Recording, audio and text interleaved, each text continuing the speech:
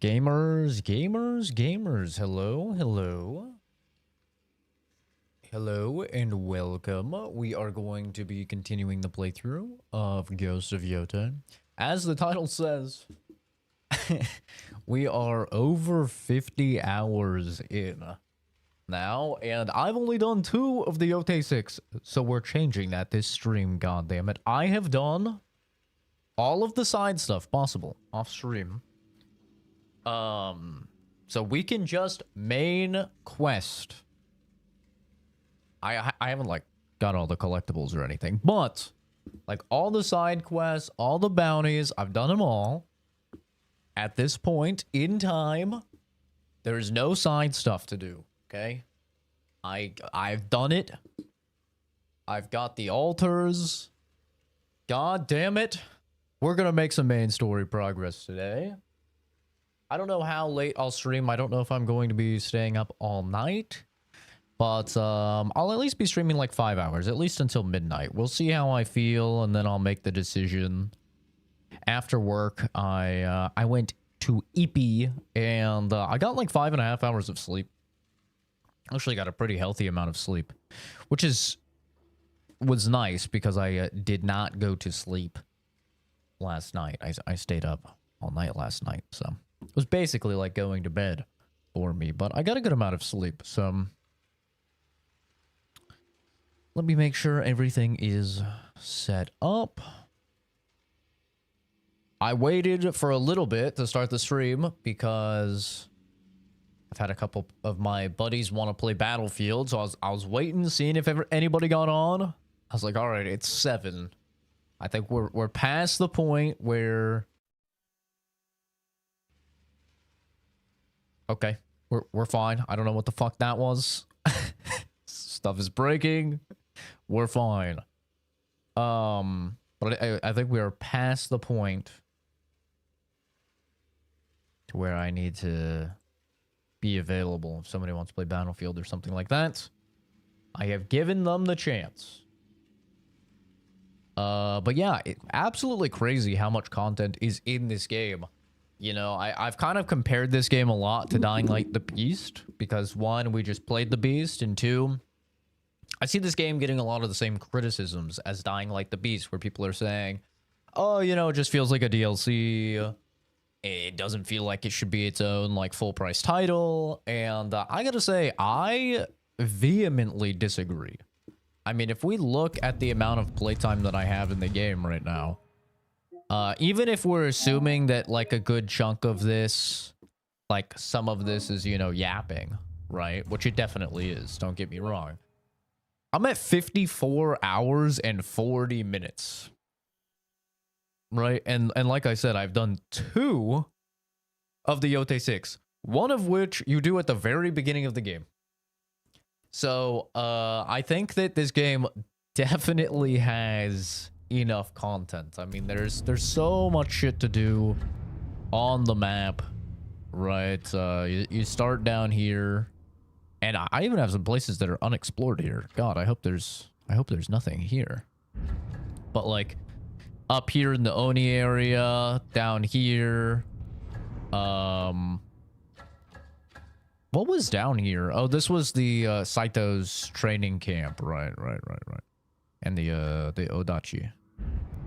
And then obviously you come up here. I did most of this stuff off stream. It wasn't too interesting. This is like the Ainu camp. Which is almost like it felt like a Native American. I don't know anything about history or like Japan or anything, so I have no idea what the fuck the Ainu are. In actual history, but like it felt very Native American vibes. Like they're pacifists, they refuse to hurt people, they believe in like spirits and you know, doing the right thing by each other.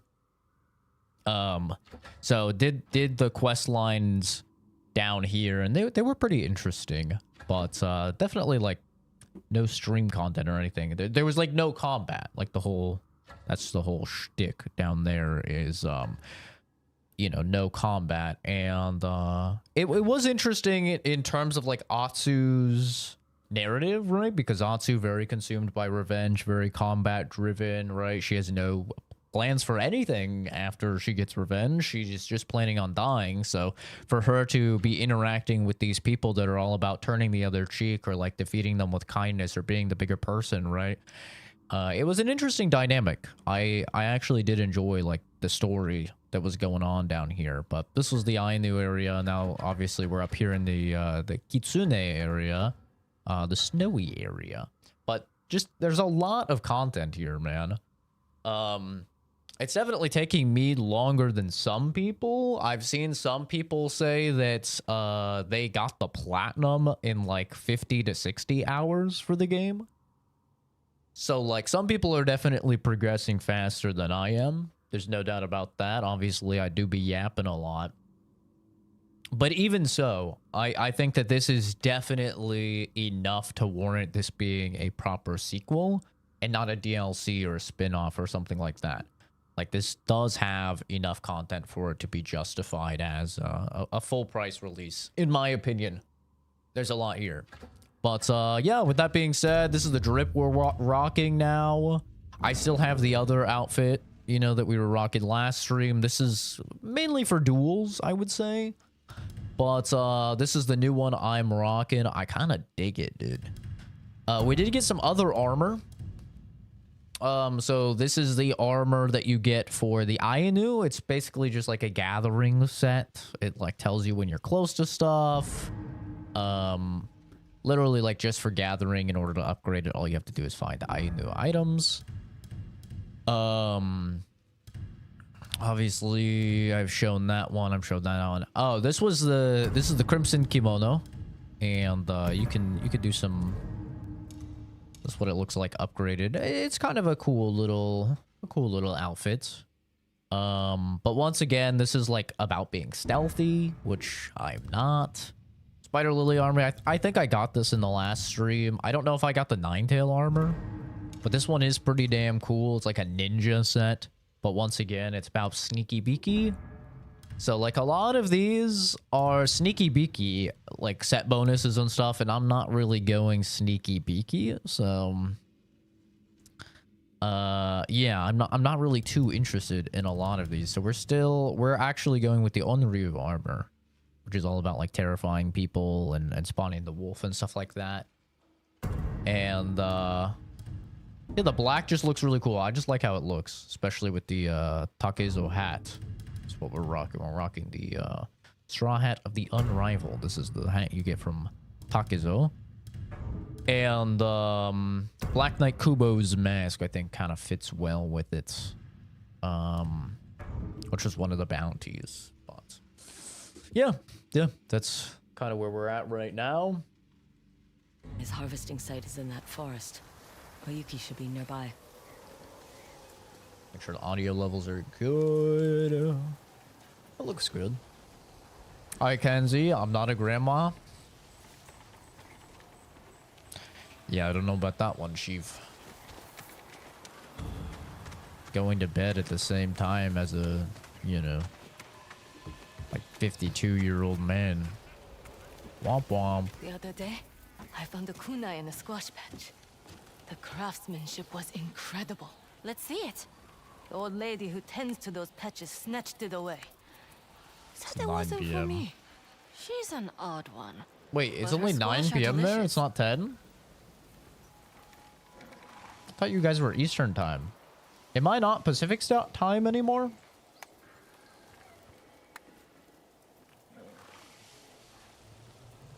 Did we have daylight savings or something? Is it 7:18 for me right now?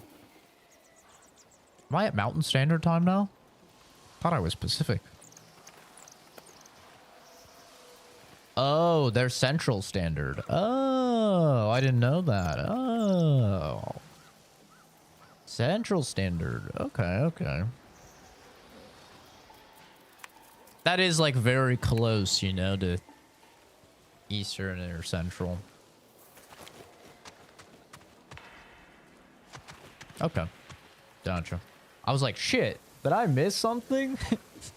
It's like, when the hell did that happen? Have I been fucking up for work? Because, like, even though our time doesn't change, whenever time does change, since I work remote and I work for a company in that's East Coast. They're over in Kansas City. I think Kansas City is Eastern Standard. Maybe they're Central Standard as well. They're also like kind of close, you know. Either way though, they over in Kansas City, you know, they do daylight savings. So even though we don't here in Arizona, I always have to change my schedule an hour to compensate. Which is kind of the annoying thing about being the only people that don't do daylight savings at all, is that even though we don't do daylight savings because everybody else does it, we all have to like follow suit anyway. So it's like, even though we don't have to change our clocks, we still have to change our work hours usually.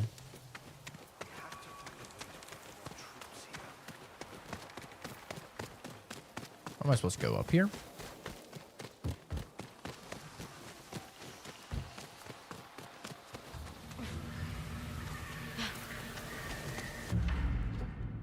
Wait, well, where's this thing pointing me to?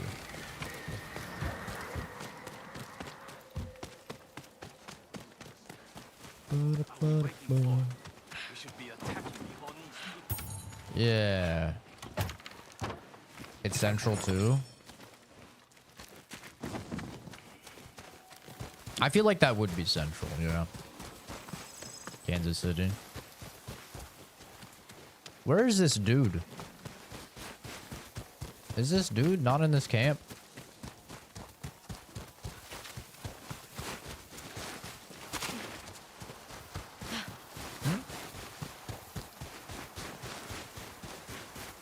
So where's he? Ah. Atsu, we have a problem. The Matsumai are here. They sure The are. harvesting site for the kitsune's poison is in there. How did the Matsumai find it? Someone must have tipped them off. They won't let anyone near the forest. Damn samurai. Always getting in the way. How do we get inside? They brought the whole garrison. Cracking open an energy. No point in sneaking around. So long as we avoid Commander Fujita, your head will stay where it belongs. This is probably overkill. If I'm planning on going to bed at midnight, Cannons. Enough to raise a fortress. Commander Fujita won't bother with ciphers and symbols. If pushed, he will burn the entire forest. We must find the kitsune before the samurai can scare him away.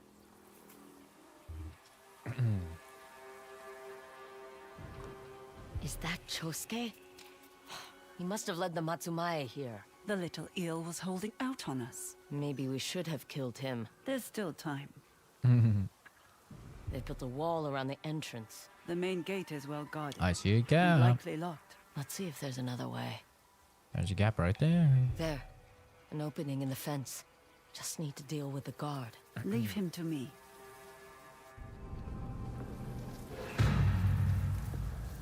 Poison and lies. Stay close and avoid Commander Fujita. I'll do the talking. Don't trust me to hold my tongue? Not for a second. Yeah, I know I haven't really been streaming much. I was gonna stream a lot on Monday because I had the day off, and I ended up She is my bodyguard. playing a good and will bit be on her best with the behavior. boys. I thought you didn't want a bodyguard. I am not adverse when there are no profits to share. Yotei 6. That's basically where I've been. Is I've just been just either hanging out in the Discord or playing games with friends. We've been playing Battlefield.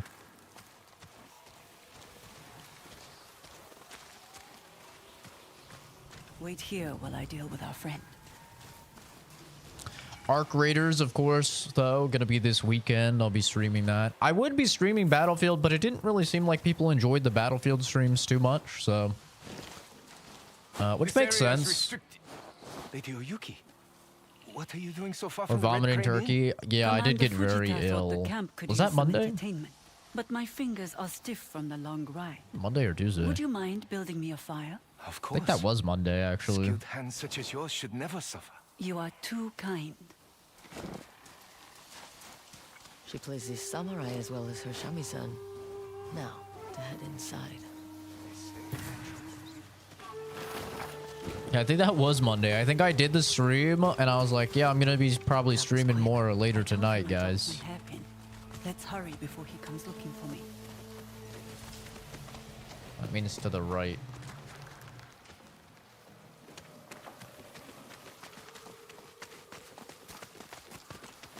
The harvesting site should be at the heart of this forest. Yeah, I had a turkey and cheese sandwich. That's just it. Just turkey and cheese. Nothing crazy. On like a sub roll. And then I had some chocolate milk. And for the chocolate milk, I didn't have any like Nesquik or anything. Or like Hershey syrup, but I had like cocoa powder, like unsweetened cocoa powder, which I used for making chocolate ice cream. I was like, I mean, should be fine. So I used a fucking tablespoon of that, which may have been too much, actually, thinking about it. And then I used like a tablespoon and a half of sugar, you know, to sweeten it, and blended it up with some milk, and it tasted fine and stuff. And I had I laid down, I ate my sandwich, I was you know, watching a video, I was drinking my chocolate milk, and then I was like, why am I 500 degrees and perspiring like crazy? I just started sweating like crazy. I'm like, what's happening? And my stomach was like, it's like, oh, uh-oh. Like, go, I sit on the damn toilet. Nothing's happening. And I'm like, oh, no, dude. And my stomach's just... I was like, no, not like this, bro. I just... I haven't eaten all day. But it was like... It was painful. I was like, God damn it. I'm going to have to throw up, aren't I? And I always have this moment when I have to throw up. Like when my stomach like really hurts of like, one, do I just endure the pain for like probably 1 to 3 hours, you know? Do I just like endure the pain so that way I don't waste the food? Like this is how poor coded my brain is, dude. This is what growing up turbo poor does to your brain. Is that I have this moment, even though I'm not poor anymore. I can afford, you know, as much food and stuff as I want, but I still have this in my brain where I'm like, dude, if I throw up, I'm wasting that sandwich roll, I'm wasting that turkey, I'm wasting that cheese, I'm wasting that milk. I'm wasting that Hershey powder. And so like I'm like struggling in my head. I'm like, do I just endure the pain for like 1 to 3 hours and it'll go away? Or do I throw up and I waste the food, but I know I'll feel better right then and there. And I was like, God damn it. I'm just gonna try and throw up. Like, you know, I'll just sit there and I'll just I get in front of the toilet, I'll just open my mouth and we'll see if I throw up, right? If I throw up, all right. Oh, dude. I open my mouth, just fucking like the scary movie fucking Exorcist scene, man. Just fucking projectile, and it was just, but it was like projectile, but like a mortar strike or something, you know, where it's just like a very like heavy payload. So it's just like meow, meow, not like, you know, not like machine gun fire or something, but just like, because it was all still so solid. It hadn't digested at all, so it was just but it was bad, dude. And for some reason, I was telling Oscar this, for some reason I got this really painful cramp in my taint. Like, I've never had it before, but my entire taint from my balls to my booty hole was in like agonizing pain. I was like, what the hell is that? Like, I've never had it before, but like as I'm just like on all fours, I pulled a taint muscle or something. I don't know what happened, dude, but I'm just fucking violently vomiting. And all of a sudden, I'm not even focusing on the vomiting anymore, even though shit's just flying out of my face. I'm focused on my taint. My taint is just like in so much pain, and I'm like, oh. So then I'm like hanging on to the side of the toilet, throwing up, while I have my other hand like applying pressure to my taint, like hoping like that'll stop the taint cramp or whatever. Just like, like, yeah, it was something. I think that was Monday, yeah.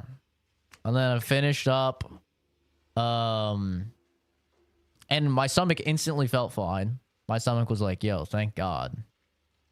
And I was like, I'm just going to bed. Like I was hungry, but I was not, you know, I brushed my damn teeth and you used mouthwash and stuff. I was like, ugh. And then, yeah, I still had the taint pain till I like got in my bed, and then it eventually went away. But I don't know what that was about. That was a weird one. I've never had taint pain.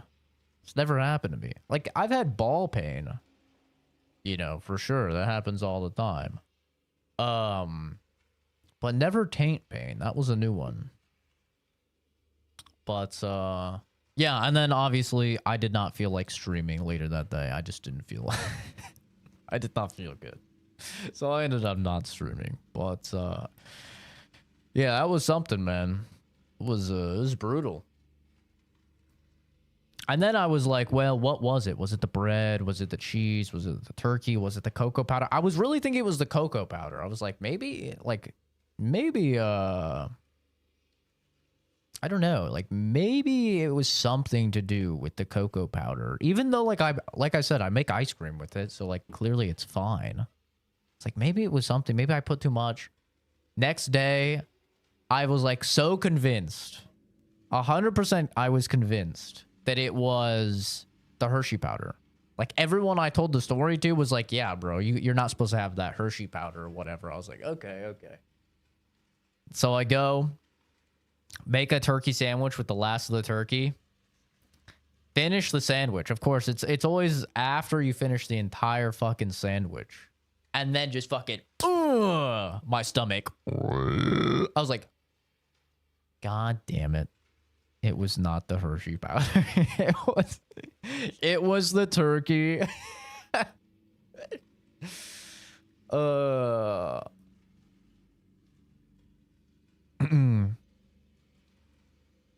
Pain in the taint groin area accompanied by vomiting could be a sign of several serious medical conditions, including testicular torsion. I don't have that. I would know if I had that. Strangulated hernia. I've had a hernia before. I don't think I have one of those. Or appendicitis. That could be the case. That could indeed be the case, but I feel like I would know. I think appendicitis is like a very painful thing to have. I do still have my appendix though. Gosh of fashion. Fashion sword. It's true, I do be drippy. The drip is immaculate in the Ghost games. It is true. But yeah, that was my Monday. That's why I only did like I think I streamed like 3 hours and 40 minutes or something. That's why I only did a stream for that long. And then didn't do another stream. Because I was just, things were not great. Things were not great that day. Appendicitis affects everyone in different ways. I don't know. I don't know either. Who knows? I mean, I go to the doctors every month. Every week would be crazy. I go to the doctors every month to get like blood work done at the very least. Just because it's like fully covered by my health insurance, so I like to stay on top of my levels and everything. And I like to visit the people, you know, I used to work with. So I feel like, I don't know. I'll mention it next time I go in. I usually go in at the beginning of every month. So I'll mention it. I'll just be like, yeah, I had this extreme pain in my taint. I've talked to him about ball pain before. I've talked to my doctor about ball pain before. Because sometimes I'll get that. Like, sometimes one of my testicles will just be in, like, extreme agonizing pain. Like if you've ever had a chick, I mean, obviously, Kenzie, you haven't had this. Maybe you've done this, but like if you've ever had a chick suck on your balls, then you'll know that there's like a very fine line between barely sucking and it feels kind of good to sucking too hard and it feels like your ball is about to fly out of your sack into their mouth and it just hurts so bad. And I will get that type of pain every now and then, like just randomly. There's no like similarity between the circumstances, but every now and then I'll just get like this extreme ball pain, like a chick is just like sucking my ball too hard. And I talked to my doctor about it. I gave him the same exact analogy too. I was like, so you know, like when a chick is like sucking your balls and she like sucks your ball a little too hard, and he's like, yep. That's how good me and my doctor's relationship is he just like, yep, I know exactly what you're talking about. Yep. Like, yeah, it feels like that. And he's like, that's strange. And you know, it fucking feels like my balls, nothing wrong with them. They're good. Very saggy though. I think that's just coming from old age. Just very, very old age and the Arizona heat, you know. So they're just saggy like a fucking 70-year-old man's already. I could fucking use them as a lasso. Pull them in, you know. But yeah, I don't know. I get random ball pain. Never random taint pain though. That's a new one. Maybe it's progressing. Whatever I have, some type of cancer. Who knows? Maybe I'll be like Total Biscuit, bro. I'll die at like 32 of like just prostate cancer. I think it was prostate cancer. Maybe it was colon cancer. I definitely don't get enough fiber as well, which is like now the leading cause of death in young people is colon cancer. It's like maybe not the leading cause now, but it's like the leading medical related cause, I should say, in young people is that they're getting colon cancer at very high rates because they're not taking in enough fiber. I definitely don't get enough fiber. I need to get way more in. So, who knows? And you don't want to mess with colon cancer, bro. That shit just kills you. So, anybody out there? Get your fiber. Get those pump up those numbers, bro. Because you don't want to play with that. Where we'll find the kitsune and his toxin. 3 nine-tailed foxes sitting under a tree. Sounds like a fable Or a bad joke. Well, the initial thing showed that it was on the right. So we're going to look for the one where it's laying and its tail is up.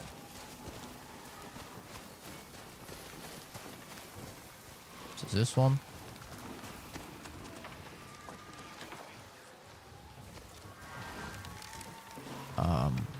Or not, because I can't light that one for some reason. Oh, there we go. All right, can't light that one for some reason. Looks like some sort of pedestal. Engage with this, I guess. We're at the right place. Just need to find a way inside. Another puzzle, like the divats. Let's look around. Give me this.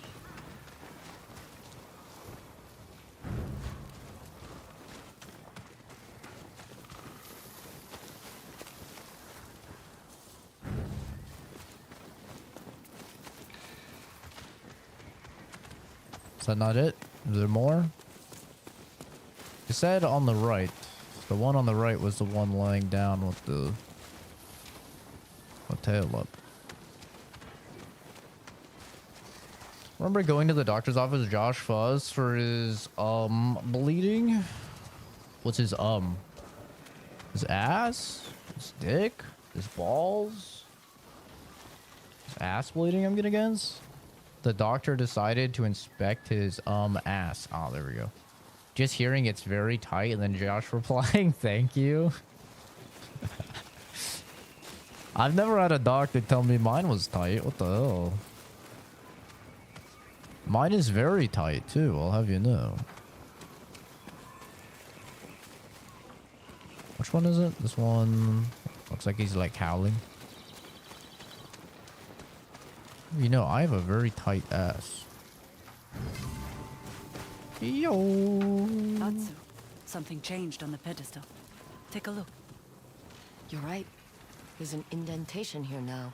The shape and size looks familiar. Try the Kitsune's puzzle box.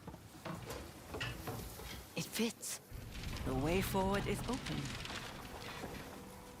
We're getting pretty good at this. Better than the samurai. When I told my doctor about how it's like very common, when I say very common, I mean like once, Kitsune has got maybe in a lot of trouble. twice a month, depending on like what I eat, to bleed after I poo. He was like, oh, he's like, okay, well, that's definitely not normal. And then he like looked at my ass and he was like, oh, okay, like you're fine. And basically I just have a tight ass. So like that's what happens. I have a very small ass. So like if I just eat too much, like if I ate like Oscar does, right? That little freak of nature that's eating like fucking 3 pounds of steak, right? I would just be dying on the toilet Elvis style because I would bleed out from taking a poo that big. Like like I have a very small ass. I know this. I know all of this looks like, oh yeah, this guy takes it in the ass. But all of this down here, right? How hairy my fucking booty crack is, for one. That's like propellant, right? Because you have to like dig through the fucking Amazon rainforest in order to even find the hole. And two, how tight my booty hole is. I'm not built. I'm not built for that. I'll tell you. Like I bleed pretty regularly. Like I said, like once, maybe twice a month from pooping, just because my ass is so tight. And I can feel it too. That's the worst part. Like when I take a big poo, I will feel it. I'll feel like a, like I will feel a rip happen in my booty hole. I will literally feel it and it will hurt. And I'm like, oh no. And then I know, like once I wipe and I take a peek back. I don't know if you guys take a peek back. I always take a peek back after I wipe, you know, I'm sure you do. Cause it's like, how do you know to stop wiping then? Right. But you know, I wipe, take a peek back and it's just fucking bloody as hell. And I'm like, oh, God damn it. Ripped my booty again. To hide this place. Makes you wonder what else he's hidden away in Tishio Ridge. Just ripped my booty. It happens a lot, man. Him eating so much spicy food, he ended up getting an extremely bad cut there. Oh. I've always wondered how that happens. Like, when you rip your ass, right? Like I do fairly regularly. How do you not get an infection? You know, I've always wondered that, scientifically speaking, because like if you have a cut, right, like an open wound on your booty hole, then you're getting poo like on the open cut, right? So like you would think that that would get infected really bad, but it never does. I've always been so curious about that. It's the exact same thing for both of you. Yeah, it probably doesn't happen to him as regularly as it happens to me. Atsu, watch out! Oh, okay.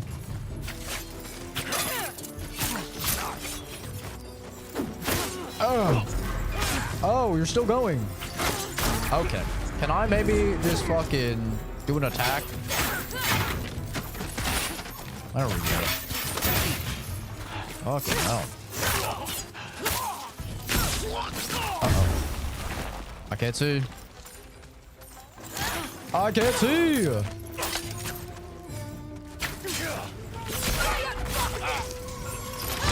Okay, that's actually working.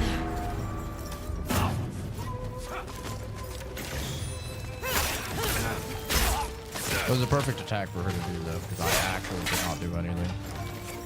I think the spear counters. I think the spear counters the Kusarigama. I don't know I for sure. hate when they do that. We should be prepared for more guards. And other surprises. More fox statues. They rotate.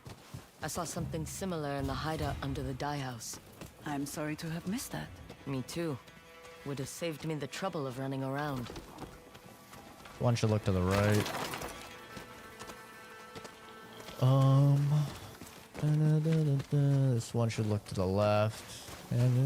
You can tell I've done a lot of the side content because I don't even have to look at the artwork. I know what the symbols mean.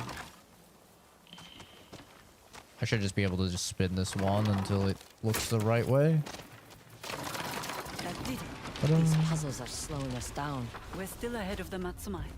There's time. Let that happen. Literally NYD morning. What is NYD? Oh, New Year's Day, maybe?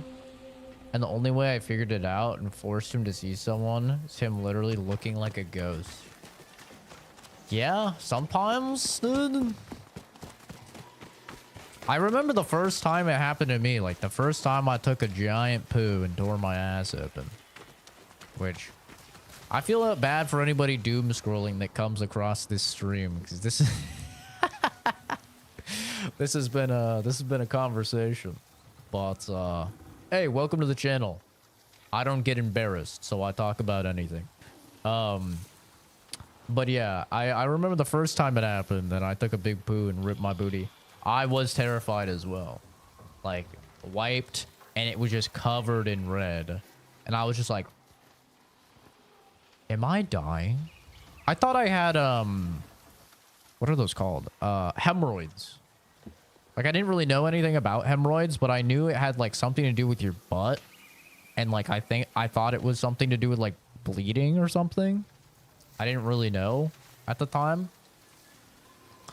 Because I was, like, I feel like the first time it happened, I was, like, 18 or 19. And so I was just like confused. And then, you know, after I was done wiping, the whole fucking toilet bowl was red. There's so much blood from the toilet paper. And, yeah. Come to find out, no hemorrhoids. I've never had hemorrhoids. I have had a prolapsed, I think it's called a prolapsed asshole. From squatting too much. When I was like really, really big into working out. I was pushing...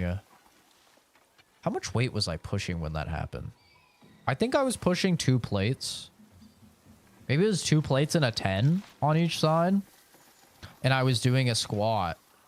And I just felt something like in my bladder area. Like a little bit below, like in between, you know, your belly button and like your genitals, like in between that area, like right where like you think your bladder is. I felt like a pain there. I was like, oh. And yeah, my ass was out. It like came out.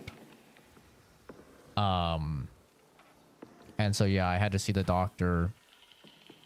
He's like, yeah, it'll get better in time.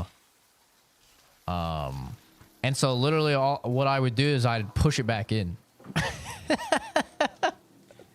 But like when I took a shower, I just push it right back in, shove it back into, like, you know, like, get back in there, little guy. Push her back in. And yeah, it got better eventually, but I was deathly afraid after that of like pushing heavy weight on squats. Like, I did not like to do squats anymore. And like, I was lucky because at that point I didn't get a hernia. I did get a hernia when I was a mover. I got a hernia. Which is different because that's like in your balls. Like, you feel that really badly in your balls. But yeah, if you push your body too far, man, if you're, if you like are lifting too heavy, It happens. And unfortunately, you know, there was a period of my life where I was doing a whole lot of warehouse work. I was a mover. I was doing a lot of manual labor, and I've always been a small dude. So it's like, I gotta lift heavy shit. And yeah, I was prone to that. Isn't it much more likely to happen again after the first time it happens? I believe so. In the case of a hernia, it definitely is. Yeah. But, like, yeah, luckily it got better, but I don't do squats anymore. Like, I got a leg press machine now, so I just do leg press to work out my legs. I don't do squats. I know people swear by squats, people love squats, but like, bro, after my asshole popped out of my ass, I was like, I'm not doing this anymore. I'm not squatting anymore, man. It's like, I got lucky and it ended up being fine. But, like, yeah, I just do leg press machine now. And it's a really nice machine, honestly. Cause you just sit in the chair.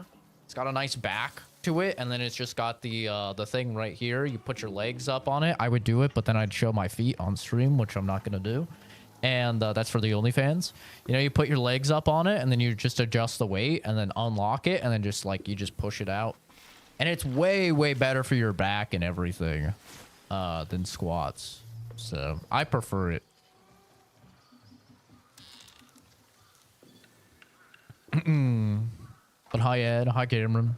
I lifted at the gym. Watched the guy's asshole pop out after he overexerted himself. Yeah, that's what happened to me. Deadlift 325. That's a good chunk of weight. That is a good chunk of weight. Yeah, I was squatting 2 plates and a 10 on each, I think. If I remember right. Maybe it was a little bit less. Maybe it was just 2 plates. I think it was... Because I remember being able to do 2 plates and be, like, mostly fine. But it was when I started adding on to 2 plates for my squats that I was like, oh, this is, like... This is getting tough. I'd have the noodle legs. Hi, Jason. Good morning. Even though it's not morning at all, but good morning. Yeah, it's dangerous. It's you gotta be careful.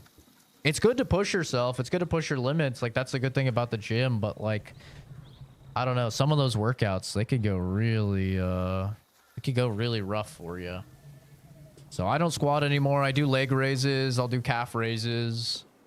I work out calves. They're way tougher than arms. They are to an extent, but like there's still like I mean, you can still get seriously wounded on popular arm workouts. You know, you do preacher curls. I saw a dude in the gym doing preacher curls. I guess it was a gym. It was in high school. It was what do they call that class? It's just called weight training. I don't remember what they call that class. But I was in that, whatever the fucking classes in high school where you guys are like in the gym and you just work out and you, like you're just graded on improvements and stuff like that. And a dude was doing, he was doing preacher curls, which anybody that doesn't know what preacher curls are, it's for your biceps, but you, there's like a slanted, thing. And so you rest your arms on the slanted thing like this, right? The thing is here, and then you grab a bar. And then you know, you do your curls. And the problem is that, like, if you overextend, like, all the way down, it's a ton of pressure on your bicep, right? And, yeah, a dude in my class was doing that, and you could see in his arm, it just goes, twink, and his fucking bicep is, like, this long, and then it's now this long. And just, twink, just snapped his fucking bicep. So like even doing arms, you can really fuck yourself up. That's why for weight training for me, I do for chest and back, I do lat pull downs, I do pull-ups, And I do bench press, and then I do elevated bench press, which is like instead of laying flat and doing like that, you sit like kind of upright, a little angled, but you bench like that. So that's what I do for chest. And then for legs, like I said, I just do calf raises and I do leg presses. And then for arms, I just use dumbbells. That's all I do. I'll do I think it's called a lateral raise to work out my deltoid. And then I'll do cable pull downs for my triceps. And then I'll do curls. You know, just traditional ass curls for biceps. And I mean, that works for me pretty easily. And I don't really feel like I'm like risking injury for anything. I know people like to shit on Smith machines, but like Smith machines I have a Smith machine. It's great, man. Like Smith machines are fucking awesome. I'm a really big fan of Smith machines, especially if you can't get somebody to spot you. Like if you're in a situation where you have a home gym or something and you can't have someone spot you, Smith machines are awesome for that because you can put in the little stopper. So that way, if you accidentally drop the weight or something, you're not going to like crush your sternum. I love a Smith machine. You have people that shit on them all the time in the fitness community, but I just think it's stupid to shit on it. It's great. And the nice thing about a Smith machine as well is since it's largely cables, you know, there's so many like versatile exercises that you can do with cables.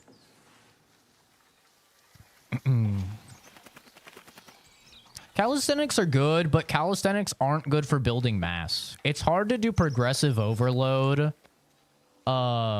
with calisthenics. Like you can do variations of push-ups, for example, that are harder, that target, you know, more specific muscles and stuff, but you're never going to get big doing calisthenics because you can't do progressive overload efficiently.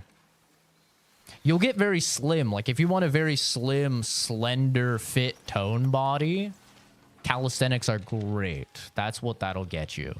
But if you want to actually have like if you want to gain a good chunk of mass and get bigger, calisthenics just don't really do it because you can't as efficiently progressive overload.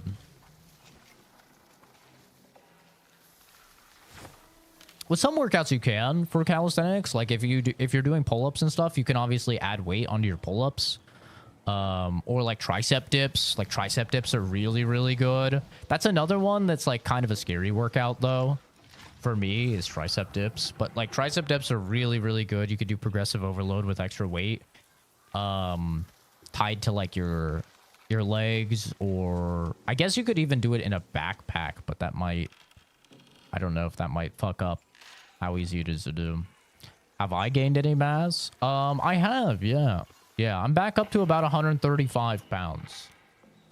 Which after my Japan trip back in April, I think I was like 108 pounds. I actually lost about 12 to 15 pounds going to Japan because of how much walking I was doing. Even though I was eating way more over in Japan than I eat here. Even though like I was eating way more over there, the amount of walking was just like next level. And because of my metabolism, I was just burning tons of calories. So I actually ended up losing like, I think it was about 15 pounds when I went to Japan in April. So I was down to like I think I was like 110 or 108. I don't remember. I remember I said on the stream when I came back, I was ranting about it because I was pissed off that I lost weight, even though I ate more than I've ever eaten. So yeah, I'm up to like 135 now through the last few months of, you know, strength training and everything. So that's good. You know, the heaviest I've ever been when I was really into strength training and the strongest I ever was, I was 148. And that was like almost 2 years consecutively of like consistently working out. And that was the heaviest I ever got. And that was like drinking mass gain shakes and stuff like that were like 1,400 calories. Trying to get at least like 4,500 to 6,000 calories every single day. Like I was like really trying to gain mass then. Doing high weight, low rep.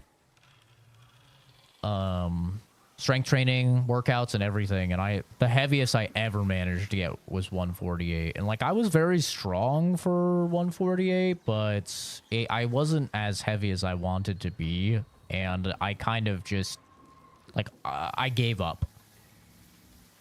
I was like, dude, I've put in so much effort and so much money and so much time into like seriously gaining weight, and then like nobody could even tell. Like nobody could even tell that I went from like 115 to 148 pounds.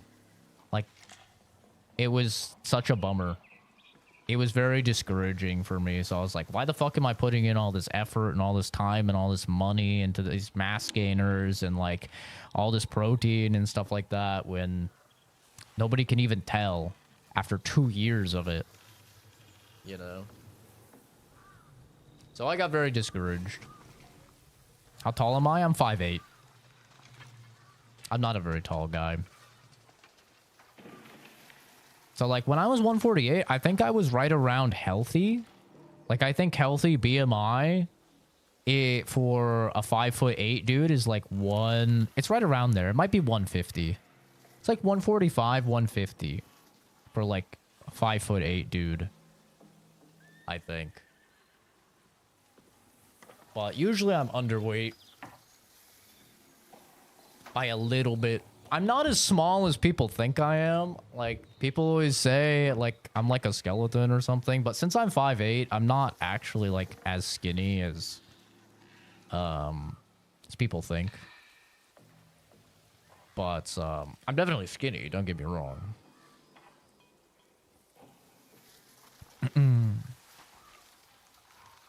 Yeah, Rico, I do drink energy drinks, by the way. I'm actually drinking one right now. Ghost Peaches.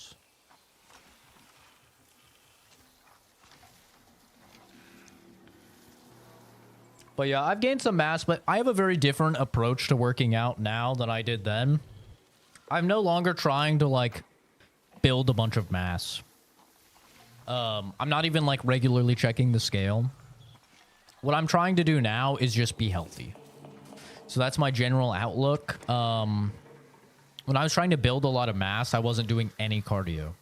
I was very, like, strict about burning calories, which is why I would do high weight, low reps. I wanted to burn as little calories as possible and take in as many calories as possible while also, you know, building muscle mass. And that just led to me kind of obsessing over the scale. It led to me just having a very, like, unhealthy relationship with food. Like I was so big on like macros and like getting enough calories and getting enough protein and stuff like that, and was like obsessive about it to the point where I would regularly feel like shit because I would be like, you know, it'd get later into the day and I was like, oh no, I've only taken in like 3,000 calories. I'm not going to gain enough. I need to have a mass gain shake. So I'd have to make this gravy like consistency, whole milk, a mass gain shake that's like 1,400 calories, you know, in order to bump those up so I could gain weight. And like just a lot of the time I just felt like shit. I was perpetually sore as well. Like basically every single day I had muscle pain. You know, DOMS, delayed onset muscle soreness, because of like every single I think I was up to 5 days a week. I was doing strength training and I was just like pushing myself, doing negatives even sometimes. And yeah, I just had like a very unhealthy relationship with fitness and food and stuff like that because I wanted to gain weight so badly. Now, I do cardio. I do a lot of cardio. I try and do a pretty extensive hike every weekend. Like I usually hike for about 8 to 10 miles every weekend. I do some pretty like challenging hikes. And then I try and get at least 3 Usually, like nowadays, I'm shooting for 5 miles of cardio every day on the elliptical, or like also through walking, Momo, stuff like that.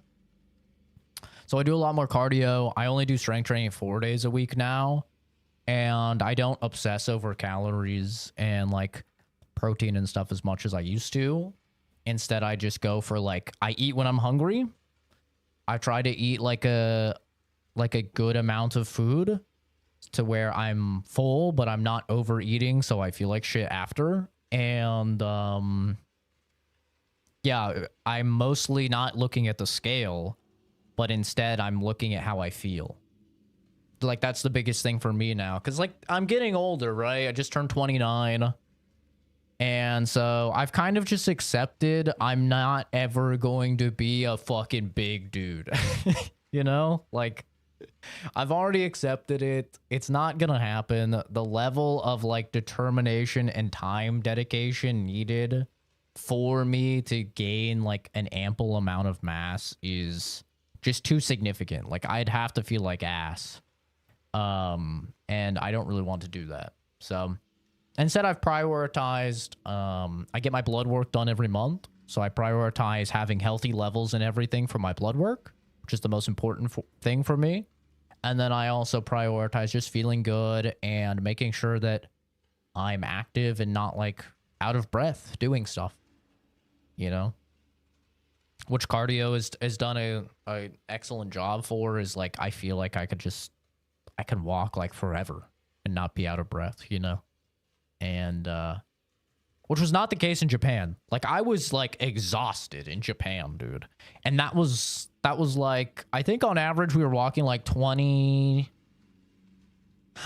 I think average was like 23,000 steps every day in Japan. And we were only out like 6 hours or something like that, like 6-7 hours. So, but I was like exhausted because I hadn't been working out very much. So now I could easily do, like with the shape I'm in now, I could do 30, 40,000 steps, no problem. I have no doubt. So that's kind of been the change for me, is like growing up skinny. I know like people who are overweight, they have different problems, but people who are underweight, like the problems I've always had is just like people constantly making fun of me for being skinny. Family members and everyone at any type of fucking public gathering being like, boy, you gotta eat more, boy, you need to have a burger, eat a burger. The number of times I've been told to eat a fucking burger, and like, but just by people that don't understand, right? And just like constantly made fun of because of my weight, how skinny I was or whatever, despite the fact that I, like, by all scientific measurements, I'm healthy. Like, every single biological marker that you look at, if someone is healthy, I've been healthy. Like, cholesterol's been good, blood pressure's been good, blood sugar's been good. Like, every single biological marker that you look at, I've been healthy. Like, my entire life. There's one point in time where I had slightly higher than average cholesterol, and it's because I was very poor and I was eating a lot of, like, very cheap, very unhealthy foods. Like ramen and like a lot of frozen stuff that's super high in like sodium and fat content and stuff. But, you know, for most of my life, I've been very healthy. And it wasn't until it took me until I went to Japan that I realized I'm fine. Like, it's crazy to think, but I am fine. Like, when you go to Japan, everyone is built like me. Everyone. I go to the store in Japan, all of the clothes fit me. I don't have to shop in little kids or anything like that because the country isn't full of a bunch of fat fucks like it is here in the States. I'm not unhealthy by every scientific margin possible.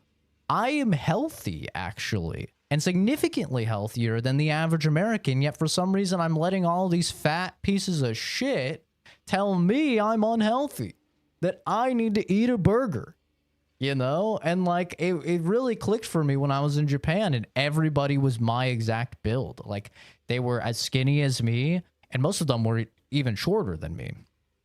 You know, like average height over there is 5'5", 5'6", right? For the men, some of them are like 5'7", but like 5'8", I was usually the tallest person in every room. And all of the clothes fit me. The pants fit me. The shirts fit me, right? Everything. And I was like, and Japan is considered one of the healthiest countries on the planet. Like, the Japanese people have insanely long lifespans. They get very old and they're very healthy when they're old, right? And it's like, if I'm the same body type as all of these people in one of, if not the healthiest country on the planet, then why am I like psyching myself out when I come to America? It's full of a bunch of fat fucks that can't control what they're putting in their face, and they're telling me how to eat. You know, as we are one of the most unhealthy countries on the planet. I'm like, that's when it clicked for me, and I was just like, okay, I'm content with who I am. I'm not going to feel shame anymore for being skinny. I'm not going to feel shame anymore for not overeating and stopping eating when I'm full. I'm not going to feel shame about any of this stuff anymore. I'm not going to feel shame about wanting to do cardio instead of, you know, just like carb load and protein max and do high weight, low rep strength training, right? In order to get like giant muscles. Like, I'm not going to do any of that. I'm going to do what makes me feel good and what gives me positive test results when I go to the doctors. And ever since I've done that, dude, I view myself much more positively. I'm very proud with the progress that I've done. I don't have any like body dysphoria like I would have beforehand, where I just fucking like hated how I looked and stuff. So yeah, Japan was a real eye-opening thing for me, because like it's crazy how when you grow up in a country where over 40% of the population is obese, you realize, you start to think, oh, I'm not obese. I must be fucking, you know, I'm the outlier. I must have to do something wrong. And then you have all of these people who are obese or morbidly obese, like ridiculing me, telling me I need to eat a burger or whatever. And it's just like, why don't we check back in 50 years and we see who's in better health? Because I have a feeling it's not going to be you know? And even now, as I'm aging, I look fucking great.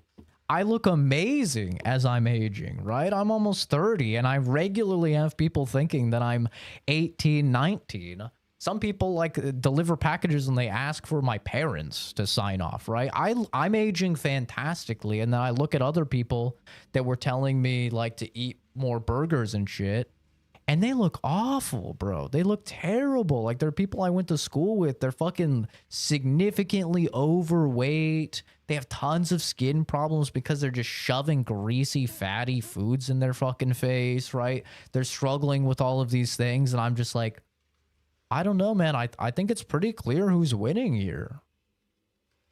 But like, you know, just a year ago, I would have been like, oh man, I really need to fucking gain weight. I'm just so disappointed with myself. So it was very eye-opening for sure. It was great. Lung function and efficiency, breathing, correct form. Training is great to maintain a healthy body. Cardio is great for you, man. Cardio is like the #1 thing, man. How impressive with Japanese culture for you all there? I loved it, dude. I loved it. It's very different. It's very, very different. It's not set up where, like, it's set up as a collectivist society instead of an individualistic society, which is very hard for a lot of Americans, Canadians, to wrap their brain around when they go over there. And as a result, you have a lot of people saying that they don't like it. Because we're very individualistic in Western culture, right? You don't think about how, like, oh, how is what I'm doing impacting every single person around me? here in the States, you think, I need to get here. I'm going here. It's all about me. Oh, I have a call. I need to take this call, right? You're not trained to think about those around you in the grand scheme of things like they are in Japan. In Japan, you don't, if you have a call, you don't take the call because you're going to be inconveniencing the people around you. You know, like if you're on a train, you're not really supposed to talk, or you're not public transport at all. You're not really supposed to talk, or if you do, you need to talk very quietly because you need to keep in mind all of these people that just worked fucking 10 hours and they're tired, and a lot of them are falling asleep on the train, and it would be very rude to inconvenience those people and to, you know, bother them, right? So you have to have that mindset over in Japan that everybody has.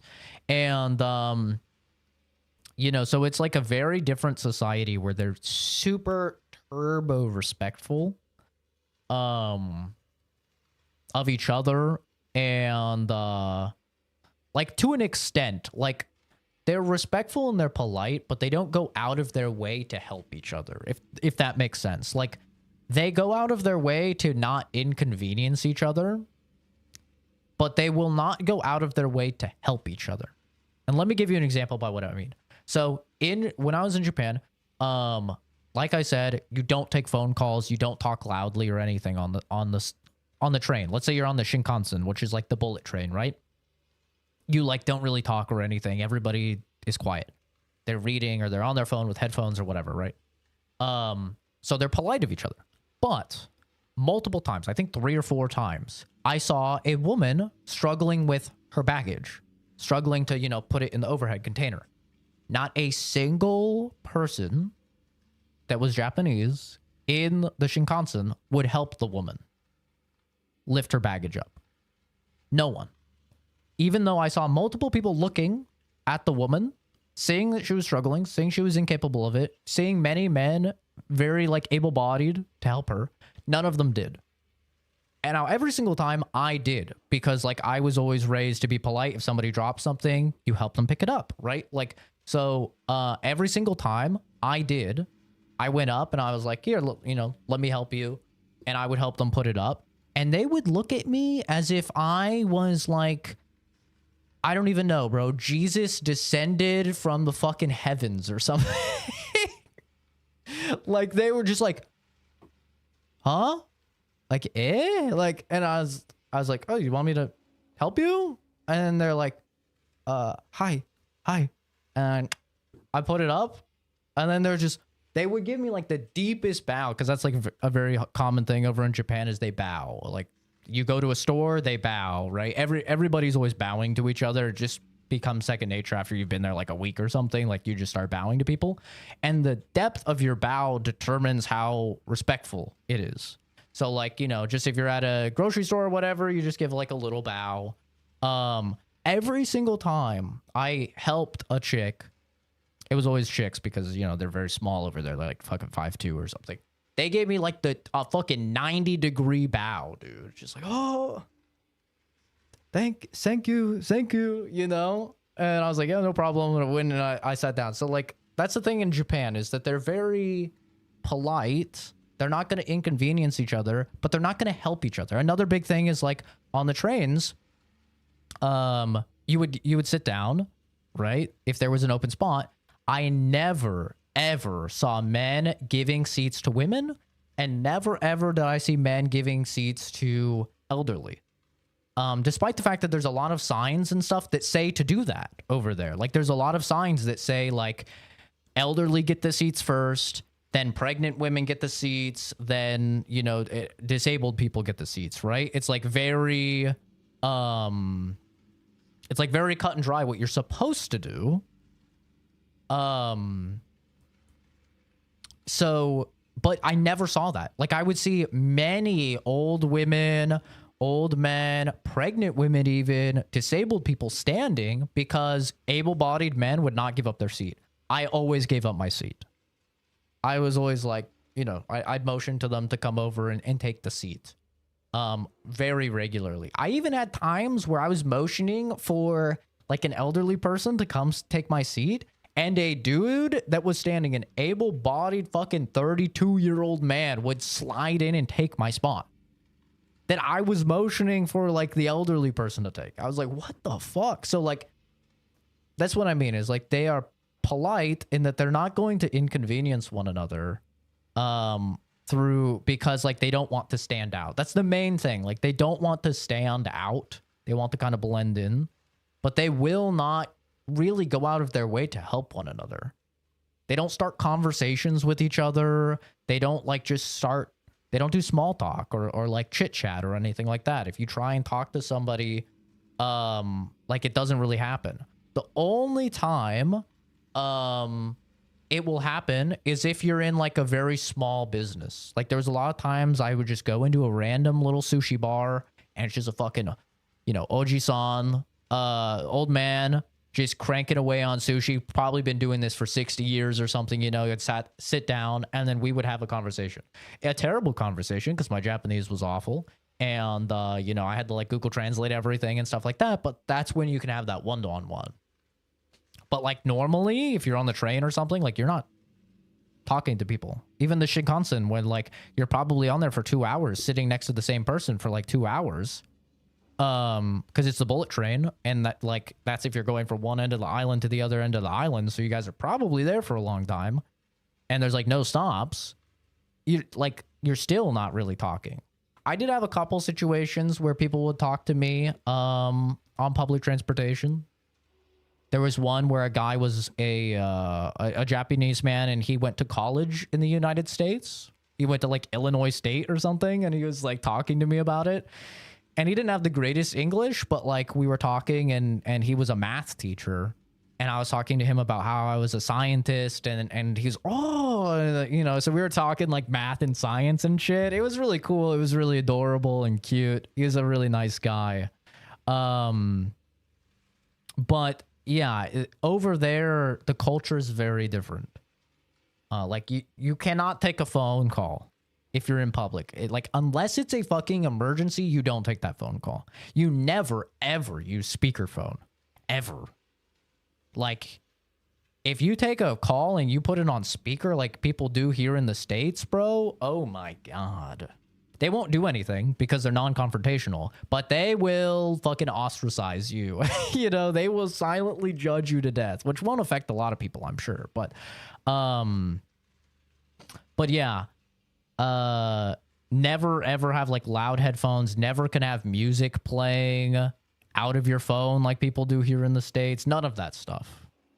Even when you are out and about, like even when you are in like Shibuya or something and there's like hundreds of people around you, all of you walking on the street, it's silent. Like it is. If you don't believe me, look up a video. There's bajillions of them on YouTube of like people vlogging themselves just walking through Japan. It is silent. Hundreds of people.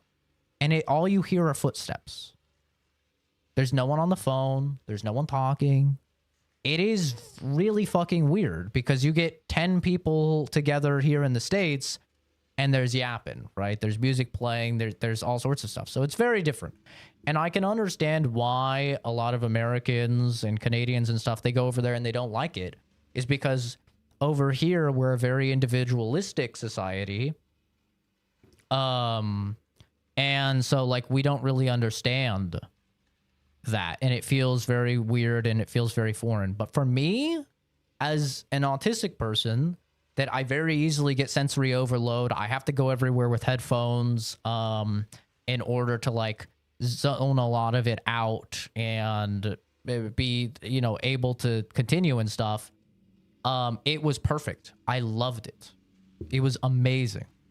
It was like ideal. I was like, oh, people aren't going to talk to me.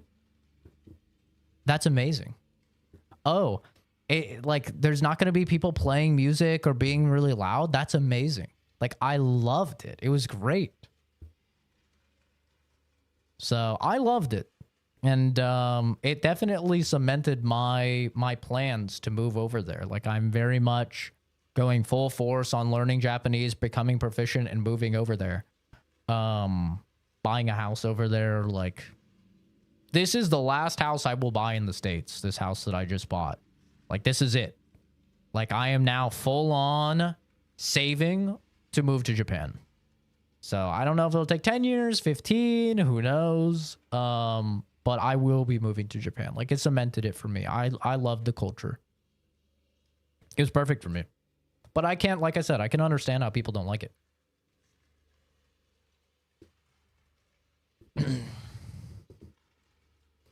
Nah, I didn't stop the dude that took the seat because, like, they're very non-confrontational over there, and I wouldn't even know what to say to the guy, you know?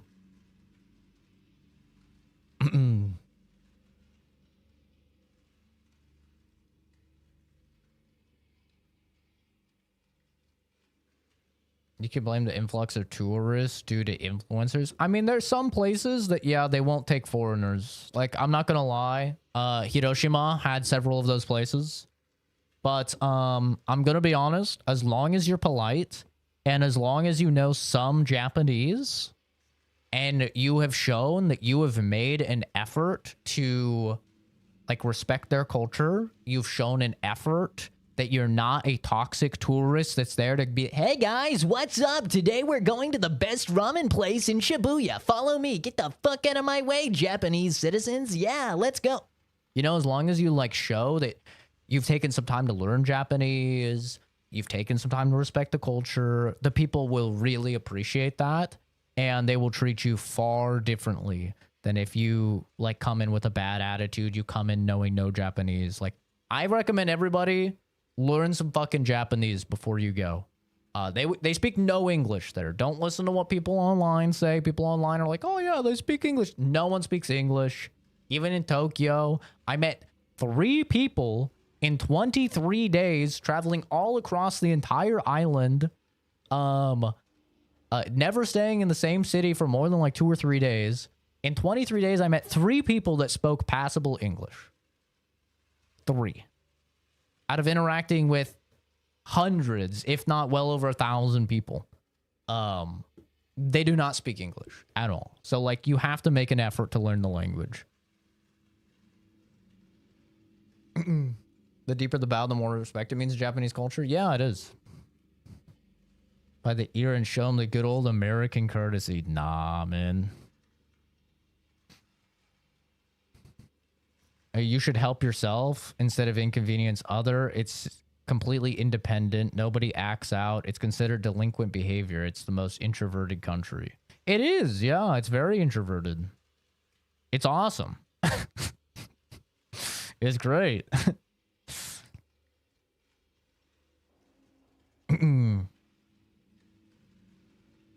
Also, look at you weird if you're in any way loud or obnoxious. You won't see people singing or busking or anything. They could be. Well, that's true and it's not true, Chaos.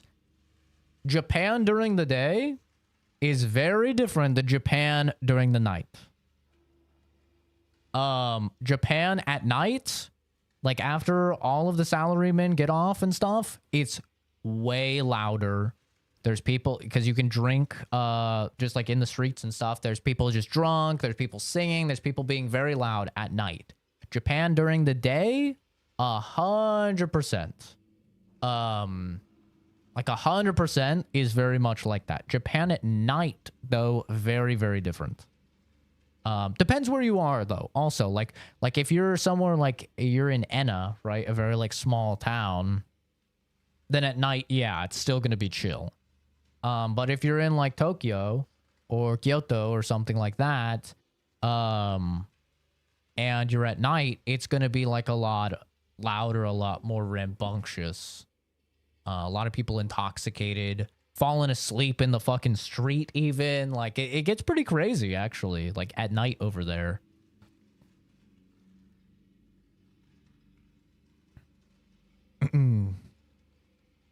No, I didn't go by myself. Me and my dad went, and then my sister and her husband, they came for, I think, about a week. They stayed as well. They couldn't get as much time off, though, as we did. We were over there for, I think, like 23 days. They were over there for, I think, like 6 days, so... But I would never travel anywhere alone. For me, that sounds miserable. Like, I feel like that would be awful. Going to, like, a completely new country where you don't speak the language proficiently and, like, going alone. I don't know. I would never do that. I would always take a friend or a family member with me. But that's just me. It was the worst place to visit? Oh, no. I loved it, man. Did you speak Japanese, Cameron? Did you speak any Japanese when you went? Or did you just try and go and just do English? Because I feel like that's probably a big thing as well. You're American, I can guarantee you only speak one language fluently. Shut up. One, not even American. Okay, first L. Two, you are correct. I can only speak one language fluently, but I'm learning. Isn't that crazy? I'm learning. I've been studying Japanese for a bit over 2 years now. And, yeah, I'm still on it. I'm still learning it. It's going to be probably a lifelong endeavor, you know? I'm sure I will always be learning something for Japanese, but yes, I am learning.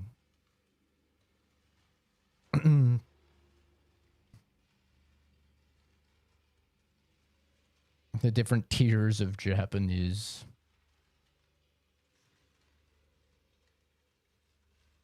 The silence was deafening. Couldn't even go to see the shrines or Studio Ghibli Park. Really?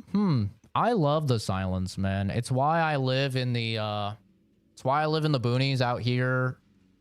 I don't like the loudness. I'm not a fan. I get sensory overload very easily if there's certain frequencies playing. Particularly high-pitched frequencies can like really like just shut down my brain. I go everywhere with a pair of headphones. But yeah, I love silence. It's why I love hiking. Like, hiking is my favorite pastime, is because I go out, I do an 8-10 minute mile hike. No one is fucking out there because nobody has the cardio, you know, to go as far. And then yeah, it's great. And then I'm just out there alone, nothing else. Especially out here in Arizona. I mean, when I say nothing else, I mean nothing else. There's no wildlife. There's no insects. There is nothing. When you go hiking out here, it's like playing Fallout New Vegas, bro. It is desert. That is it. There is nothing going on when you hike out here. Like when I would hike in Oregon, you know, you have like wildlife and you have insects and you have birds, you know, you have like all sorts of like actual sounds. You go to you hike out here in Arizona, there's fucking nothing. Yeah, there might be some lizards, there might be some snakes, there might be some fucking scorpions. None of those make sound, you know? You don't hear anything. It's not like birds, right? Where you're like, beep, beep, beep, beep, beep, beep, beep. Like in Oregon or any of those like places. Like you hear nothing. You hear the sound of the wind. That's it. It is just wind. So, I love it.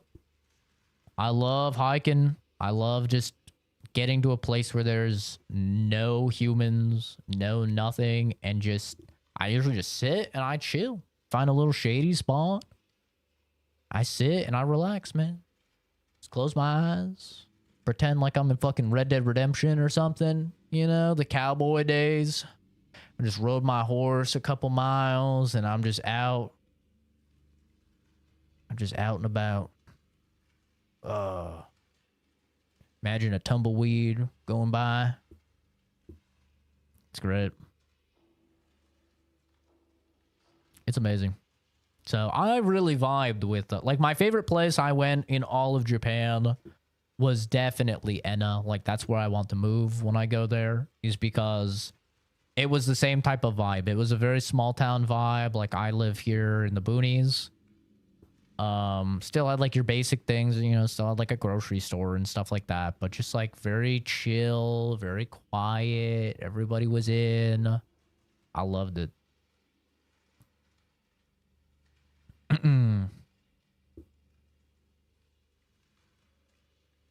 Music going through a crowd like a ghost. See, I don't even like a crowd. I don't like to be touched. So like that was one thing I really didn't like in Japan though, is the public transportation.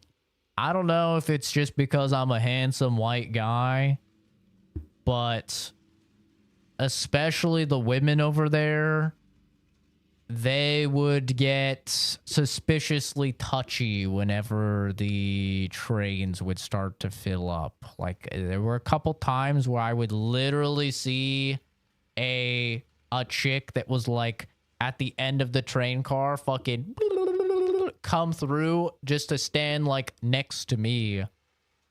A few times it happened. I don't know if it's just that, you know, infernal lust for the white man that looks like a yaoi character or something, bro. But like, I did not like that when that was packing in and you're just body to body with like 5 different people. That was really tough for me.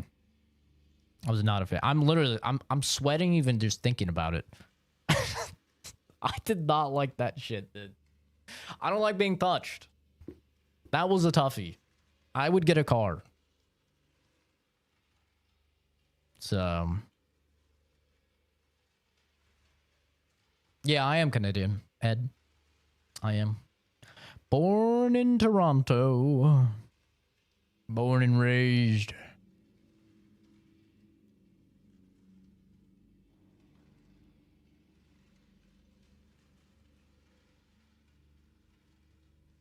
In Texas, where I currently am, you can't walk 5 minutes without seeing some wildlife or insects. Even in the city? Yeah. Yeah. I love Japan though, dude. It was great. It was great. I don't want to go back until my Japanese is like significantly better. Like that's my one thing is like I loved Japan, but like the language barrier was, I was getting frustrated with myself. I was like, dude, I've been studying this language for 2 years and I still feel like I'm a fucking toddler trying to talk to people. Like it was like very frustrating for me. So like I want to come back when I feel like I'm significantly more proficient in like another year or 2. So like this year coming up, I'll probably go to Thailand or like Vietnam or somewhere. Maybe Singapore. I'm thinking about Singapore. I might go to Singapore this year. Coming up. I don't know. I haven't really decided, but I definitely want to try and like go to another country for a few weeks every year. Even though it'll be terrible for the YouTube channel, but fuck it. I don't care. I definitely want to try. Because it's very fun. It's interesting. I think 3 weeks was a little long, though. I think like a week and a half will probably be good. 3 weeks, it was like, okay, I'm... Like, it was rough. Yeah, Singapore, very clean. They're very nice. And also, they speak English, which is a W. The gamer itch was itching. It really was. Like, all I had was the Switch. I brought the Switch. I brought my laptop to do work and schoolwork, but, like, it was not great. But, I really wanted to game. I really wanted to game, and I really wanted to stream. Like, I wanted to stream so bad. I am yaoi perfect. I know. I've said it before, but whenever I would go into the like the anime stores or the manga stores or whatever to like try and find figures for my family because they love anime, whenever I would go in and I would go like I'd check everywhere, there'd not really be anything, and then I'd go into like the not safe for work section, right? The 18+ section where they just have like boom, hentai, hentai, titties, men, fucking little twinks making out everywhere and stuff like that. It was always dominated by women in the yaoi section. Like, that was almost like 80% of every single store I went in was with young women in the yaoi section, just looking at these twinks making out. And then they would see me, and it was literally like a tiger seeing a fucking fresh piece of meat wander into its cage, man. It was, I've never been looked at like with predator eyes so hard. I'd go in there wearing my slacks, my dress shoes, my sweater vest, you know, la da da. I'm just trying to find some figures for my family.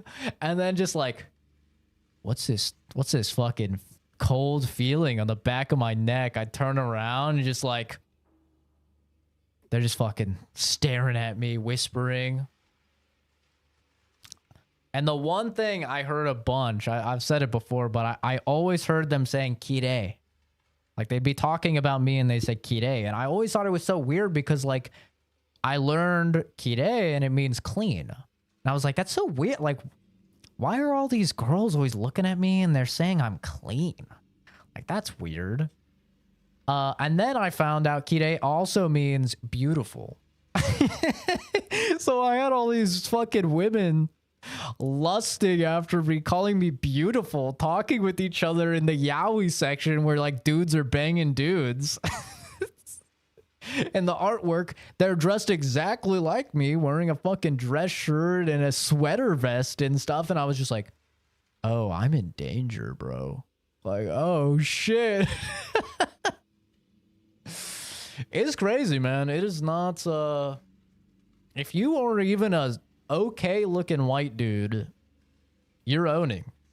I mean, if you're overweight, you're fucked. If you're black, you're fucked. If you're Mexican, you're probably fucked. If you're Asian, you're fine. But if you're white, dude, you're owning. Like, you are owning. They are just, yeah, they're obsessed.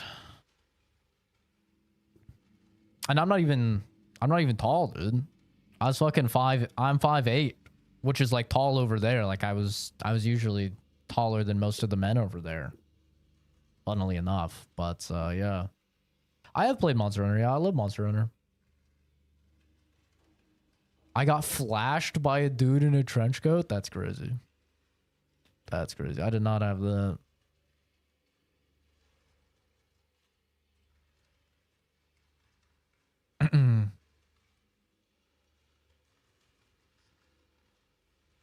Planning a trip to Japan and Thailand myself. Probably by myself as well. Probably be the end of the next year. Hell yeah, dude.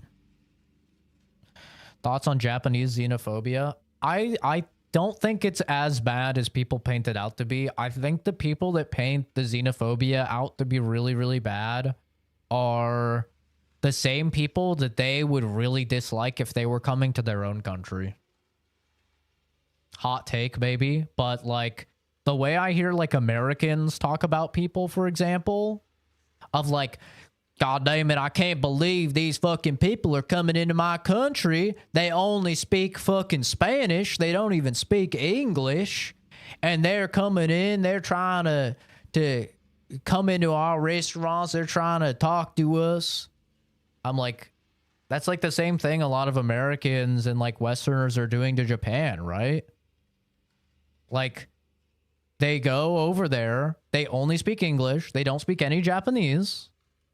Just like a person coming to the States and only speaking, you know, Mandarin or only speaking Spanish or whatever. And, like, they're very demanding, right? Because Westerners go over there. There was multiple times where I saw Westerners speaking English getting, like, really angry at Japanese people for not speaking English. And it's like, motherfucker, you're in Japan. There's a language called Japanese, bro. Like, yeah, they don't speak fucking English. I think that's a big problem. Is like, if, like I said, I did not experience a lot of xenophobia. in Hiroshima, I did get shoulder checked a couple times by older individuals, and I was refused entry to a restaurant. But one, that's Hiroshima. We bombed the fuck out of them. Kind of understandable. And two, that was the only time it happened. It didn't happen in any other place where I was. I went to, I think, over a dozen cities over there. Spent the night in over a dozen different cities. I never had it. Big town, small town, never had it other than in Hiroshima. And that's because I spoke some Japanese. Not a great amount of Japanese, but I was polite. I was well-mannered, and I tried to speak Japanese with them. And just that alone does a whole lot. Like, it shows that you respect the culture. It shows that you respect them. It shows that you're making an effort. And they'll have a lot more respect for you. So, like, for me, I think it's definitely, like, blown out of proportion a bit when it comes to the xenophobia. Now, if you live there, are they, even if you speak fluent Japanese, are they ever going to see you as Japanese? No. No, they're not. Like, let's all be honest. They're not. It doesn't matter if you perfect your Japanese and you follow every moment of their culture. If you weren't born in Japan, you're not Japanese. And they will treat you differently. That's just how it is. At least the majority of them will. But it's not like xenophobic, as in like they're gonna fucking hate you or something like that. Like, most of the people were very kind to me because I made an effort. I studied the Japanese for 2 years before I ever visited. Did I speak like a toddler? Absolutely. But I was there, and I was making an effort. And I think it was apparent I was making an effort. Also, though, it should be noted how I look. I purposely present myself in a way that is very safe. I present myself in a way that is very disarming. I present myself in a way that basically nobody is ever afraid of me. Nobody is ever threatened by me. They never get bad vibes. I've never had a bad encounter with law enforcement or anything because of how I present myself. I present myself as soy boy beta cuck nerd, you know? I ensure that I dress appropriately. Like, the whole time over there, I'm wearing sweater vests and do, you know? Same with when I go out and about here. Like, so I present myself in a way that is very, you know, kind. If you are a fucking giant dude and you've got tattoos and you've got a big bushy beard, right? And you're like bald or something, I can't tell you that they're not going to treat you poorly because, I mean, you look more dangerous. You look more scary. I mean, I'm just going to be honest, man. You're judged for how you look, and presenting yourself is very important. Which is why I present myself the way that I do. And even though people online will make fun of me for it, I run into no conflict at all in my life ever because of how I present myself. In fact, I make significantly more money because I present myself the way that I do, because I appear as a very safe hire when I'm going to interviews and stuff like that. And as a result, I get practically every job that I apply to, right? Like, it's just a perk of how I present myself, how I look. I try and dress nice. I be like, I don't ever talk like this out and about. Like, I project my voice a lot more here, but when I'm out and about, I completely change my mannerisms and I completely change how I speak because I'm aware of how it appears. So when I'm out and about, I usually talk like this. Thank you. Thank you so much. Have a great day. I noticeably, I lower my tone. I lower my projection. I become soft-spoken. I become as little of a threat as possible. And it works great for me. Like I said, I'm treated great by cops. I was treated great over there, you know? But yeah, if you're presenting yourself in a way, you're going to be judged in a way. That's just how it is, man. I wish I could tell you differently. Also, unfortunately, there is some racism. Like I said, if you're not white and you're not Asian, they're going to treat you differently. That's also just how it is. They're going to stare at you if you're a black dude or if you're Hispanic. That's how it is, man. And you're going to get treated differently. I'm not going to be someone that lies to you. And especially like if you live there, I've looked pretty extensively into the dating over there. And basically unanimously what I see with the dating over there is that if you're black or if you're Mexican or anything, you have dark skin at all, you're basically going to be undateable over there. Some women will get with you for the night, but they will not bring you to their family, really ever. And that's how it is, man. It's unfortunate, but that's how it be. They got a lot of old people there, man. Their old people don't die, and their old people are very stuck in their thoughts. So, yeah.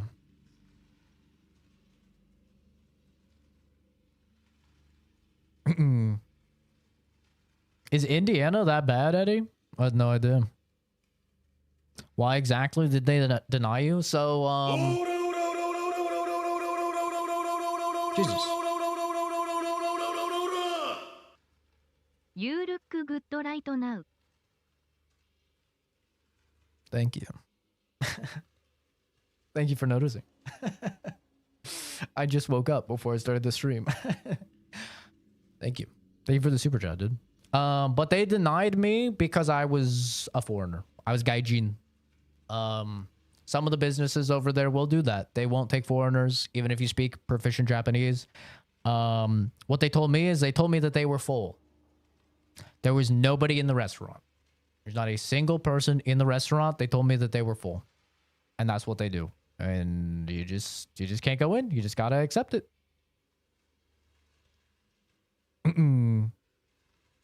Yeah, I visited a hot spring. I was full naked in front of many other men. Full naked. Gave me a wonderful confidence boost for my wiener. I have a very small wiener by American standards, but over there, I was doing pretty good, bro. I'm not gonna lie. Some of them you couldn't even really see the wiener because they have very big bushes over there. They're not really big into at least from my very small sample size of the dicks that I saw, at least. Very big bushes, which is not doing them any favors because very small wieners. So yeah, I was doing pretty good. I was like, yo, okay, I need to be nicer to myself. I'm actually not that bad, you know? And the biggest wiener out of 10 people. And let me tell you, even back in like high school, when we would get naked, I always had the smallest wiener out of everyone. So big W, you know, first time ever I was the guy with a big wiener. So yeah, big W over there. But yeah, if you have tattoos and stuff, you can't go. I played as a Jew on a roleplay server and got harassed.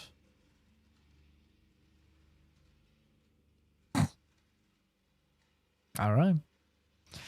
Tats are gang affiliation. It used to be. It definitely used to be. It's not so much anymore. There's even like a lot of tattoo parlors and stuff now over in Japan, but it is still like a thing where probably just because of the older generation, yeah, it used to be a Yakuza type of thing. Not really anymore though. But they do still have rules about tattoos.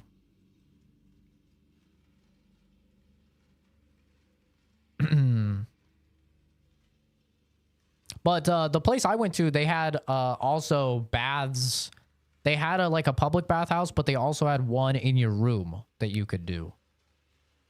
So you could get a bath, like a full-on onsen with the same onsen water and everything, hot springs water, but in your own room, which was kind of cool.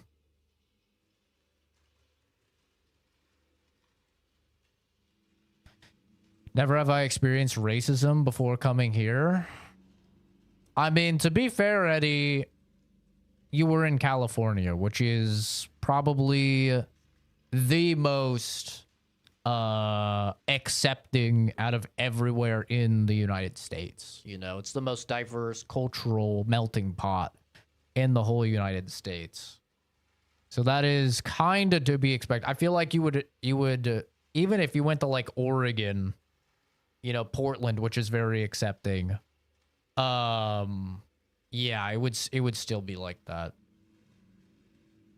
I had the opposite experience. Is that when I moved from Oregon and Washington, it was about the same.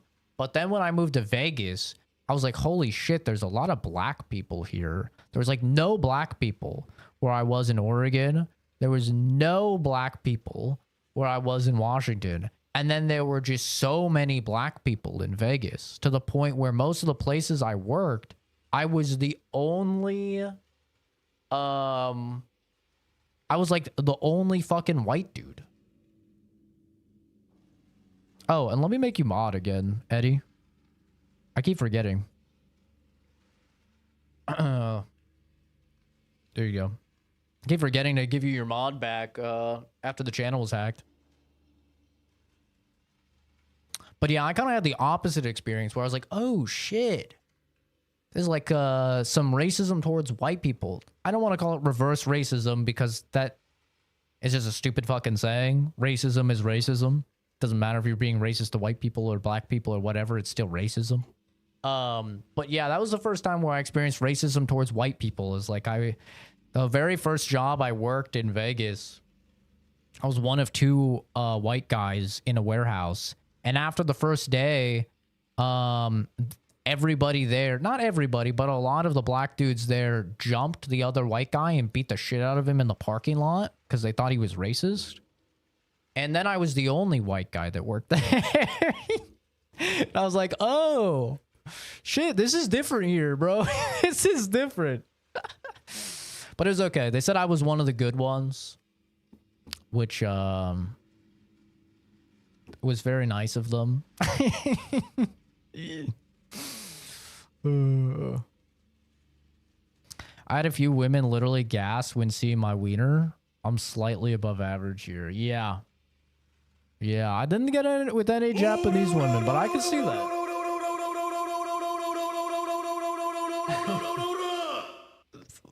ポーランドアクセプスオール、イーブン財布 ENT リーナーズ。 It's true, bro. They give you a fresh heroin needle, man. They got you covered over there. They accept everyone. They can't be having anyone using dirty needles, dirty spoons. No, they got you, brother. They are so accepting. They weren't quite that accepting when I lived there. That's more of a, you know, past decade type thing. You know, I haven't lived there since I was 18, 29 now, so it's changed a bit, but yeah. Yeah, you do have to keep them covered in bathhouses, but it's more accepted now. I saw several, like, women, Japanese women, that had full-on, like, full-on visible tattoos on their calves and stuff even, and they were still, like, getting service and everything. So, like, it's becoming more accepted as people are growing up. But, yeah, there's definitely still things you can't do if you have tattoos visible. Small pee-pee is peak. It's true. I always say that I'm built like a Greek sculpture. Right? Big nose. Wham, wham. God-tier chiseled jawline. Tiny cock. You know? That I used to be so beautiful. If you put me back 100 years, 200 years ago, man, I was cooking. Oh my god, I would have been so beautiful. They would have loved me.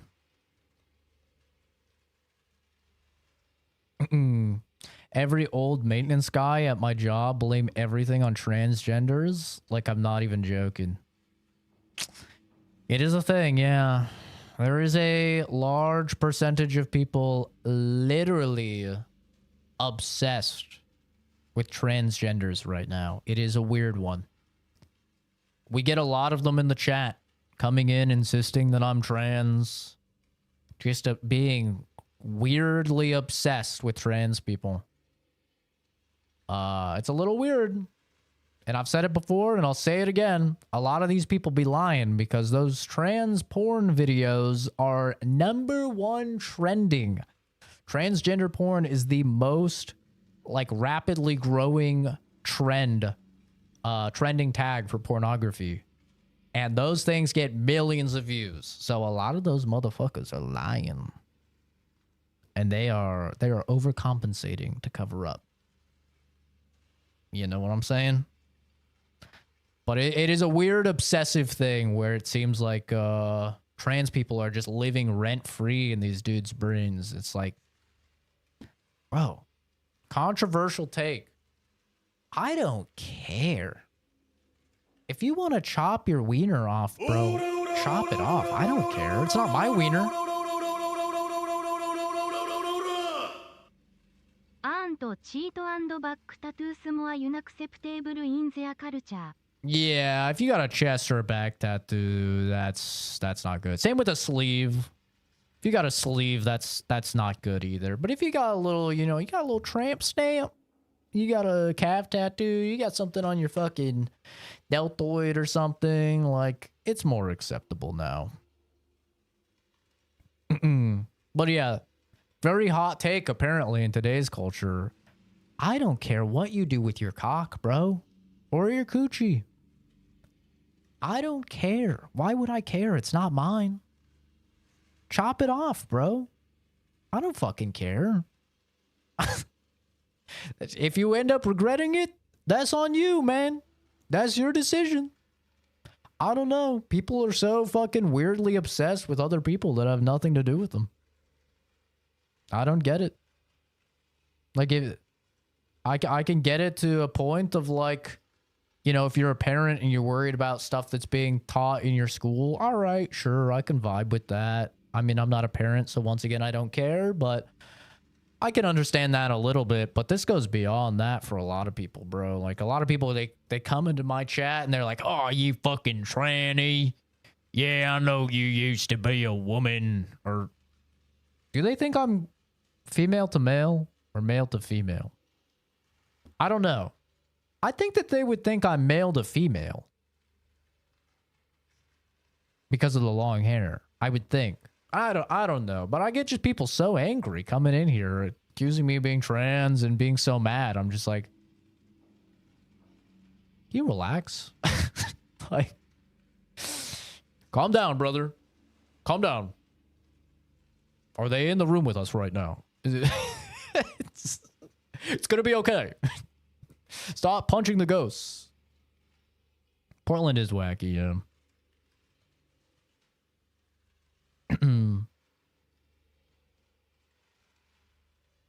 Johnny Sins fucks all the datas in here. It's true.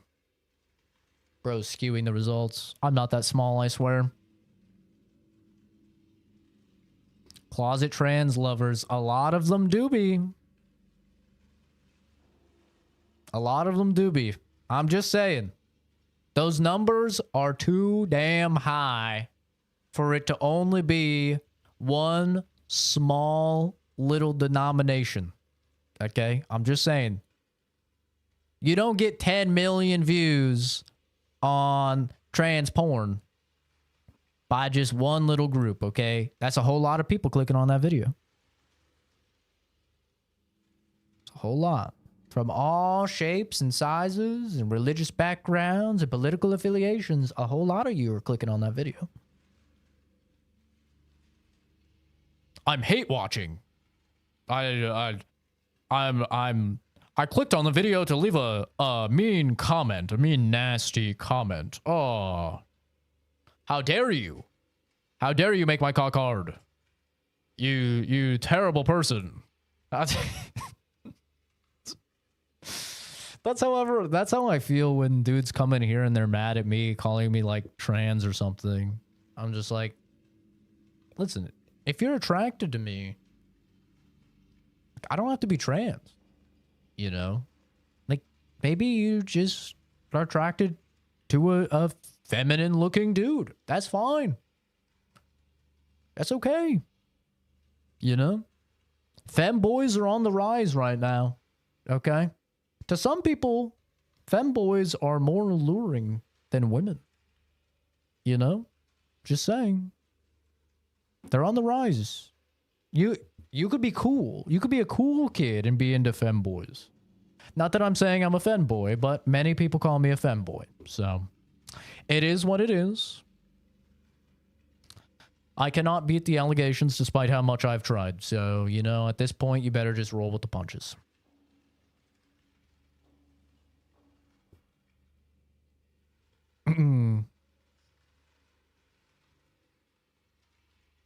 Yeah, what people do to themselves isn't any business of mine. Just don't want to force your beliefs on me and I'll do the same. Yeah, exactly. I don't know why that's so hard. Like, just stay in your lane, bro. I guarantee you there's more pressing things in your life that you should be worrying about than if some dude wants to cut their cock off and pretend that they're a chick. You know? Just saying. I think, like, what's your credit score, bro? You got a above 800 credit score? How's your job? You love your job? Making good money? How's your romantic life? You got a wife? You're working on kids? Hmm? How about your shape? I know that one's gonna get you. You in good shape? Hmm? Statistically, you're probably not, right? Especially because most of these people are American. Statistically, you're probably fucking fat. Maybe you should, like, focus on the gym. Well, there's probably some things you should focus on first before you start worrying about what someone else is doing with their body. Maybe start working on yours. You know what I'm saying? Like, there's bigger things to worry about. I don't give a fuck what someone else does, dude. I never have. Like, it's such a weird mentality. It's true. Futa hentai is massive. And femboy hentai is massive.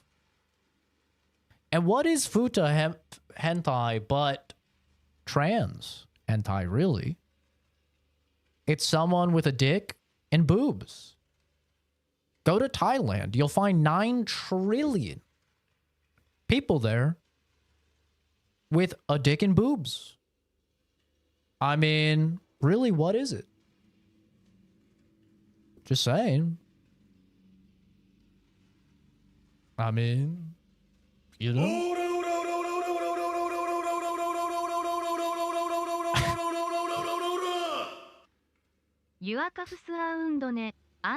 It's only one. It's only this one. This one is not undone. This one is undone. So I can easily put on my compression glove when I'm using my PC. It's only one, goddammit. I'm not a whore. Think I'm undoing both cuffs? Jesus Christ. That's for the OnlyFans. That's true. Femboys are real. Yeah. You always kiss the homies goodnight. Look them in the eyes when you do so.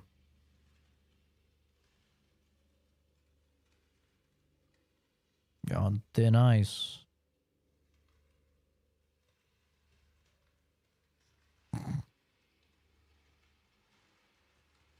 Thailand's the country fucking and sucking. It really is. Can't wait to go. I know. I'm being a little harlot. You know what I'm also gonna do? I'm also going to actually play a video game. Because I have 50 hours in this game and have barely fucking progressed. Traps. Like at the entrance. I have a light step. Follow me. Where did you learn to be so nimble? A musician must be graceful. With your fingers, not your feet. The two are not so different when following a rhythm. It's about timing and pressure. Like swordplay, I imagine. That requires your fingers and your feet. No, that's fine. This is a Yap channel first, game channel second. I think we all know that. What will you do after we deal with the Kitsune? Move on. Why? There's a reason why it takes me 10 years to get through a fucking video game. But I've grown used to taking regular baths. are you saying I smell? I'm saying I don't want to smell. Atsu cannon. Stinky. Nice. Finally.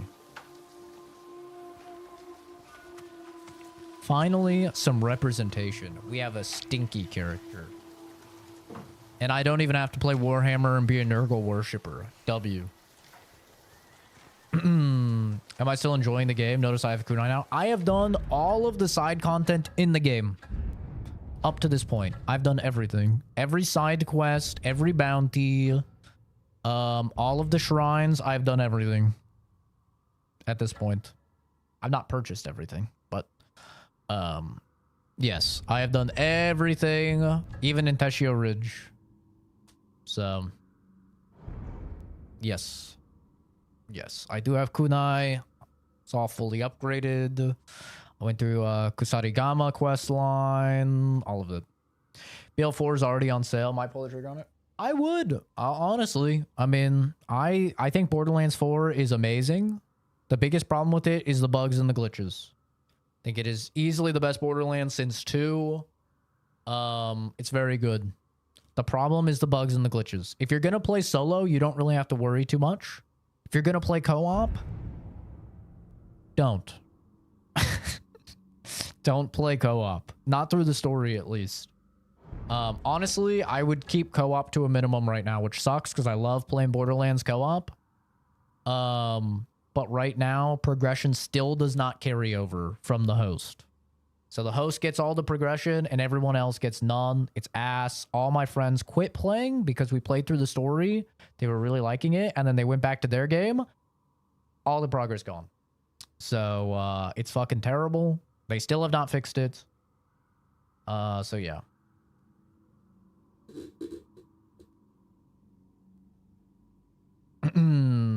How are they gonna do that? Exactly.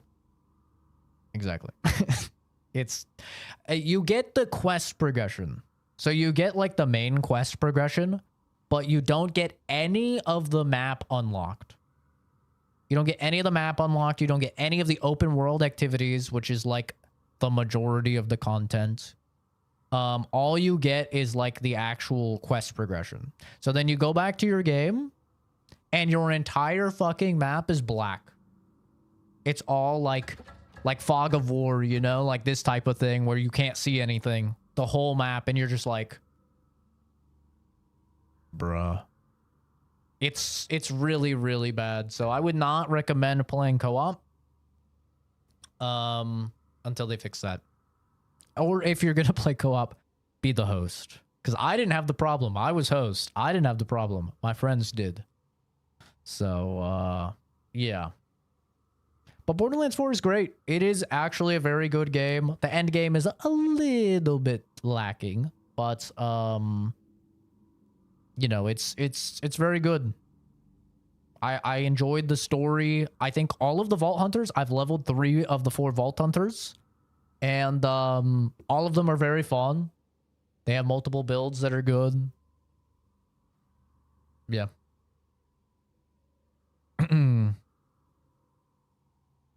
All my games right now are ADHD, so a shitload of hours.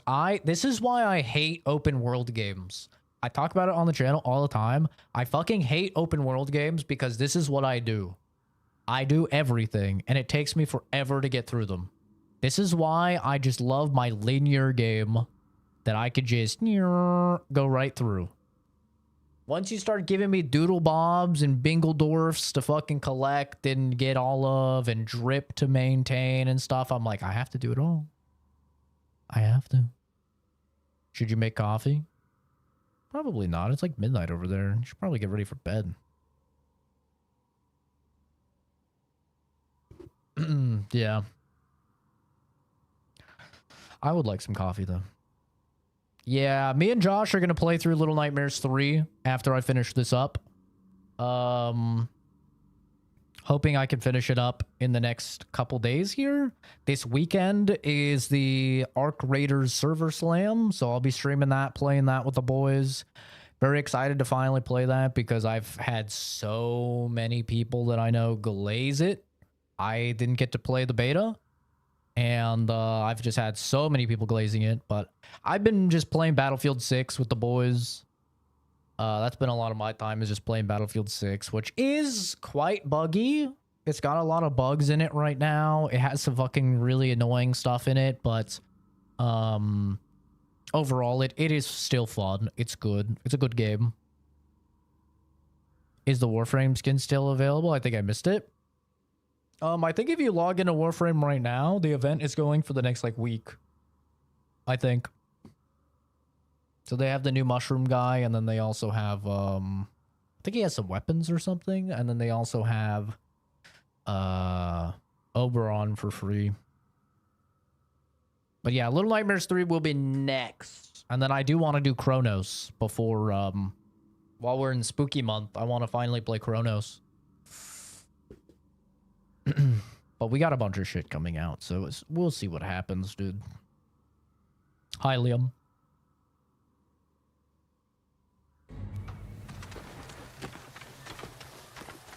But yeah, I'm really liking the game. After we kill the kitsune? I like this game more than Return Ghost of south? Tsushima. Maybe.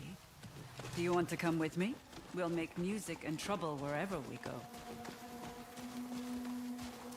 I can't keep up with you on the shamisen. You played beautifully at the sake house. All you need is practice.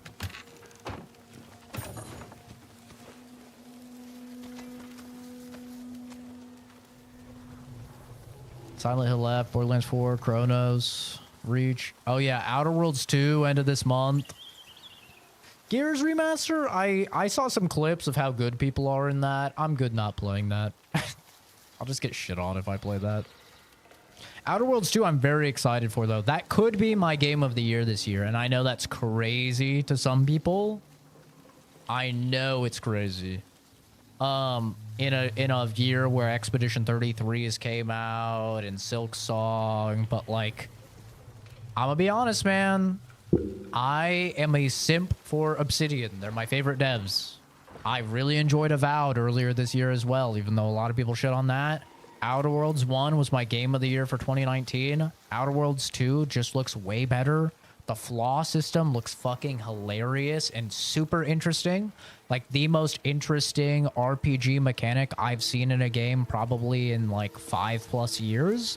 It looks very interesting to me. So I'm very interested in Outer Worlds 2. I'm very excited for it. That is one that's probably going to go under a lot of radars, I would think, because Arc Raiders comes out, I think, the day after it. Arc Raiders comes out on the 30th, but Outer Worlds 2 I'm super excited for.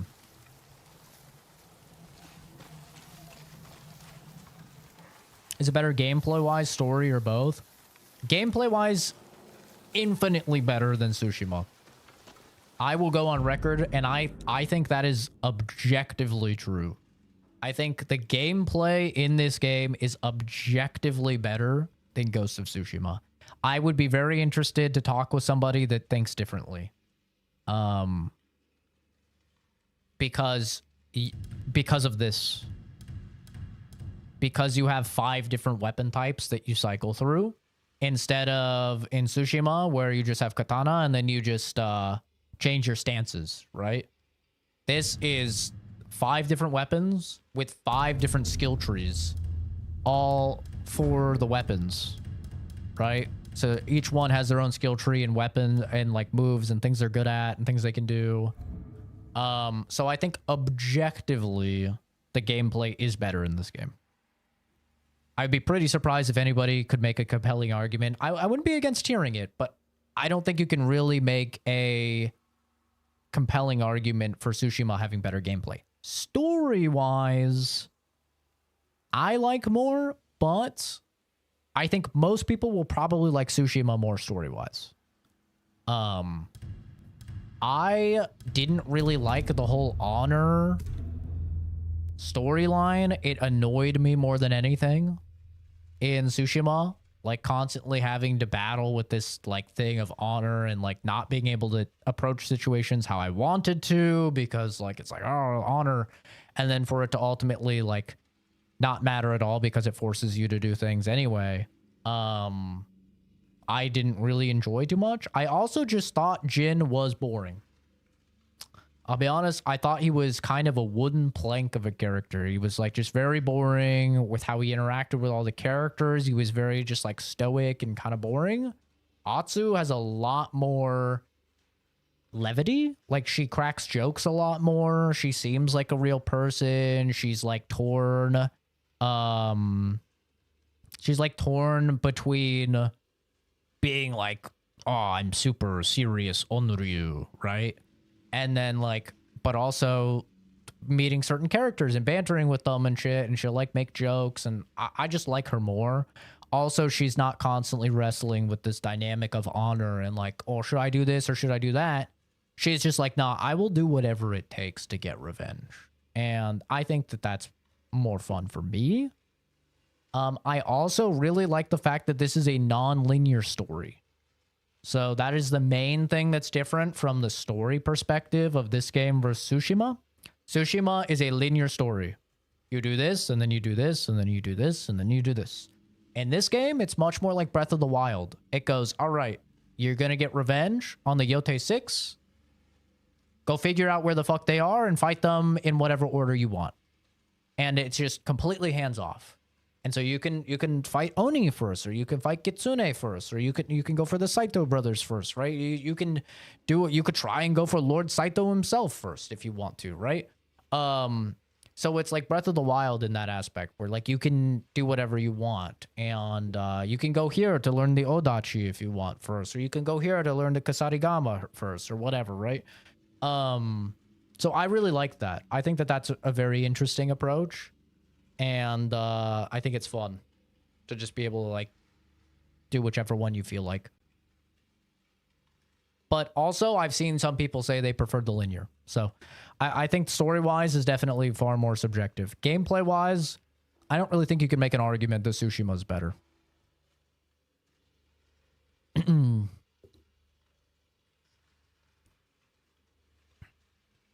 It's okay to like something even if someone else doesn't. Oh, I know. You're talking to the guy that enjoyed Dragon Age Veilguard, bro. I'm aware.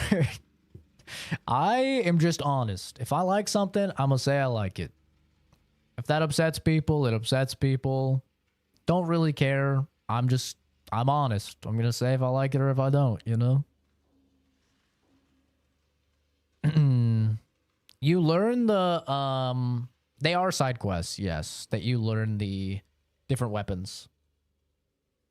Dual Katana, I think, is a main quest. You learn that through a main quest, but all the other ones, I think you can literally go through the game without even learning if you want to. Which I don't know why you would want to, but you could. But yeah. I did like Sekiro. Sekiro is my second favorite FromSoft game, behind Bloodborne. It's my second favorite. Yeah, Judas is still far. They did just release a... Not just. I think maybe like a month or two ago, they released a thing about Judas, though, talking about how, depending on how you play the game, will determine what the antagonist of the game is for Judas, which is really fucking cool.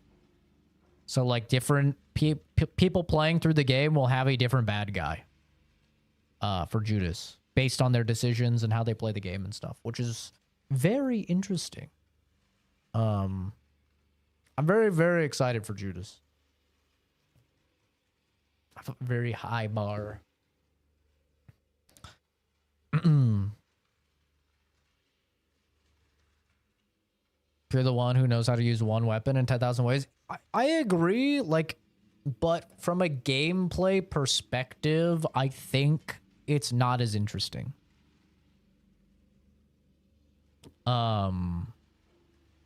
Like from a gameplay perspective, I think swapping weapons is cooler than swapping stances, personally. Also, heavily biased because Odachi, big sword. You put in big sword, I'm happy. I like big sword. So, you know, I'm a big sword enjoyer. You put in a damn big sword and I'm happy, bro. Judas is probably my most anticipated game just from what's been shown, the player agency and the branching narrative. Yeah. I mean, when I heard why Ken Levine left 2K to make his own studio and like to not work on BioShock anymore and stuff, I was instantly sold already before there was even any concept of what game he was making. Like the reason that Ken Levine left 2K is because he pitched a game and they said that it was impossible to make. And he said it wasn't, and he believed he could make it, and they wouldn't greenlight it. They wanted him to just make another BioShock, and so he left. But that was essentially his pitch, is he wanted to create a game that would be different for every single player based upon how they played the game, even down to just like very small things that the game would track in the background. And it would create a branching narrative that would be, you know, at least somewhat different for every single person that played the game. And then 2K was like, nah, bro, just crank out another BioShock. And he's like, no, like, I want to do this. And that's what he's doing with Judas now. And every single interview I've seen with people that have gotten to play Judas behind the scenes, every single one, like most notably Alana Pierce got to see it. And I remember her talking about it and several other games journalists and stuff, but all of them have just been like, it is nothing like we have ever seen in video games. Like it is literally designed to be like a game that's never been done before. And if they can end up delivering on even like 10% or 20% of that, then I think it's going to be awesome, especially if it has the world building of BioShock. Is Judas the one from the guy that did BioShock Infinite? Yeah, it's from Ken Levine, the guy that created BioShock. He didn't just do Infinite. He created BioShock. But yes, he did do Infinite. I think he did Infinite and 1, right? I don't think he was like super attached to 2. Maybe I'm misremembering that, but I don't think he was...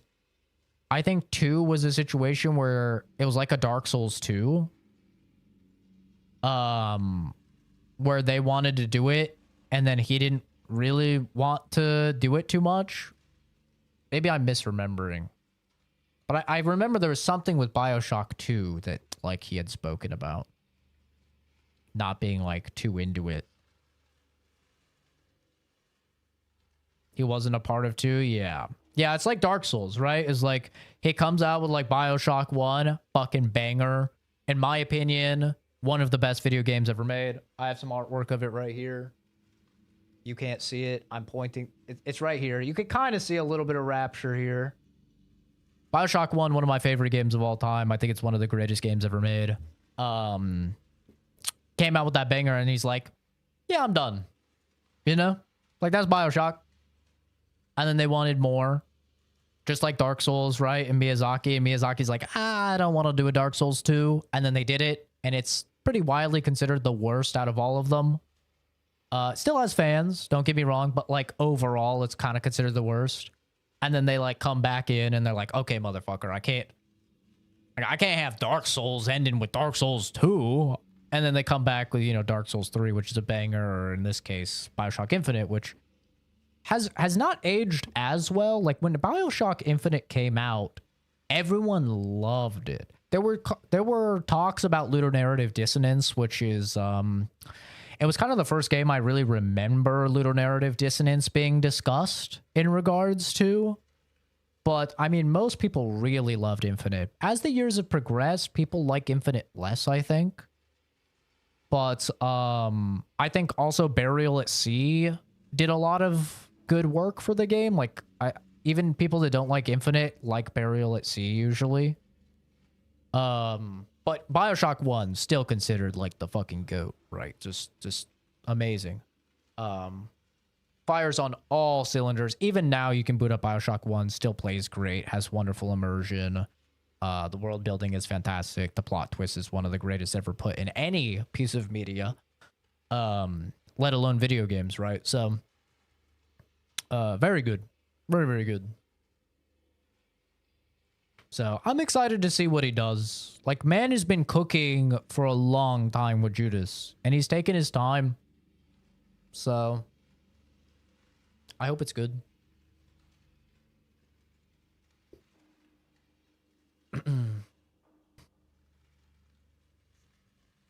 Floppy weapons is my go-to, not gonna lie. Give me a scythe and chaos blades and a spear that turns into a ring. God of War made me love a different... Yeah, that's the fun of God of War, right? It's like, if you're just using blades of chaos and all of God of War, it's not as fun as being able to swap around. Yeah, BioShock 1 changed me. I think BioShock 1 was like one of the first games that I played that was single player where I was like, oh shit. Like, games can do this. Like, it changed me. Cause like, you know, I played games, but I was playing like Counter-Strike. Right? I was playing Counter-Strike. I was playing Serious Sam. I was playing you know, Mario, right? None of these games had like really in-depth narratives or anything. And then I played BioShock and I'm like, oh. Even like Halo 1, like Halo Combat Evolved, right? I played Halo Combat Evolved and I'm like, I love the game, but like I didn't really understand the narrative as a kid. I played BioShock 1 and I was like, oh, this shit is crazy. Like, I remember watching Ken Levine do an E3 showcase of BioShock and talking about Rapture and like the fluid dynamics and stuff and the lighting on the water and like going into depth on the world and the lore and what the splicers were and what gene tonics were. And I remember in the interview, he goes, yeah, you know, you want a bigger dick? There's a gene tonic for that, you know? And I was just like, this is peak. I was like, sold. I have to play this game.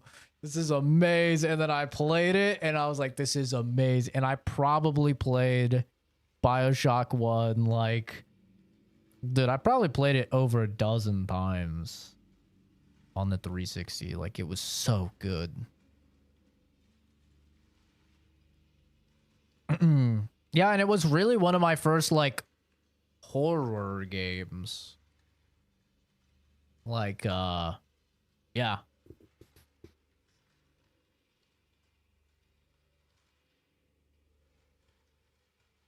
Got me into like immersive single player, in a way, survival horror. In a way, I mean, it's not that scary of a game, but when you're a kid playing it, it kind of is. But yeah, just so good. So good. I could boot up BioShock 1 anytime and play it and have a blast. Like, it's just aged so well. I can't say that for a lot of games. Like, a lot of games, they have not aged the greatest. BioShock 1, I don't think there will really ever be a point in time where it feels like incredibly dated or bad. Like, it's just so good. Like, the immersion is incredible. Obviously, the graphics aren't great now, but like the design of Rapture, everything down to like the neon signs and everything are just like so wonderfully unique and iconic. The world building, the sound is insane in BioShock 1. It's actually crazy. Like, still to this day, BioShock 1 has some of the best sound design I've ever seen in a game. Like, and how far has sound technology came, right? How far has headphone technology came?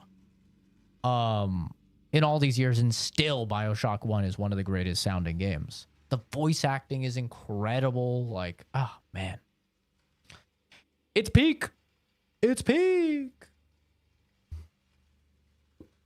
Oh, they're doing a live action BioShock? Oh.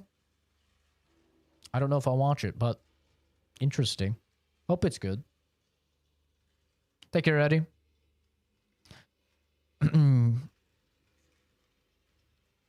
Last of Us and Left 4 Dead. Even though Left 4 Dead was only played once, I never really understood it. I mean, Left 4 Dead, it has a story, but it's not exactly the focus of the game. You know. Last of Us, though, goated. Very goated. I love Last of Us. The story there is so good.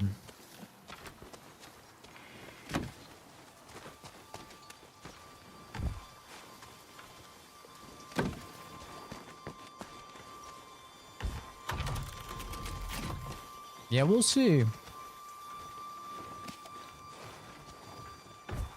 We don't exactly have the greatest track record for video game adaptations. Resident Evil is pretty terrible. Monster Hunter was awful. Last of Us, I mean, depends who you ask. I think it was bad. At least worse than the game. Maybe not bad, but definitely worse than the game.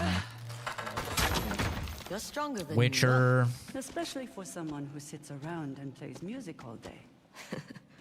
I mean, Witcher was also like an adaptation of a novel, to be fair, but even then, still not good. Atsu, Ninetails. I see them. Let's see what you're made of, old yo.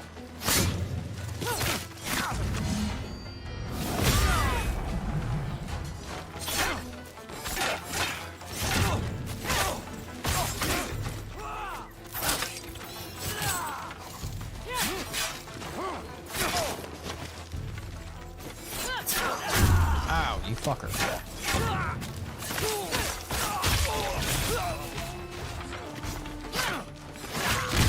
Okay. Okay. Can you wait your turn? I'm trying to kill your friend. Won't matter in the end. Hold this sword right in your nipple. Close. There could be more. Drink after that one. Hell yeah, brother. Honk. Love playing Resident Evil since I was a kid, starting with Dead Aim, then Code Veronica. Code Veronica X Claire Redfield is my boo. I wish I could go back and enjoy the old Resident Evils, but God, I cannot do fixed camera angle games anymore. I can't do fixed camera angles, and I can't even really do tank controls anymore.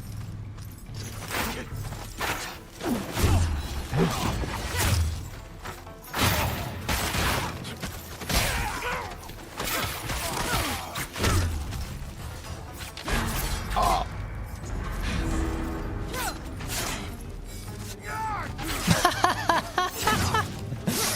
Oh, he fucking fell on his face. That's funny.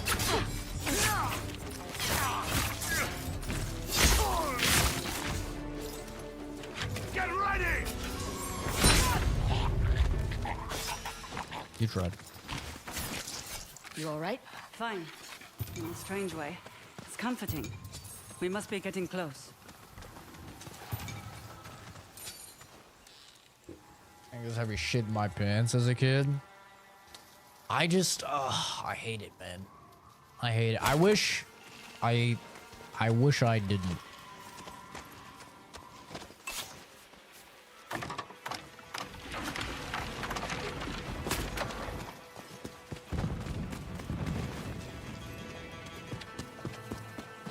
More traps. I'll lead this time. To You're the not right. the only one with a light step.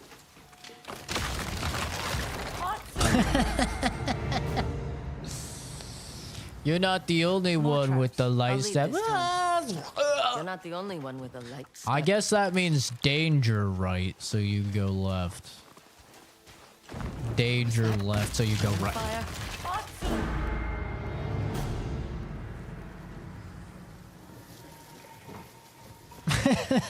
More traps. I'll lead this time. You're not the only one with a light step. Okay. Was that cannon fire? Commander Fujita must That's have lost his fucking patience. We need to hurry. Which way? Up there. A door.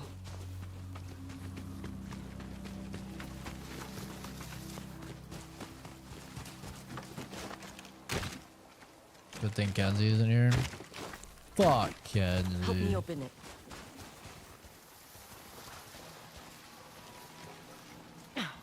It won't budge. We don't have time for this. There must be another way. Up there. The bamboo looks thinner. I'll help you up.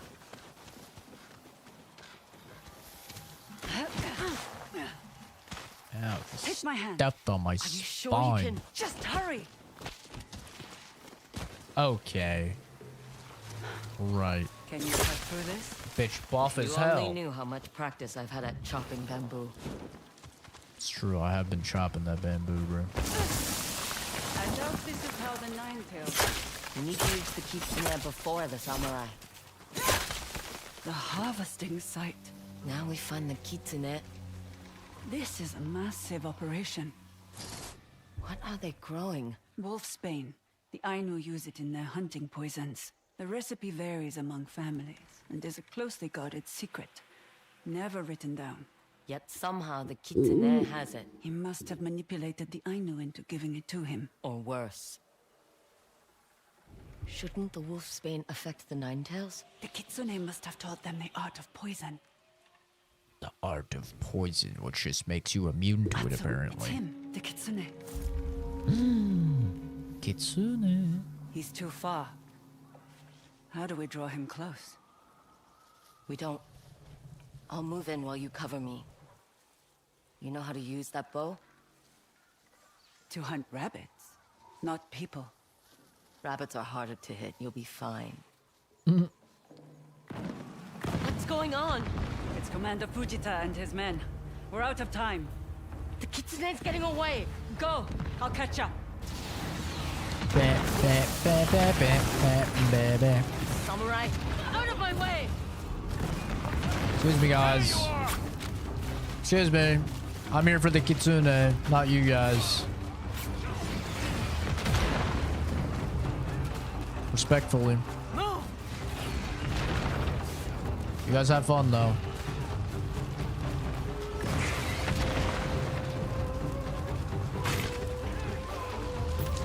Thanks for the money. Oh, hell yeah. 2 arrows? W.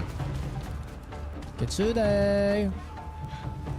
Oh, hell yeah. Here we go. It's you. That day in the snow, you recognized my mask. And now, you chase me through fire. Why? I don't expect you to remember me. I was a child. I'm also covering my My face mother. and have a mask. You should remember her. What you did. Curious. Am I finally gonna kill another Yotei 6? Is it happening? Or is he gonna get away again?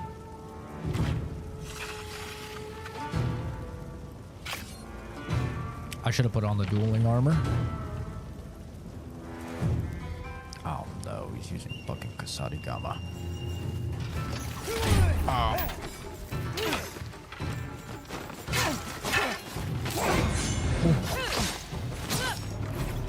Oh!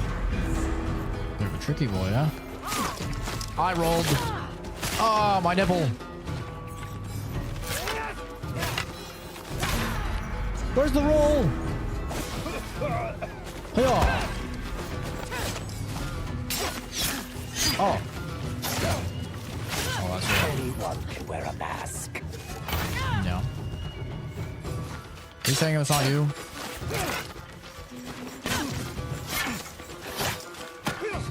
Ooh. I could do that too.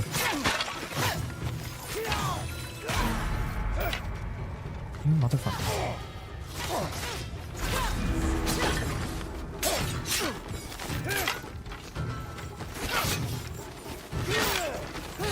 Oof. And block this. Oh wait, it's unblockable. A little stinky. The first kitsune. I think you're a liar and a coward. Oh. Oh no, I've been fucking drugged. He fucking drugged my ass. Oh, god damn it. Not again. Not again. That's what I just said. God damn it. Such spirits. If only you knew the truth. Get away from her. Oh, yeah, you go, girl. Oh, Yuki. Girl power.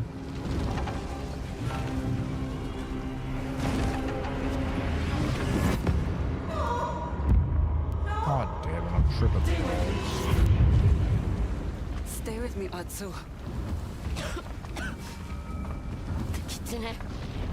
He fled. I chose to save you. Oh. The kitsune's toxin causes hallucinations. It You controls don't your say. breathing. How do you know so much about this toxin? Stay back. I'll deal with them. Anyone can wear a mask. Did you think I was the first kitsune? Was she the kitsune? She's killing people, no problem, dude. Oh. I thought she just said she's never killed someone. Fight. I'll explain everything once we're safe. He said he wasn't the first kitsune. Uh-oh. Oh, did she kill my family? If only you knew the truth. Oh, shit. That would be a plot twist. I'm not gonna lie. I didn't see that coming. I thought we were gonna be lesbian lovers and scissor all night. I was actually very excited for that. Wait, where's she going? Oh. It can't be. Music is not bound to this world. Mother. Kid pocket Fent. Yeah, he coated a damn kunai in Fent and threw it at my ass. It's unblockable. The unblockable, undodgeable Fent knife. OP is shit. Anything but the Fent knife.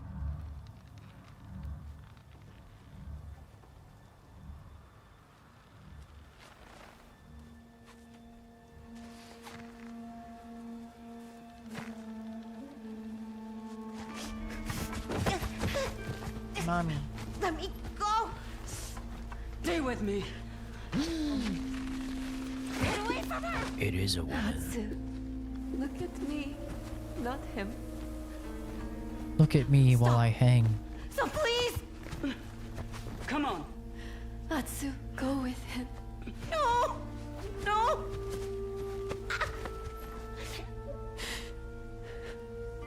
Told him that does not sound like a man. Then sing with me. I can't. You can. You can do anything. The end of the world exists only in the mind.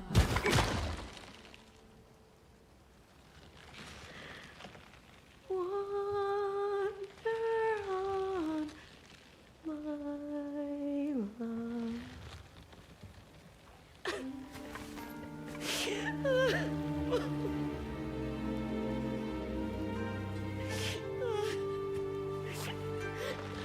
Bring her to me.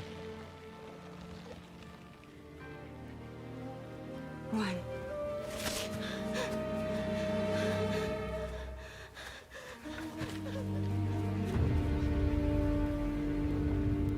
Did they not pin me to the tree and light it on fire then? Easy, Atsu. Was that Cap? Antidote takes time. You can't move yet. Was that fucking Cap? She been lying this whole time? You fight like a shinobi. Carry the antidote to their poison. Your voice. How could I forget your voice?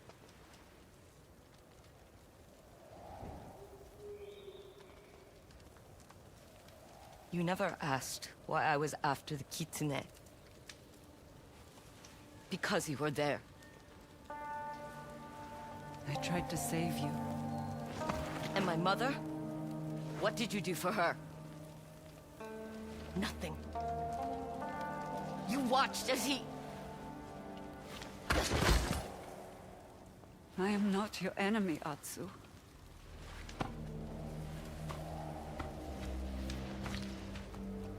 Regain your strength.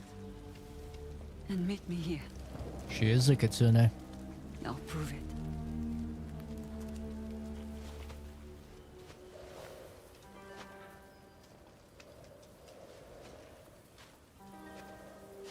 Damn, I did not see that coming. That's a good plot twist.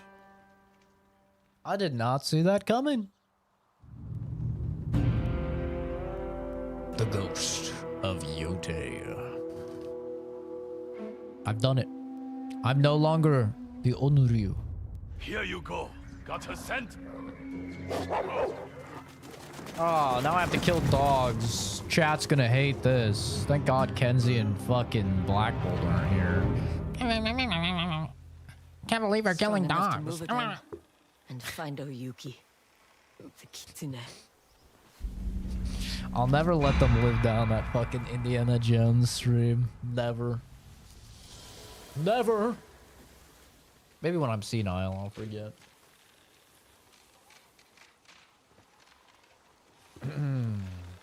That's a good plot twist, though. I did not see that coming. It makes me wonder how many of her other memories are, like, distorted. Like, was she actually pinned to the thing and then lit on fire? Because if so, like, that was definitely a question. Like, how the fuck did she get out of that?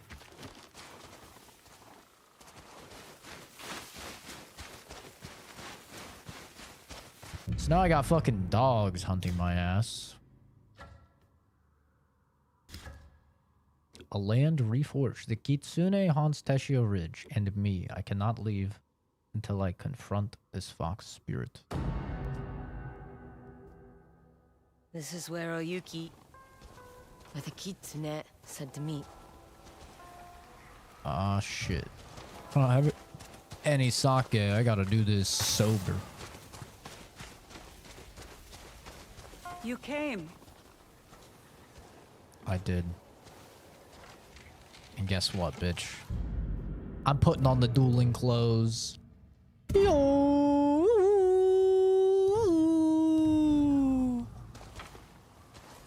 You fucked up now. Are you here to fight or listen? My mother is dead because of you. She was lost the moment Saito placed that noose around her neck. You don't know that. Yes, I do. I know him better than you. I don't want to fight Atsu. I want to help you kill Saito and the rest of the Yotei 6. You're one of them. You are the kitsune. Not anymore. Please, Atsu. Just listen. No. You'd only lie. We're up.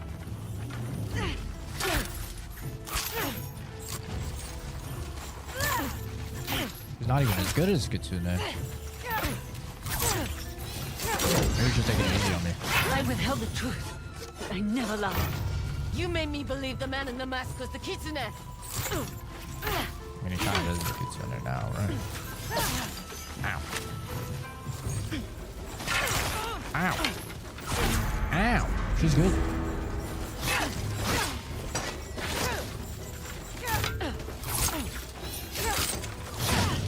The man in the mask is my replacement. Installed by Saito when I tried to turn the Nine Tails against him. I don't care. Ow.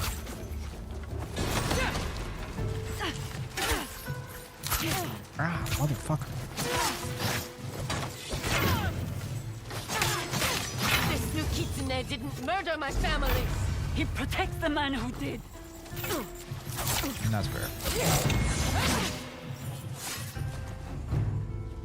You want your revenge? Take it. But you'll be doing Saito a favor. What do you mean? I know Saito better than his own sons. He wants to silence me. So I can't help you bring him to his knees. I can help you fight like a nine-tail. And resist the Kitsune's toxin. I told you I don't care about the man in the mask. The Kitsune oversees the shinobi who protects Saito. Kill him, and Saito will be vulnerable. Why are you doing this? To be the Kitsune again? No, Yeah, it's true, Oscar. that part of my life is over. Fine. Teach me your tricks. But this fight isn't finished. I know.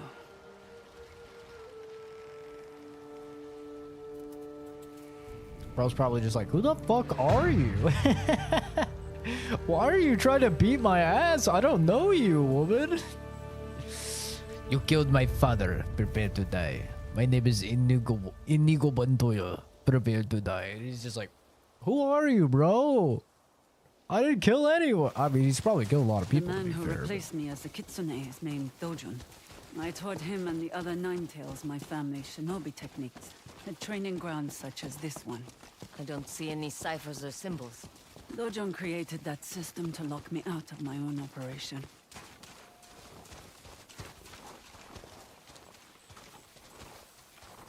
Stand here with me and we will begin. Long ass game indeed. When you arrived, I asked if you came to fight or listen. You tried fighting. Now I want you to listen. This is one of your great shinobi techniques? Knowing where your enemy is can help you anticipate their attacks. Close your eyes. Listen to the world around you. Going daredevil mode. Welcome back, though, animal. What am I listening for? Movement. Life. Let your ears perceive what your eyes cannot.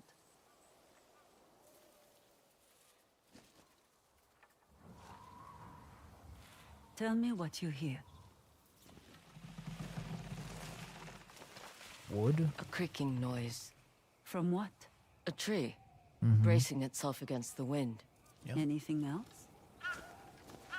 Burb. Government drone A sent to bird. spy on me. What kind? A crow. She has a lot to say. Good. Now, open your eyes and use all your senses. You and I are not the only living creatures here. Who else is in the grove? I just told you. Who else is here, Atsu?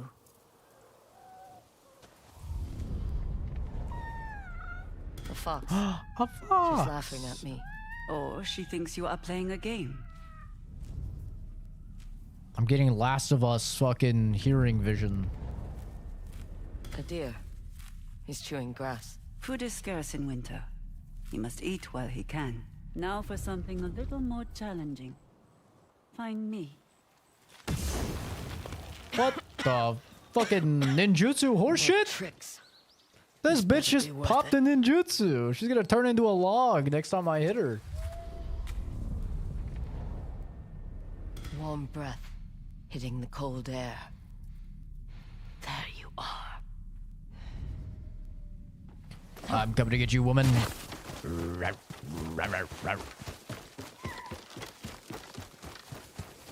Haha. You're a natural. Stop with the compliments. You either have more to teach me or we continue our duel. Follow me. My day's been pretty good. Why did you create the Nine Tails? Stayed up all night with Oscar and Jason. Stayed up all night with them. Went to work at like 5. And got off at like 12:30. Went to CP because I didn't sleep last night. Woke up at like 6-ish, I want to say. So got like 5.5 hours of sleep or so. Had a double cheeseburger, some pretzels, and yeah, some water, and started stream. To bed as soon as I got off the call. Yeah, what time was that? Was that like 3? Knows that to control Ezo, some battles need to be fought in the shadows. So you gave him a shinobi army. In doing so, I was able to put distance between myself and the Yotei 6.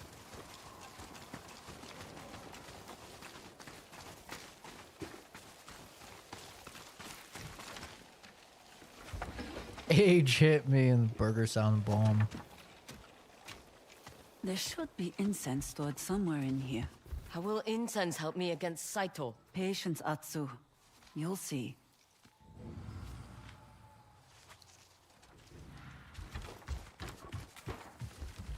I'm one-handed gaming. This it? Yes. Grab a bundle and follow me.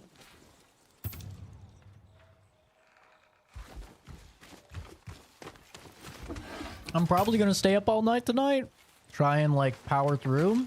How did you end up in Asia? Unless there's like Family another served area Clan Saito that I for unlocked as a bunch of side shit. Lost well at the Battle of Nagashino. The rest Then on I'll the probably journey call north. it. You could have stayed on the mainland. Why follow Saito? He was different then. The Yotei Well, I 6 thought he was. are the people that killed your family at the beginning of the game that you're trying to have revenge on. Basically like these people that are trying to take over the land, over A shinobi's the greatest weapon is knowledge. We over the gather information samurai. by blending in, performing everyday tasks, but always listening. There's like no a, one here to a mercenary spy. army. The dead are not without secrets. Tend the graves.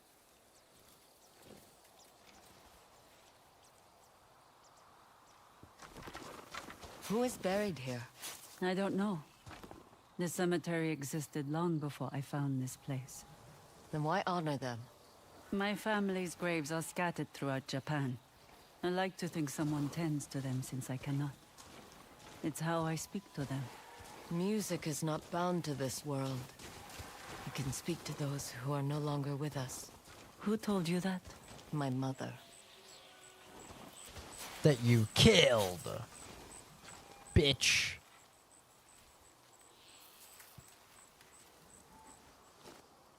If music can reach the dead, then perhaps it's time I told you the tale of the kitsune. If you will allow it. It won't change anything. Before the kitsune, there was the innkeeper's daughter.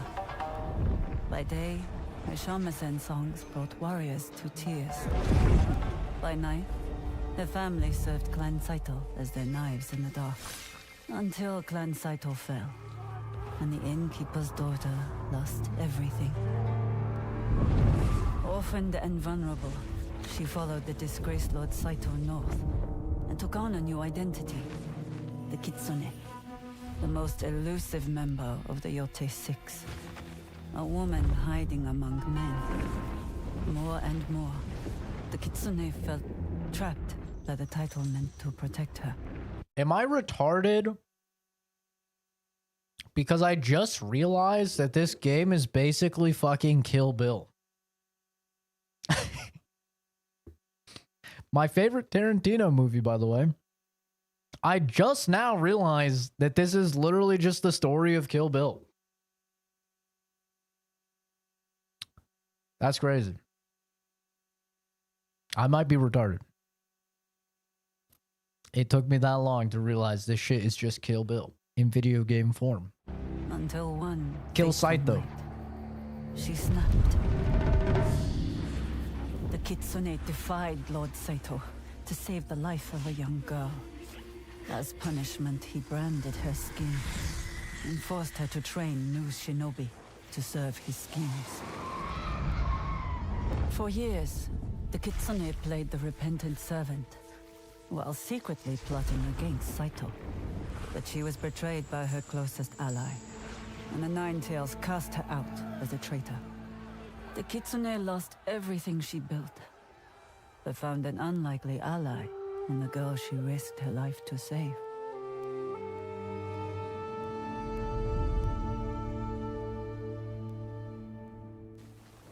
I don't think I've ever seen Saito. Reservoir Dogs. Branded you with my father's tools. If I screamed, the others would discover I was a woman. You can imagine what would happen next. Right. It's dark. I'm going to sleep. Hi, We'll puppy. continue your training in the morning. A little baby doggy. You're a little cone baby. How does it feel to be a little cone baby? You're up early. Yeah, I don't sleep much. I can imagine. You always look so put together. Old habits. A performer must look her best. But I didn't spend the morning simply drinking tea. I scouted the surrounding area. There are signs of ambushes on the road. Nine Tails. Practice for your next lesson. Oh, it's his first film, really. I've seen Kill Bill, Kill Bill 2, Django Unchained. Is Pulp Fiction him? It is, right? Seen Pulp Fiction. I don't think I've seen Hateful Eight in its entirety. I've seen bits and pieces of it. Am I missing anything? Was Once Upon a Time in Hollywood his movie? I haven't seen that. I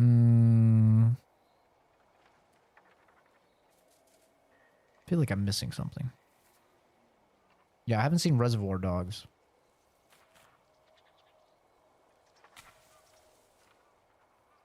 Out of the ones I've seen, Kill Bill is my favorite.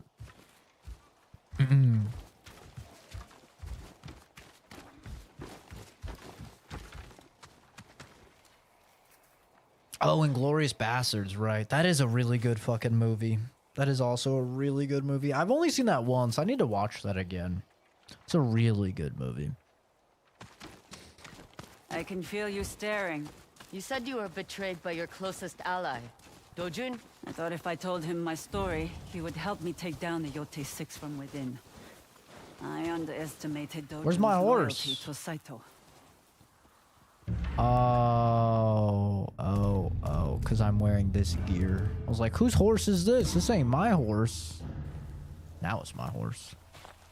Or he just wanted to be in charge. Dojun always was ambitious. Movie Even night, as a I've boy. never seen. It didn't take much for Dojun to turn the Nine Tails against me. Maybe He someday. painted me as a bitter, jealous woman who wanted their lord's power.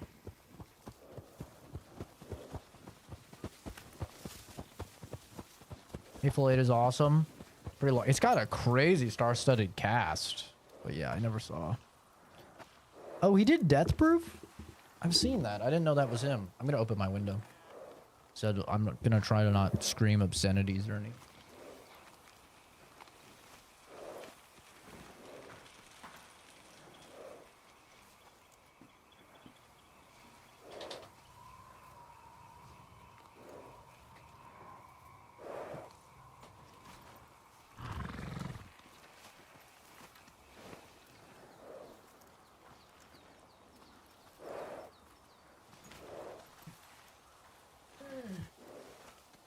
Exposed, wearing shorts. Shorts gaming, baby.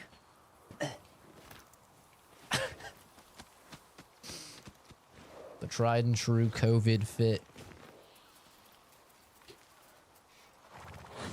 You know I'm always rocking that COVID fit. Hi, puppy. Hi.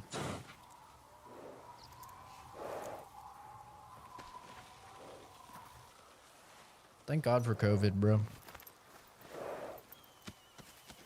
Popularizing remote work. W. And remote school. Thank God for that. Ugh. Dude, pre-COVID, when you actually had to, like, go to college? Oh, God, that was terrible.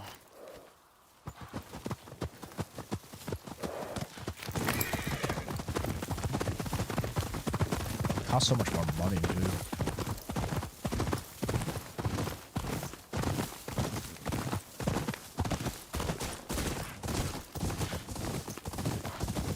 Wait. I feel it too. We aren't alone. Follow me.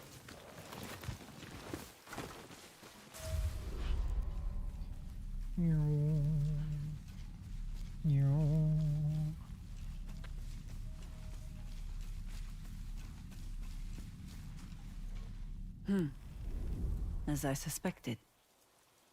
What do you hear, Atsu? I was just doing that and there was nothing. Game rigged. Dry grass crunching under tense muscles. An ambush. They're waiting for travelers. If their eyes are focused on the road, I can stab them in the back. Always so eager. What happens if they spot you? Things get messy. A mercenary may be reckless, but not a shinobi. Today's lesson. Always have an exit strategy. Here, take this. Smoke bomb? Smoke in shadow. If you get surrounded, use it to escape. I'll be right behind you. Smoke bomb.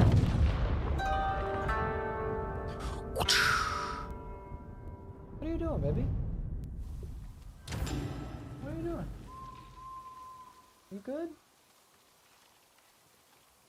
You good, little man? What's going on? You good? What's up? Oh, Momo's not in frame. Let me fucking electrocute him. Bzz. Momo's walking around like a dog does. Ah, shit. Bzz. God, what a piece of shit. What's up, man? What's up? What's up? You wanna come up here? You wanna say hi to everyone?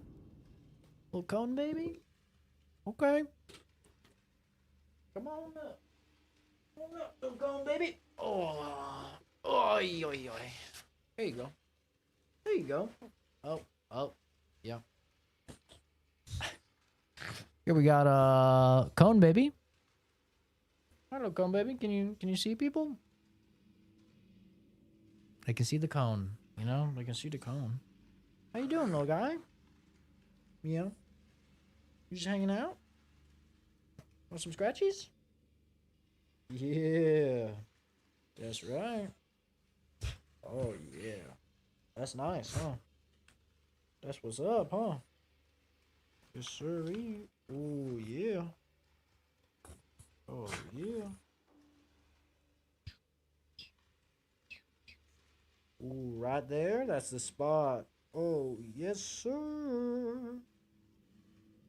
Oh, yeah. Get some scratches. Get some scratches. Yeah. I know. I wish I could take off the cone too, but you're too dumb. Too dumb to not scratch open your wound. See, if you scratched like this, you'd be fine. Yeah.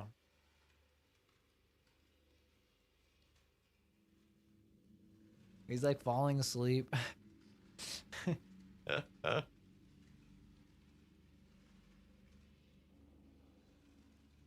Good boy. Okay. Oh, that's enough scratchies. I love you. Mwah. Love you. Mwah. Here you go.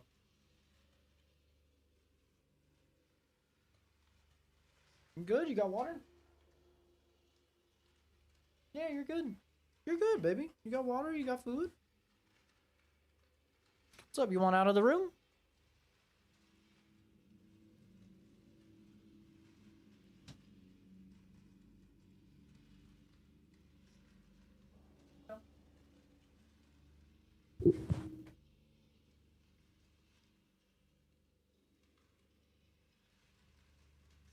You have to go to the bathroom? Is it bathroom time?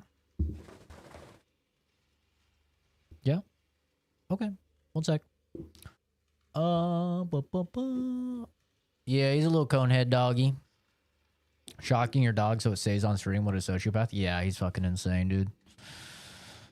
He's a piece of garbage. I didn't know anything about Hassan before. I knew that people didn't like him, but I didn't really know anything about the guy. Now that's the only thing I know about the guy, and I strongly dislike the guy. I don't know anything else about him. I don't know. I know he's like a politics streamer or anything. Or something like that. But, yeah, guy's a piece of shit. I see Weaver. Hassan did that? Yes. People have been going through and finding a bunch of clips of him repeatedly doing it, but people just noticed recently that any time that his dog gets out of its bed to like walk around and like go out of frame of camera, he reaches onto his desk and he fucking uses what people are guessing is a shock collar and fucking electrocutes the dog and makes it go back to its bed and just lay there so it's on frame. People noticed it because the puppy got up and then took a couple steps and then he shocked it and it yelped. Like he audibly yelped to where his microphone even picked it up. And then so that's when people were like, yo, what the fuck was that? And then he's like, oh, his dew claw just got stuck or something. But it's like very obvious that didn't happen. And then so people went and they went through his backlog of streams and they found multiple instances where the dog gets up, he reaches onto his desk, fucking, and then the dude fucking, and then the dog walks back, you know? Which is like, listen, shock collars can be used, like shock collars aren't inherently bad. Shock collars can be used, you know, as a sort of like Pavlovian thing for like really far gone dogs, but like you only use the shock a little bit and then you use the vibration. So that's like how shock collars work, is that you're supposed to give them a little bit of shock, right? And it also vibrates. And then you only do that a little baby bit. And then you just do the vibrate, right? Because then the shock is associated with the vibrate. And so then it vibrates and like the dog knows to stop. But the fact that the dog yelped, the dog is not going to yelp for the vibrate, which means he not only had the shock on, but he had it on very, very high for a dog of that size to yelp. So like and since they found it for months and months and months, like they found clips, that means that he has been shocking the dog the entire time. And that's literally not how you're supposed to use shock collars at all. So yeah, like shock collars, I'm not like avidly against shock collars, but there's a way to use them, and it's only for like really far gone dogs, and it's typically for really aggressive dogs. Not because your dog is fucking walking out of frame of your stream. That is actual psychopath fucking behavior, bro. Like your dog is not, it's not a prop. It's not a piece of artwork for the back of your stream, dude. It's like, it's an animal. It's a living being. You know?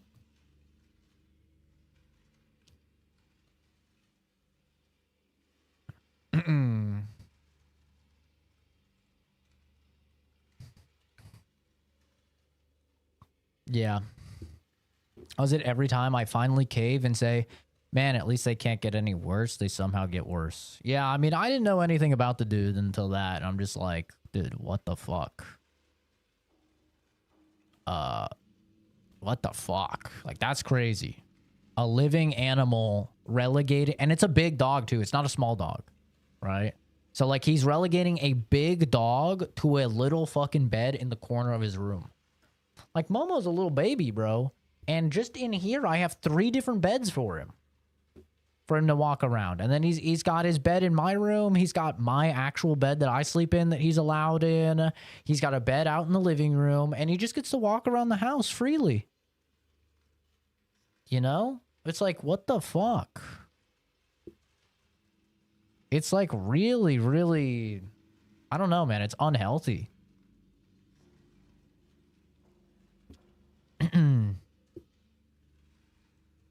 Almost just sitting there licking his cone. I don't even know if he has to go to the bathroom.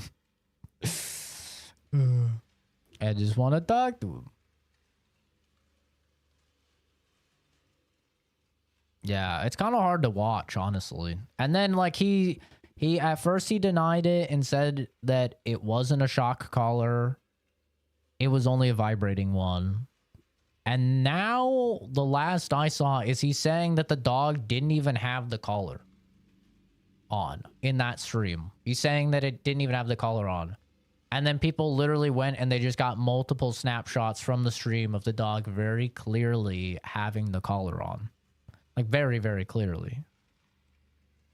And then he was saying, like, that he had the collar on him, but he took the prongs off of the collar, so it wasn't even a shock collar. I don't know. Like, his story has changed, like, 10 times. It's like, dude, most people are fine with, like, accepting that, like, shock collars exist, and they're not inherently bad. Like I said, you use them appropriately. But, like, I think most people would agree that behavior is not worth a shock collar. Like, it's for aggressive dogs. It's not for, oh, my big dog wants to move around. That's crazy. Maybe don't get a big dog, bro. Like, even Momo's a pug, and pugs are considered, like, pretty fucking sedentary, you know? At least as they get older. But like I said, even Momo, like, walks around, and like, it's not like I'm forcing him to be in his bed. Even when I had the Momo cam, like when I was playing Divinity Original Sin 2, I had a full-on Momo cam. He was not in the cam probably like 60% of the streams because he would just get up and move, and I'm not like, Momo, get in your bed or something, you know?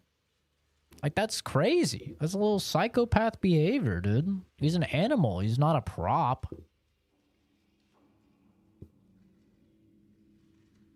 Yeah, get a fucking stuffed animal, exactly. His room probably smells like shit from dog piss because he won't let the dog out. Yeah, I don't know, dude. Like, it's crazy. I'll be honest, man. If you treat your dog like garbage, I think you're probably garbage. Like, just saying. I think it's very rare, if at all, that if you treat your dog like garbage, that you're a good person. It's like taking somebody out and seeing how they treat the waiter. You know, it's like if they treat the waiter like garbage, they're probably garbage. If you treat your animal like garbage, you're like turbo garbage. Like, it's just a dog, man.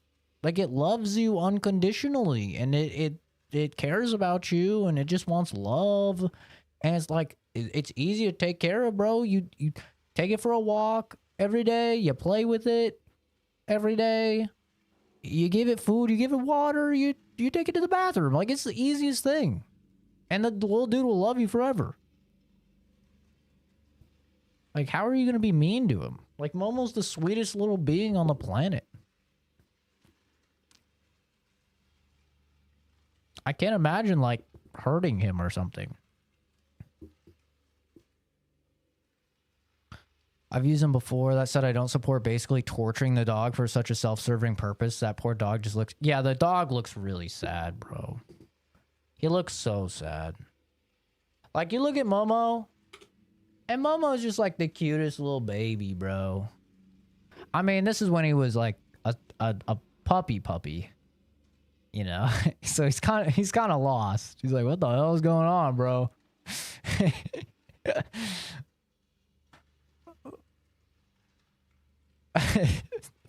But like he's just like the cutest, nicest little dude. Like, how are you gonna be mean to a little cutie?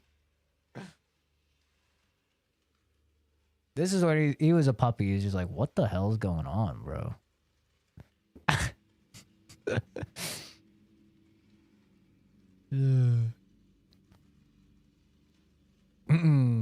Sure, Sea Weaver. Be ready for sadness, bro. I just felt sad after I watched it.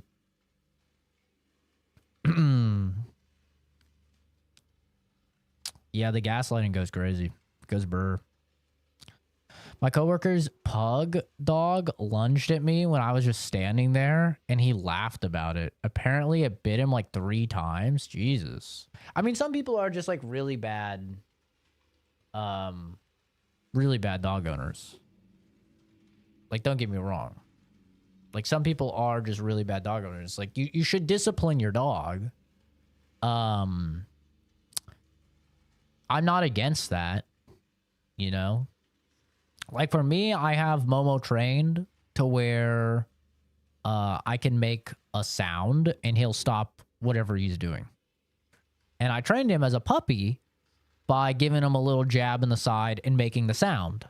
And now, all these years later, you know, he just turned 5 in August. All these years later, all I have to do is make the sound. And he's just like, okay, I need to stop what I'm doing. You know, which is just an S sound. Like a snake almost. I just have to make that sound. And he'll stop whatever he's doing, you know? So, like, I'm not against, like, punishing your animal, obviously. Keeping it in line, but... I mean, look how much space I give Momo. Like, and he's just a little baby dog, dude. I just let him run around. I'm not like, yo, sit in a corner. You know? Sit in a corner on stream so I can farm you. And like, it's an animal, dude. Let him walk around.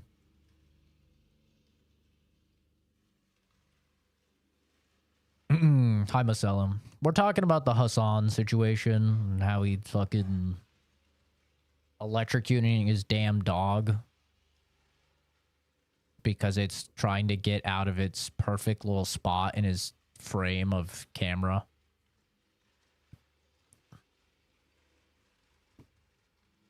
People have disproven any excuse he's got. Now he's been pressuring his friends to support him. He's slowly being abandoned, which he deserves. Yeah, I mean, like I said, this is the only thing I know about him, but it's a terrible look. Like, if I was him, you know, I would just be like, yeah, I used a shot collar. I thought... I mean, he's not going to get out of it. He still looks like a piece of shit. You know? But, like, I'd at least just own up to it. I wouldn't try all these lies and stuff. Hearing this has me heated. Yeah, don't look at the video. Don't look at the video. There's a lot of videos of him fucking electrocuting. Just electrocuting his damn dog, bro. Like, I laugh. It's not funny, but I laugh just because, like, it's kind of crazy. Oh, sorry, puppy. I touched his butt with my foot. Since he has a cone on, he's like, sorry, I touched your butt. I didn't mean to touch your butt. Well, thank you. Wow. Give me 9 million kissies. Thank you. Wow, my hand is just being licked. Being licked 9,000 times. This is wonderful. I love this. He's just licking my hand. Yep. All right. I'm going to have to wash my hand after this. He's still going. Oh, he's getting in between the fingers now. Oh, thank you. Thank you. Wow, what a nice puppy. Thank you, baby. I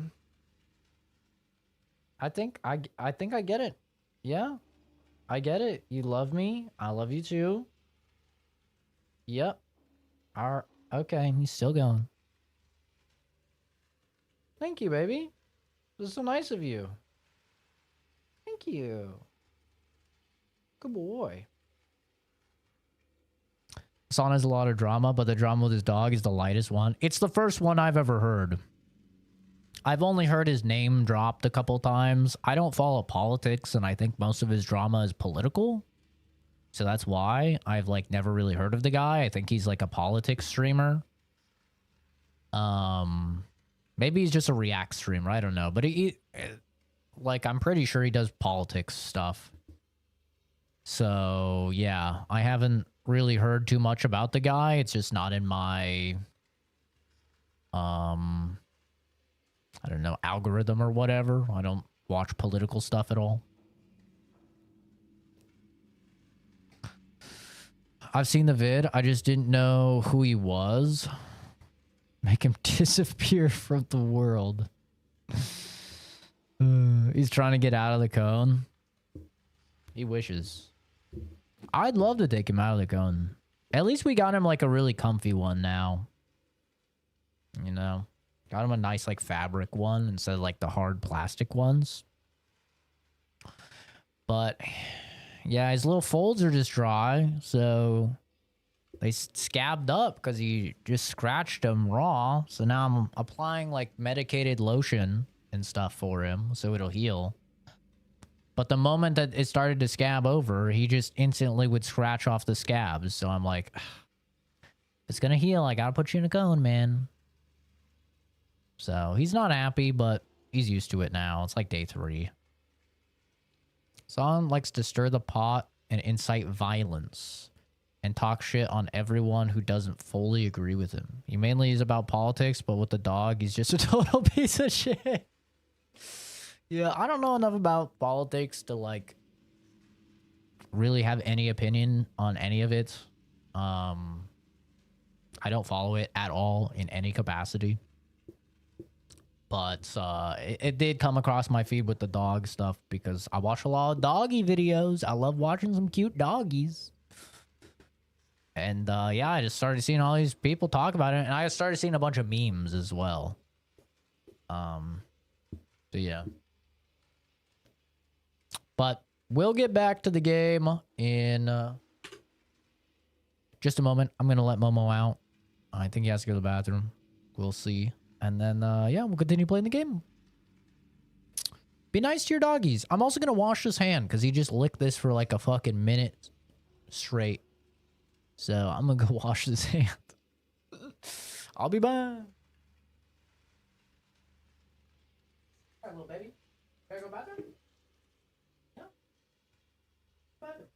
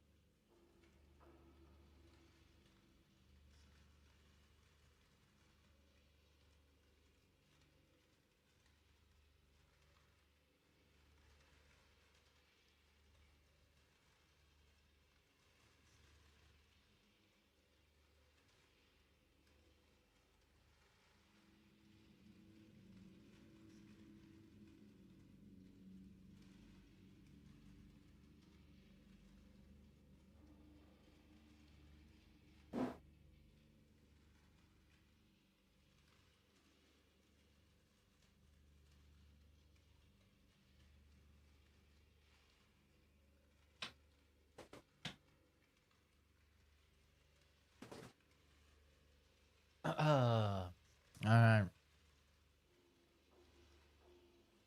Well, went to the bathroom. Didn't even have to electrocute him. Didn't even have to put him in the electric chair. Oh, God.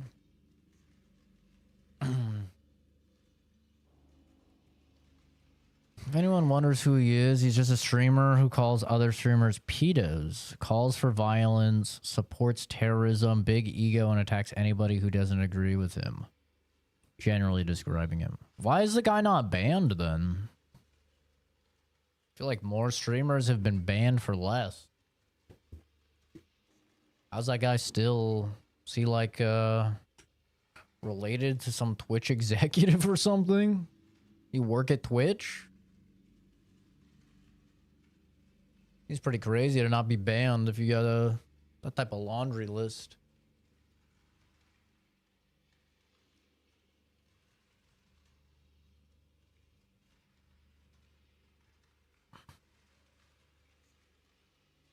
I'm back. I've seen and did not expect it to be as bad as it actually was. Some next level piece of shit behavior. Dog literally just got up and he started getting... Yeah. It makes Twitch money with rage bait. I guess that is the case. Is he really that big? He's that big of a streamer? I had like never even heard of this guy until this controversy. It's so weird to me. It's crazy that he's like... He must be really big then if he makes them that much money. I had no idea.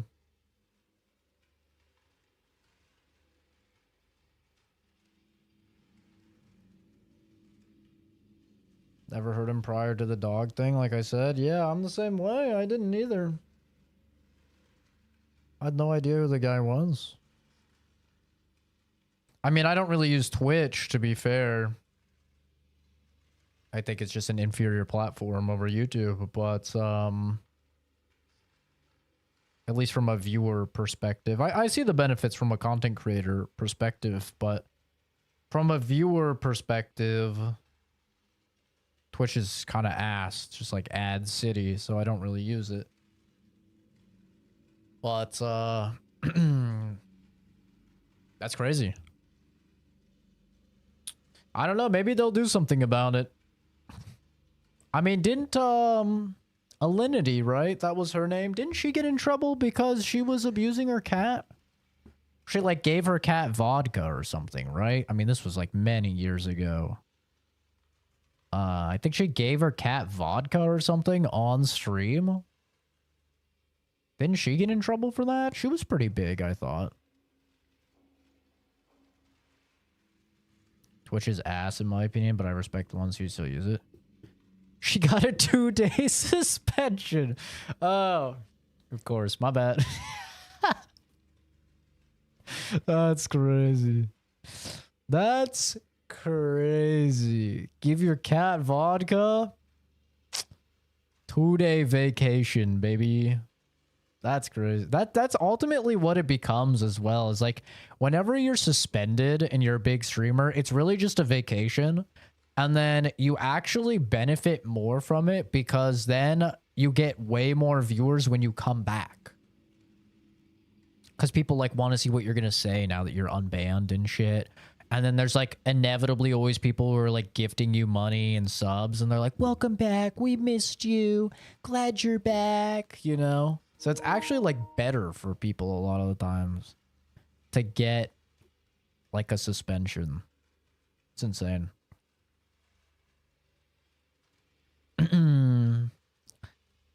He's big. He's the biggest left political streamer, and Twitch support even made a birthday for him. And they don't ban when he breaks the rules. Wait. Twitch staff did like a birthday event for him? That's crazy. What? That's insane. You've got connections, dude. if that's the case. That's why I hate Pokimane so much. What did Pokimane do? The only thing I know about Pokimane is she called her viewers broke, right? She like had some like cookies or crackers or biscuits or something. I don't know. She made some like food, and then people were saying it was overpriced. And then she's like, if you're broke, boy, just say so or something. And people got really mad.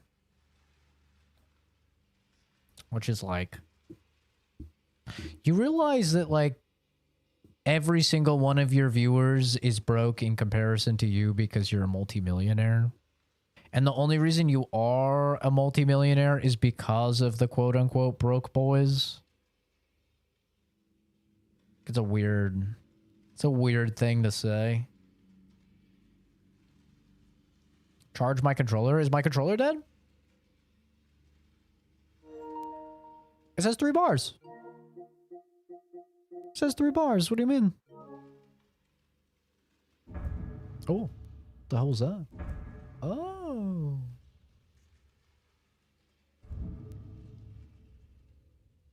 Pokemon did so much shit wrong. I have no idea. I know who Pokimane is. I just don't know what she's done. Oh, the controller message popped up. Oh yeah, that was just it turning off. She's broken the rules like 15 times and counting. Literally calls her suspensions vacations. Then regardless of the outcome, she says it's only happening because to her because she's a woman. Damn. Damn. I wish I could play that card. Your controller didn't disconnect? I'm schizomaxing. No, it did disconnect. It was just a time-based thing, though. I think. His dad works as an important guy in politics. So he's got security clearance. Really? Is that real, or is that like a conspiracy?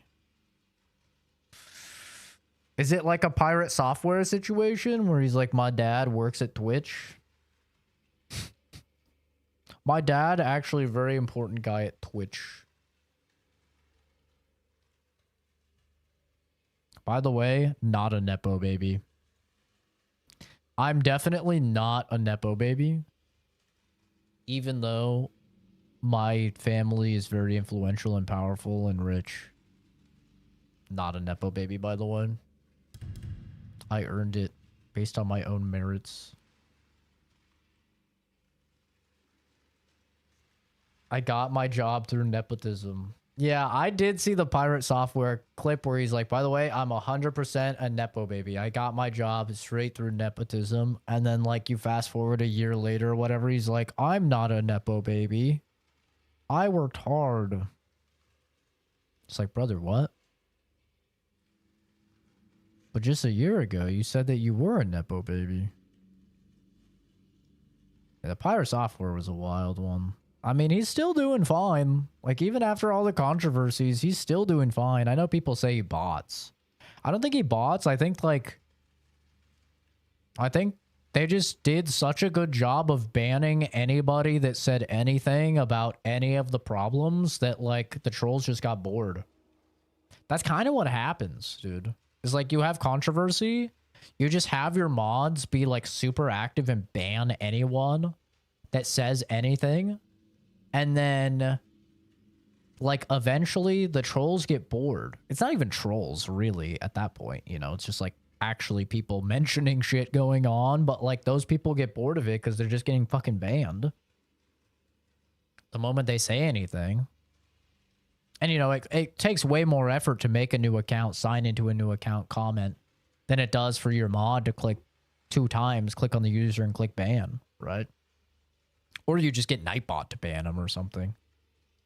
So yeah, that's kind of what happens. Like, I'm not a big fan of Asmongold. I haven't watched the guy in quite a while.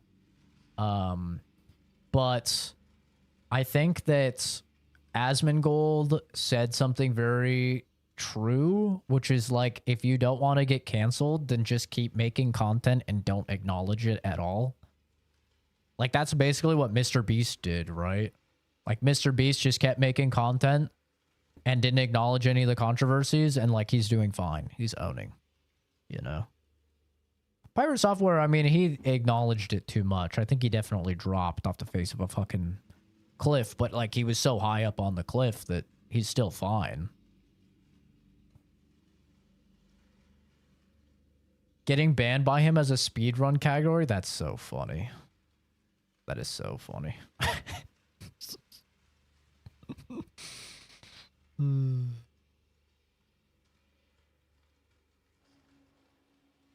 Yeah, I also think just like a lot of people only know Pirate Software through YouTube Shorts. Right? Because he manipulated a glitch in the system in order to pop off on YouTube Shorts and didn't tell anyone about it until he saw other people manipulating the system, and then he spoke up about it, which is very funny. I always mention that because it's kind of a piece of shit move, but you know, whatever. But like most people know him through YouTube Shorts. So I don't even think a lot of people watches streams like compared to how many people watches YouTube Shorts. So as long as he just keeps cranking out YouTube Shorts, I mean, he's fine. Like most of those people don't know anything. Then you just moderate your comment section so heavily that nobody can mention anything. It's like no one knows. And I'm assuming he also posts them to like TikTok and Instagram and shit, and I'm assuming they do well over there as well. Because that's what most people that do short form content do, right? So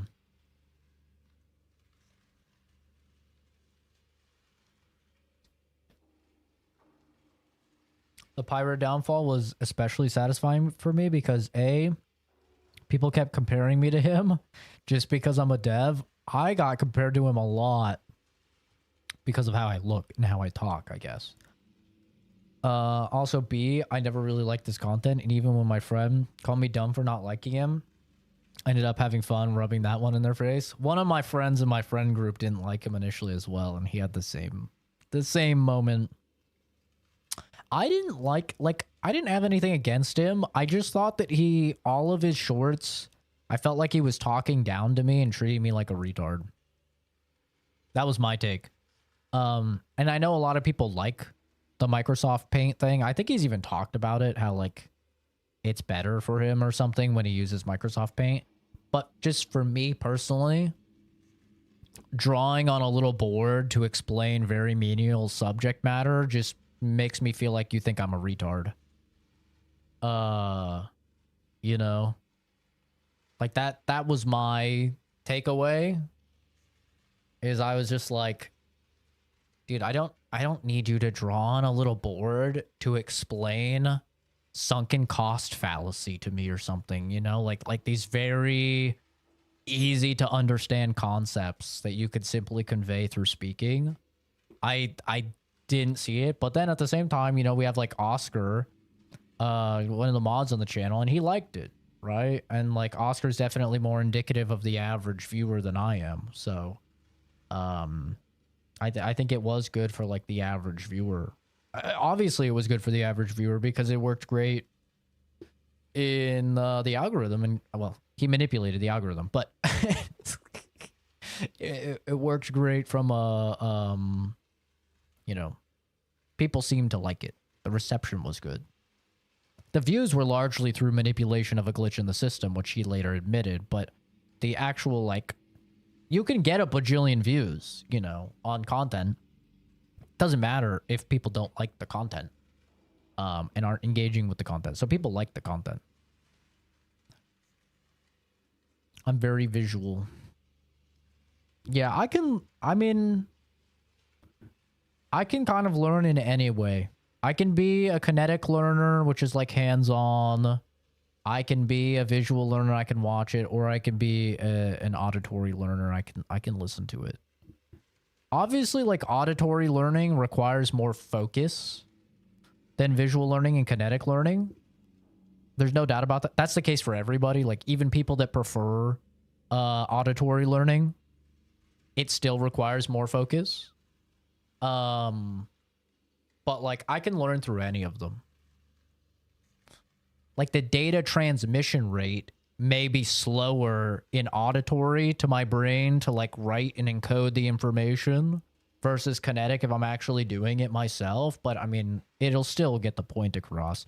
And like if we're talking organic chemistry or something, and we're talking about how molecules interact with other molecules and the bonding rates, and you know, you're talking stereochemistry and shit like that, obviously I'm gonna want to see it.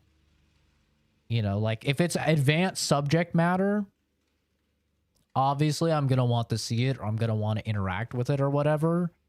But like, I don't know, I didn't watch a lot of the pirate software stuff, but none of it was advanced to the point where I would need visuals, you know? Like, most of it was pretty... I mean, I felt like most of it was, like, pretty elementary from what I saw. Do it tilt to the left, right, or center line?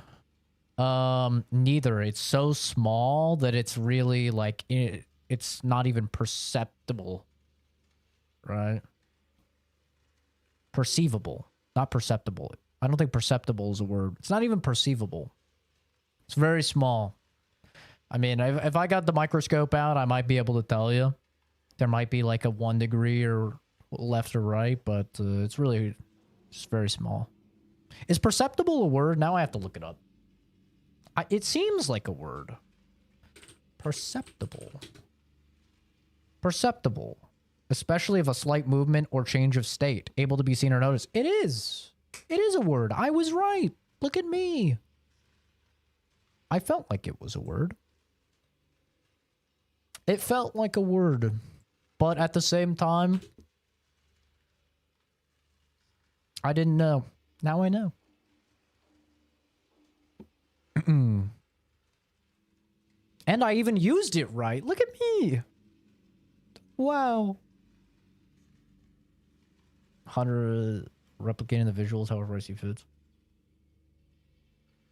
Not only was none of Pirates stuff advanced, but it was also so few and far between, you'd swear the man was a broken record. 3 hours of coding and like 20 hours of 6 hours of VODs. I have heard his coding is like really fucking bad. I have heard that. I have heard that there's like code experts that broke down his code and they're like, yo, this shit's terrible. Which is funny. But I mean, at the same time, I don't think you have to be an expert in order to give advice and stuff. But definitely, like, if you're giving coding advice, you should be very good at coding. But in general, most of his advice was just like, at least from what I saw, it was like him breaking down regional pricing. You know, which is like such a, like, I don't want to sound like a snob, but it is a very elementary concept of regional pricing. Of like, yes, if you release a game that's $60 in the US, it should not also be the $60 equivalent in Brazil, right? Your game will sell terribly. You have to evaluate their economy and price accordingly. It's a very like simple concept. It's not like crazy or anything like that. But like he would draw out all these like graphs and shit. It's like, you don't have to draw a graph, bro.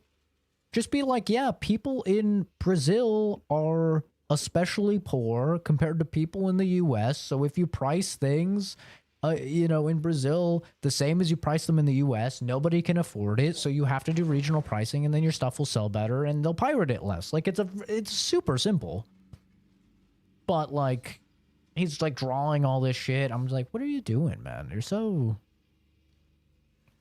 over the top. We don't need you to be cranking out replicas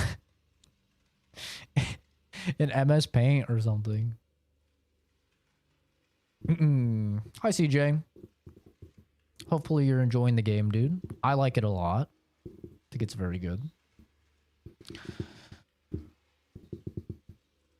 You have to be an expert to say, I worked at Blizzard for 27 years. Follow my advice. True. That is true, yeah. That is very true.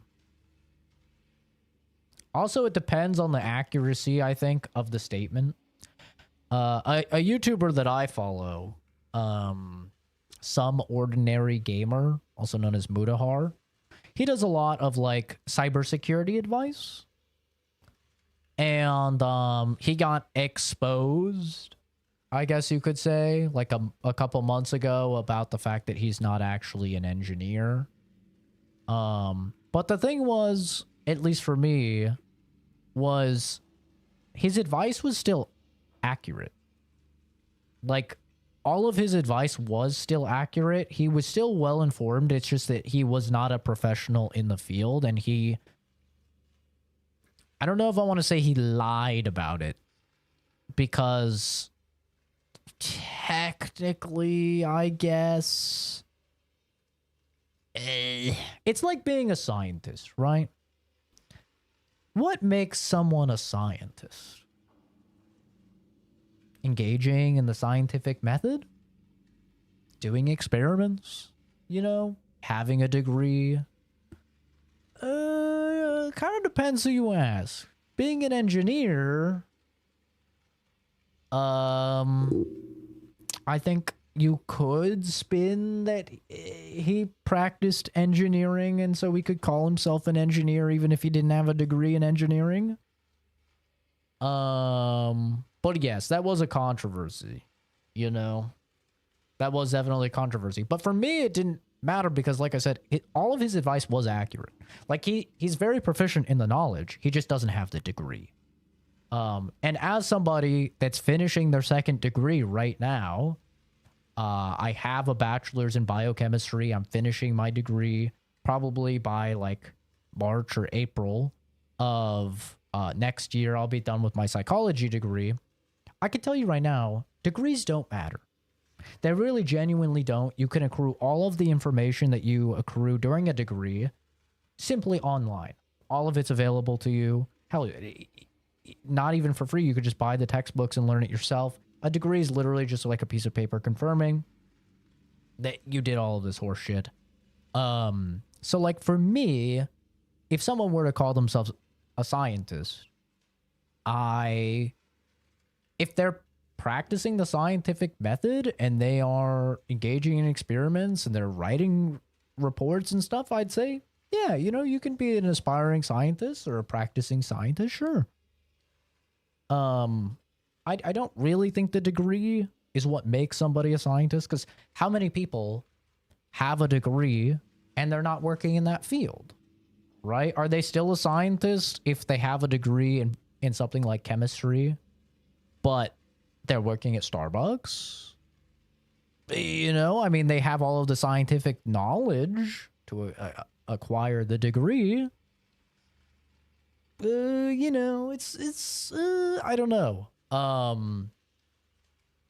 So I think as long as the information that you are supplying is accurate and it's good, I think it's fine. Personally, that's my take on it. So for me, in the case of Some Ordinary Gamer, yeah, he doesn't have a degree in engineering. But his information was accurate, so I didn't really care. However, one thing that I didn't like about the Some Ordinary Gamer situation was that he always said that he worked a full-time job on top of content creation, and content creation was not his job. And I think now we can all recognize that was a fucking lie, right? Like, YouTube is definitely his job. He doesn't have a degree in engineering. So, like, YouTube is his job. I think that's, like, I have a problem with that personally, because, like, that is just, like, overly dishonest to the point where people who are doing YouTube as a job are incentivized by things that somebody doing YouTube as a hobby is not, right? Yeah, and then there is the question of what else is he lying about? Like, for me, I do YouTube as a hobby, right? I work full time. And so I am not incentivized in any way, shape, or form to get views. It's not like my mortgage is relying on me getting views. My analytics don't matter at all. They are of no consequence to my quality of life, right? And that is a big difference, I think, than like somebody that is a full-time content creator. So, you know, lying about the degree when here in Canada, that degree is actually legally protected. Interesting. Yeah, I don't know anything about that.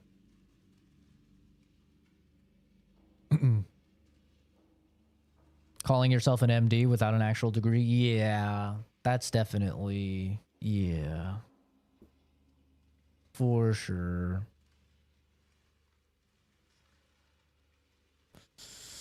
Also know that the degree thing is a legal matter that I have to acknowledge is indeed still sort of a crime. Yeah. I don't know anything about that. There's definitely something to be said about that. But for me, like, if it came out that Niall read, right? Even better, Bill Nye the Science Guy. We all know Bill Nye the Science Guy, right? You know that that guy is not a scientist? Like, from the traditional sense of, like, having a degree in science, publishing work, doing experiments, like, from that traditional sense of the view of the word, he's not a scientist.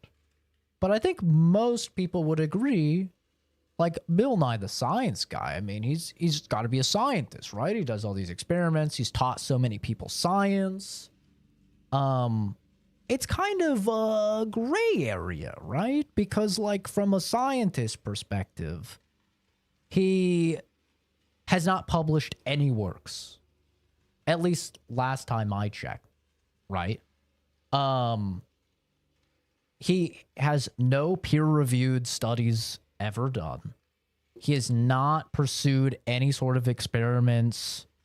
Like, from any perspective of a scientist evaluating another scientist, he's done, like, nothing. But still, most people would call him a scientist, right? So, you know, it's kind of like a gray area. I'm fine with Bill Nye being called a scientist. I don't mind it. I don't care. I don't think you necessarily have to, like, publish work and, you know, have peer-reviewed studies and stuff backing you up in order to credit you. Does it help? For sure. But, you know, I think he's still a scientist. But, you know, some people wouldn't. Can't walk into a job interview and just say, I can do it. They need a degree to prove it. It's true. It's true. But, I mean, we're talking about YouTube content, right? It's not... YouTube content is not walking into an interview and getting a job. There's a YouTuber called Niall Red. I really enjoy his content. He's a chemist like me. He does a lot of chemistry-adjacent content. And some physics stuff as well. He makes interesting content. I enjoy watching it. If it came out that Niall Red did not have a degree, I would still say he's a scientist. Even if he doesn't have the degree. He's still engaging in the scientific method, which is what I believe makes somebody a scientist.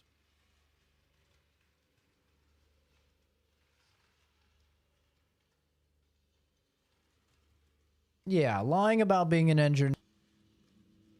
The thing is, people, I think a lot of people, they just are afraid.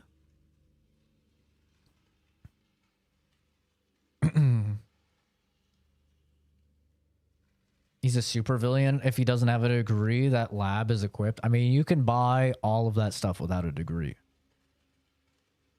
Just saying. You have money, you can buy all of that stuff. When I had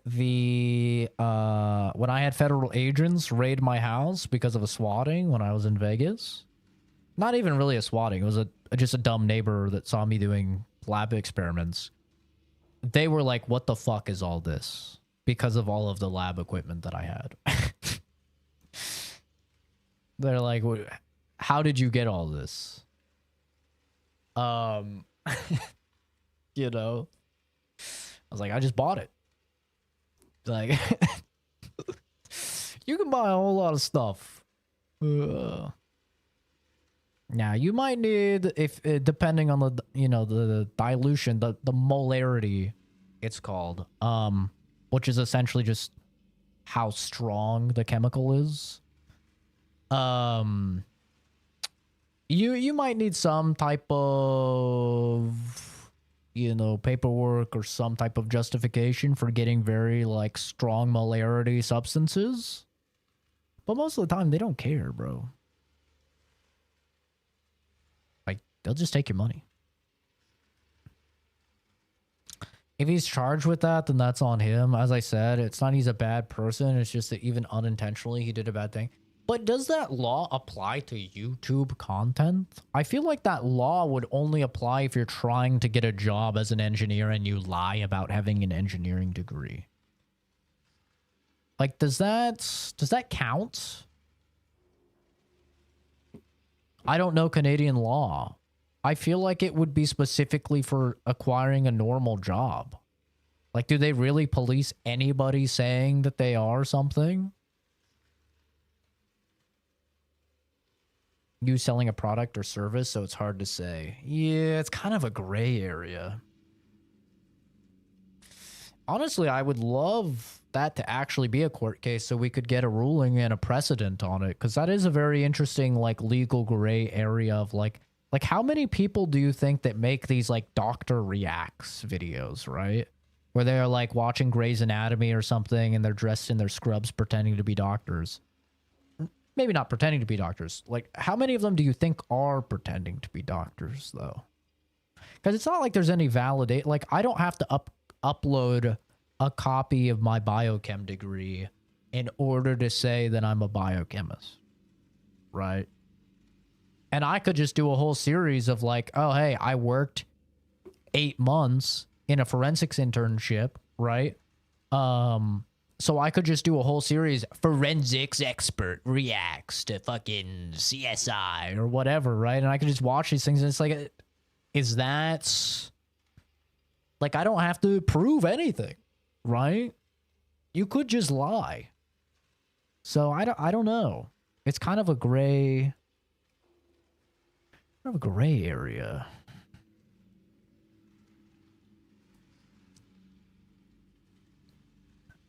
He's a guy who knows chemistry. Yeah. Yeah, I don't know. I just like the field of science to be approachable by anyone. And I think that some people just don't have the means to acquire a degree, but they have the means to acquire the knowledge. And so for me, that's why I think that, like, if you're willing to educate yourself, then you could be a scientist if you want to, you know? I don't remember the guy. Does anybody know the guy that does the crazy, like, engineering videos? He's dating Lily Pichu? I don't know his name. He's kind of, like, considered, like, a mad scientist in a way. Michael Reeves, yes. That guy. He's very outspoken about how he has literally no formal... education. He's taught himself everything. I would consider that guy a scientist. Even though he doesn't have a degree, he practices science. He's very fucking smart. Or an engineer. Maybe he's more like, he's kind of like, he does a bit of engineering, he does a bit of science. He's probably more on the engineering spectrum. But even then, like, I would consider him an engineer or a scientist because, like, he doesn't have a degree, but he doesn't need one. I mean, he's pursuing science or engineering or whatever it's really classified that he does. And he's very proficient in what he does. He's very gifted.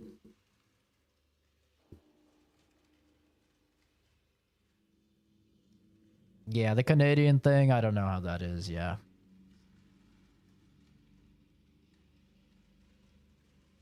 Take care, Seaweaver. Have a good one, dude. He almost has a degree in studies about ants. He tried. Oh, I didn't know that. That's interesting. A degree in studies about ants. Interesting. Yeah. I think that college is mostly a scam. Like, when I got my biochem degree, I think I finished with like 200 credits or something, because I had to keep moving, and like I'd move state and then they'd have different requirements and some of my classes wouldn't count, and then I'd move states again, same thing would happen, right? But out of all my credits, I think maybe 15% of the credits that I had completed for my degree were actually biochem related. The vast majority are electives, upper division electives, illiteracy, like math that I never use at my job at all, like all sorts of stuff that I like literally will never use. So that's why I say like degrees are kind of just a scam, because it's like you could just online study the 15% of the shit that's actually biochem related. And honestly, you'd probably be smarter than me, because you wouldn't have your brain bloated with a bajillion extra classes of garbage. You know? So, like, that's why degrees are just... I don't know. I mean, they're important, obviously. But I think they're really only important if you're trying to work in the field, because we've determined that the piece of paper is important.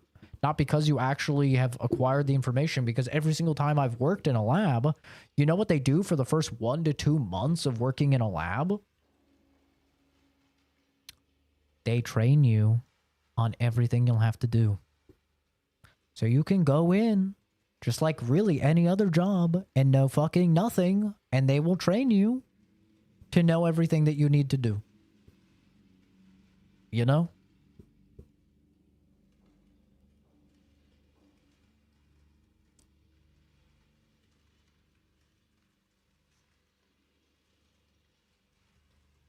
So, yeah, I don't know.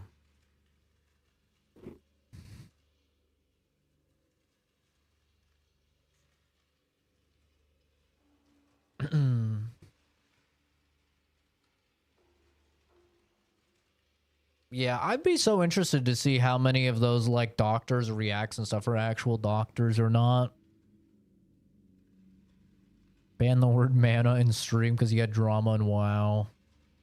Yeah. True. All these YouTube issues are just exaggerated. Some ordinary gamer knows his stuff but lied about degrees. Pirate Software has shown his code way before his issue. With not just saying he's wrong. Yeah, I mean, the coding thing was out there for a while. I think it's just like once people actually were piling on him, it was another excuse to farm content on Pirate Software.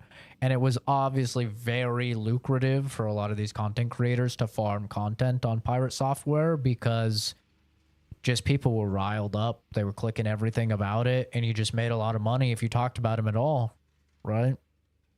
So that's when the code analysis really started going.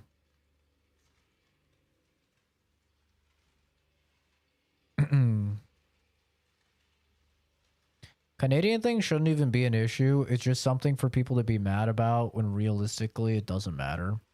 I think all that matters for me personally is the information accurate?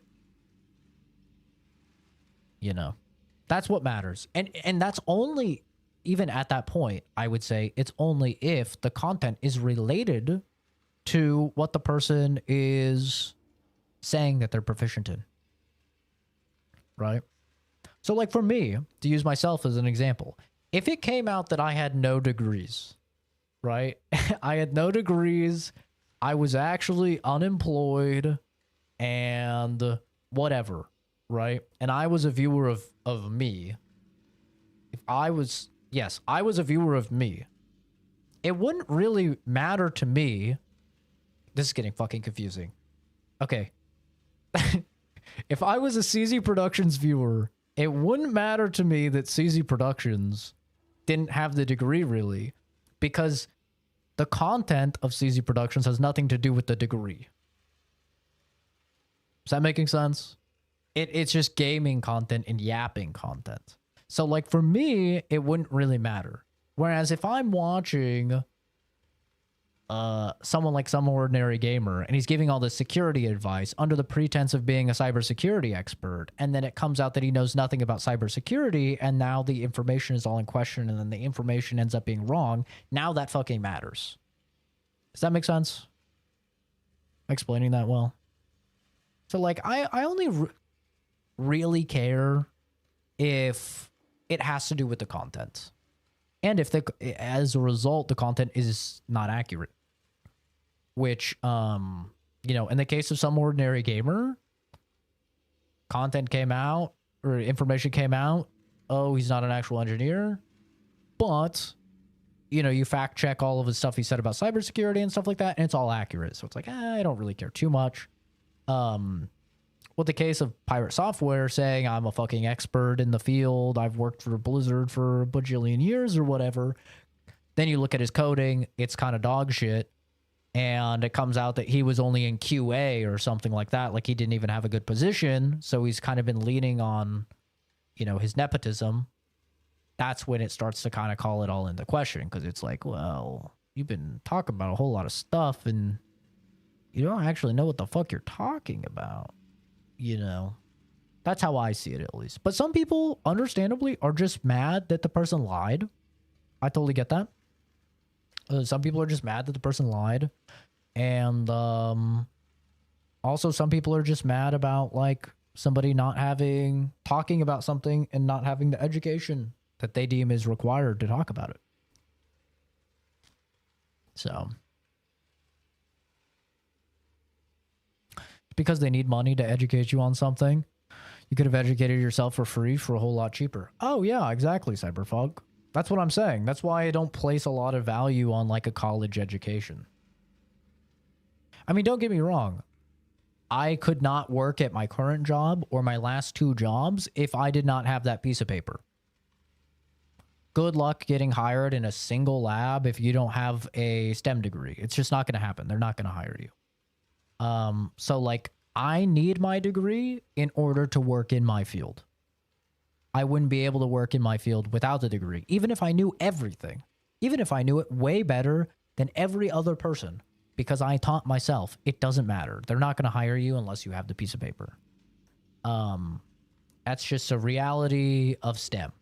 You know, some jobs you can still get them if you have the right connections, right? Or if you've got enough fucking gung ho of an attitude. STEM is not like that.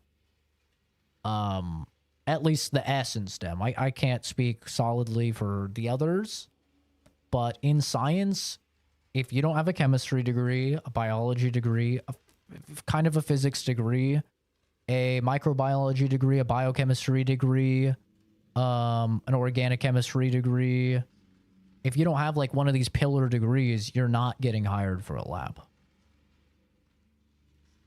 You're just not. And I've worked with the head of lab at my last position, specifically for hiring. No one that didn't have a degree was even considered. At all. Like, it was thrown out. Like, oh, no formal schooling, gone. You're not getting hired at a lab. So, yeah, you know, some fields you need it. And sadly, as a result, you have to jump through the hoops, which means I have to take my bajillion electives. I gotta take my class on the African history, and I gotta take my class on fucking gender dynamics and communications and all of that. You gotta jump through those hoops, or they're not gonna give you the paper.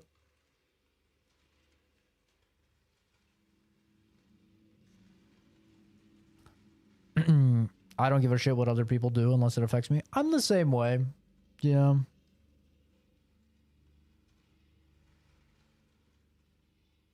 Could be an engineer, self-taught, but giving yourself a title is a different thing. I could have knowledge and medication, call myself an expert, but not a doctor. I think doctor is a little different than engineer or scientist, though. I think that's a little different. I mean, one, you're talking about school for 4 years. One, you're talking about school for 12 plus years, right? It's a little different, I think. Also, I think the requirements for like being a doctor are significantly tighter. And the laws as well. I look different with my hair down, or my hat down. And I guess that means you meant hair. That do be how that works, yeah. Mm-hmm. Got a new job. Hopefully you like it. Congrats. Yeah, I think doctor's a bit of an outlier. There's not a lot of careers out. Like, my buddy is about to just now start being a doctor. And he's been going to school for that for 13 years. So, you know. And he's still not a doctor yet. Full-time schooling and everything. Like, most people, he was telling me, most people at his hospital that he's, like, doing residency at, most of them say that they didn't actually become a doctor until they were, like, midway through their 30s. So imagine, like, you go into college at 18, and then you're not actually even going to be in your job until you're, like, 34, 35. That's pretty fucking crazy, right? I think that's a little different. Lying about that is a little bit different than, like, something like being a scientist where it's 4 years. Or an engineer where it's just a 4-year, it's an undergraduate, right? I feel like it's, like, a little bit different, personally. One, it's like you are committing your life. The other is like, yeah, I've dated chicks longer than it took me to get a degree, you know? I bury dead bodies now as an undertaker. I'm a director of a funeral home. Ooh, interesting. Sounds like some interesting work. Almost died yesterday. I was driving back home and someone came into my lane doing 60 to 70, missed me by inches. So close I could touch their door handle. God damn. Jesus. People are scared drivers, man. A lot of people don't know how to drive. That's for damn sure. Holy.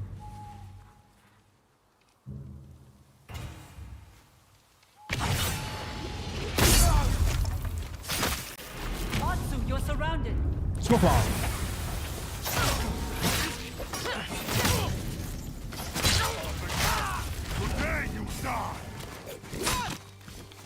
Do I, or do you die? Stinky?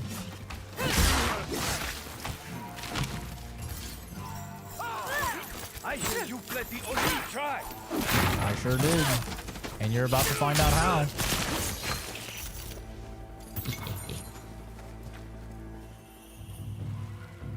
Four years of studying for the job? Damn, nice. Congrats. How would I rate the game on a scale of 1 to 10? I think I gave Ghost of Tsushima. I'd have to check my review for Ghost of Tsushima. I think I gave that an 8, so I probably would give this game an 8.5. Good work. Let's find out where this group came from. I like Search this the game a bodies. bit better than Tsushima.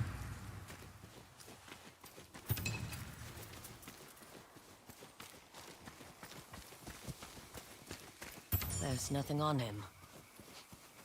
But his clothes smell like rotten vegetables. Is there a tannery nearby? There's a hunting village just down the road. You could have said. That wouldn't be teaching. Come, Homura. He denied it, pretending like he was confused.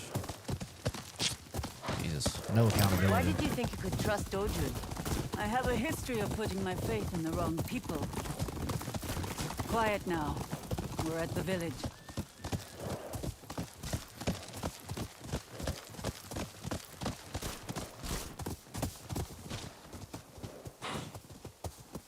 This way. Let's see what we're walking into.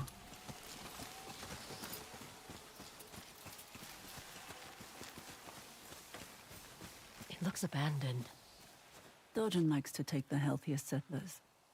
The providers and caregivers, those left behind, either starve or are forced to move on. He needs them strong to test his poison. We know the Ninetails were here. You don't get that smell on your clothes from simply passing through.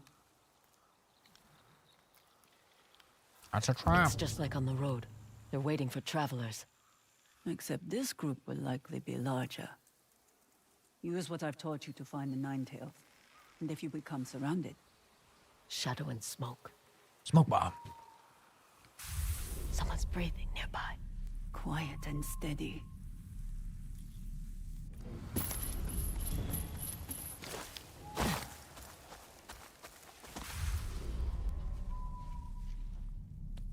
Oh, there's so many of them. Oh, shit.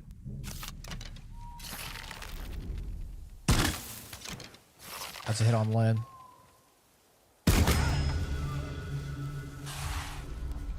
Yeah, fucking wall hacks. They see us! Bullshit. Your smoke bomb! I don't need the smoke bomb. I'm here to murder.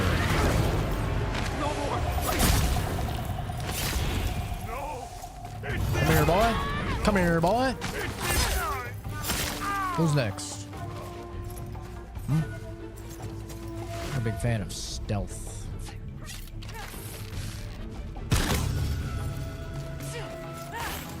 Ooh, you're a big boy. A little big for a ninja.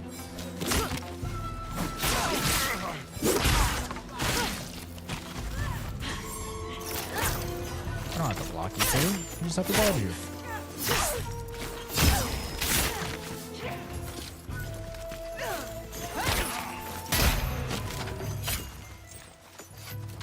That's all of them. Ta-da. Excellent work. Thank It's you. getting late. We should camp here.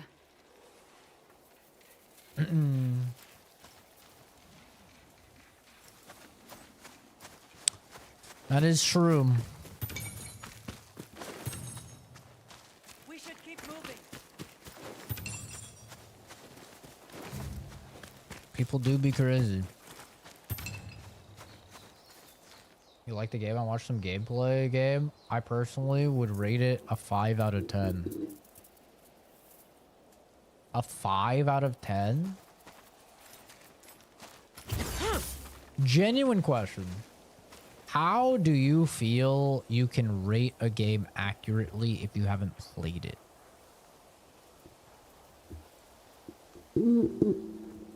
Just interesting, because I've seen this before. Is people like, yeah, I watched the game, I'd give it like a 6 out of 10 or whatever, like 7 out of 10.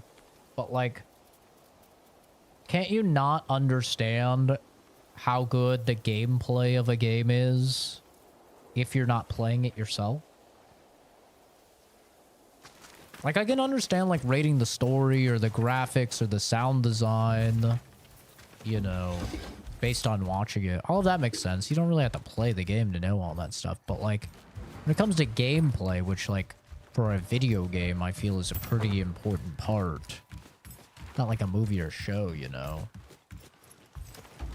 How do you judge the gameplay perspective of a game by watching?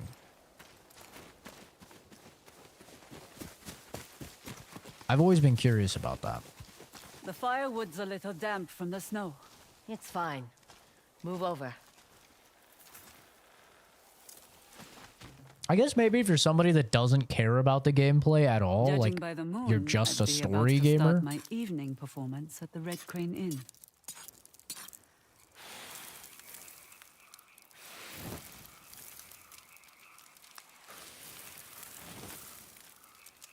You know, I'm a decent cook.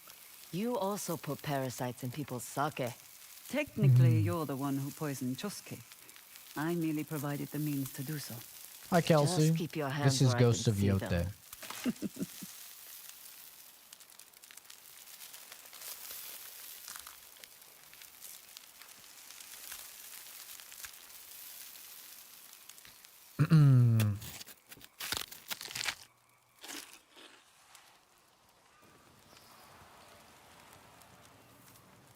Why the Kitsune?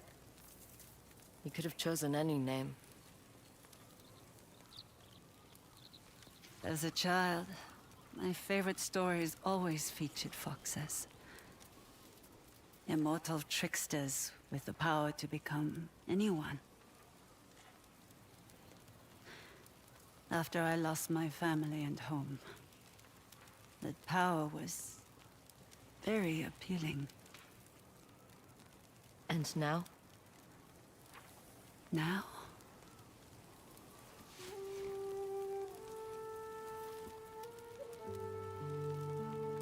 I've hid behind so many masks. I just want to show someone my true face.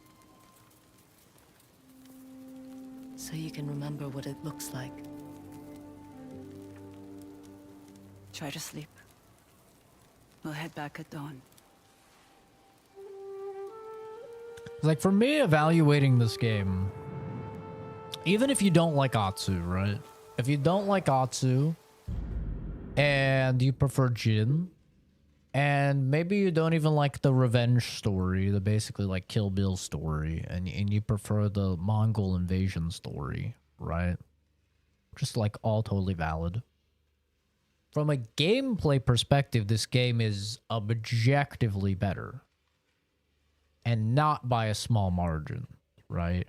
From a graphics perspective, this game is objectively better and not by a small margin. And from a like side content perspective, I think this game is better. Like the bounty system is, the bounties and the myths are definitely much better than the side content in Tsushima. The side quests, I don't think they're good really in either of them, but I do think the general side quests are better in Tsushima. That I watched to make sure that my view is full to care about opinion that much, because I haven't played it. Answering your question, I saw that there aren't that many types of enemies. Yeah. That's kind of true. That is kind of true. I mean, I will say that, like, the Oni enemies do fight pretty substantially different for the most part than the, like, Kitsune enemies. Like, the Kitsune enemies are all about, like, ninja tactics, you know, shinobi tactics, like ambushes. They're all about, like, poisons and, like, throwing, like, Kusarigama is, like, very big with them, and, like, throwing, like pocket sand and stuff at you, whereas like Oni were all about fire, and they would utilize like fire arrows and lighting the ground on fire and like fire bombs and lighting their weapons on fire and stuff like that. So like I think that they definitely fight different, but in terms of like actual enemy types, isn't it like the same as Tsushima? I guess it's like there's one extra from Tsushima, right? Like Tsushima is big guy, spear guy, shield guy, katana guy. And this is all of those, but also Kusarigama guy, right? I might be missing something. Obviously, there's like archers. In this game, there's guns as well.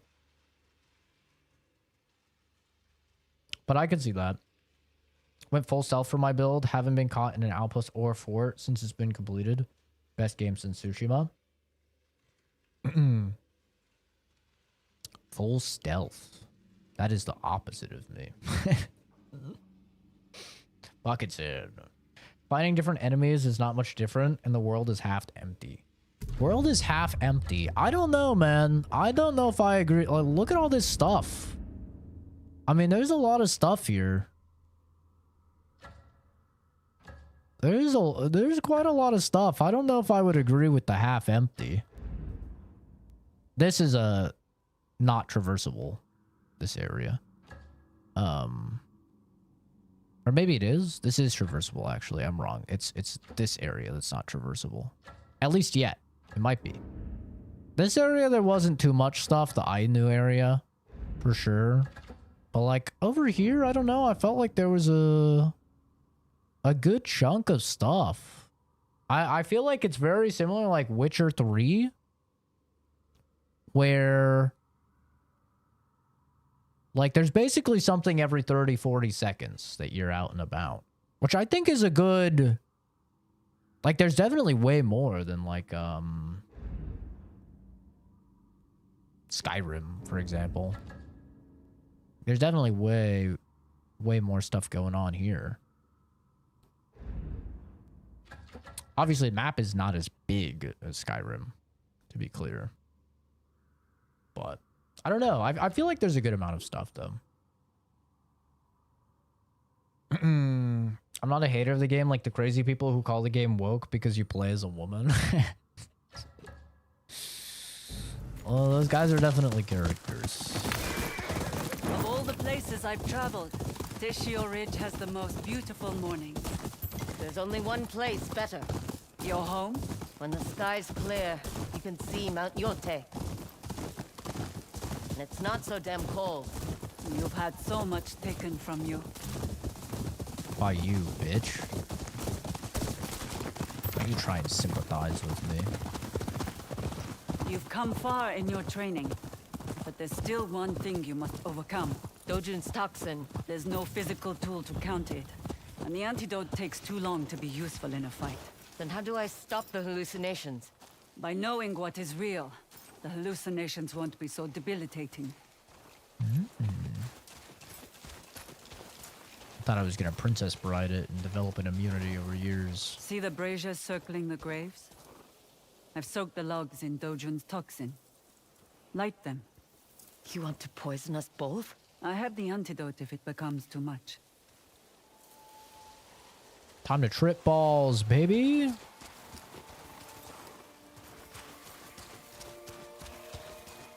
Where did you put these things?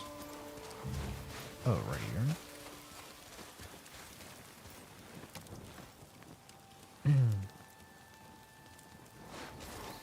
This game has a classic story of revenge, which isn't new to Call of Tragedy.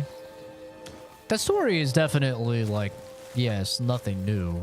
I mean, to be fair, Ghost of Tsushima is not a unique story either, What though. did you see under the toxin's influence?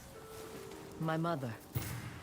How she died. Having an invading force, and then like having to compromise your morals in order to defeat the invading force. I mean, that's been done in like Homefront, you know. Like that's not exactly anything new. Thought as much. Either. You must confront the memory also, so you can find closure and know what's real. But I totally understand, like, Closure won't help me kill Saito. Fear and pain people are that two like of his Jin favorite more. weapons. Closure I don't will think there's steal anything from wrong with inside. that, with liking Jin more. I think I'm actually an outlier with liking Atsu more.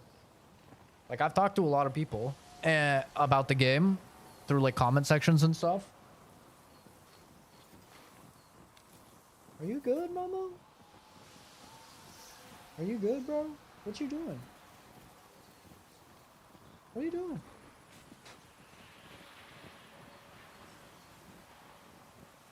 He's sitting in the corner. I don't know if you'll be able to see him on camera. He's just sitting in the corner. Oh, fuck, I unplugged that. Can you see him? That's him, right there in the corner. He's sitting there. I don't know what he's doing. He's just sitting there like a little weirdo.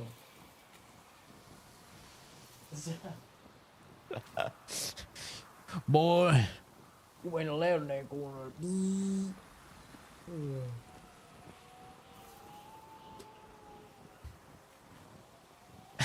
I don't know what he's doing. Oh, now he's laying down. Being a little weird. But yeah, What does the I've talked to a toxin lot of show you? people, and Ghosts of the people. all of them have agreed that the gameplay is better. The ones I couldn't save. One thing I have seen though, and this is just like I'm starting to call this sequelitis. I'm seeing people be like, I thought it would be more different. That is a common complaint I see. It's like people that like platinumed Tsushima and did everything in Tsushima. They're like, I thought it would be more different. Which, to be fair, I saw the exact same things with like God of War Ragnarok. And I saw the exact same things with Horizon Forbidden West. And I think it is just a case of sequelitis where like devs don't want to go too crazy and too wacky in the sequel. Because they want to play it more safe and just like give people more of the thing. But because people go and they 100% the last game, they're already like kind of tired of the last game. Like even if they enjoyed it, right? They're like kind of tired of it. So then when like the new game comes out, it's like fun and exciting. And you're like excited with it.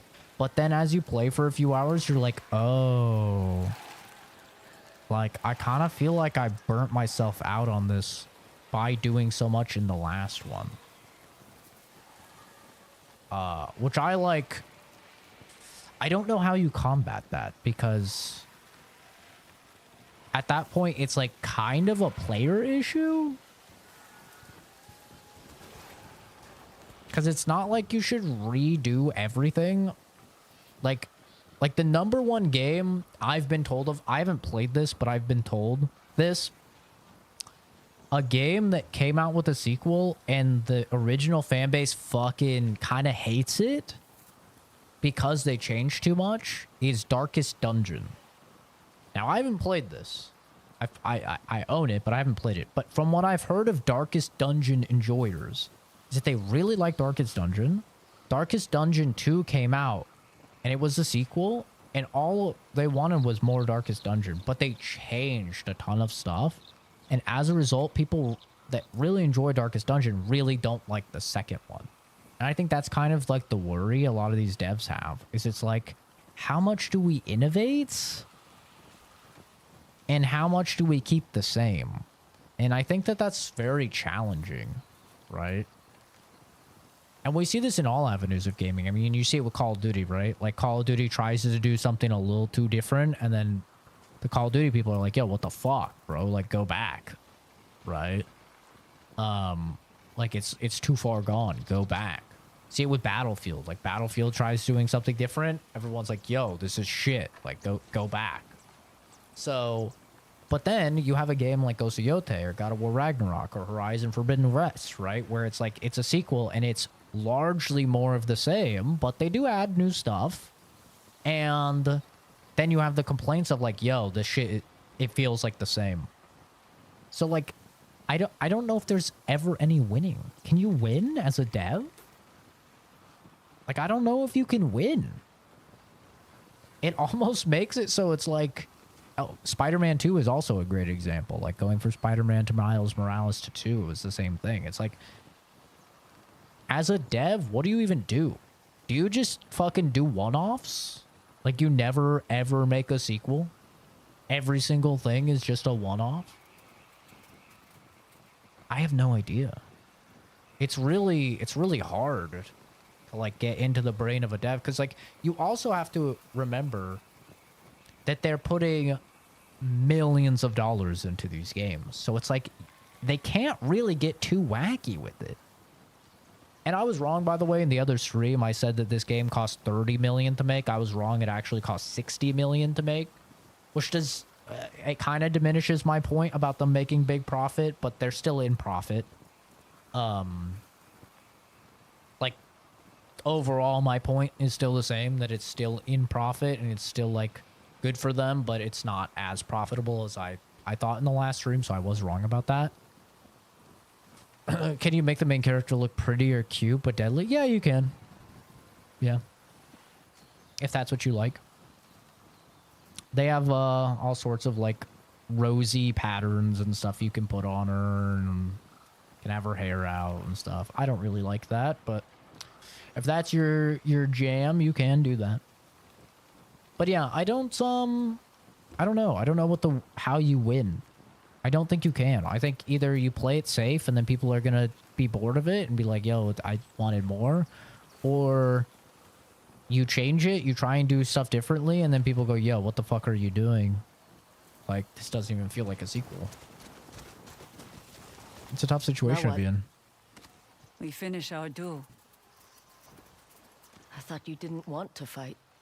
and I thought you did. You said if I killed you, I'd be doing Saito a favor. Only if you didn't learn what I had to teach you. You have. Heard the character's face Time to actress take is your revenge. woke. No. Somebody working in the gaming industry is on the left. That's unheard of. That's crazy. The most woke thing she said is that she's Antifa, which I think just a lot of people don't know what Antifa means. Antifa literally just means anti-fascist. It does not mean anything bad. You know who else was Antifa? Your grandpa Start feeling the that toxins effect. was fighting in World War II. Ow, fucker. Control your breathing. Remember what's real.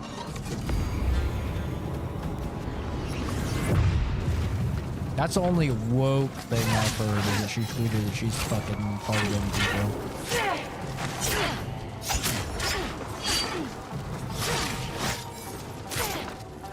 Oh, oh, shit.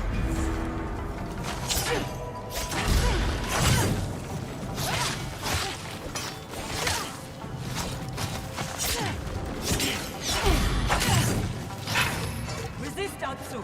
Fight it. I can't!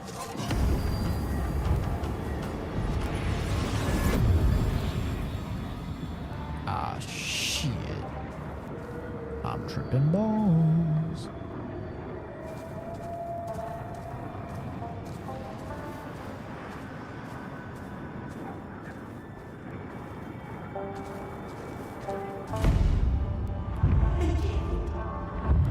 You can't do it.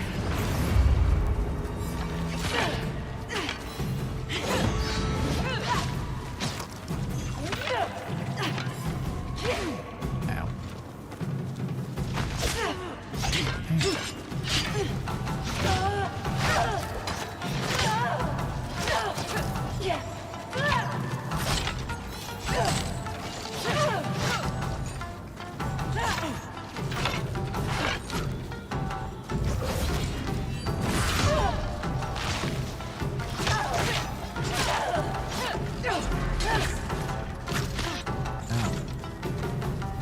Watch my unbreakable move of stab a bitch.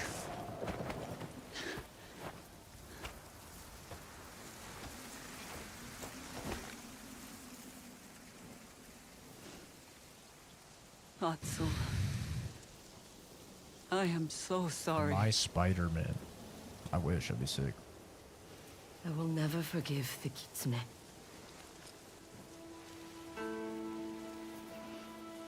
But the innkeeper's daughter, I might forgive her.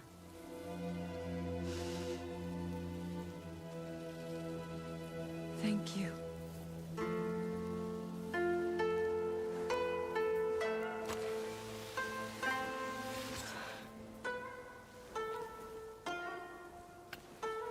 We still gonna kill the Kitsune, right?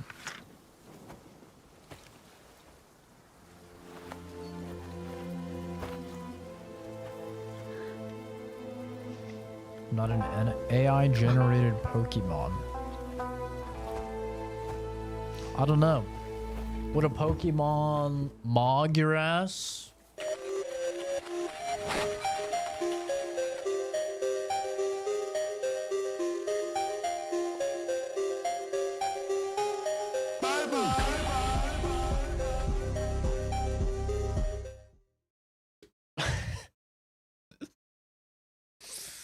Maybe they would. I don't know. I don't follow Pokemon. I'll be honest.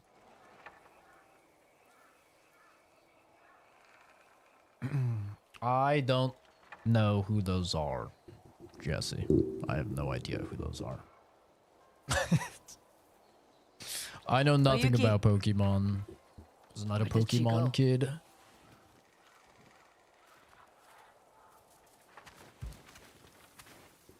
How do I manage my hair? I shower? Yep. I shower, shampoo, conditioner, and I brush it. That's it. Yeah. That's it. Nothing crazy.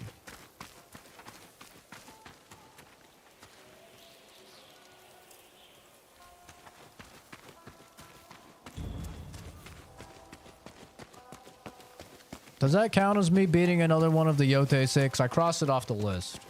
Does that count? Surprised your fingers aren't stiff from the cold. I've learned to play anywhere. I thought you might have run off. Not this time. I need to face my mistakes. Starting with Dojun. If killing him hurts Saito, I'll help you. In return, Yippee! let me assist you in your hunt for the Yotei 6. All right. Thank you. Dojun's trail ran cold after the Matsumai Attempting burned his to ruse harvesting you. site.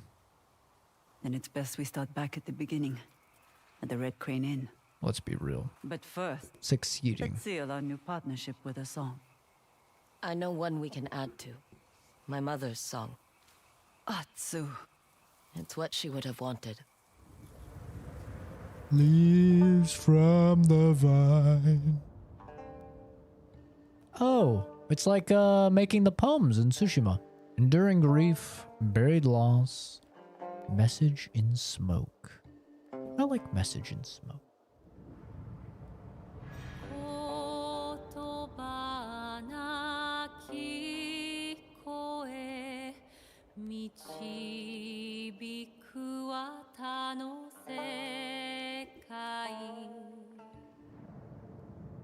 A new horizon, changeable spirits, impressions in the snow. I like that.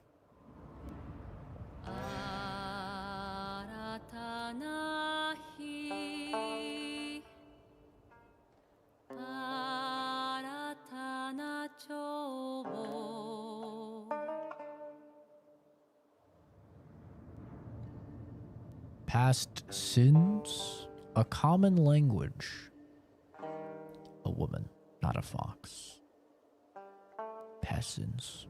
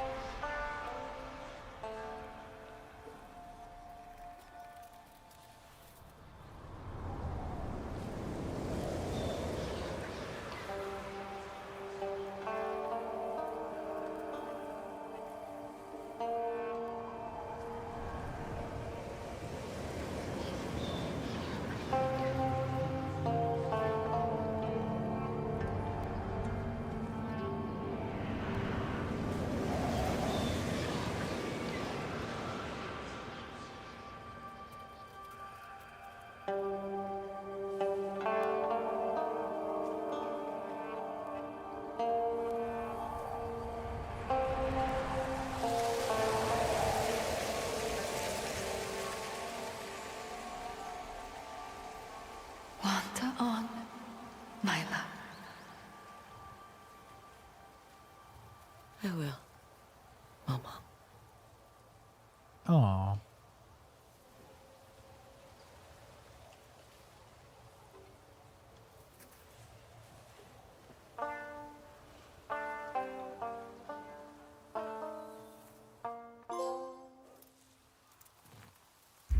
That was a nice moment. The Tale of the Kitsune. Oh look, the doggy was there for the song too.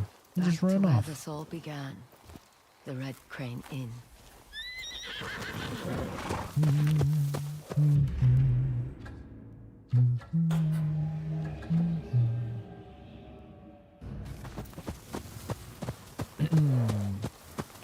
How's it going, Zen?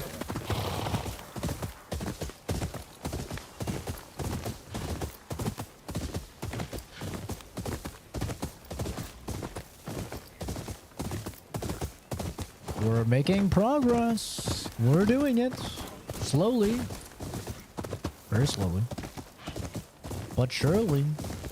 Probably gonna have like 60 hours in the game after this.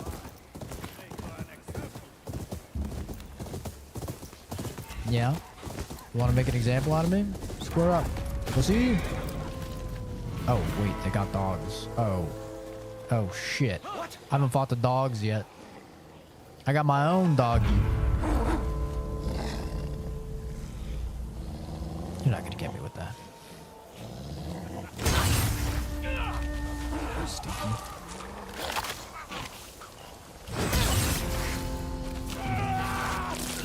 What's up, doggy? Ooh. You got him?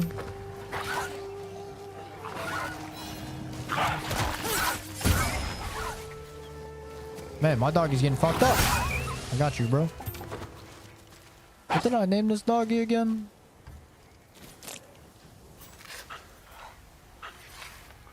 Hikage, I think? Was it Hikage? Something Kage. Mikage. I think it's Mikage. Thank you for your assistance, puppy.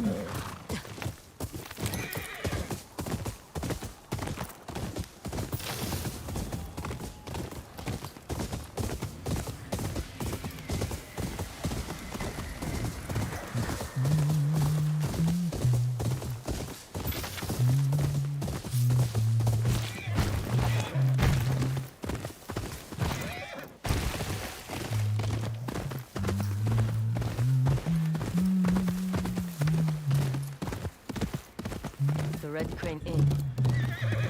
Time to find Dojin and finish this.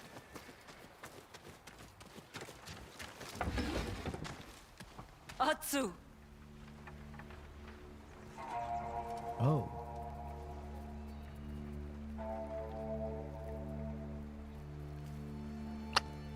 Well, I didn't know they were throwing us a party. Jesus Christ. Would have got here sooner. What happened here?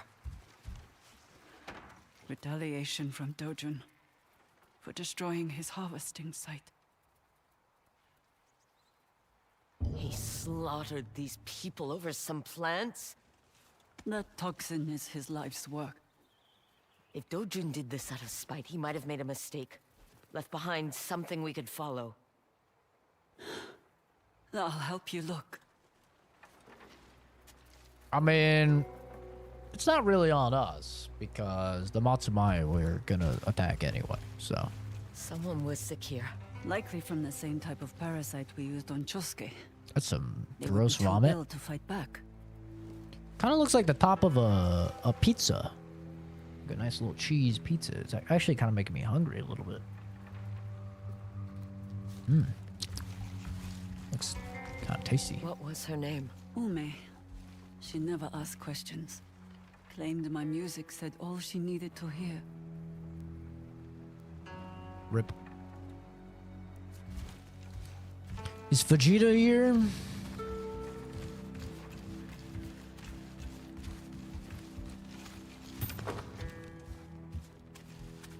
Where Vegeta at? This Hampert is small, childlike. Shunpei. The stable boy. Do you see him among the bodies? No. Maybe he got away. Listen. Do you hear anything? I see him. Someone's hiding in the walls. That's where the innkeeper instructed us to go should the Ninetales attack. Are you good? Why'd you just make it sound like she was attacked? We know you're in there, kid. Shunpei, it's me. It's me. Are you hurt? No, but the others... Don't think about them. You're safe. You survived. Because I ran.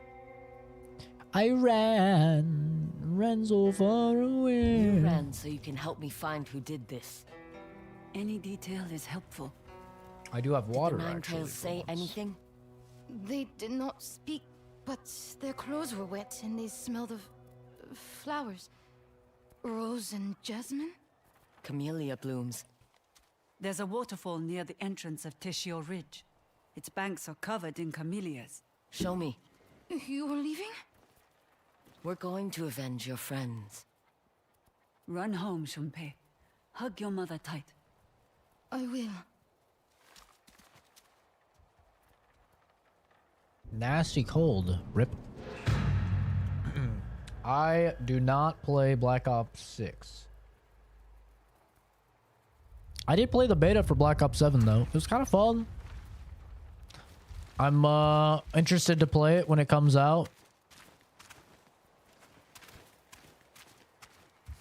You know your flowers. Mother kept a garden. Whatever the season, something was always in bloom. The smells have stayed with me. I'd like to see it one day. It's all weeds now. Then I'd like to help replant it. With your permission. Maybe. Once the Yotei 6 are dead. As controversial as it may be, I'm actually more interested in Black Ops 7 than BF6. I've played a lot of BF6 already, don't get me wrong. But I've heard the campaign is kind of ass. I haven't played the campaign. I've heard it's kind of ass, though, for Battlefield. And I actually really like the Black Ops 6 I campaign. found him living off the land. Too old to be taken in by a family. I'm interested in the Black Ops Too 7 young to be on campaign. his own. And the multiplayer was actually pretty fun. Especially with the Care of open him. I lobbies. tried. At first, I taught him little tricks to protect himself.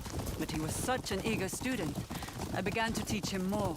Until he was no longer a boy, but a nine-tail. Dojun changed after meeting Lord Saito. Saito came here? To check on my progress with the Nine I'm so Tails. excited to I try tried Arc to keep the Raiders two apart, but this Dojun weekend. snuck in to see him. And once Saito realized you were close, He was all too happy to use my favorite pupil against me.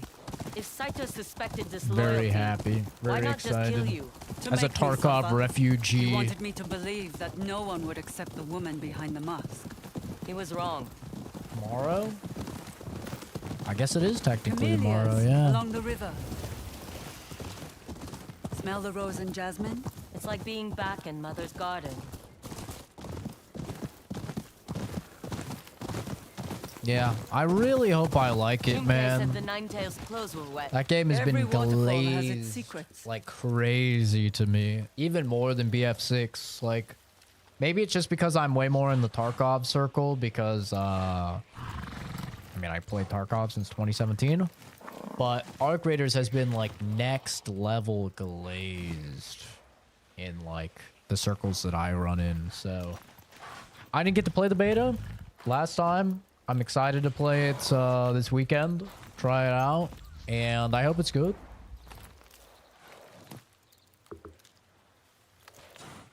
BF6 and COD having a battle while Arc Raiders wins the war in another field. I hope. I really do hope. Like, BF6 definitely has some issues. It's got, like, quite a few annoying bugs, and the progression is just, like... Oh, dude, the progression is a slog. So much so that, like, people are just running servers full of, like, bots so they can get their challenges done. Some of those are, like... To unlock one of the snipers, you have to get like 200 sniper kills over 200 meters. It's like, dude, that is ass. That is ass. Some of them like have you just using guns you really don't want to use for like hundreds of kills, you know. It's just it has some pretty big issues. Also, the main bug that I hate in Battlefield 6 is if you're queued with people, once you go and like the match ends, a lot of times it'll put some of you into the next match and some of you not in the next match. And then you have to join them in session, wait in the queue, wait for somebody to leave. Like, wait for somebody to leave so then you can join the server. And then they have to do squad management and either being a locked squad and invite you into that squad or kick somebody that's already in their squad and get you in the squad. It's just fucking terrible. It's so annoying. It's very frustrating. And I don't play games like that solo, really. So, like, I only play those types of games with friends. So it's, like, extra annoying because it's happening almost every match. And also, BF6 is just really...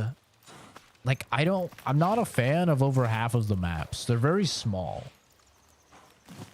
Like, a lot of the maps are very small. They don't have jets. Even in like Conquest, a lot of the maps are just like too small. I don't know. I'm not a big fan of quite a few of the maps.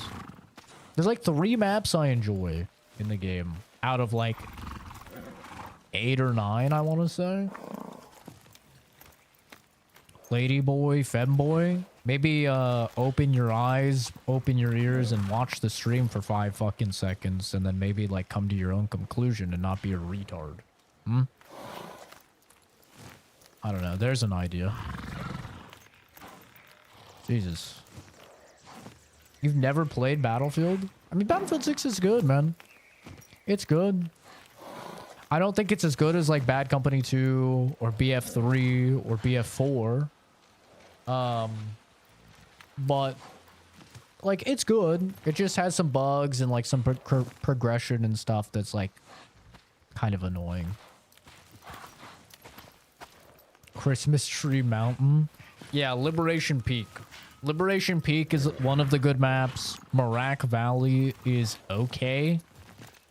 And Operation Firestorm is okay. All the other ones are like, I don't like it.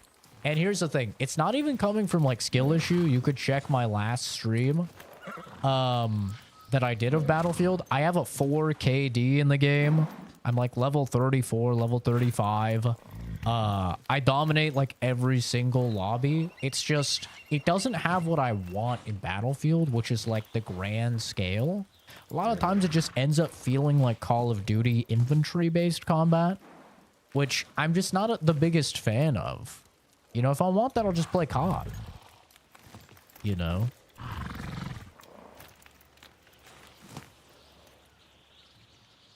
So that's kind of my problem is like, I don't like the Empire State map at all. I don't like the other one that's in New York at all.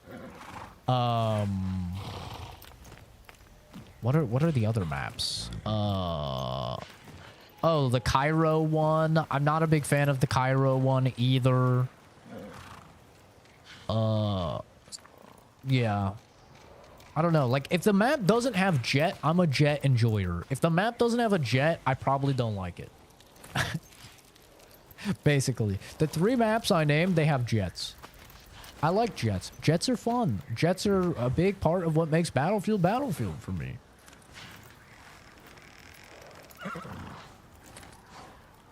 I enjoy Rivals. I haven't played it all this season, but Valorant, it's fine. I'd rather play CS. I went through a Valorant arc, but yeah. It's no Battlefield 1. I didn't like Battlefield 1 just because I don't like World War 1, World War 2. I prefer modern. But I will admit, like, the maps of Battlefield 1 were really good. Those were good Battlefield maps. Being frustrated half the time going for challenges. The challenges are terrible. They need to completely rework the challenges. You know, the worst thing about the challenges is not even how annoying they are to do, which they are very annoying to do. For most of them, you have to be level 23 before you can make any progress on them. Which is just fucking stupid. So, like, you feel like you're just wasting your time up to 23 using a class and, like, using a weapon and stuff because you're not unlocking the next shit for the class. You're not unlocking the new perks. You're not unlocking the new weapons, the new equipment and gadgets. Like, it's so stupid. It shouldn't be locked to level 23 before you can even start doing the challenges. It's just dumb. And there's a reason why right now the most popular servers are all just achievement grinding servers against bots. Hate that you have to level guns to get attachments in COD. I was fine with it when it was like, there's a red dot, there's a hollow, there's an ACOG. You know? There's like 2 grips or maybe even just 1 grip. Like, I liked those days, man. Now it's like, you have 900 red dot sites of all different shapes and sizes, and people are just gonna find, you know, the 1 to 3 that are like meta and good and have the best visibility, and then they're never going to touch any of the other ones. There's like a bajillion 3Xs and 4Xs and like, oh, there's 17 different types of grips that are all like just 1% different from each other. And it's like, why? Why? Why is any of that necessary? It's just bloat. Like, the pain of leveling the snipers in the game. First things first. The scope you start off with every sniper is ass. It is a 6x, not an 8x like traditionally in Battlefield. And it's just ugly. It's gross. And in order to unlock the 8x, you have to get the gun to like level 20, which will take hours and hours and hours of grinding to do if you're playing normal matches just to get your first 8x. And in order to get the next 6x, which is actually like a good scope, it's actually your traditional, you know, just crosshair, clean, easy, nice, it still takes like level 10 or 12 or something on a sniper, which is going to take you several matches. It's like, and the whole time you're unlocking like 17 different red dots. It's like, I don't want 17 fucking red dots for my sniper rifle. I want an 8x. I want a 10x. I want a 12x. Like, this is Battlefield, dude. How am I supposed to do the most fun part of sniping, which is long-range sniping, when I have to grind the weapon to be level 25 or something and spend like 10 hours just exclusively using this weapon in order to get the next scope? It's so frustrating. They have to completely rework the progression. And honestly, I blame Call of Duty for it. Because, like, Call of Duty Modern Warfare 2019 was kind of the first game that did that. Or was it 2018? 2018, 2019. Whenever that, like, Modern Warfare came out. It was kind of the first one that was like, here's 75 red dot sites of, like, just different colors or different little dot sizes or whatever. Here's 14 different grips. Here's 17 different, you know, handles. And it's just like, dude. Now every game thinks that they have to do that. And I just miss the days of, like, yeah, exactly, Black Ops 2, bro. Where it's like, you have 2 grips. One is for recoil control. One is for aiming faster. You have a red dot sight. You have a hollow sight. You have a target finder, maybe, and you have an ACOG, right? That's it for an AR. Like, that's fucking it. That's all you need. Maybe a variable. And then for like, muzzles, you have a silencer, and you've got, like, a compensator, right? It's like, we don't need 9 quadrillion things. It's not Tarkov, bro. I'm a gun dude. I love guns. I own a lot of guns. I love guns IRL. But I don't want to have to grind, you know, 20 hours with one weapon just so I can get the one sight that I actually want. It's so stupid. Yeah, and then there's just going to be some that like people use, and those are the ones that people use, and it's like, oh, you don't have that red dot sight? Well, you gotta grind 25 hours with this weapon in order to get it. Like, bro, please. Please. For me, it's the most egregious with the snipers. Like, just the fact that you have to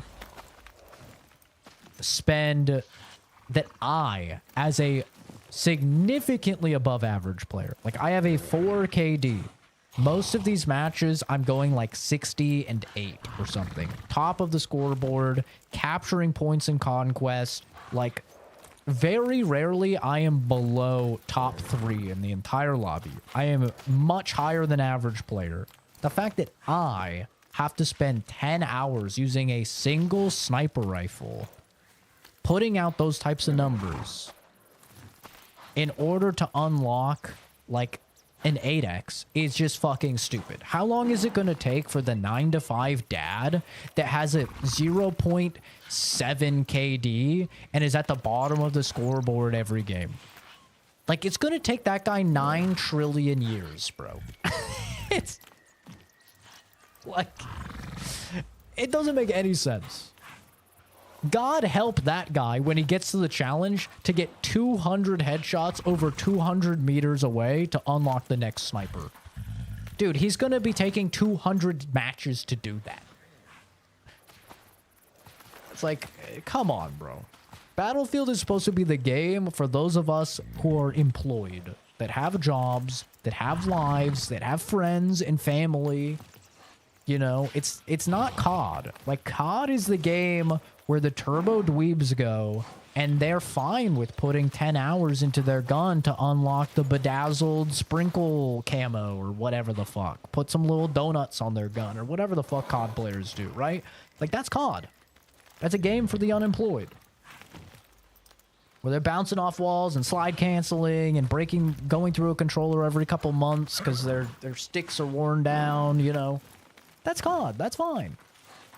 Battlefield is supposed to be for those of us with fucking jobs and lives. We don't want to have to do 200 fucking headshots in order to get a sniper. Yeah. Black Ops 2 is goated. But yeah. It's annoying. It's frustrating. I hope they change it. At the end of the day, though, like, Battlefield 6 still feels pretty good. It's still a lot better than 2042. In my opinion, it's better than 5.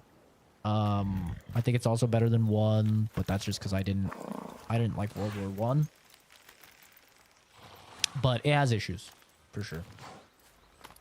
Don't even get me started on Bloom. Don't even fucking get me started on how Bloom has no place in any first-person shooter ever, and adding RNG to where my bullets go instead of my bullets going where I'm fucking aiming is the stupidest thing known to man.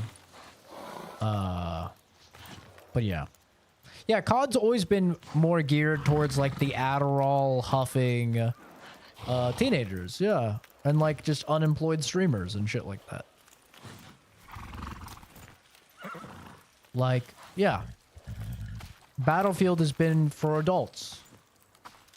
People who are married, have kids, have jobs, have other, you know, things that they're doing. They should realize that those people do not have the time to get to, like... I think Josh was saying, like, the one thing Josh wanted to do is he wanted to get the mortar. And then he saw that you have to be, like, level 65 or something in order to get the mortar. And it, like, kind of killed his hype for playing the game, because he's like, I wanted to be, like, the mortar guy and be, like, mortaring points for, like, suppressing fire for my team and, like, mortaring sniper hills and stuff like that. And now he's going to have to grind, not even being dramatic, probably 60 hours in order just to get that. And it's like, dude... If your game is good, people will play it even if they're not, you know, unlocking shit. Look at Counter-Strike. How many people play Counter-Strike and you don't unlock anything in Counter-Strike? It's like, if your game is good, people will grind it, bro. You don't have to do the Call of Duty thing where there's 9 trillion optics to get 75 grips, a 1400 camos. Like, you don't have to do that. You really don't. I wish more studios realized that. Yeah. Yeah, but I'm excited for Arc Raiders. I've liked everything I've heard about Arc Raiders, other than third person. I'm not a third person enjoyer for PvP games. I don't like third person advantage, third person peeking, right side peeking. I think all of that is very cringe. But we'll see how it plays. You know, that's really the only thing I don't like about Arc Raiders. Everything, and the team size of 3. That's a little low for me. I have a lot of friends, so like, I'd like to see teams of 5. But, you know, we'll see. We'll see. But everything else I hear about it is great. No wipes. Huge W for those of us that have jobs and play other games. You know, your progress isn't reset unless you want to. And then the system that they have is basically like every 8 weeks you can prestige if you want to. Which I think is just a very big W of a system. I think that'd be really great in other games as well. But, you know, what do I know? 5 people would be chaos. I mean, you can run what? 5-man, 6-mans in Tarkov? I mean, it's not too unheard of. There's downsides with running as a big group as well, right? Like hearing footsteps goes out the window. You know, you're like, you have to like talk with your, I don't know if there's friendly fire in Arc Raiders, but like assuming there's friendly fire, you have to like communicate with your team so you're not shooting each other. Actually, I think it marks your teammates, right? In that game, there's like markings above them. So I think 5 people would probably be a little OP.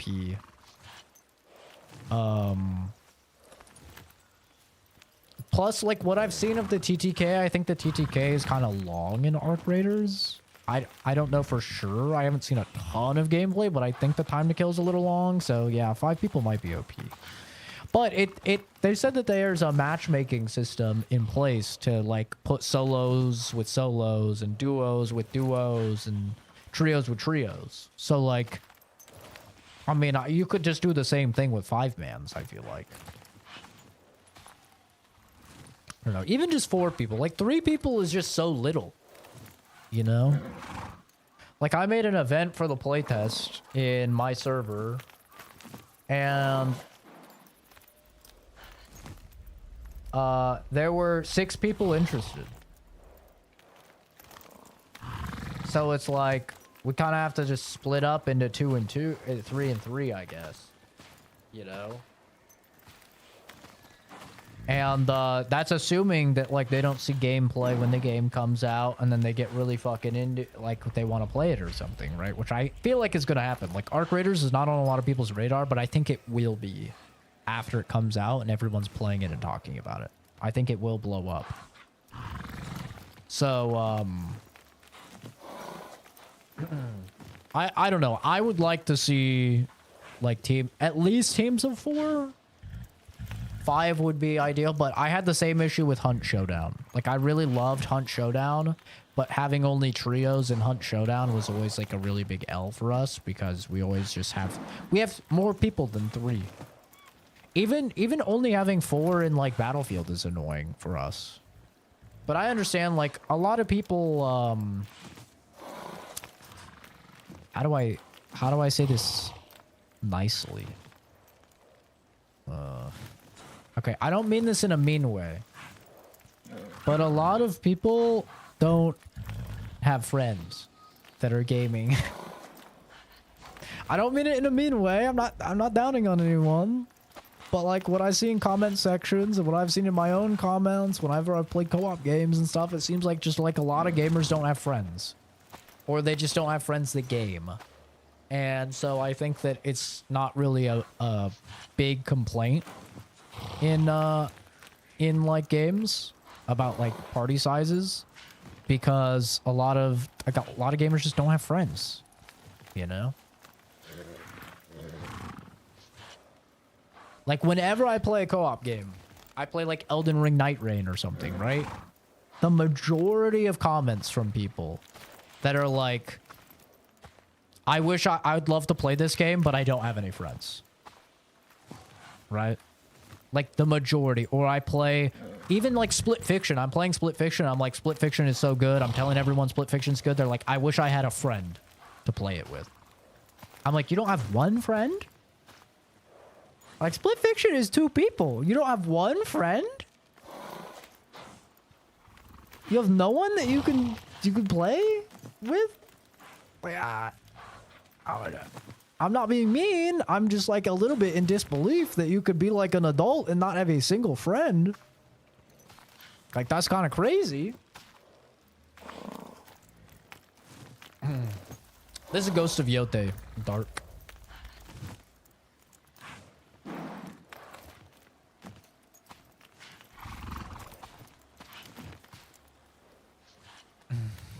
It isn't because the money for advertising Battlefield and COD are putting out. Yeah, it's true.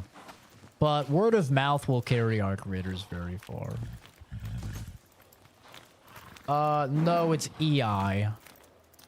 It's EI, not IE.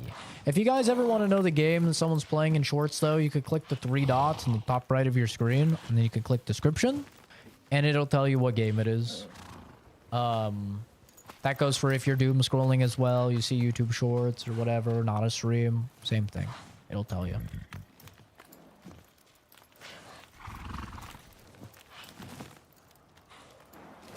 I got Zach sidetracked. No, not really. Talking Arc Raiders and stuff. But yeah, I'm excited for Arc Raiders. I am. I hope that it does well.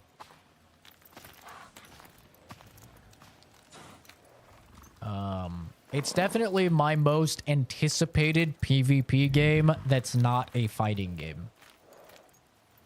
What's it about? What kind of game? It is a PvPvE extraction shooter. Third person. Well,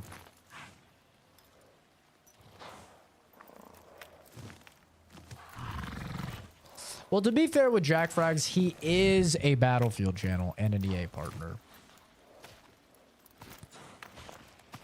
I don't like those kind of games. That's fair. This one is way more casual than any of the other ones. Yeah, I think he's just farming money with Battlefield right now. I think he's just farming money. I'm sure he'll release at least one video of like the server slam. But Battlefield is so big right now. That like it makes sense to just farm it. Like if you want views, you're playing Battlefield right now. You know, you're not playing fucking Ghost of Yotei or anything. It's like you do Battlefield 6 and you farm that.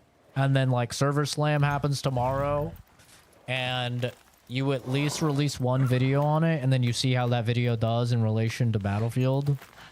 And then that determines if you do more or you just do Battlefield, you know? Battlefield 6 is so good right now. Battlefield 6 just got a lot better. I can't believe they did this in Battlefield 6. They can't keep getting away with this in Battlefield 6.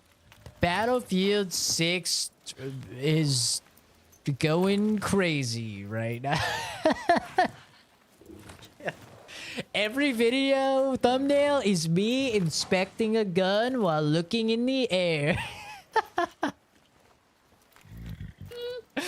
That's the YouTube meta, bro. That is the YouTube fucking meta. Yep. Let me look at this guy and inspect the gun. Take a PNG. Put in some fucking white letters. Big white letters. They can't keep getting away with this in Battlefield 6. Yeah. That's not even just him. Honestly, it's like... It's every fucking gameplay YouTuber. So, like, I can't even get mad at him. It's been the meta for so fucking long. I just sigh every time a first-person shooter is getting big, because I know I'm gonna see 9 trillion thumbnails of some fucking dude looking in the air inspecting his gun. I just know. It doesn't matter if it's Battlefield or COD or fucking PUBG or Apex, or it literally doesn't matter. Every time. That's exactly what it is. And it's just like, oh, God. Ugh. It's over 9 trillion. Yeah, it's ridiculous, man. It's the meta, though. I mean, the guy gets so many views and he makes so much money. Honestly, from my POV, I wonder, why do you even need that much money? Like, that's my thought process. Like, at this point, the guy has made so much money. He's been on YouTube for like over a decade, I feel like. And he's like been owning for forever. I'm just like, do you have to like follow the meta still? But you know, maybe he needs a new Lamborghini or something. I don't know. It's crazy though.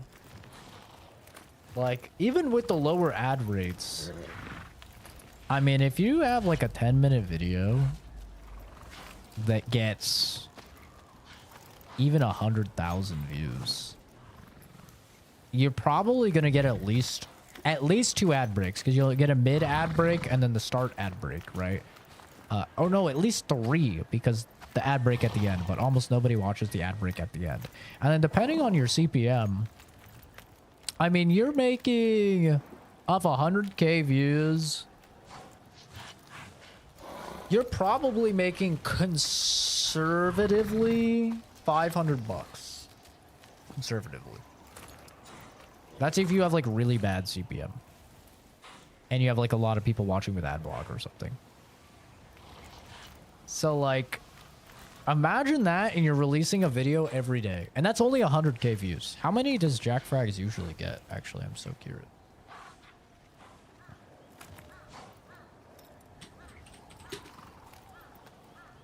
I mean, he doesn't only get 100K, right?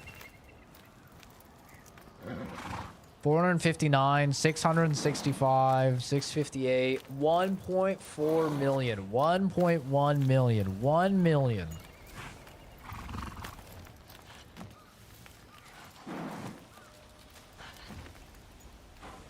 By the way.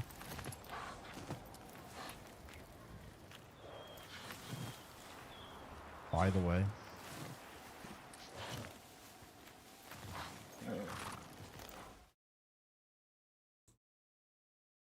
I told you, fucking inspecting guns. Every time inspecting guns, bro. But, I mean, yeah. Just like off a 1 million view video. How long is it? 23 minutes. A 23-minute like a 1 million view video. You're probably making, I mean, that's probably at least $5,000 that you're making off of that. And that's like pretty conservative. That's like with my CPM, is it would be like $5,000 off of this one video. And I guarantee you he has much higher CPM than me because he's partnered and like has a very long running channel and stuff like that. It's like $5,000 off one video. That's crazy. That's insane. 1.4 million. You're looking at like 7,500, $8,000 off one video. Oh my God. He's easily going to, like, no doubt this man is about to clear, like by the end of October, he'll probably clear like $30,000, $40,000 just this month. That's crazy.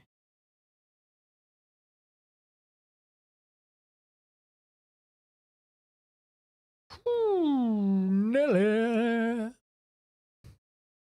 That's a lot of money.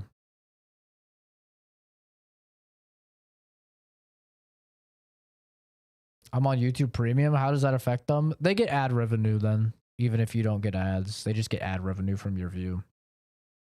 Enjoying Death Stranding? Good game. Great game.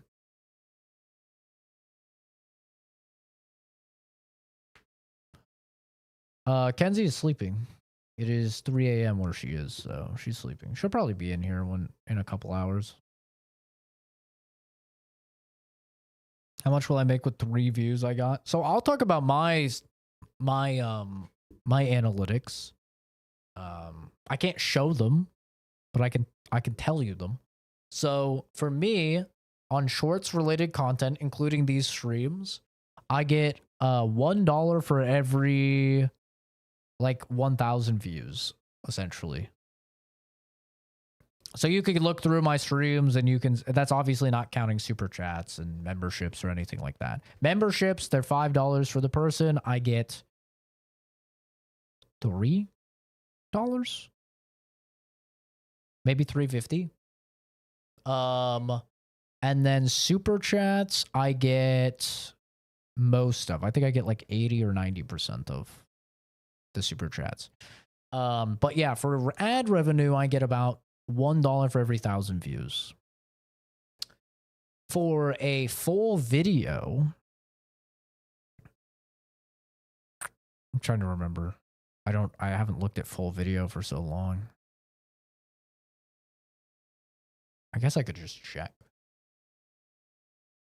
What's my CPM for a full video? CPM is how much you make per 1,000 views. Let me see.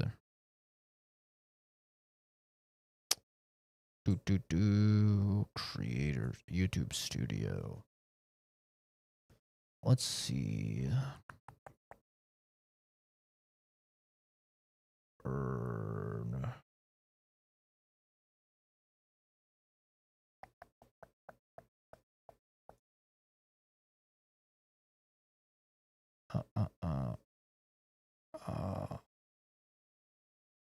Content. We'll go to normal video.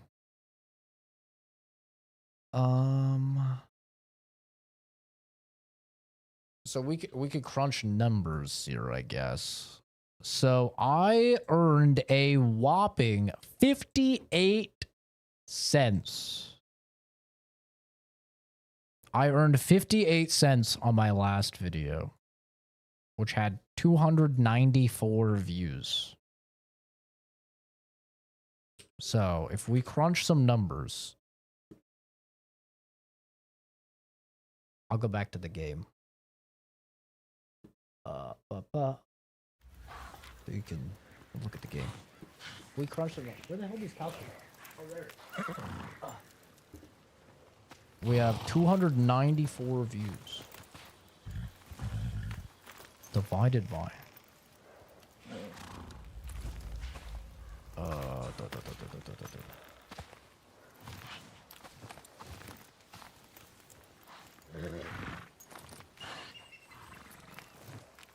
Wait, I'm supposed to multiply. Let's see.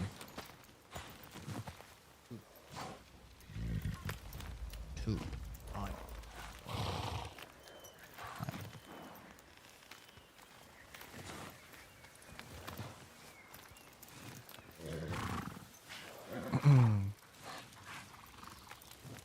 So I get 1 cent every 17 views. Huge. Huge.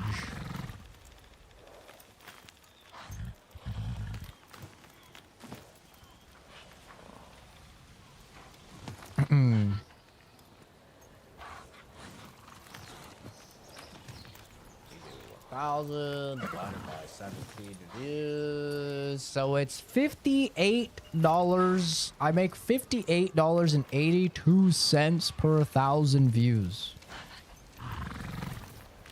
Wait, that's not right at all. $5.80. Well, that would be. Yep, there we go. Wait, That still seems too high.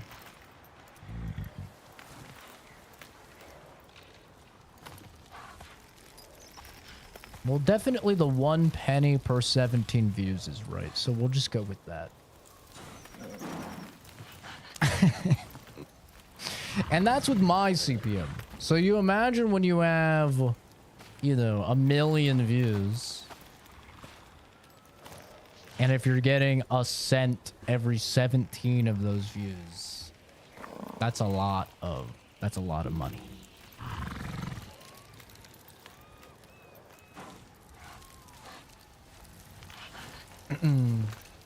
What about that? What game that came out in 2025 was the biggest disappointment? Silent Hill F. Silent Hill F. How much of my streams made recently? Practically nothing. Like maybe like $1 or $2 per stream. When I was doing engagement bait and SEO, which is search engine optimization, and like I was really like gaming the system and getting a lot of views, I was making about like $200 to $300 a month off just the streams, off just ad revenue. And now that I'm not doing any of that, I'm getting about $20 to $30. So a pretty inconsequential amount of money. Hi, Michael Myers. Yeah, biggest disappointment for me was Silent Hill F, without a doubt.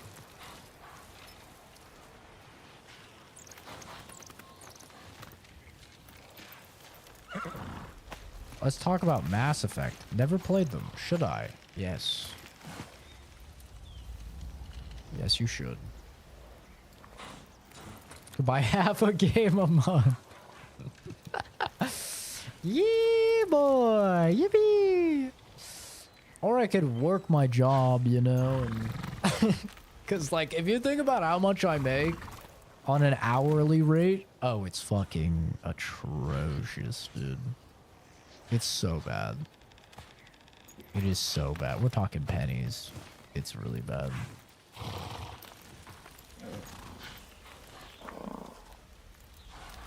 But yeah, you should definitely play Mass Effect. It's very good. Mass Effect 1 is a little dated, but Mass Effect 2 is still the GOAT, and Mass Effect 3, with all the DLC, is actually quite good now. It said the J-Solar. That's right. The real secret for buying games? A job. Ba, ba, ba. But yeah. It's no surprise because we went from previously I think we had like mid 80 average concurrent viewers.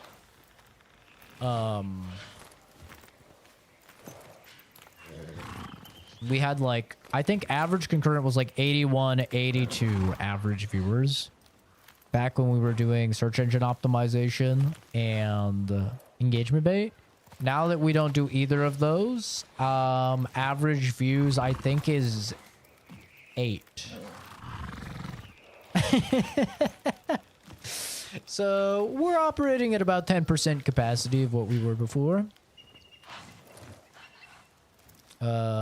Before we would see peaks of like at least 150 viewers, if not higher.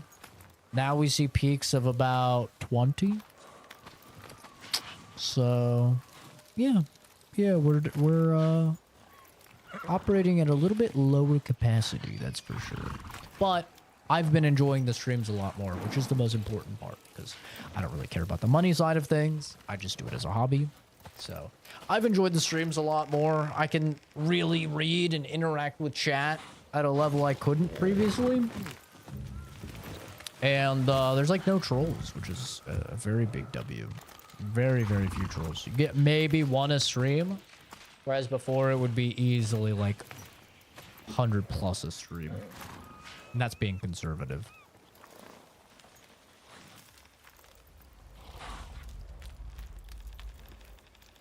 Got it, played it, didn't like it. I mean, the thing with Mass Effect is that if you don't like talking in games, you won't like Mass Effect. It is a very talking heavy game. So if you have like brain rotted you know, attention span, Mass Effect might not be for you. There's a lot of talking. It is an RPG after all. Oh, Yuki, look. Their craftsmanship could use some work. We can tear it down. Give me a hand. Pull! I played MGS4. I mean, MGS4 is a lot of like cutscene though, right? The Mass Effect is a lot of like you're picking the dialogue. It's not as hands off.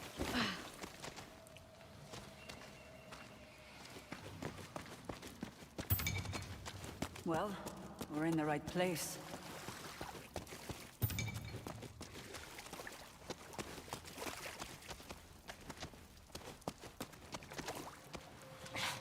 Locked. Of course. We're back to hunting symbols. Really? So it was a unique problem to Mass Effect 3. That's interesting. Especially because Mass Effect 3 has the best opening out of all of the games. I think most people would say.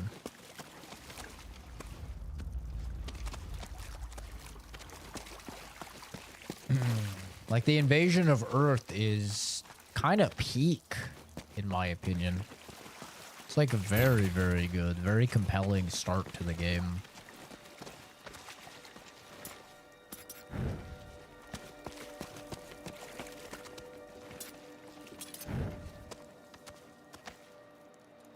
Well, that says left.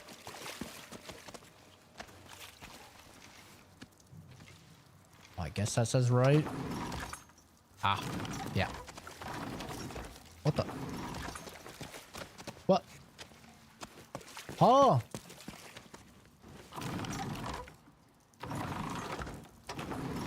Stop it.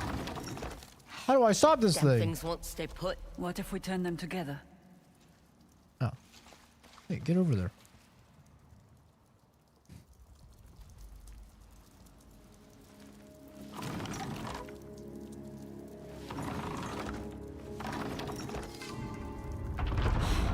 So much for a quiet entrance. We should assume they know we're coming. I like it that way.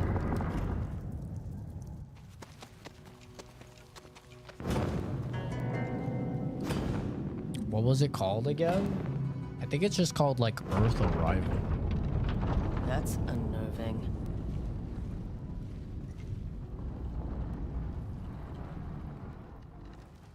Is it this one? This song? This is called Leaving Earth. This is the opening song.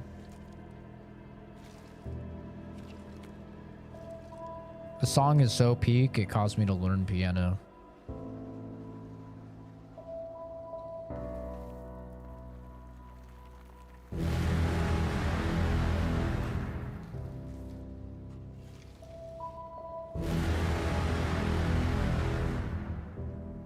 Oh, it's so good.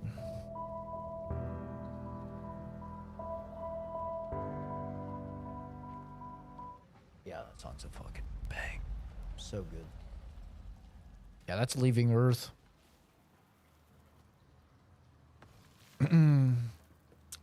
Oh, the Edie Joker storyline turned you off?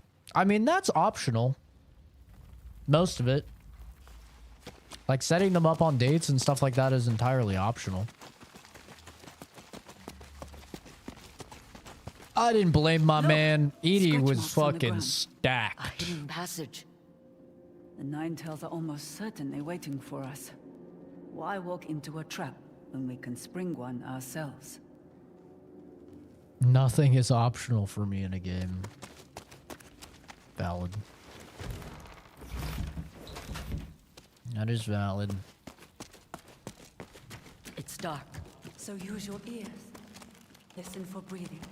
Shuffling feet. Just like we did at the village. Remember?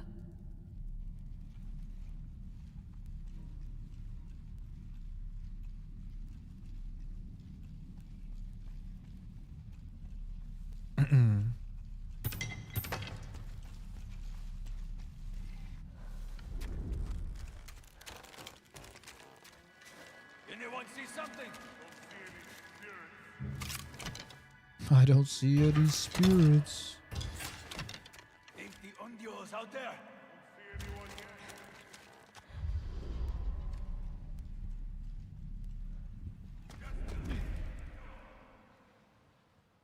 Together, quick and quiet. Did she kill Now this the guy? others. Any chance it is the Onryo?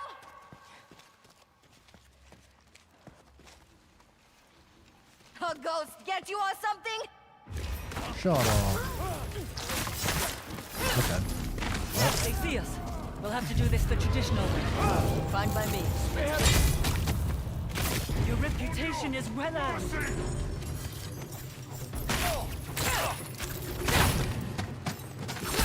Very good.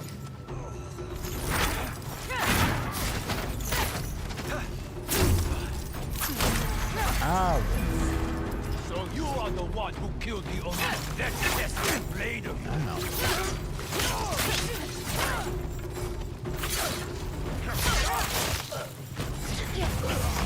You died.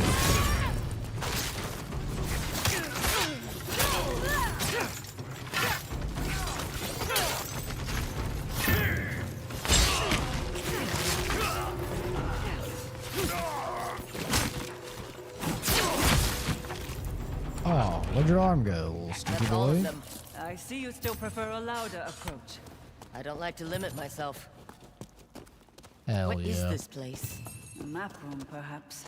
What are you up to, Dojun? Atsu, look at this. He has markers as far south as Nagasaki. Spies to keep an eye on the Shogun. I tried to delay sending the Nine Tails to the mainland. But Dojun has proven more amenable. More reason to kill him. Without their master, those spies will be forced to ground. And Saito will lose his eyes and ears in the south.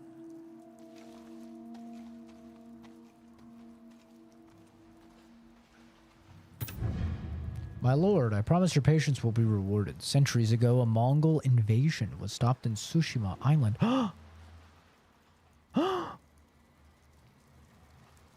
Ghost of Tsushima. The Shogun would have you believe the samurai were responsible, but we know how they lie. It was the work of a single man, the first shinobi, in his use of Wolfsbane. Soon this power will be yours. I simply need more time. Ever your faithful servant, Dojun. Tsushima. That what they call Jin? The first shinobi.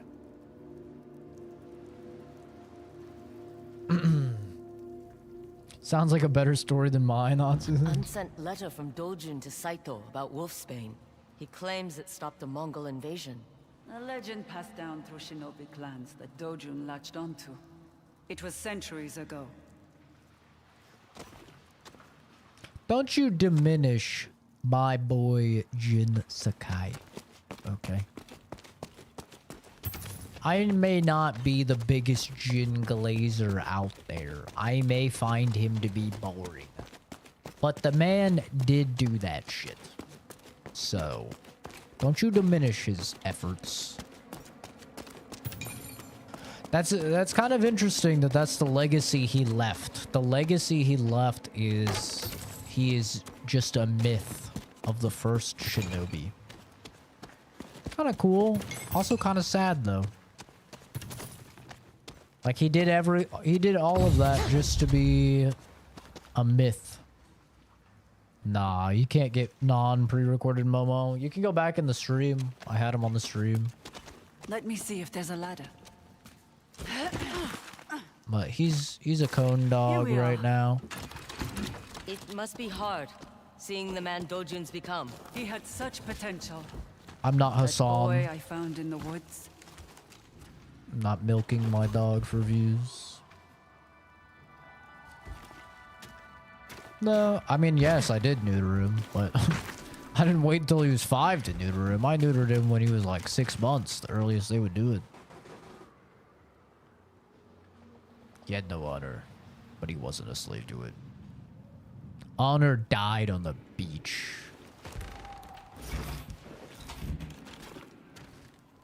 Feel that breeze? Everyone's laid back outside.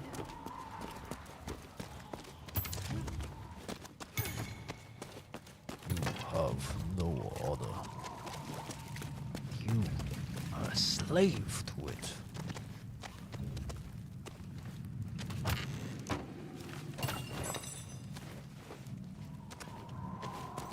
Yeah, his folds are just dried out, which happens in short snout breeds. And he's a retard. And he kept scratching off the scabs to where it was just raw and had a risk of getting infected. So had to get him a cone so that the scabs could heal. And then I can, once the scabs heal up, which they're almost healed now. He's been in the cone for like 3 days. Then I'll be able to apply the medicated lotion. And then probably keep him in the cone for another like couple days. And then he should be good. And I'm just going to keep up with the medicated lotion.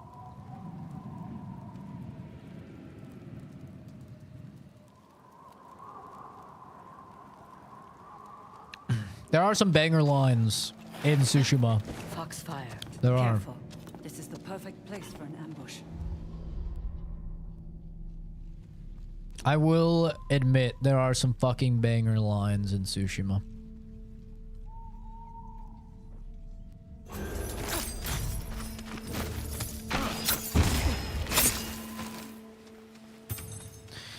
He got pranked. Holy, that's embarrassing.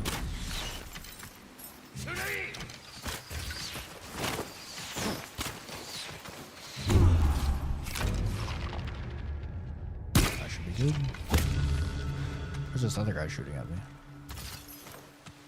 Where's he at?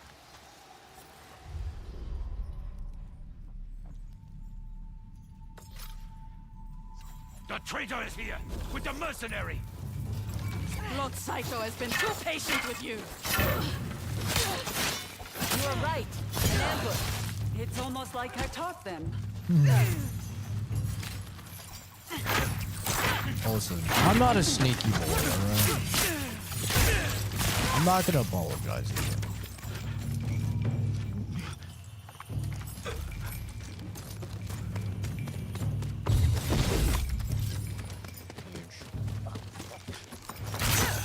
You die. Never played it. Didn't like him at the start. And Last of Us 2 came out around the same time. It did, yeah. In my opinion, The Last of Us 2, better game. That is controversial, though. You should have stayed in hiding. And you should watch your footwork.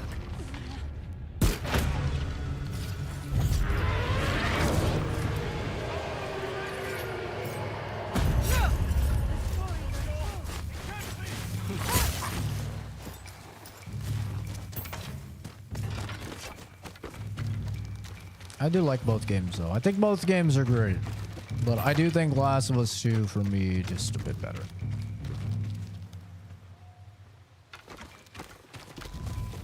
I know, Last of Us 2, very controversial. For me, Ghost of Tsushima, it always felt like just a really good Ubisoft game. Like the best of a Ubisoft game. Like Far Cry 3 type of shit, you know? Like a really good Ubisoft game. Whereas Last of Us 2, I mean, dude, say what you will about the narrative, but damn. Everything else about that game Train them well. is crazy. Okay.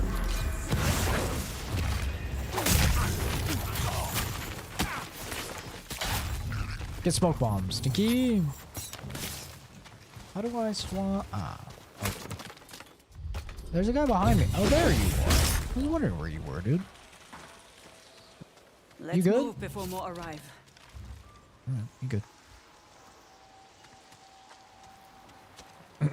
Shouldn't be. It shouldn't be a controversial opinion because I think still to this day, The Last of Us 2 is one of the best looking, best sounding, best voice acted, best soundtrack games ever made. Back at the harvesting site. Like, Was that the all of first the time you've seen technical Dojin since he elements of Last of Us 2 are still to date some of the best ever put in a game. The narrative, I understand people's problems with it, and I do think the same narrative could have been achieved with less controversy by just tweaking a couple little teeny things in the game. Like, it could definitely be executed better, but I still think, like, the narrative is not that bad. And, like, the gameplay of the game is really good. And the AI is so smart, it's freaky. You? I tried to track him down, especially after he began targeting travelers and settlers. The level design is Always really eluded me. good. Then you've never really talked. What is there to say?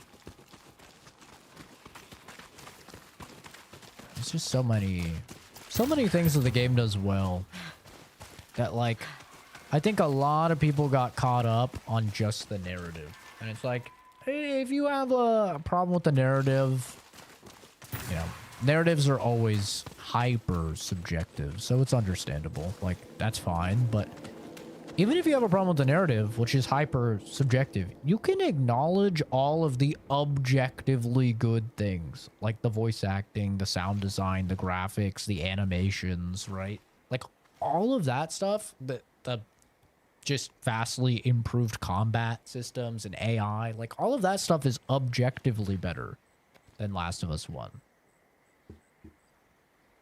But for a lot of people, like, the story was the reason that they played the game. So if they don't like the story, then they're not going to like the game. Which is kind of what we're seeing with Ghost of Yotei as well, right? Is it's like, if you don't like Atsu and you don't like her story, for a lot of people, that's why they're playing the game. So even if the gameplay is better, which it is in Yotei, you know, if you're only playing for the story, you're probably not going to get through it. So I think it's mostly just different gamers. I am kind of unique, I guess, in the fact that, like, if I'm really into a story, I can tolerate gameplay I don't like. And if I really love the gameplay, I don't care at all about the story, right?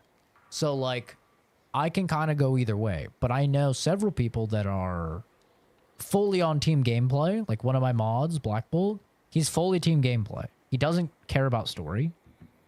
Like, really at all. He cares a ton about, like, gameplay, because he's like, it's a video game, not a movie, not a show, not a book. The gameplay is the unique part of it. All I care about is that. So, like, a good example is his game of the year last year was Balatro. There's no story in Balatro. It is all gameplay. And he doesn't like these Sony games because they're just, like, way too much story and way too few gameplay, right? And then I have some friends that are all story. So, like, if they don't like the story of the game, they just won't like the game at all. It doesn't matter how it plays. They won't like it at all. For me, I can go either way. I can love Doom because gameplay, very fun in Doom, right? I'm running around, I'm shooting things, like, the vibes are good. As long as it feels good to shoot stuff, I love Doom. It doesn't matter the reason I'm shooting things in Doom. As long as I'm shooting things and it feels good, I love Doom. And I can play games that are, like, entirely narrative. Like Death Stranding, for example. Right? It's like the main draw is the narrative. Or even, like, visual novels. Like, I've played a lot of visual novels, and I love a lot of visual novels, and those are entirely story, like, almost no gameplay. Or walking simulators in general, like, Gone Home is a really good example, or That Dragon Cancer is a really good example, where there's, like, no gameplay whatsoever, but the story is so good and compelling, I enjoy it. Ideally, obviously, a game has good story and good gameplay. Right? For me, that's what makes a 10 out of 10, is if I, like, love both. But I can easily give a game an 8 or an 8.5, even if it only has one.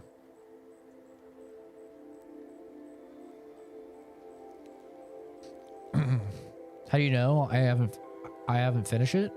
What, this game? No, I haven't really made a statement about this game other than I like Atsu more than Jin. And the gameplay is objectively better than Tsushima because it just gives you more tools to play with. Which for me is just makes it objectively better. Having multiple weapons, just that alone makes the gameplay objectively better. Like it offers more diversity in how you approach combat and stuff. Said the story was bad? No, some people think the story is bad. I don't think the story is bad. I think the story is fine. I don't have a problem with the story. I like it more than Tsushima.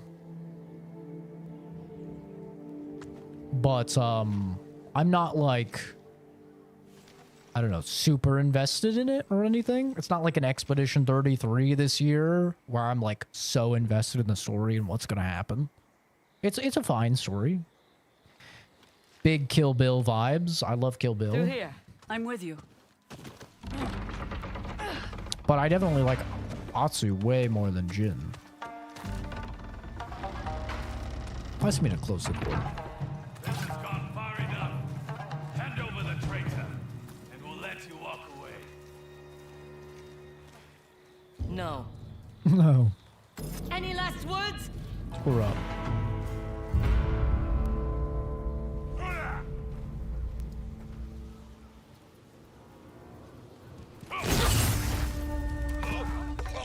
You tried.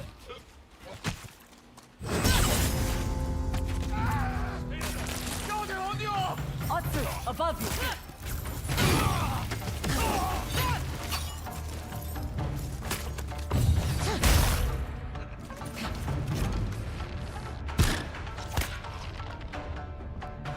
Where's this guy? Ow. Okay, well, he sees me. Must be nice.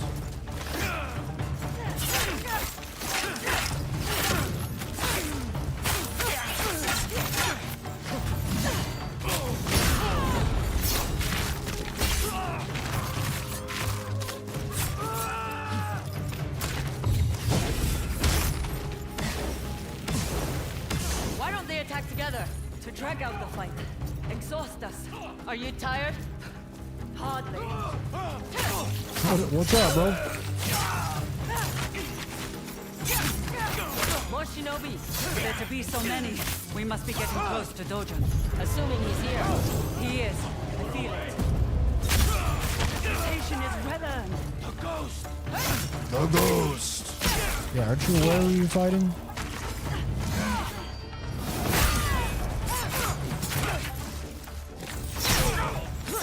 She's making us look like fools. Take her down. Nah, you're doing that of your own. That is of your own volition. That's You're all of looking like a The only way dingus. forward is through those doors. Oyuki, I need to know you won't hesitate. Why would I? Because you wish Dojun was still that boy you took in. He's not. He belongs to Saito now. Remember that. Quite good. There's only so invested you can get in revenge. Did I play For Honor? No, I didn't. I don't like Ubisoft. And not just because they're French. Although that is a very strong and compelling reason. I just think they make bad games. I don't think Ubisoft has made a good game since Far Cry Blood Dragon. Like, that's the last Ubisoft game I liked. So I just don't care about them.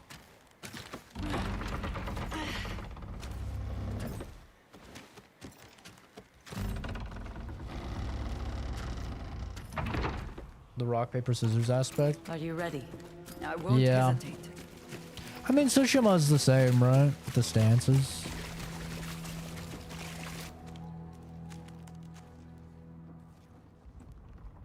I think at You know least the truth. different weapons are more Still, compelling. you stand by her. We have a common enemy. Lord Saito. Oyuki is his most loyal servant. Liar. She let your mother hang. Made you watch. I didn't, Hatsu. She will never betray him. She already did. When she let me go. And that's enough to earn your forgiveness. It's a start. Then you will die with her. I'd prefer to just use dual katanas. Really? Focus on I Dojo. strong I'll deal with the disagree. others.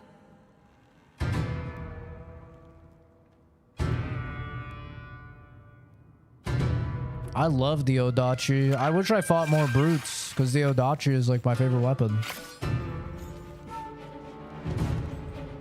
Sadly, I'm stuck always using the fucking spear.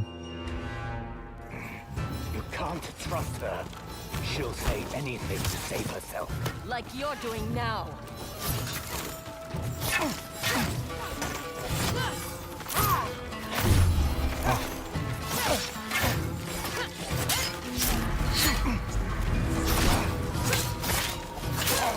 You're making a mistake. Oh. Just like we trained on. Listen, you'll hear him in the Found you.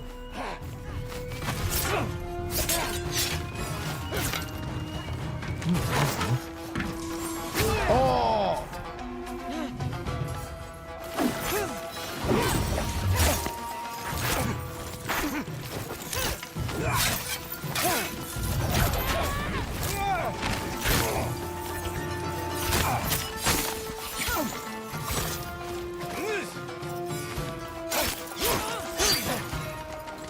Get my sword!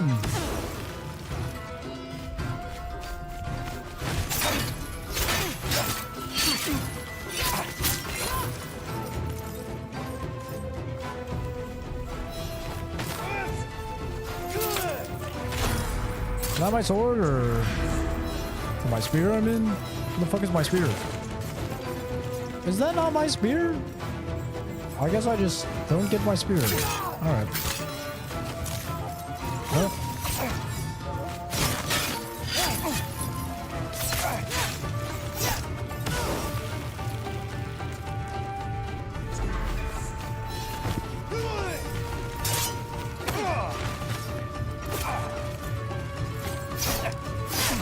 I didn't murder your family.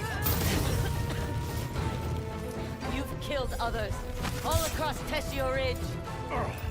Lord Saito is the future of Esso. You can be part of it. Just kill Oyuki. No!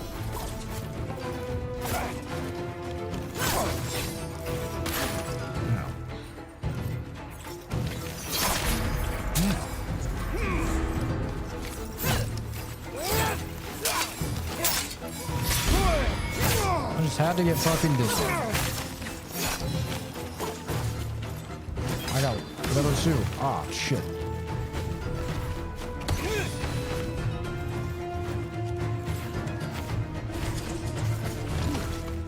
You're not drugging me, bitch. I'm gonna do this whole fight without getting drugged. Oh!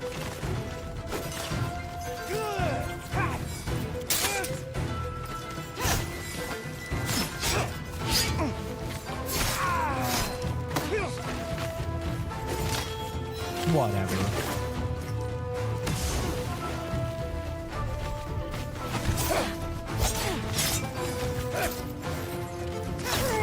Enough of this. Stop hiding and fight!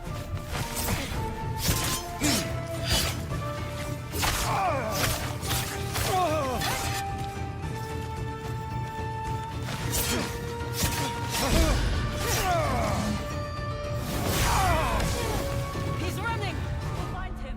Come on. Oh, my weapon! Finally get my fucking spear back. Hallelujah.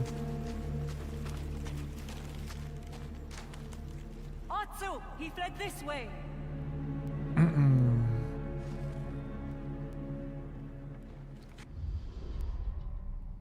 Yeah, I would not, even when I was standing on it, it would not let me grab it. I think it was bugged.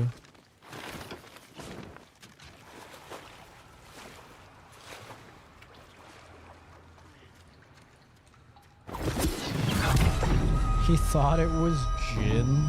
Brother, it's been 300 years. Thinking it's Jin is crazy.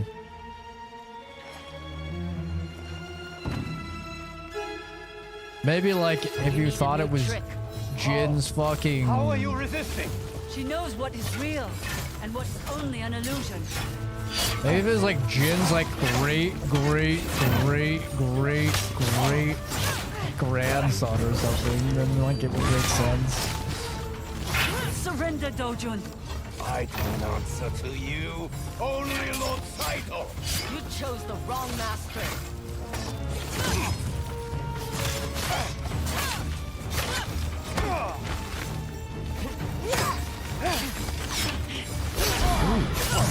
Oyuki took you in. Why betray her? Because she's stuck in the past. You both are. Oh, I rolled.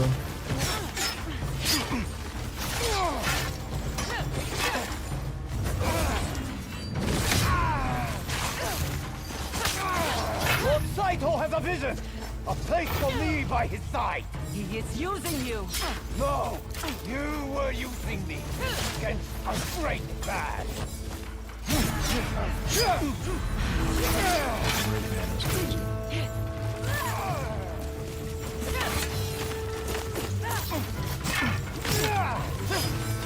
He's kind of owning for 2v1 though, I'm not gonna lie.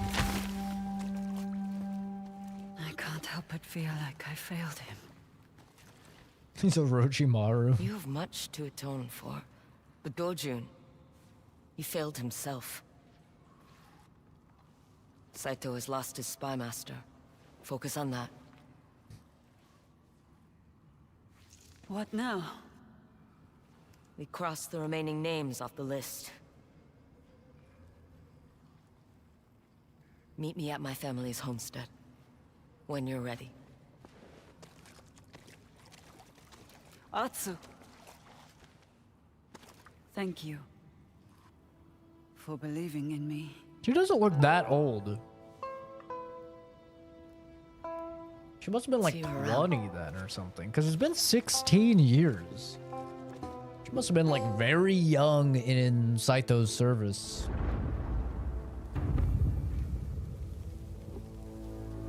For her to just be like still owning. And so, the Oni and the Kitsune joined the snake among the dead. How could one woman cause so much damage? But haven't you heard? She isn't a woman. She's a vengeful ghost. Peasants and their superstitions. That night has come back to haunt us. Stop being so dramatic. Clan Matsumai serves the Shogun. They are the enemy, not some dead girl with a grudge.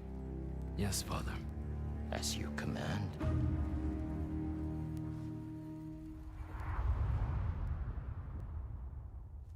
Young and very old. I mean, yeah, I'm not gonna lie. I never knew people's fucking age over in Japan. I had no idea if a chick was like in her mid-20s or if she was a teenager or if she was in her 30s. Women in their 40s, I like thought that they were in their 30s. Mother. Father. I'm one step closer.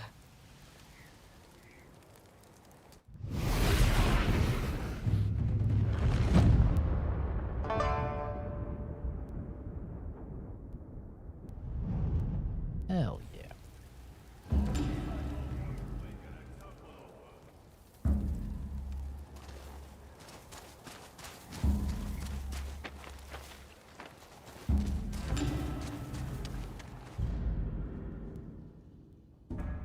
Nice, I have titty armor now. JK, I get titty armor next level.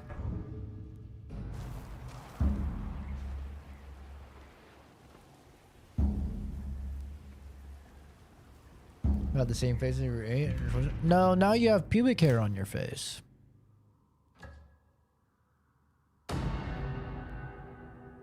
3 names left. Let's go home, boy.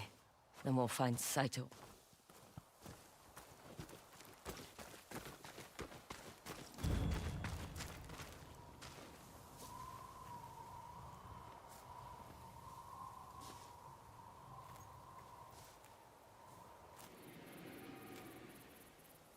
Yeah, people constantly think I'm like very early 20s, or I've had some people deliver packages and ask for a parent to sign and stuff, and I'm like, I'm 29. What do you mean? What are you talking about? So I get it. You can depend on like what you're wearing and stuff as well.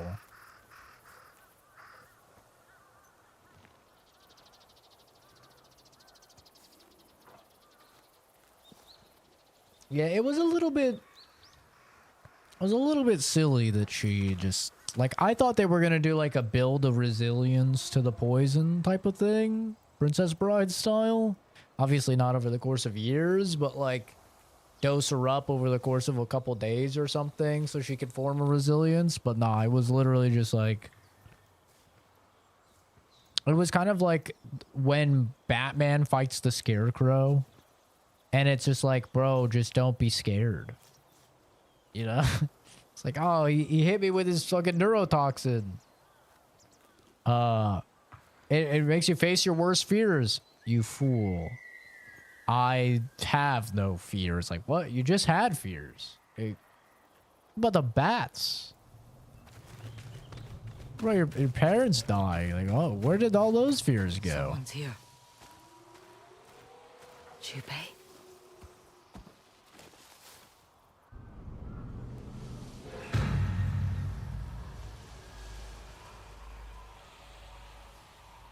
Guess he got some leave from work. That was nice of his boss.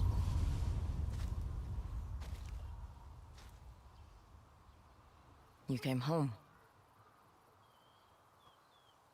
I should have been here to help you bury them. You're here now.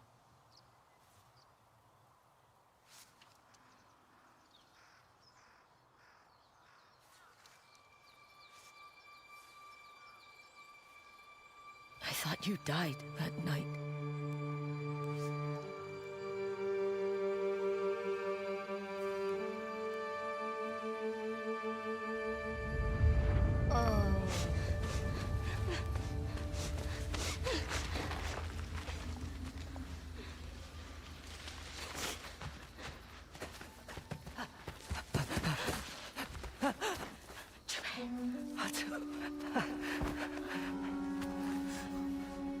Where's Mother?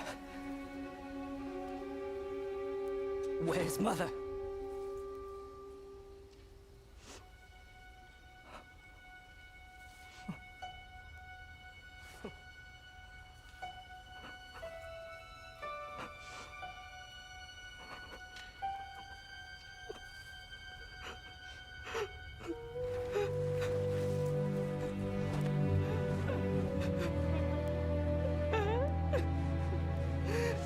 She's her father now.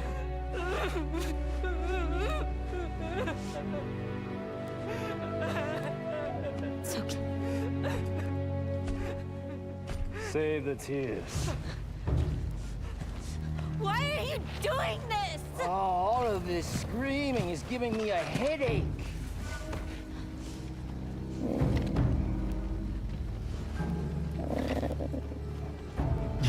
Let's get it over with.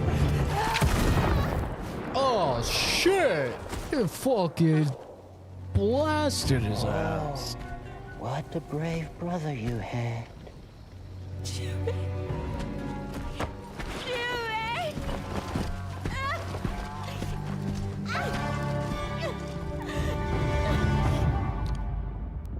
Yeah, he will be dead, bro. Stabbed me to this tree.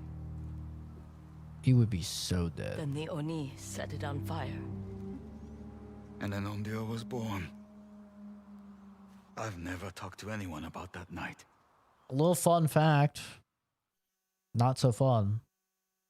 kids essentially always die when they're shot because their body goes into shock and can't handle it. Literally cannot handle the going into shock, and so they die. Little fun fact. It's not even a matter a lot of the times of the actual wound. Their body literally just cannot handle the going into shock. I unfortunately saw it in one of the cases that I worked in forensics. And the guy was telling me that he's seen it a couple times, and yeah, they just not even that they bleed out or anything, they just die from the shock. So yeah, he would be DED. Dead. But we should. If not for ourselves, and for Mother and Father. Walk with me.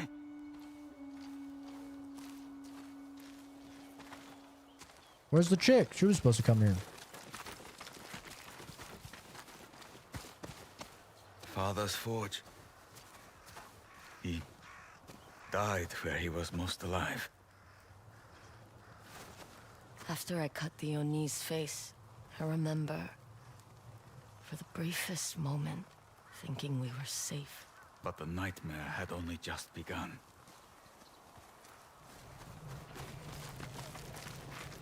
Yeah, so I guess all of this happened before they pinned her to the tree. The tree survived the fire. After they separated us, Saito made me watch as he hung Mother from that branch. I like to think her spirit protected the tree somehow. I was so scared. I ran away. I ran too, with Mother gone. I broke away from the Kitsune. It's a miracle we found each other. I've had so many nightmares about this place. Even now, I remember the dragon and spider hunting us down. The way you fell. We can't let them win, Atsu. There were good times here too. Our house was always full of laughter.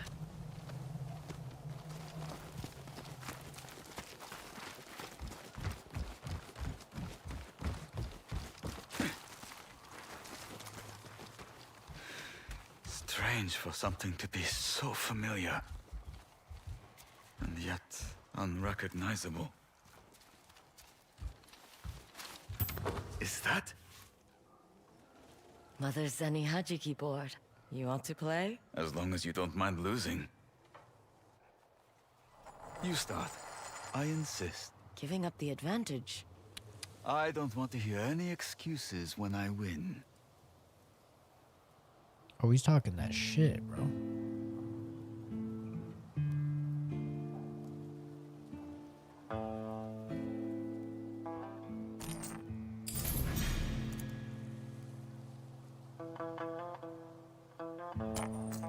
Never thought about it before, but Zeni Hachiki is for gamblers, not mothers and children. She learned the winter we were born.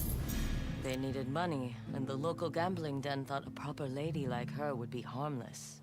They were wrong. She cleared them out. Speaking cleared them out. It's that easy. Shouldn't have given me the advantage, Stinky.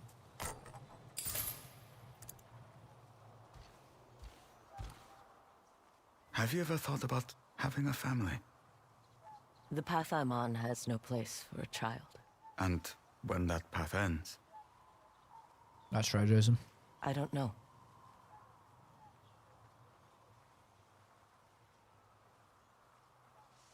Atsu, there's something I've been meaning to tell you. I didn't expect you to have company. Awkward. Who is this? Oyuki, a friend. This is Jubei, my brother. You grew up and became samurai. I feel I would remember if we've met. Uh-oh. You knew me as the Kitsune.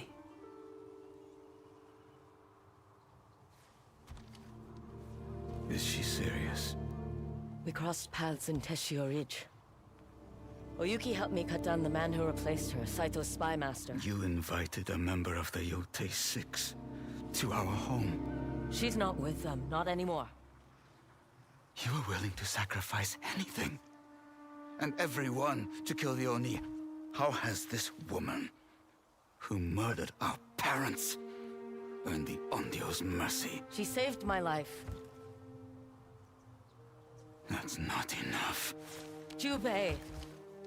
You're right. It's not enough.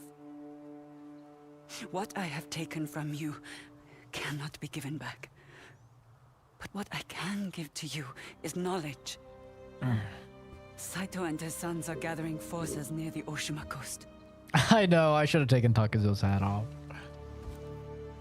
They're planning to attack Kasamatsu my home. We'll come with you. No. It's hard enough for me to defend you to my clan. I will not defend her.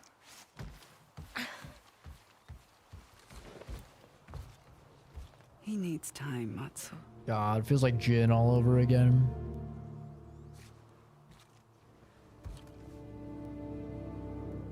He has until we reach the Oshima coast. I mean, she didn't really kill our parents. She was there. She was present, but she didn't actually do any of the killing.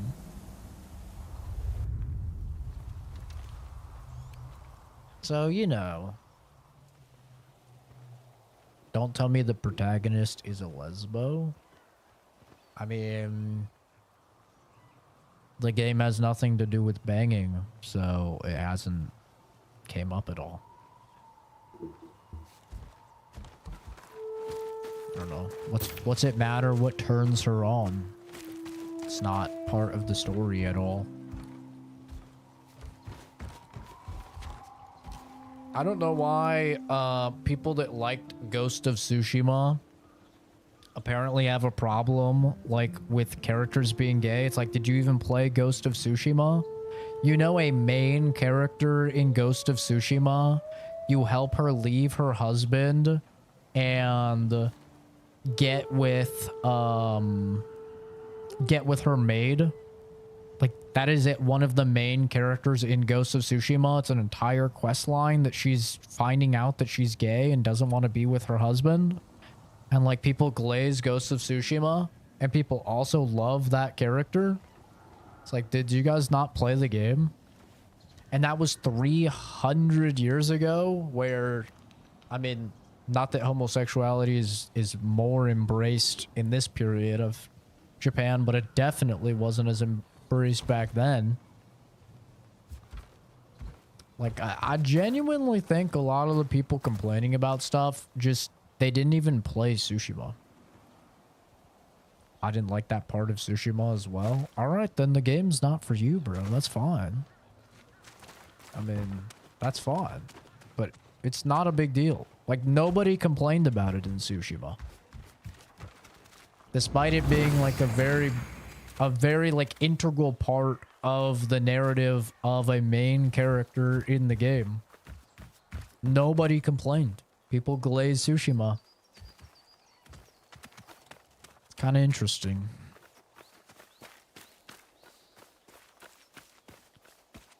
Very interesting.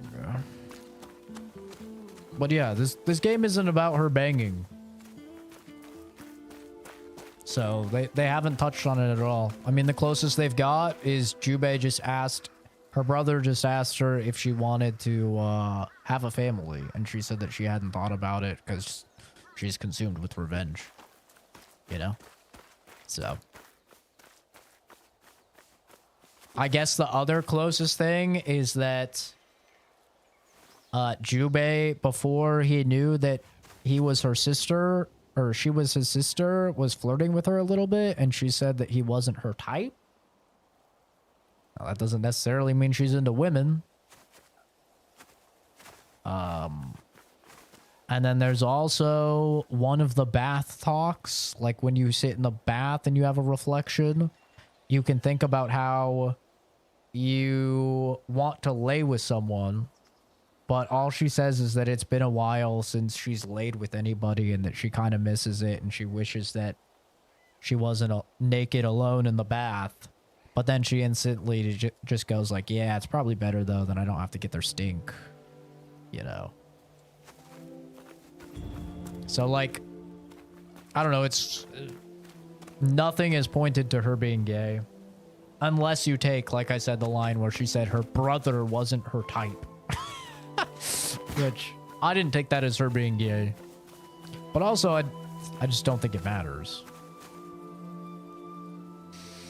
The game is for me with the gameplay. These parts of the story are just stupid.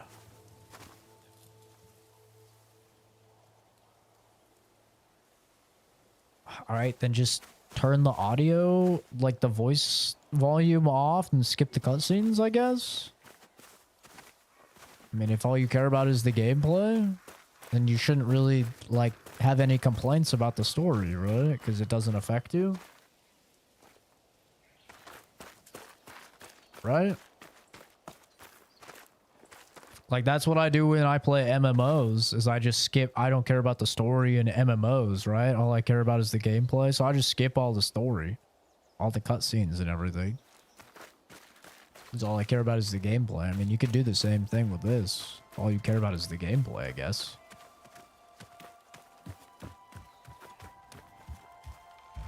I mean, that's weird. I'm not gonna lie to you, that's fucking weird.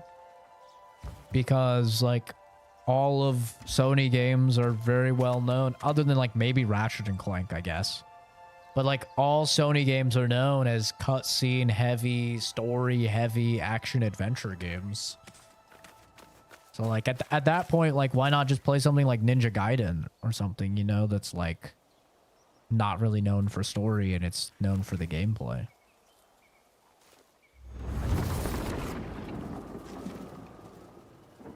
Steak and mango. There's a Matsumai checkpoint guarding the Oshima coast. I'll ride ahead to secure us travel permits, once my horse is rested.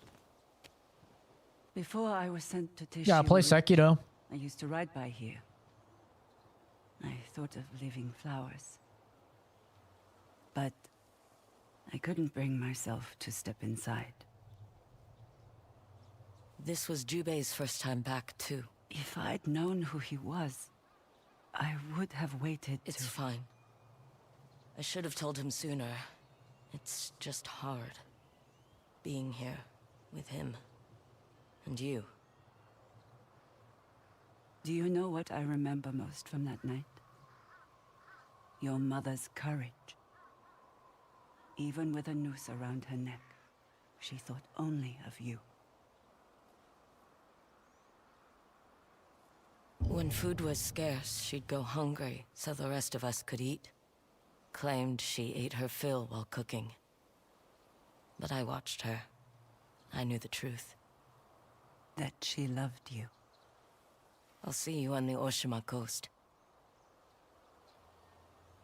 Do you like a good story as well, of course? It's just you said if I don't like that stuff, then the game might not be for me. Yeah, exactly. If I hate black people and the main character is black, the game is not for me, right? That's just how it is, you know? If you don't like gay people, and the main character is gay, the game's not for you. Correct, yeah. I mean, I'm not gonna fucking sugarcoat it or lie. Yeah.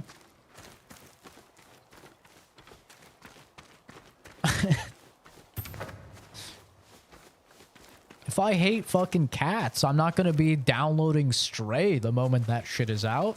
Why would I? Yeah, I mean, that's how it is, man. The people I know who are like genuinely sexist, they literally will not play a game if it's a female protagonist. I know a couple of them. They won't. They won't even play a female character in a game that has multiple like characters.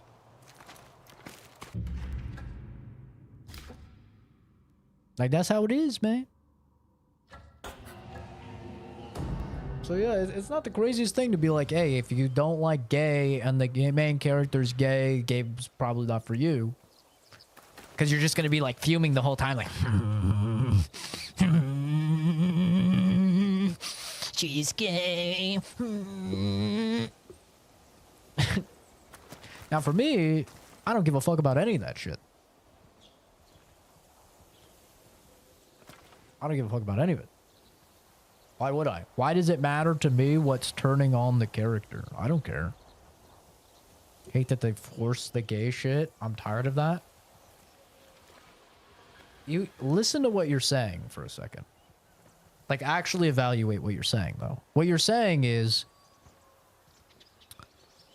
the artists that are making this art are putting in what they want to put into the art. And how dare they force the stuff that they want to put into the art into the art? That's what you're saying. It's like there's a lot of people in gaming and just entertainment in general that are LGBTQ. And they're making shows. They're making games. They're writing comics, right? Those people want to put representation in. Because now it's accepted that they can be open about being LGBTQ. They can have representation. You know, you go back 40 years and nobody could talk about it. You know, you were risking getting the Mike Pence treatment to fucking shock you until you don't like cock, you know? Now they can be open about it. So now they're going to put it in their art because they are artists and this is art. If you don't like that art, it's fine. It's your money. Don't buy it, you know? But don't sit and complain about it because at the end of the day, an artist is allowed to put in what they want. It's an overrepresentation, but when you consider the demographic that is creating the stuff that you're playing, it's not an overrepresentation. That's the thing. Go ahead and like show me the cast that's making a Netflix show. I guarantee you'll see more pink-haired, shaved head bitches there than anything. Those bitches like Muff. Not all of them, but a lot of them. And if you like Muff, you're probably going to write in a character that likes Muff. That's how it is, man. The cast, the people actually, the producers, the writers, they are so extremely LGBTQ sided. You know? That's how it is, man. And gay people are wanting to put in gay people into their stuff. That's not that weird. It's really not. You have a class of people that is still oppressed in much of the world that are like super duper I mean, you go to the Middle East, they're fucking killed, right? Still a lot of places it's illegal. They definitely can't get married, right? And you have a haven for the LGBTQ over here in the States. It is a haven. Like, gay people can get married. They can be openly gay. Now these people are being openly gay for the first time in the last, like, decade, right? They're being openly gay. I remember growing up, and it was still, like, taboo to be gay. Even in the States, right? I'm 29. I remember growing up and it was like, oh, you're gay. You can't tell people, right? Even a lot of places in the States are still like that. But you know, now it's more open. But now you have people where they can be openly gay. And a lot of those people are artistic. If you know gay people, then you know a lot of gay people are way more right-brained than left-brained. They are way more emotional. They're way more creative. They're much better artists, writers, stuff like that. That's what they gravitate to. And so those gay people are getting into video game creation. Those gay people are getting into writing of Hollywood. A lot of California, by the way, you guessed it, gay. A lot of Hollywood, gay, right? A lot of New York, gay, right? These are the hubs for media creation in the States, at least, right? And so those people are getting into writing. Those people are getting into creating video games. And you know what you get as a result of a bunch of gay people who can now be openly gay creating things? That's right, you get more gay characters. It's really not rocket science. It's not an agenda being shoved down your throat. It is more gay people are making more stuff. That's really it. It's not that deep. There's not some conspiracy theory here. Go ahead and watch the Starfield Direct, right? Back when Starfield was coming out and Bethesda did the Starfield Direct. Watch that Direct and tell me what you see on the team of Bethesda. You see face piercing, colored hair, overweight, rampant LGBTQ plus people working at Bethesda. Look at BioWare. Same thing, right? You look at like a lot of these companies, they're just really gay, man. The companies are gay. The people making the stuff is gay. The stuff ends up being gay. So if it's something that bothers you, I'm not one of those people that's going to condemn you. I'm not. I don't think there's anything wrong with being bothered by stuff. My father, I love him. He's my best friend. He grew up in a very different time. And to him, he has a physical reaction to seeing two men kissing. He is disgusted by it. He's appalled by it. He's very grossed out by it. I don't really have any problem with that because he's not hateful towards gay people or anything like that. He just has a physical reaction. He's unable to control where he's grossed out by it. I don't have any beef with him or anything. I don't think he's a bad person. He grew up in a different time where it wasn't normal, and, you know, as a result, he's been, like, conditioned to, like, he doesn't want to see it. So, like, he's not gonna play a game that has two dudes making out. Or watch a show that has two dudes making out. He's not gonna do it. And that's fine. There's nothing wrong with that. But to come in and say, like, those things shouldn't exist, that's where you go wrong. Because those artists have the freedom of creating whatever they want, right? So, as a result, you cannot go and tell an artist that they should not create some art, right? That's when you go against, like, freedom of speech, you go against freedom of, you know, artistic expression, all of that. You know? That's all it is. So it's fine if you don't like it. But yeah. Been playing for 63 hours, just reached chapter 3. Yeah, we're approaching 60 hours for sure. The vast majority of media created today still has mostly heterosexual characters. That's also true. Yeah. That is true. It's most likely it's forced. Learn the difference between them. If you're that bothered by it, you have plenty of options. True, yeah. Very true. Or, you know, you could just not care.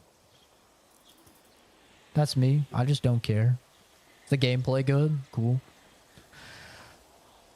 Only reason you think it's in more media is because the people who hate gay stuff and dramatize this kind of thing have a platform and spread it. True. The Asmongols of the world, yes.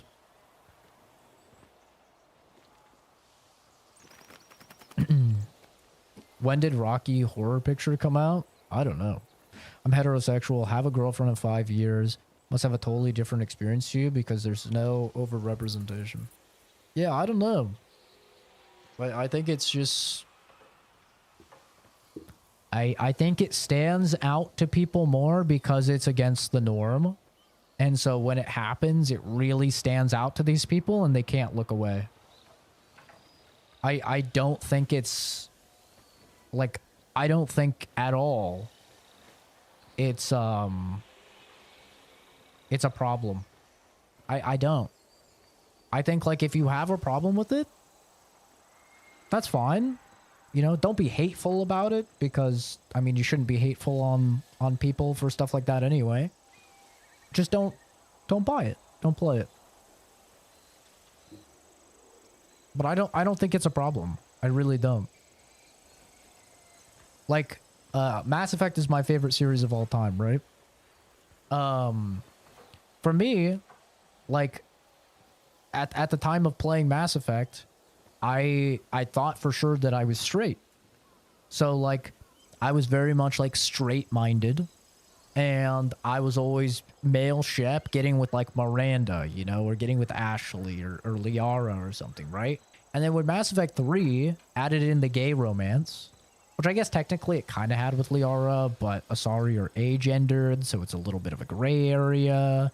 But anyway, you know, when Mass Effect 3 added the male-on-male romance with, what's his name, Cortez, I think, the pilot, I wasn't like, oh my god! You know what I did?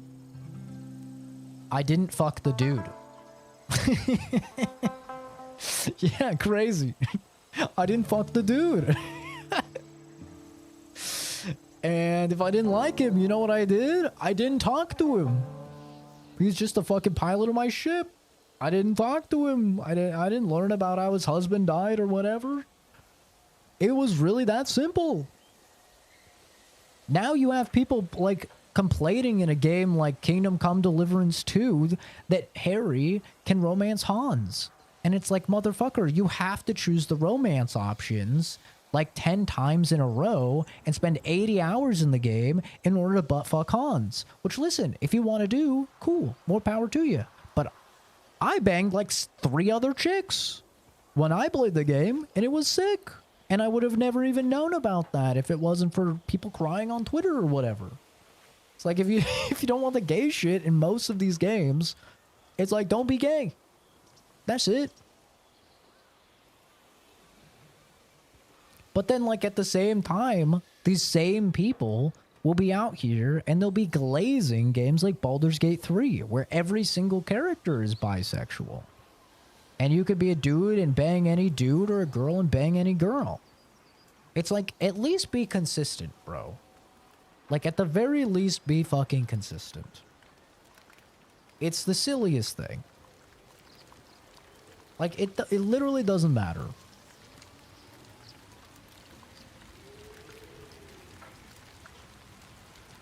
Oh, dude, I saw some of the gayest shit ever in the locker room. You had all straight dudes doing some of the gayest shit I've ever seen, fucking whacking each other's cock and stuff in the locker room growing up. Like, oh yeah.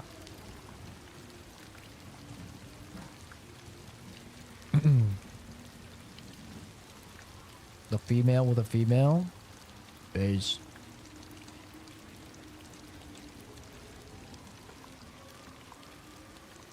Only for the homies. Choosing very fade though, it's extremely valid choice. Yeah. Give you the option to do or not do things in games, it's fine. But not every game is a decision-based game. Ghost of Yotei is not a decision-based game. The Last of Us is not a decision-based game. There's a lot of games that are not decision-based. And if the artist creating the art want to make a character gay, then that is their decision as the artist. And you can not play the game, but don't tell the artist not to make the art that they want to make, because that's a real slippery slope that could very easily turn into you not seeing the art that you want to see. So you know what the truth is? Just don't censor art. Let them do their thing. As long as it's not illegal.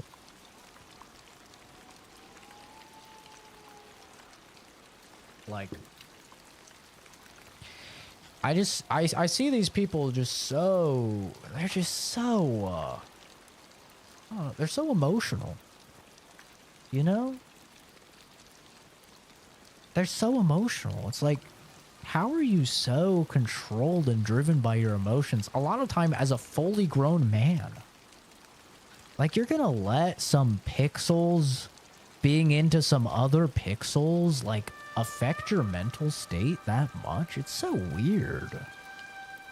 It's almost treading into, like, mental illness territories of, like, just so mentally unstable. Some pixels are getting these guys so riled up that they go on social media and record videos screaming about it, and then they go in, like, people's comment sections playing the games and leave a bunch of comments about it and stuff. It's like, this is so weird, man. So weird. Like, how are you going to be a fully grown man spending your free time crying about what some pixels are attracted to? It's so weird. Like, I'm sorry, bro. You cannot convince me you lead a good life if that's how you're spending your limited free time. There's no possible way you can convince me. I'm fighting a good fight, brothers.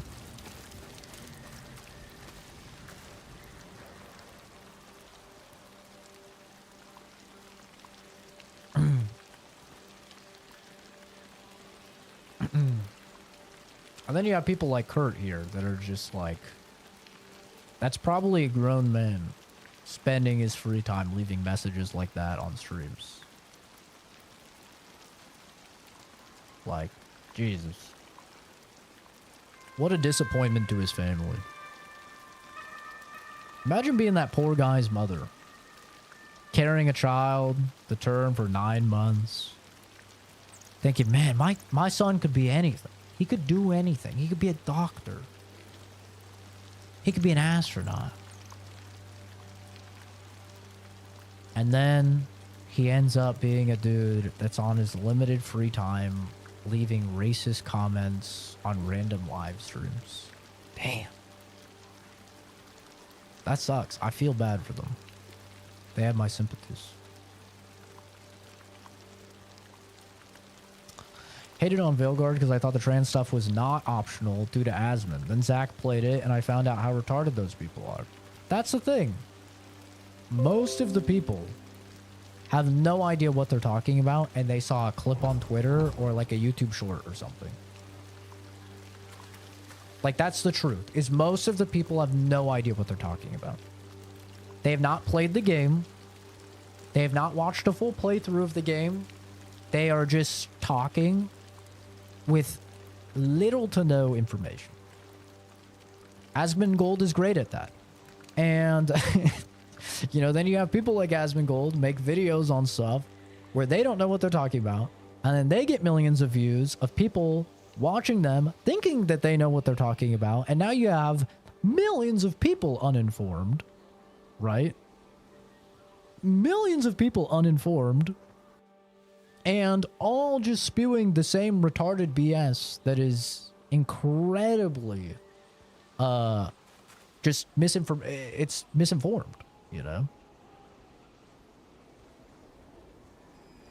Do I think it should be part of the ratings like blood, gore, LGBTQ? No, but most games, if not all games that have LGBTQ, are banned in certain countries. So you can find out very easily. Look up if a game is banned in fucking Saudi Arabia. If a game is banned in Saudi Arabia, guess what? Probably some gay shit. It's very easy to figure out, like, if a game has gay stuff, because those countries where they still beat people to death if they find out that they're LGBTQ, they ban the game. So it's like, it's not that complicated. It's not rocket science to find out if a game has gay stuff. It's really not.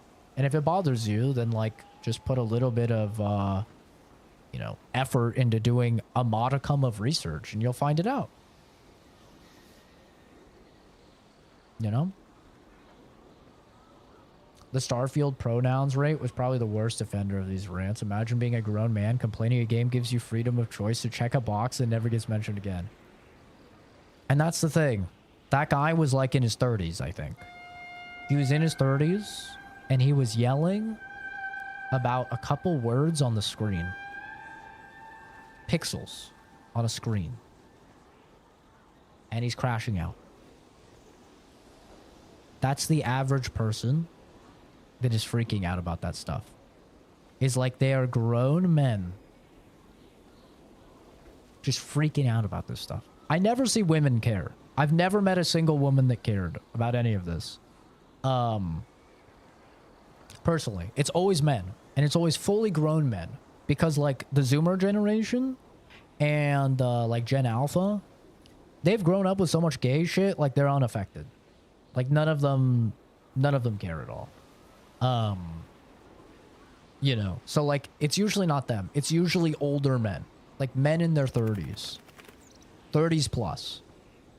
And so like every time you read one of these comments, these dudes crashing out about gay stuff, I could never take it seriously, because I think this is a 30-plus-year-old man like crashing out because of pixels. It's crazy, dude. Like pixels that he can just ignore. He could just not play the game. You know? It's that easy. Like, oh, just don't play the game. You don't have to go on Twitter and rant. You don't have to go on random people's live streams and rant. You don't have to record videos of you screaming at a webcam. You know? It's so funny.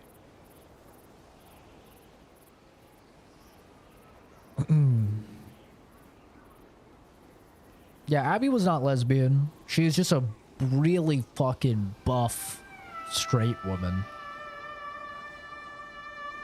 She's built like a man, but she ain't a man. The weirdest part about the people who people hate from Last of Us 2 is how people assume Abby got piped in her shit pipe. Not to even suggest they did anal. Like, what are we mad about? Well, I mean, I still talk to people regularly that say that Abby was trans. Still. And like, if you do literally 1 second of research online, that's like, you'll instantly see that's not true. It was like a rumor when we only had leaked gameplay and people saw that she was a big buff bitch and they just assumed, you know. But as I am proof, you can have a person that kind of has traits of the other gender, but they are not, right? Like, I'm a small dude. I've got long hair. Some people see me, they think I'm a chick. That doesn't make me a chick. You know, just like Abby is a buff bitch, don't get me wrong. She does not skip gym day at all. But she's not a dude. And I still regularly see people saying, oh yeah, Abby's trans. It's like, Abby's not trans. Nothing suggests that. There is a trans character in The Last of Us 2. It's Lev.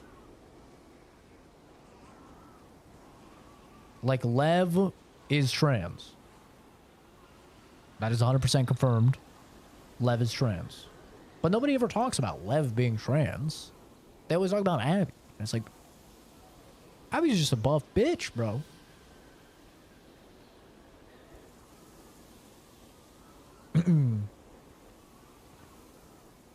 Have I ever heard the reason a character was written flawlessly by someone of the opposite gender? The best reason ever that a character is written flawlessly by someone of the opposite gender? No.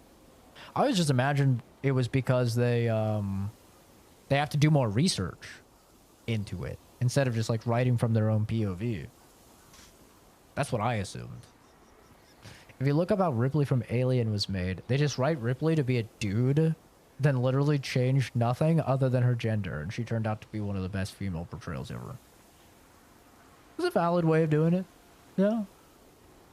I mean, honestly, I think that Abby is kind of like that. Is like they probably went from a gameplay perspective. They wanted a character that played like Joel, right? They wanted a character that could throw hands and would play like traditionally like Joel, didn't have to be like small and quick and stuff like Ellie is. They wanted that juxtaposition of gameplay from Ellie to like a big, like strong character like Joel played in the first game. And then I think they probably wrote that character out, and then they were like, yeah, let's have it be a chick, you know?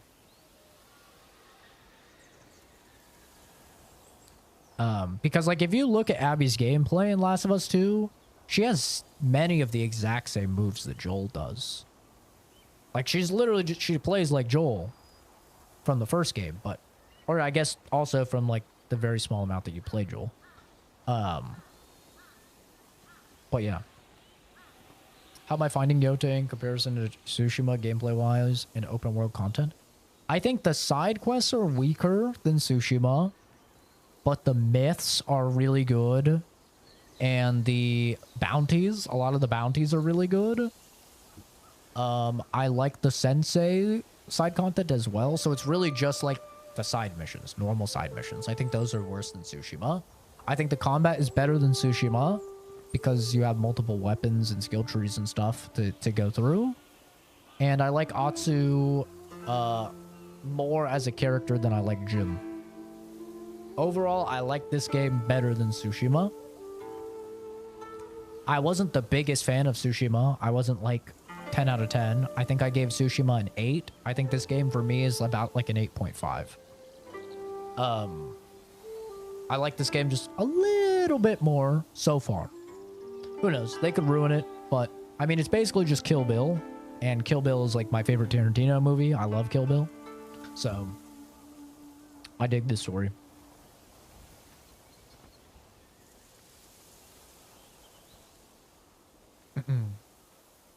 Take care, Jason.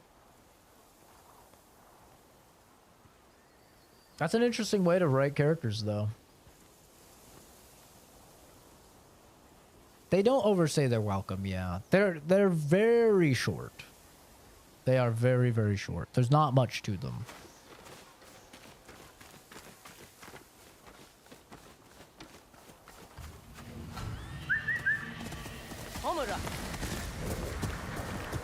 But yeah, I don't know. I don't understand the fascination with pixels and what the pixels are into. I don't care. To be fair, I also don't care when it comes to humans, though. Like, I don't... This is gonna be crude, but listen, dude. I don't care what gets your cock hard. I don't. Unless I'm trying to get with you. You know? Then I care. But, like, I don't care what gets your cock hard, bro. Why would I?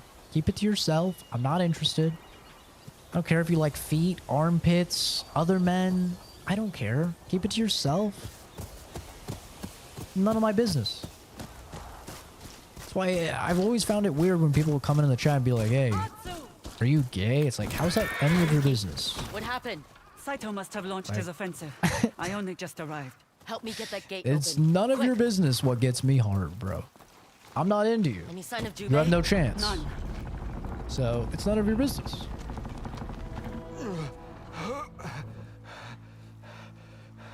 Very weird.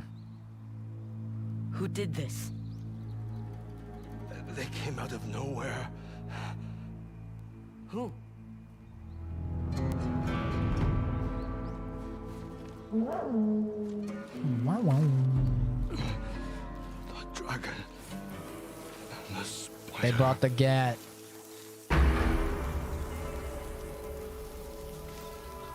Exactly. What does it matter? It is not your concern. You stay in your lane. You worry about your life. That's it.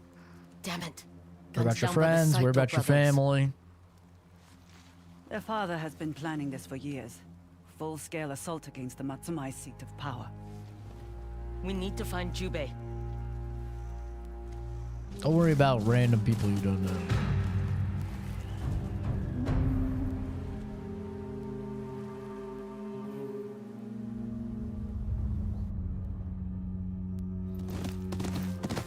Hairy little man feet. W. That's wonderful. Thank you for supplying me with that information. I don't care though.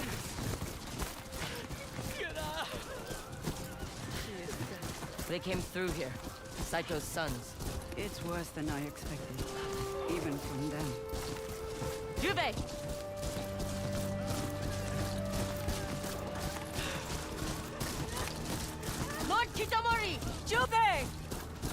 Matsu! There he is. You brought Jubei. this You woman. made it. Did you run into any trouble? Only bodies.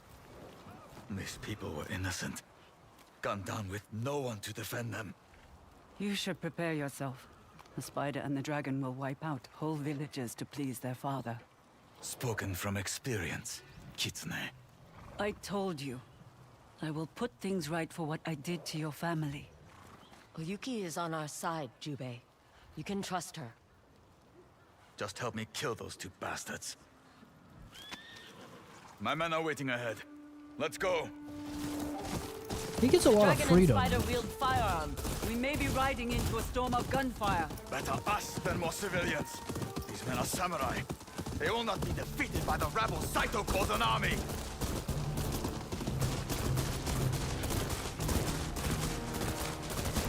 Matsubai! We ride! The dragon and spider will pay for this! We ride with you! Lord Kitamori!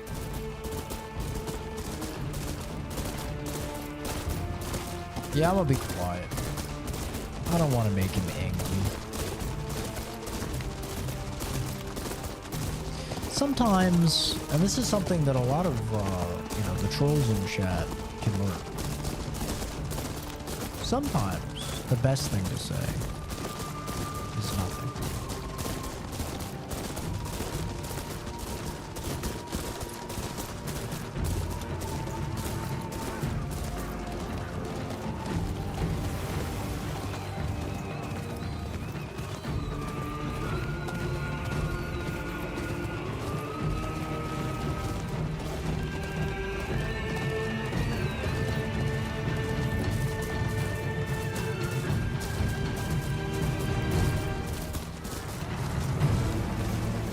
Impossible!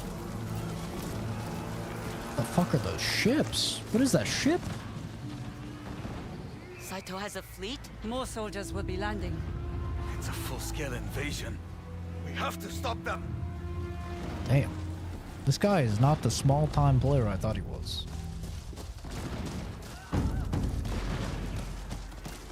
I thought this guy was The war is upon us! kind of just Our like homes burn! Our families scatter! a little mercenary. Their blood stains the land! But it will be our blades that turn the tide! Charge! He was... Don't stop! Shield us! Watch through them! Break their lines! I know that was supposed to be serious, but that was so funny.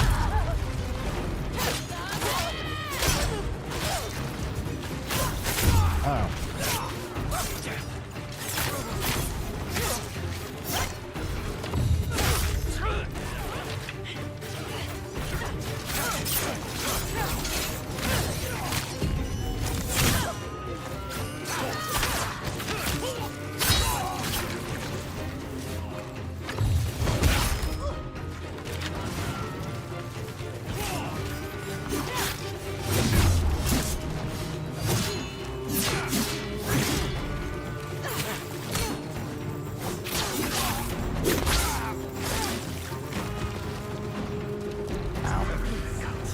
Come on, up that hill!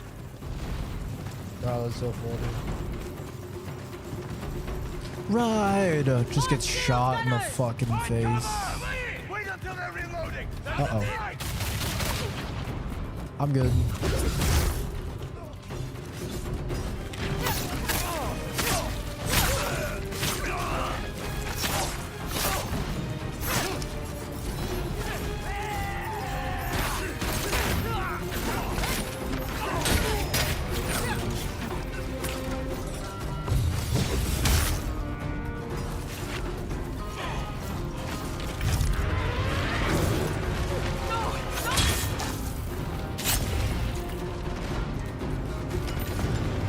Ooh, gun parts. I need those for my final upgrades. Wait, I have to loot. You transition to dual katana? Oh, it's very cool, yeah. Atsu is very, very, with the shits. Like her transitions from weapon to weapon are amazing. Same with her sheathing animations. They go so hard. She's great at aura farming. This is an Atsu. You're kind of stepping on my speech here, yeah. Oh, you're too late. The spider and dragon have already won. Clan Matsumai will not accept defeat so easily. Atsu, you fought at Sekigahara. What's our move? We retreat. The gate's fallen. They broke through. Any sign of the spider or dragon? None. Most of the dead are Matsumai. Whatever we do, we won't have backup. We expected an attack, but not here. Not on this scale. Yeah, you guys kind of just need to take Enemy the L. soldiers and are regroup. splitting up. Some will hold this position. Others are charging ahead. Toward Matsumai Castle. We need to get through that gate. Quickly! Leaving now would be suicide. Enough! I don't need advice from a member of the Yotei 6! Chube, this isn't like you. You're being impatient. Reckless. I'm being decisive. That's how we brought down the Oni. We worked together to defeat him. Remember? Please, Atsu. Trust me. Then trust me enough to explain what's going on. You're losing. I have family on the other side of that gate. Family? What do you mean? Someone very close to me. Ooh. If any harm comes to them, I won't let that happen. I swear it. Our best chance is to wait until the sun goes down. We can use the cover of night to reach the gate. thank you. Yeah, her sheathing the Odachi is They've made camp for the night. Let's reach that gate. video game sheathing of big sword logic.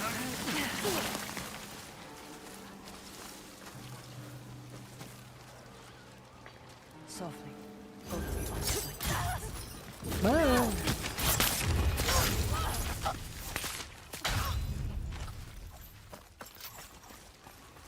Is the Oni dead? Yeah. It's crazy. Sorry, were you saying something, bro? I didn't mean to stab you in the fucking jugular.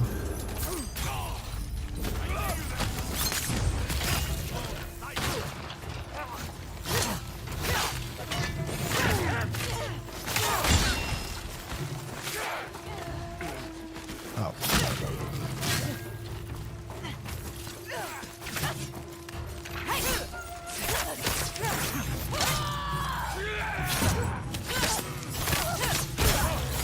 He is the future. I don't know about all that.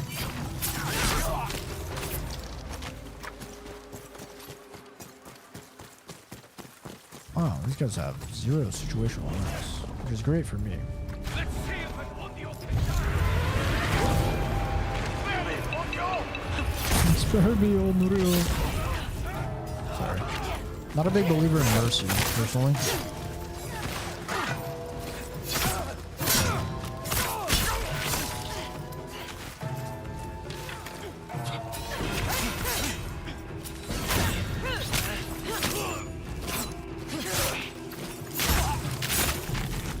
Who's there? There she is. It's me.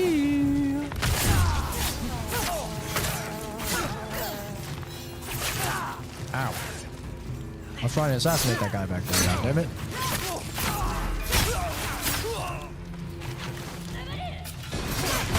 Ow! I've been shot.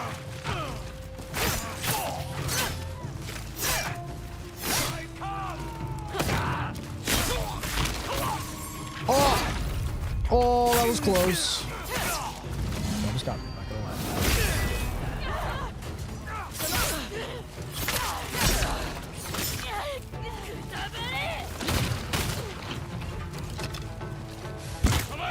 Oh, you're in the way.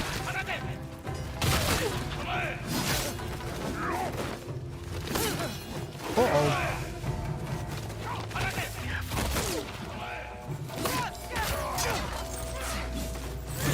Not be ready for this. I'm not sure about that.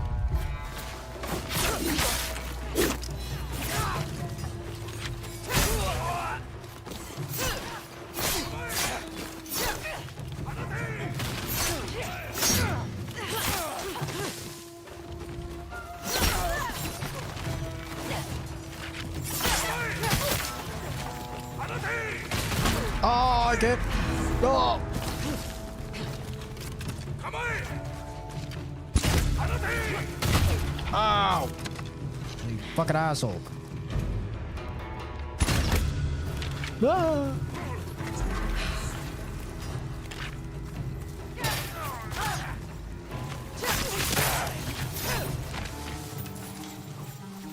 Very sneaky. Let me wear it for him. Take the fucking hat off. But I'm drippy! I'll take it off with the fucking cutscenes. I'll put on a headband.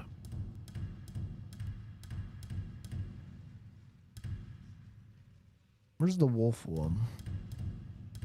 I have a wolf one somewhere.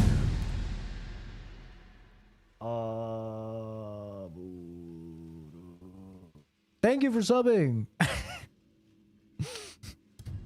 Thank you. Very nice of you. There we go.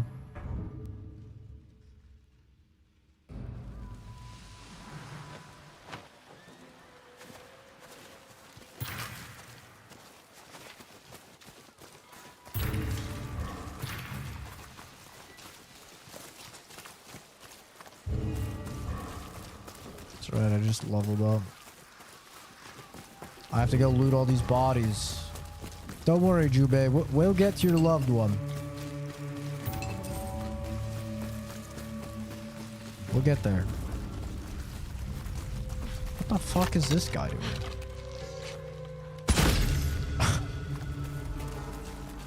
Okay.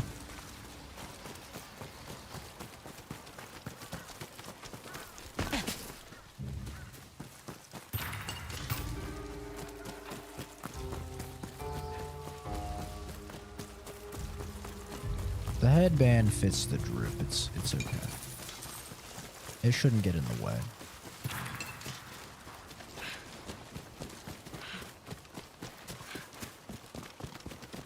It's a man. Oh my god, I can't believe it. Woke game.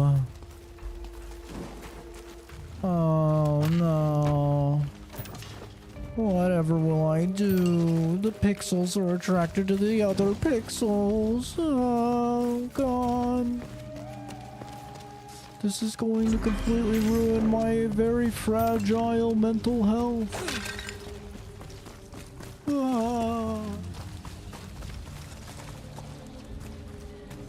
What do I think of the wolf? The graphics of it, the way it moves? I'll be honest, the wolf is not like a major thing in the game. Like going into this game, I thought the wolf would be a much bigger mechanic than it actually is. He kind of just shows up and fucks shit up randomly. I mean, I can play a song to like summon him, but I never do. He just kind of shows up, fucks things up, leaves. I don't know. Quietly. Looks fine, I guess. Finish them quick. Nothing's really went through my head. Rumor is you fought the Oni. Oh.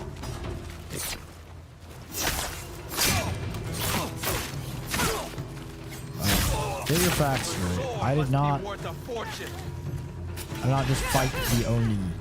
I killed the Oni. Okay. Oh. Good hit.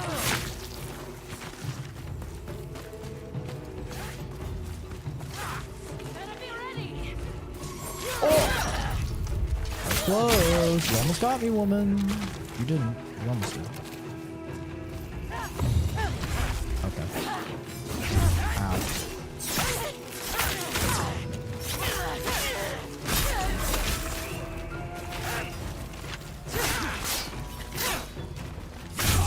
Ow. Just die. Thank you. Hurry, with me. I feel like the wolf was rushed a lot. It's definitely like I said, I thought it would be more of a thing in the game than it is. Like sometimes when you die, he can show up and save you, and sometimes when I throw things at people, he can show up, and sometimes when I do a standoff, he can show up. But I really did think it, like, he was going to be following me around the whole time. Horse and wolf. My wolf is called Mikage, after my horse in Tsushima, which was Kage. Rest in peace. And my horse is Homura.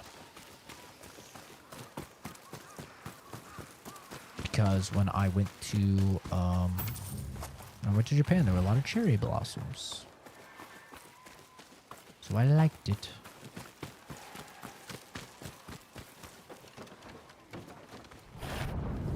You have no choice. Obey or you will die. Please! We are just farmers!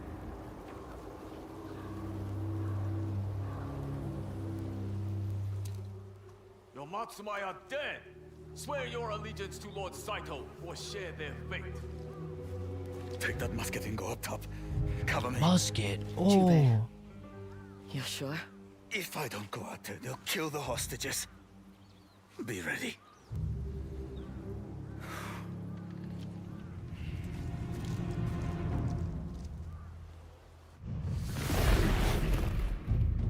We got the gat, baby. Tanegashima. Huh.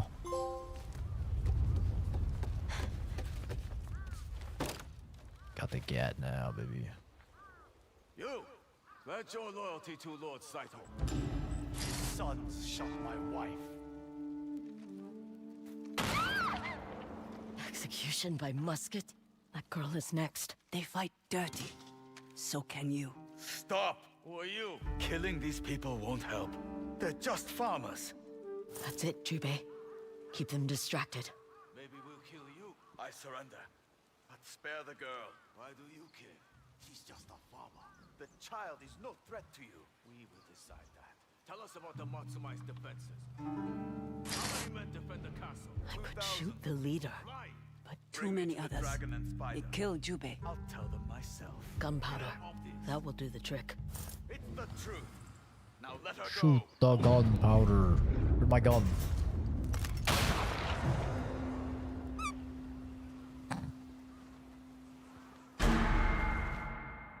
Gunpowder. That will do the trick. Maybe we'll kill you. I surrender. Lol. Hide! Oh my god. Oh. Give me 10 years to reload. Then I'm gonna fuck you up, woman. Okay, I'm gonna fuck you up. Oh, damn, the gun actually feels fucking powerful.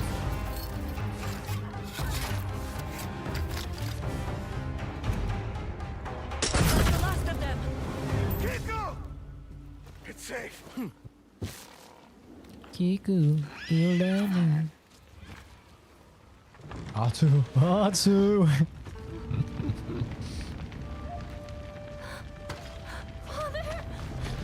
Are you hurt?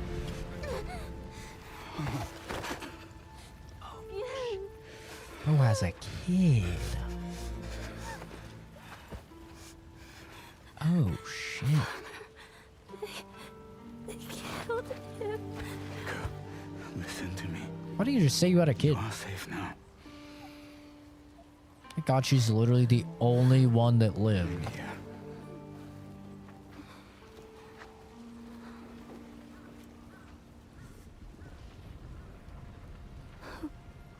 Who are they?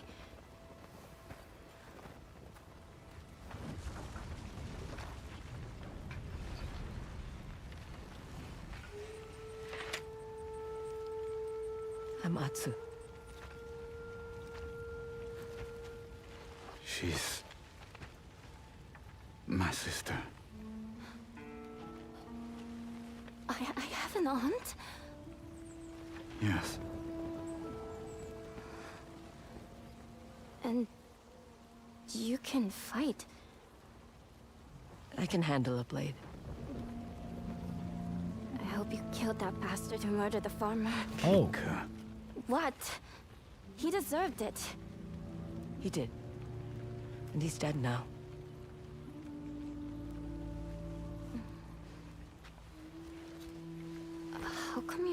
told me you had a sister.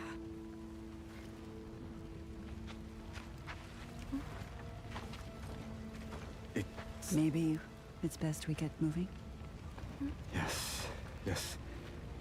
Let's get you home and cleaned up. He hit me with a fake spoiler. Come. When he said them, I thought This way. maybe he was gay, and I was like, oh no. Wait until those guys hear about this one, bro.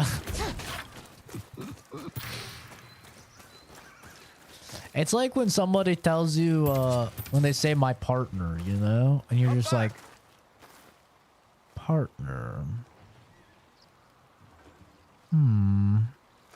You know?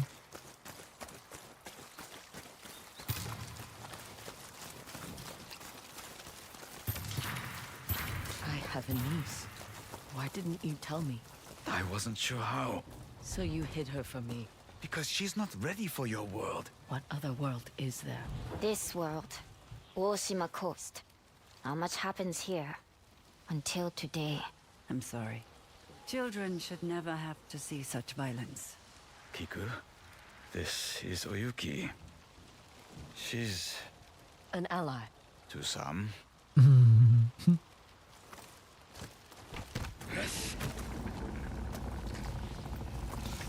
She called him a bastard. Ain't no niece of mine gonna be calling someone a bastard. You're too young, little lady.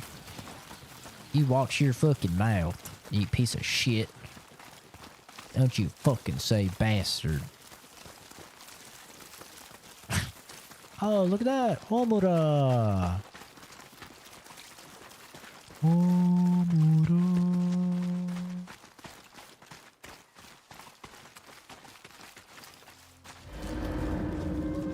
Good. Matsumaya Castle still stands. It won't last long. Saito planned for this.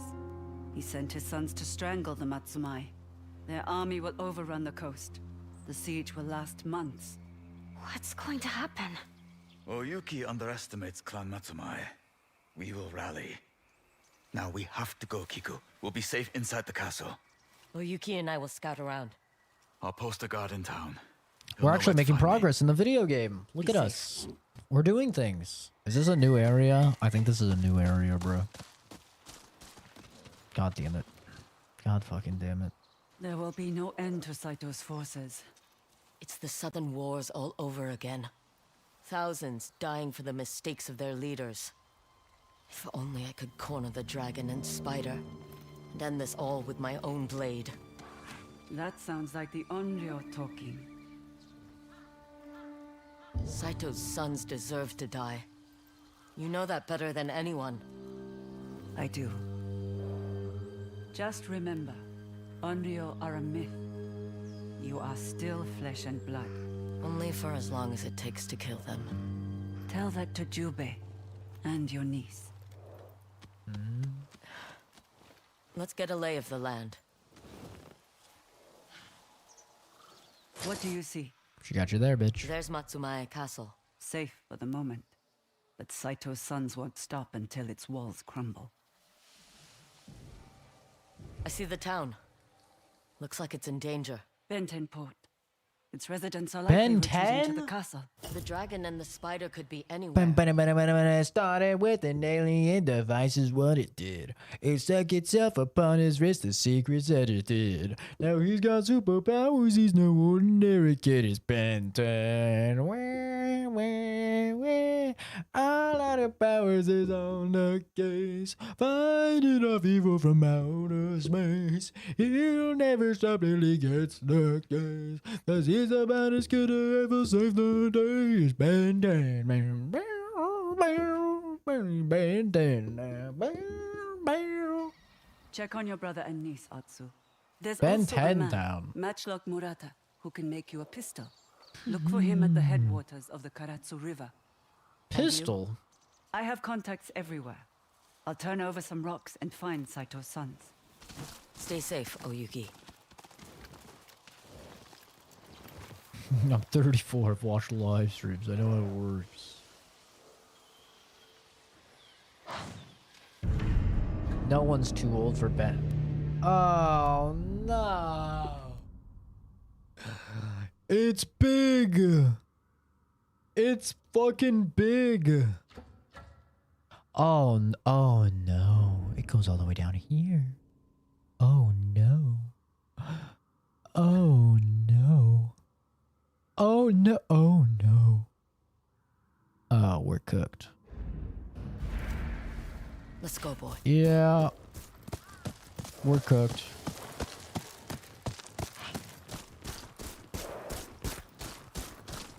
We are cooked. Bum, bada, bum, bum, bum, bum, bum.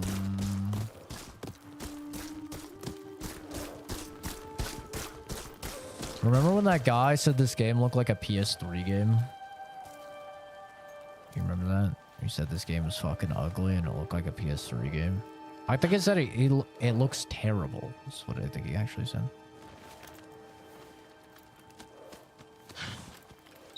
Actually, psychopathic person. No eyes.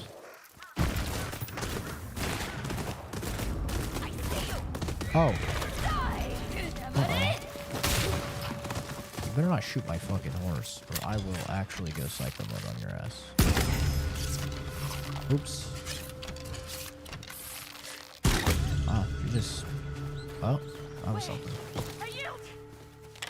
Is the map larger than Tsushima? That's a good question. I don't know. Make it worth my while. Where are more of Saito's followers? A group captured Iwasaki Farmstead. They're dug in. It'll take more than you to take them out. We'll see. Right. Go.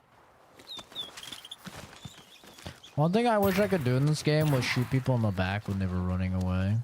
Because I think it'd be funny. You are quite a woman. I owe you my life. And the reward. It's not much, but maybe it will buy you a drink. You're almost as bold as Saito's men. Almost. Stay safe out there, stranger.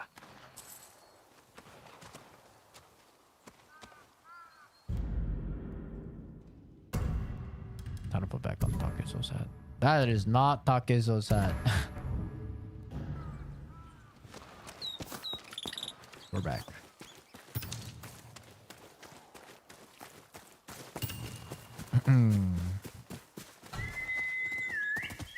The kind of guy that would say Ghost of Woke. Probably is, yeah.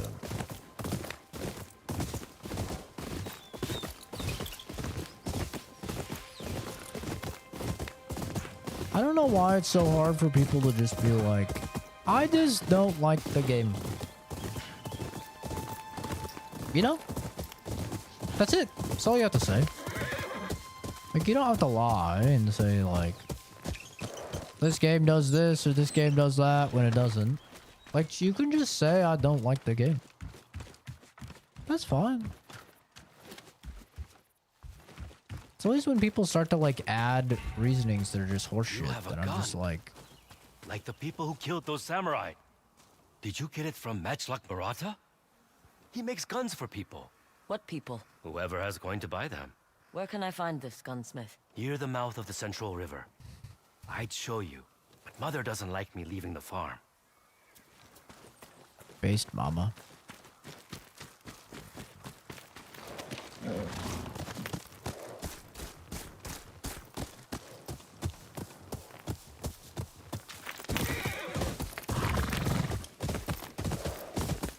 Yeah, I think the game is great. Also, I could be wrong, but I feel like there is less fluff open world stuff in this game. I know that look. You're in need of supplies, and I've got what you need. Is that so? You do Show not, me what you've child. got.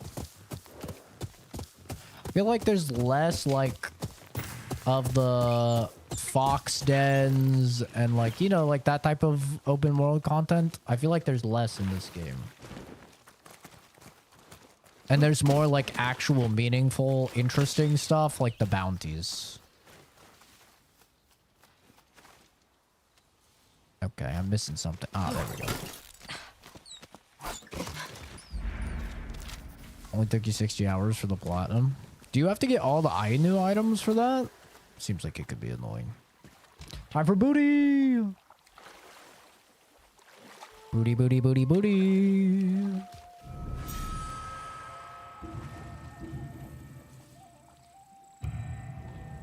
I'm an aunt. I thought I had no family. And now...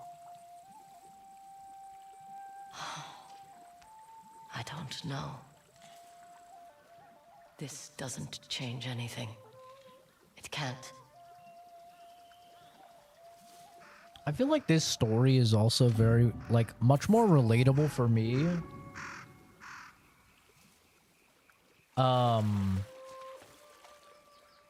Personally, of like being depressed and not really having a reason to live, and then finding a reason to live. Like that is a big part of this story of this game. Is like she's so set on just getting revenge and dying. But the world, she's realizing slowly but surely that the world is beautiful and that there's more things to life than just revenge, and like she'll actually have something to live for after the fact. And like she has her brother, and she has, you know, her senseis that she's met, and she has these merchants that she's met, that she's like, there's a whole fucking section called the Wolf Pack, right? All these people that she's met throughout the course of the game, right? Like all of these people she's meeting, and she's realizing like there's good in people, and there's reasons to live, and there's reasons to go on. And she's kind of at a point where she's struggling because she doesn't know what the fuck to do. Like she trained for 16 years with the sole goal of in mind of avenging her family and dying, and now she has these reasons to live. And I don't know, for me, I find that way more relatable and way more interesting than Ghost of Tsushima, which is people invading, need to stop people from invading, but I'm battling with, you know, upholding the sense of honor that my family kind of instilled with me. Not that that's not a good arc, but it's an arc that's not relatable to me. I can't relate with being a fucking samurai, right? And having an honor code and you know, I can't relate with that. I can relate with, you know, essentially being suicidal and finding reasons to live and reasons to go on and seeing the beauty in the world. I can relate with that a lot more. And how they utilize stuff like music in the game to really draw a connection between her family really like strikes a chord with me as well, because like I've known people that have passed away, you know. I've had a couple people in my life that have passed away due to suicide, and like there's songs that I have that I'll listen to that will just really strike me in the heart as like it reminds me of them, and I can almost feel their presence with me again. And that's something that happens in the game quite regularly, utilizing the music and the shamisen and stuff. And I don't know, like for me, I just really like what they're doing with the narrative of the game.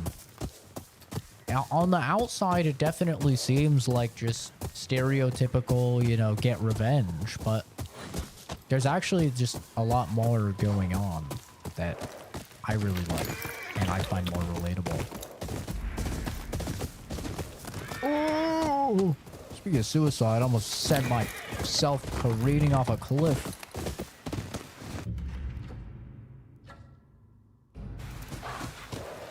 Okay, I'll do the side stuff off stream. We're gonna go to Ben 10. Go! I mean, I guess I'll get the gun. I'll get the gun first.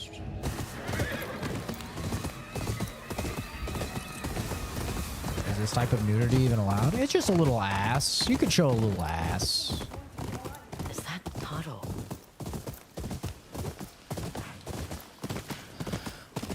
I think showing ass is fine. You can't show boobies. No boobies allowed. At least not on YouTube. On Twitch, you could show boobies. YouTube's a lot more stringent on what you can show. I can't believe it! She's here! What's up? Stay back, Spirit! Huh? I'm warning you! I thought you wanted to fight to the death. Cut her down! Now!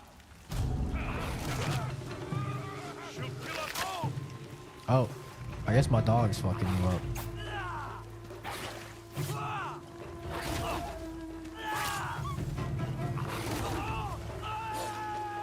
He's just walking backwards. Fucked up.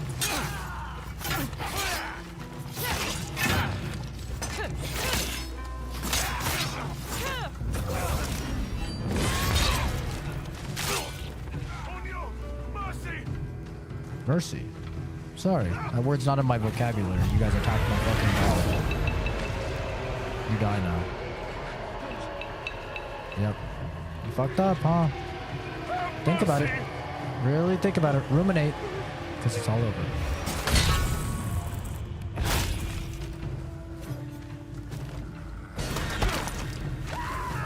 Time to die. Goodbye.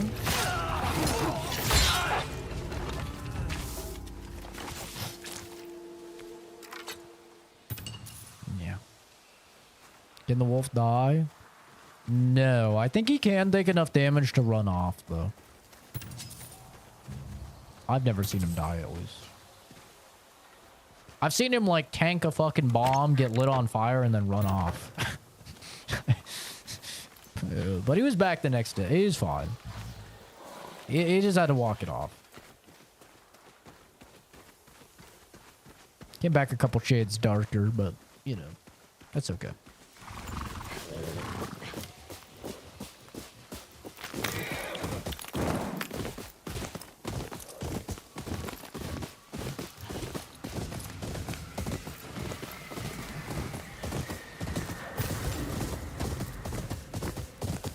Shogun's peony.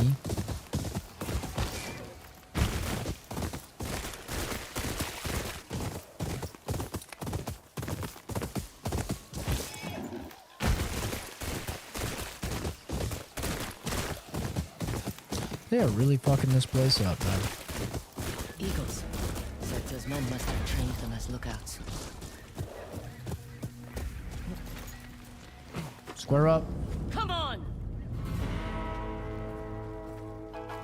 This won't take long. We'll see about that.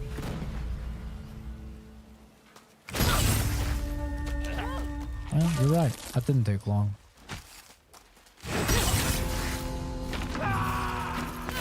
She won't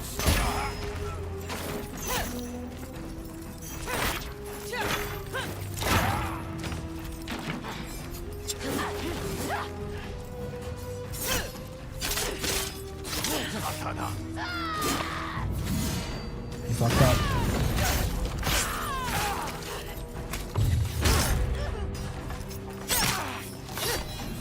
Oh! Did it.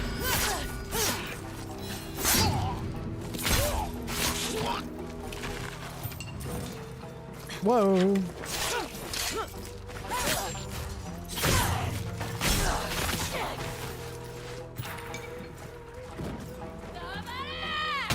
Oh! You asshole.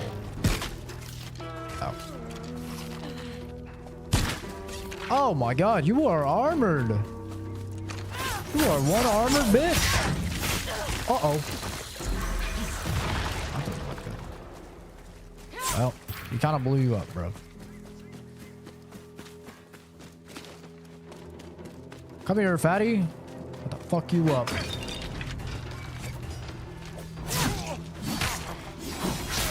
Oh! Oh! Where'd your arm go? That's crazy.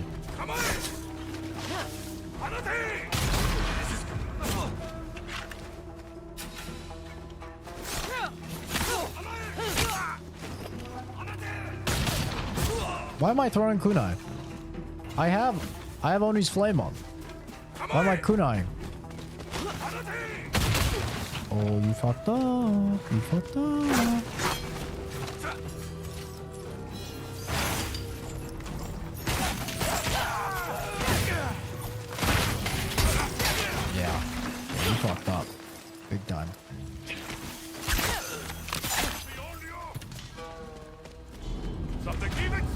must die!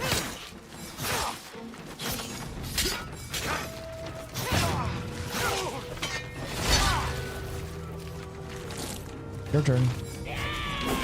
Oh. You're lucky I pressed the wrong button.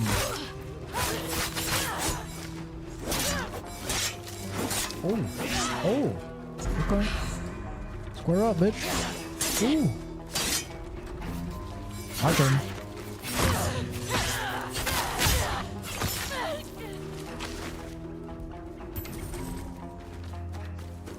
Good fight. Oh, look out behind you. Oh, Jesus. Zero awareness. You tried though.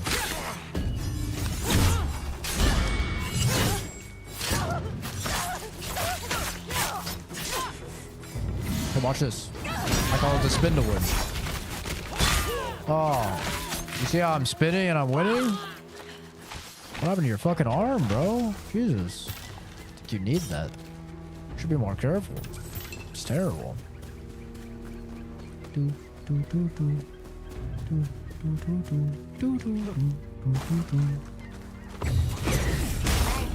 Get pranked. Oh, true. Come here, fatty. Come. Be defeated. Are you sure? What if I click both of my sticks? Oh, crazy. Oh, you're sorry? Crazy. Everyone's always sorry after the fact, you know? No one is sorry beforehand. But, oh, man. When you're on the ground groveling at my feet, suddenly you're sorry. Oh. Crazy.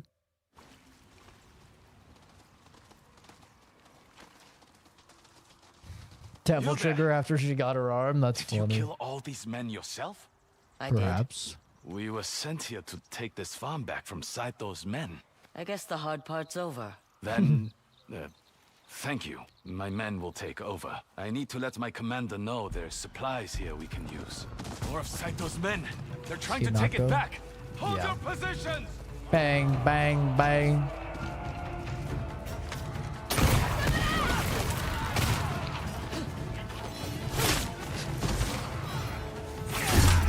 What?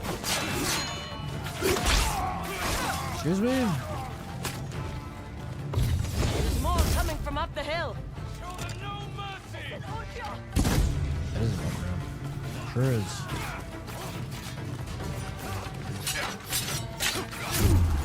Ooh.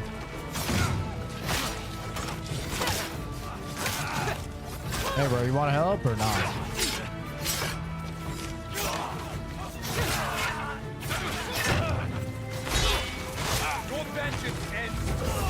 Are you sure? I don't think my vengeance has even started, Zinky. They can't win now! Push forward! I mean, they definitely can.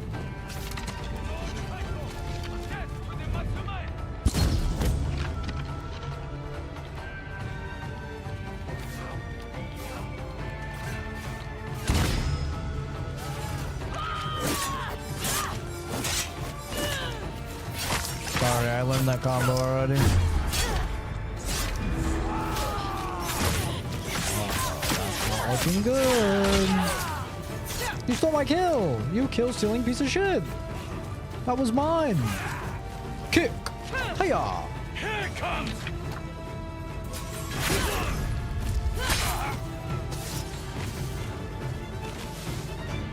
You fight with exceptional skill. There have been rumors of an Onryo stalking Saito's men. I wouldn't know anything about that. Yoroko I'm just is giving them what funny. they deserve. Well, thank you for your assistance. Matsumae! Fortify this position! God, I wish No I one's liked taking Silent it Hill back. F. Gotta be my biggest disappointment in the last, like, year. Ugh. So sad. I really wish I liked that game. I was so excited for it, too. On the bright side, I got it for free, so I didn't feel like I was out the $90 for it. So that was a W. If I had spent $90 for that game, I probably would have just killed myself then and there. I wouldn't have, but you know, it was rough.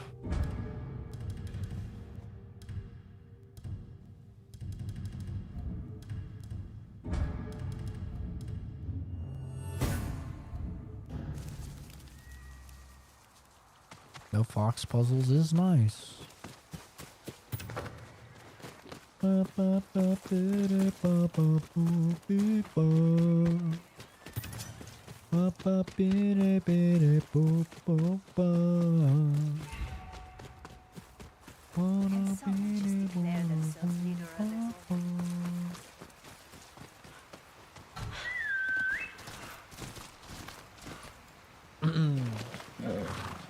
What combat difficulty did you play on Resident Gear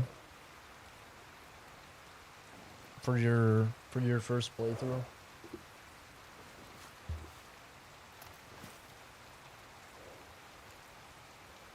Because I think that's why I hated it.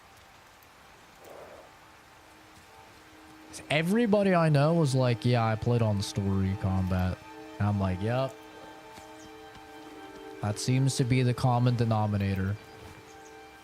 Across everybody I know that liked the game versus didn't like the game, is that everyone I know that liked the game played story for combat.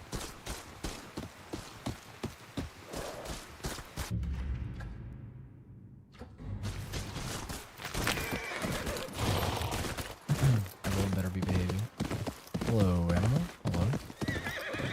Played normal, then hard, then lost in the fog. Damn, you 3 playthroughs that shit. Oof. I would rather die. Yeah. I played hard on my first playthrough, and I just hated it. I fucking hated it. I liked the game until they started making me do more and more and more of the combat, and I was like, bro, this combat is so repetitive. There's like 4 enemy types the entire game. And it was just so repetitive. I hated it.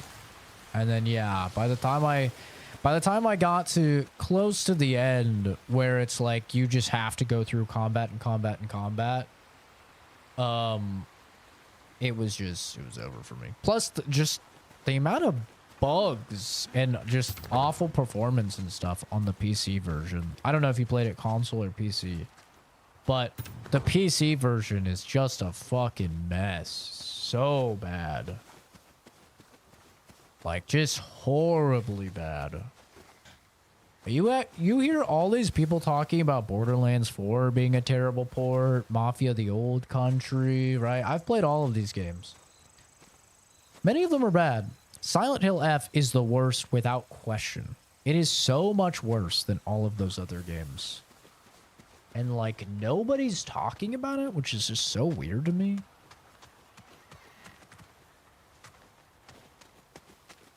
Yeah, that shit was just busted. PS5. Yeah. Definitely the way to play it. The PC version is terrible. Just god awful. Help me. What's up, homie? What happened? One of my customers shot me. Should have seen it coming. You need to burn that wound, then bandage it. You a healer? I've dealt with gunshots before. Get me some sake. It's on a shelf nearby. Silent Hill 2 remake still not optimized for PC? Oh yeah. It's just Konami. Konami sucks. Let me clarify. 95% of Japanese developers suck ass at making PC versions. It's not just Konami. It's almost all of Japanese devs. Nobody plays PC over there, apparently. Like, they just play PS5 and Nintendo Switch over there, apparently. Because, like, Nothing is ever optimized from a Japanese studio. It always runs like shit on PC.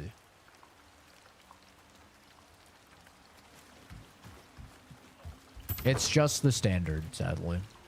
From Software is no better. Like, From Software is fucking atrocious for PC versions. That wound needs more than sake. They're all bad. Going to need it.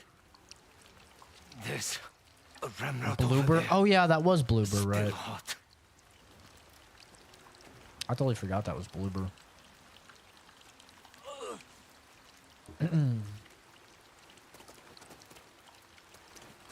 This is going to hurt, isn't it? It's not going to feel good. Firm or soft? Ready? Yes.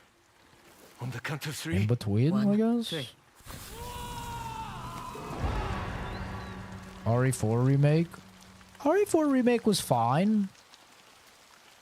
It wasn't great, but it was fine because, like, the RE engine is good when it's linear small games. You need to work on your bedside manner.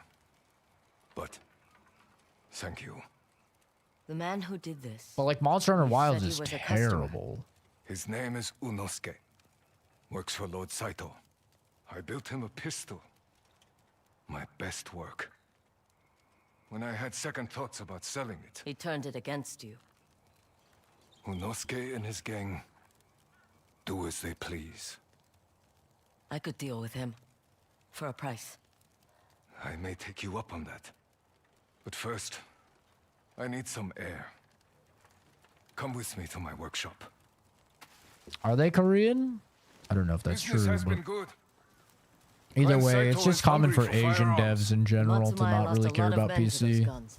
And now the dragon's forces They are use a lot tearing of the coast apart. PlayStation I and offered to sell to the samurai. mobile But they don't have games. gunpowder or ammunition.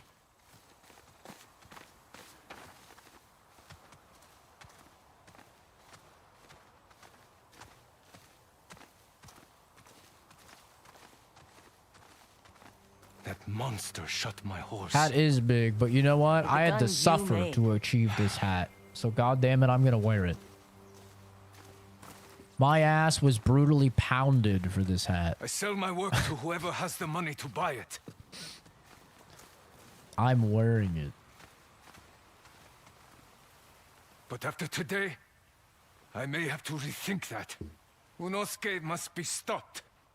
Find him, and you can take the pistol I made Unosuke as payment. I have a matchlock already. That rifle is built for range, but up close, you'll want my pistol. Shorter barrel, quicker handling. You know your firearms. They don't call me Matchlock Marotta because I'm well versed in swords.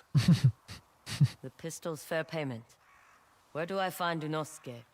He and his gang took up at the farmstead northeast of here. I'll pay them a visit. Before you go, I can fix up your rifle if you like.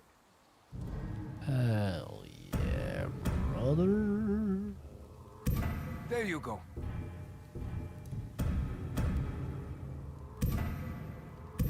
A fair trade, I would say. Shrapnel bullet. You do. What do you Can need? I buy gun parts from him? Nope. Sad. What should I do next? But yeah, it's unfortunate. But I just hated the combat. I thought the combat was like really bad in Silent Hill F. I think even if I played it on story, I would have had the same conclusion, but I would have actually finished it if I played it on story. But there's no way I would have played it through again. I just also I didn't like the story. I found it pretentious.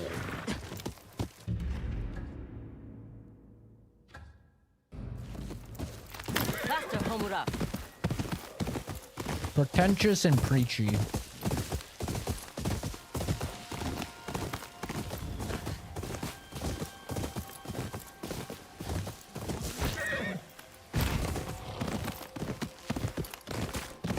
But now the rumors are that they're doing a remake of Silent Hill 1, which I'm excited for. And I'm really hoping that, like, for new Silent Hill games, they don't go forward with the Souls-like combat, because it's just so... Souls-like combat and horror do not mix. They really don't. Like, you don't want to combine something that makes people frustrated or angry with horror. Because what happens, if you've ever seen a horror movie, when the character gets mad and they're like, fuck this, hills have eyes or something, right? Where they're like, fuck this. And they get angry, they start fighting back. And they're not scared anymore. Because that's how our brains are wired. Our brains are wired that once we get angry, once we get frustrated, we lash out, we fight back, we're no longer scared.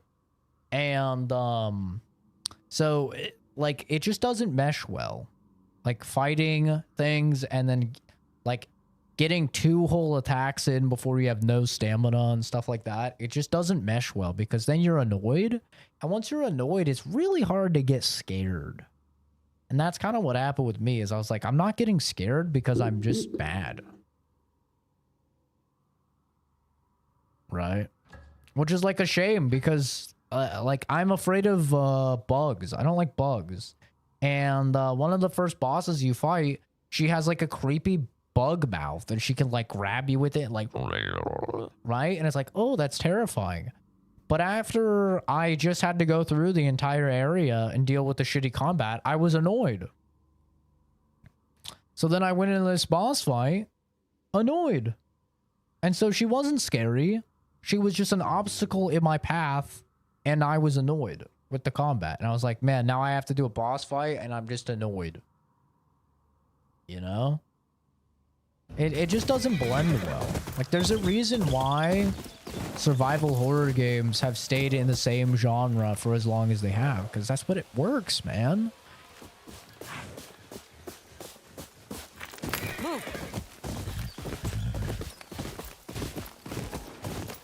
Like, Souls-like combat just does not fit well with horror.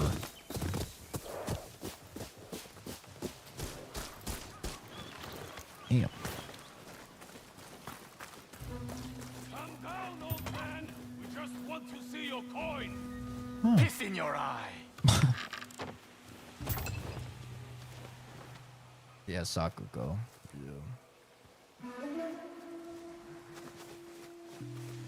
Hey man, how's it going? You seem like you're having fun here. Kill her.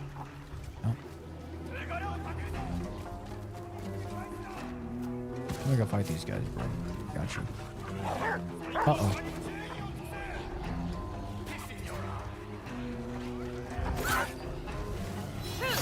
Uh-oh. Uh-oh.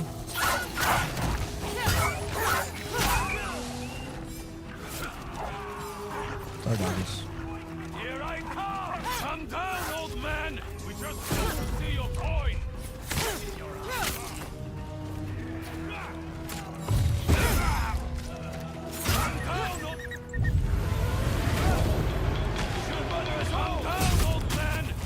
Okay, so we're just repeating the same line of dialogue over and over. I guess we're bugged, maybe?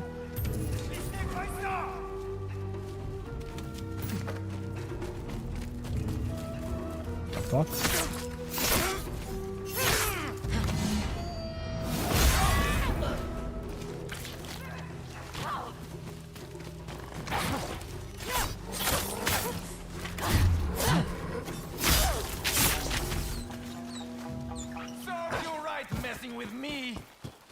You good, bro? Those Saito dogs are all talk.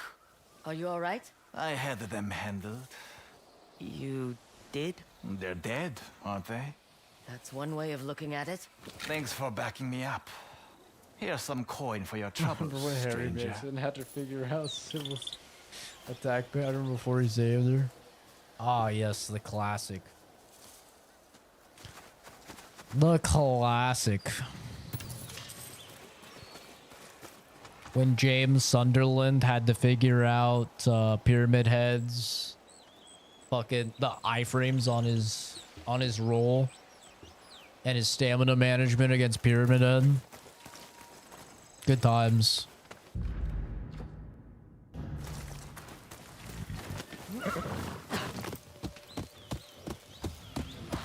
Classic Silent Hill. Yeah, I don't Be at know. a farmstead near here. He'll be armed. Come on, boy.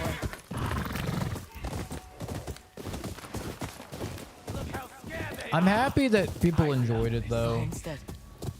No.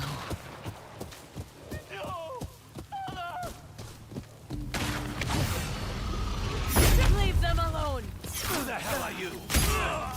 You bought the kitsune. The Yotei 6 will pay well for you. Oh shit.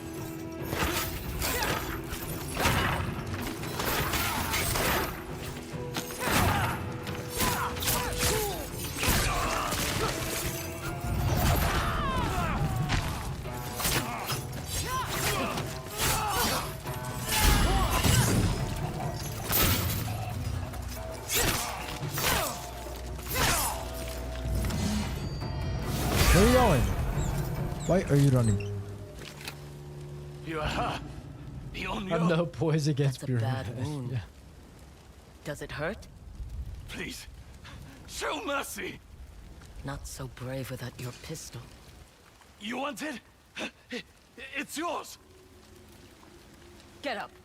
But you kill me. I'll give you the same chance you gave to that family. I won't be hunted like an animal. Hold R2. Press L1 to pick the gun. Bonk.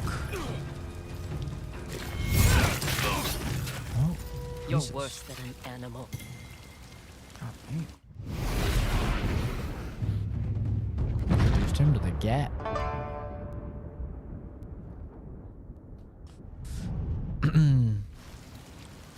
This is a game you can choose what color cat you live with.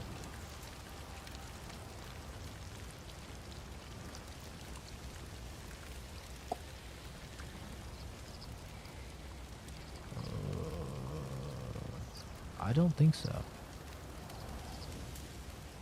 Unless that's later in the game. I don't know.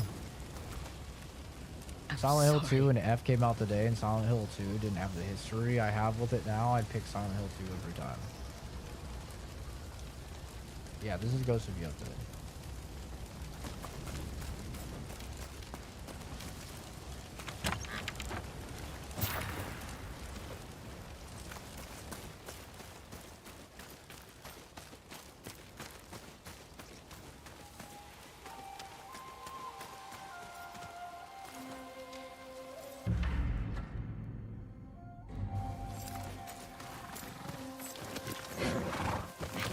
Yeah, I think for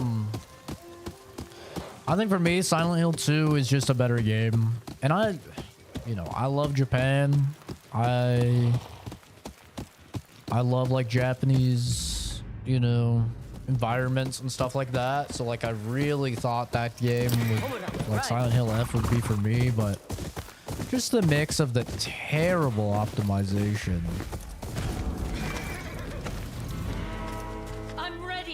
with the Finally, a challenge.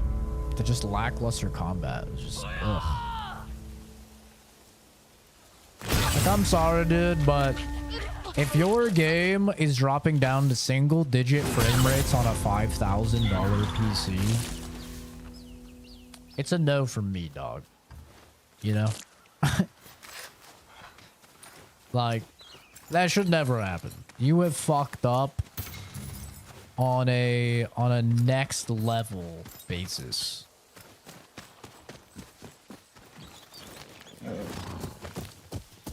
If that's the case.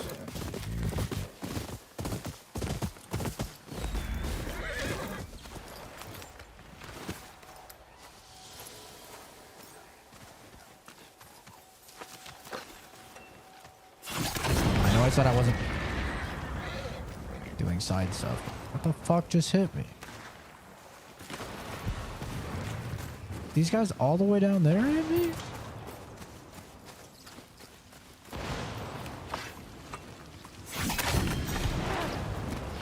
Okay, I'm getting struck by fucking lightning. The fuck is this? I'm getting struck by lightning. What is this horse shit? You can choose what color your cat is. I mean, I don't mind cat customization. What's that? She's back! If you're gonna let me have a cat, you know, Monster Hunter style with the palico, right? Let me pick what my palico looks like. Yeah, I'm down for that.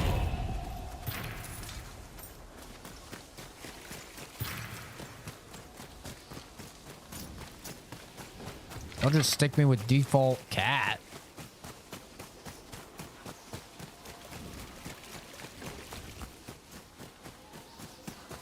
Okay, can I cut the fucking bamboo now, bro? No, stop. No, not that. I'm not trying to fucking... Get these out of here.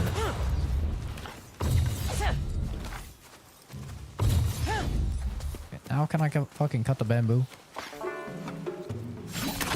Thank you. Jesus Christ.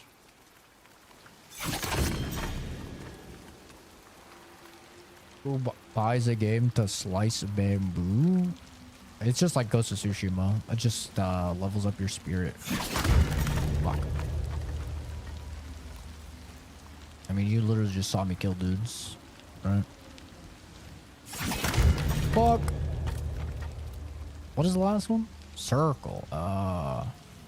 Bing, bing, bing, bing, bing, bing, bing. Fuck. Oh. Just kidding. Nailed it.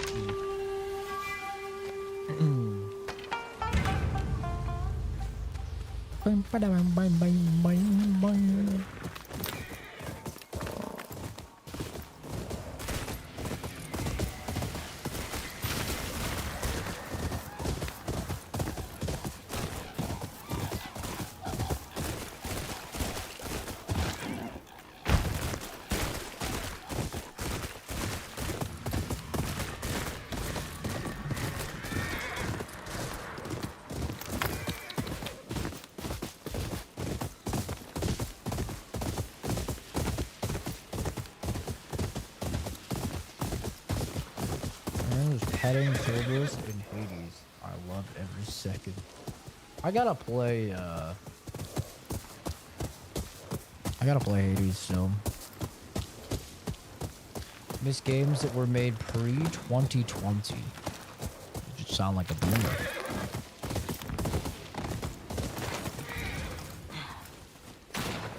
We've had so many amazing games this year. Like, this is probably the most stacked year in gaming since, like, 2018. Did you find Unosuke? He was using a family as target practice. No. Still want to sell to Clan Saito? I didn't know this would happen. You knew what kind of man he was. But you made that pistol for him anyway. I tried not to sell. But you're right. There is blood on my hands. No one comes out of war clean. True. I thought I knew that. But... at least I know that pistol is in good hands now. If you need any improvements to it, don't discredit come us to my boomers.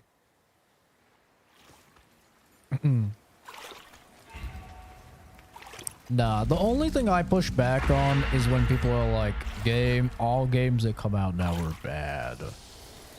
I'm like, you're probably just nostalgia gaming. If you, like, think that. And you're probably not playing very many games that come out. Because for me, I play like 30 to 60 new releases every year. And I constantly find bangers every single year.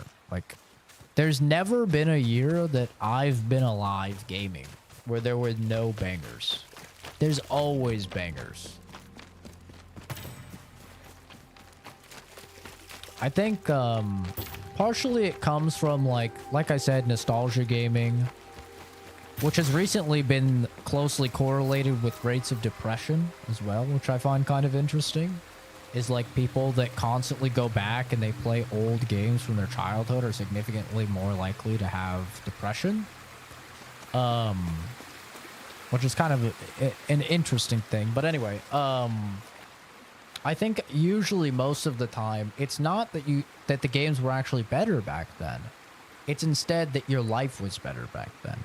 You miss, you know, coming home from school and not having any job or a bunch of work to do or like a family to provide for and stuff like that. Having to cook for yourself, right? None of that stuff. You miss coming home after school and just hopping on and playing games. It's not necessarily that gaming was better back then. Your life was better back then. And I think a lot of people that like say that gaming is bad now, they kind of misconstrue that. Because like just this year, we've had Expedition 33, we've had Split Fiction, we've had Kingdom Come Deliverance 2, we've had Hollow Knight Silk Song, we've had Ghost of Yotei, we've had Doom the Dark Ages, we've had Monster Hunter Wilds, we've had Death Stranding 2 if that's your vibe. We've had Donkey Kong Bonanza. We've had Hades 2. All of these games are like at least 8 out of 10. At least, like bare minimum. So it's one of those things where like tons and tons of bangers come out every year. You don't like any of those games? Well then, Battlefield 6 as well now. We're gonna have Outer Worlds 2 coming out here. We're gonna have Arc Raiders coming out here. I mean, if you don't like any of those games, that's fine. But I mean, that's a wide variety of games. What type of games do you like? Helldivers 2? You say? COD Zombies. Well, then you'll have that in November. You know? In November, you'll have that. If you like co-op PvE games, yeah, Space Marines 2 is a good one for you. And then you have stuff like... Have any co-op PvE games came out this year? I don't think we've really had too many this year. I don't think this year's been too big on co-op PvE. There's been a lot of like co-op games like Schedule 1 and like Peak, stuff like that that's came out. But I don't think there's been a lot of co-op PvE games. Arc Raiders, yeah, but that's PvPvE, so a little different.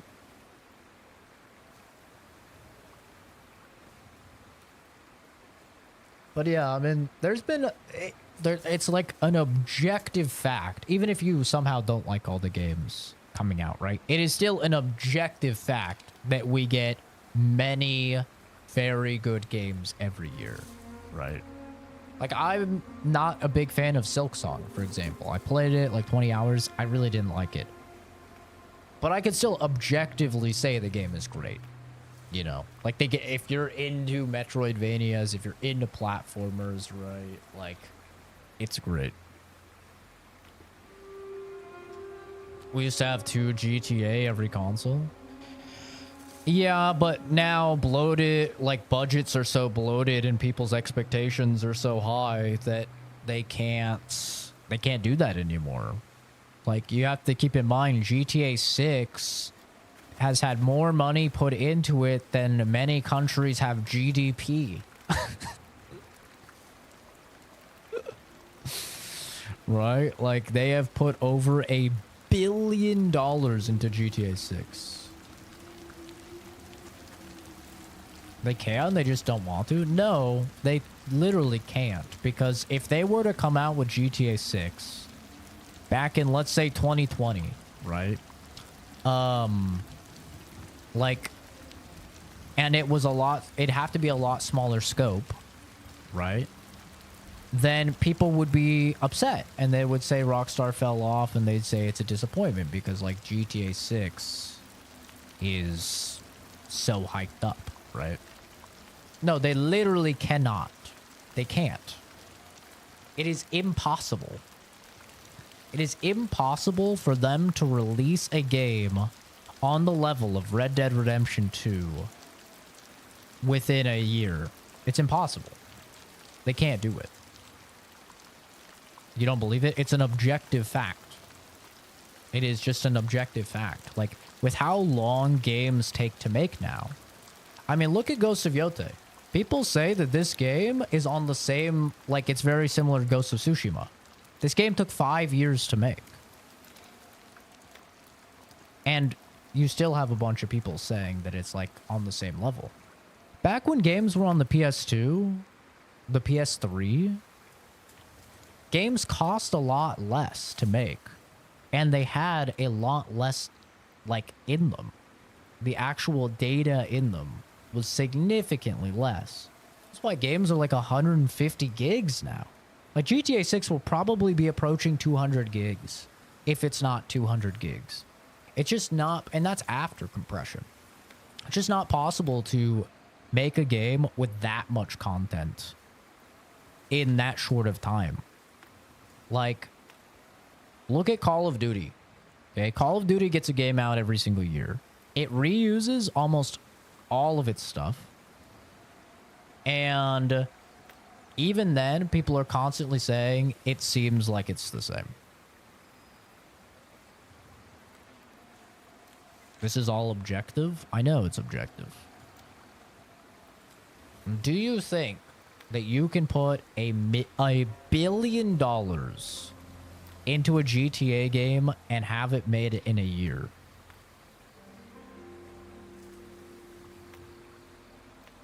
You think you can get $1 billion in a year and have a GTA game made? Yes? You just don't understand the industry at all then. Like, you have no idea what you're talking about then. It's, you ask any game developer and they'll tell you that's impossible. Every single one. It's impossible. You can't. No, they cannot do it. You're just wrong. If they could release a game that would sell as much as GTA 6 every year, do you think they wouldn't do that? If they could make billions of dollars every year, you think they wouldn't do that? I mean, just think about it for a moment. If you ran a business and you could release a product every year and make billions of dollars, you wouldn't do that. They don't need to. They have GTA. It doesn't matter. Why would they turn down $1 billion?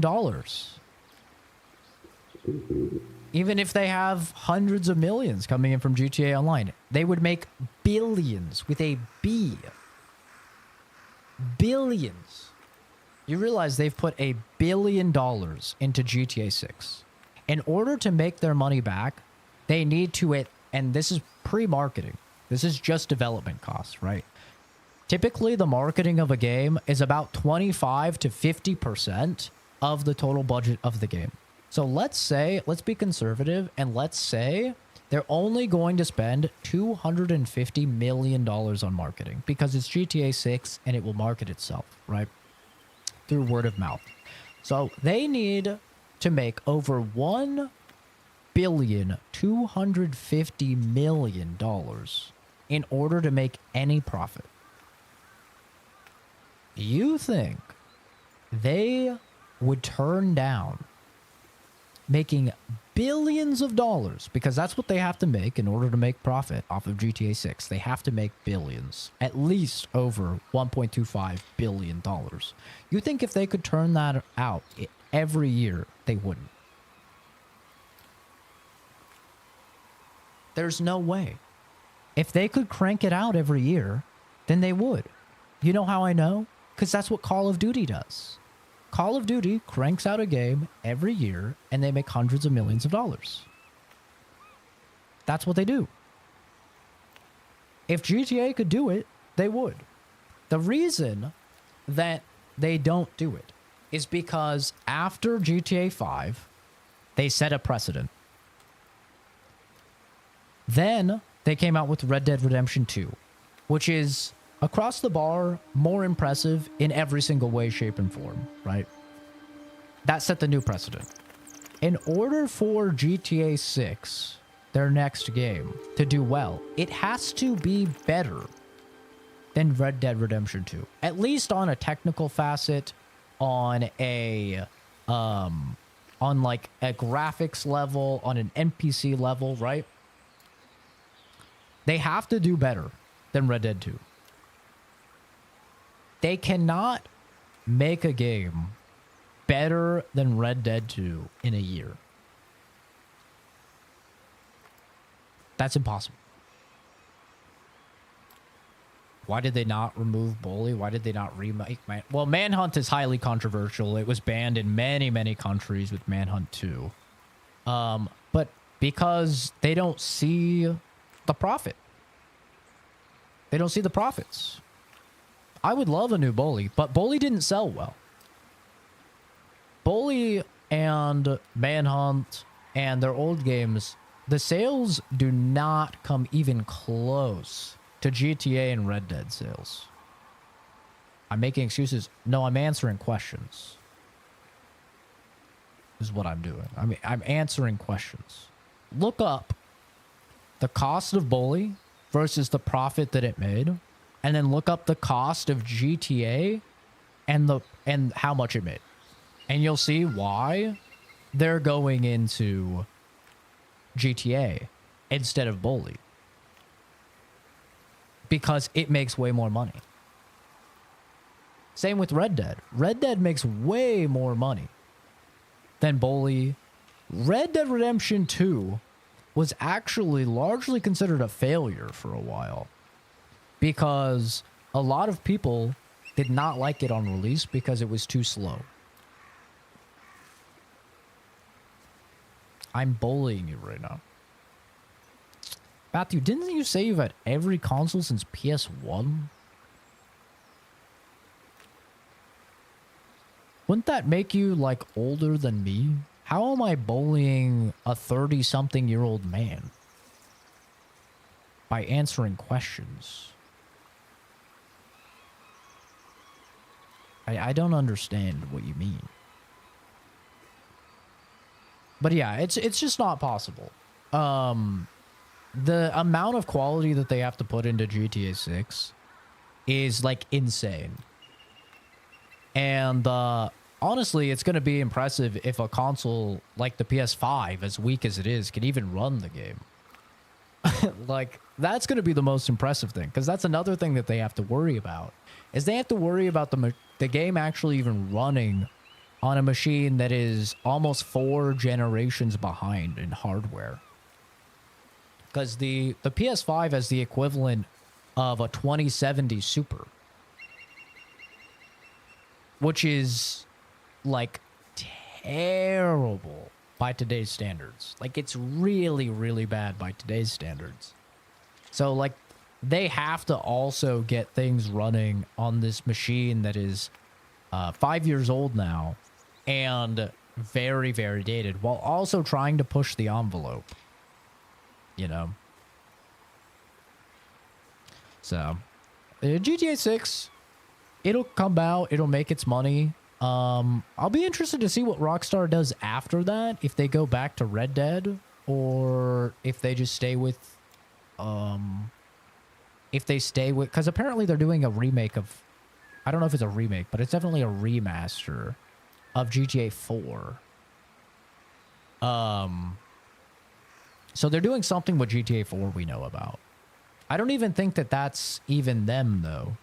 I think just like the trilogy remaster, I think they're outsourcing it. So we'll have to see. I would love a Manhunt game. I love Manhunt. I enjoyed Bully as well, but Manhunt for me was like very unique. I really, really liked it. But I understand how controversial it is. It's very, like, It was banned in a lot of countries. I like Warriors. I never played Warriors. I played Bully. I played Red Dead Redemption. I played a bit of Red Dead Revolver. I would love like a Red Dead game with none of the original cast. Like just a brand new Red Dead game. I think that would be really cool. I would love to see that. Because Red Dead Redemption 2 is like, in my opinion, I think that's their best game. So I would love something like that. Oh yeah, they did do Midnight Club, huh? Yeah, that's gone. Yeah, I think this is the problem. You see this with all studios nowadays. All studios nowadays, if you were to go and ask Naughty Dog why we're not getting a Jak and Daxter game, right?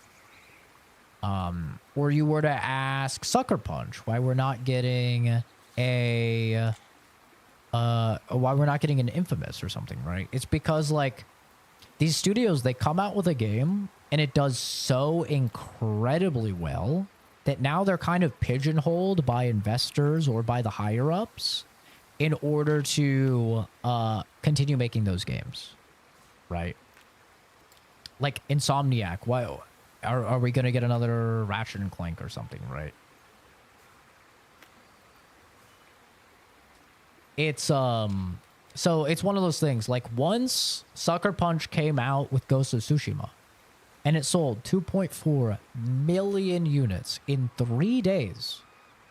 Sucker Punch is stuck making Ghost of Tsushima games now. That's just how it is. They're stuck with it because they made too much money. They made too good of a game.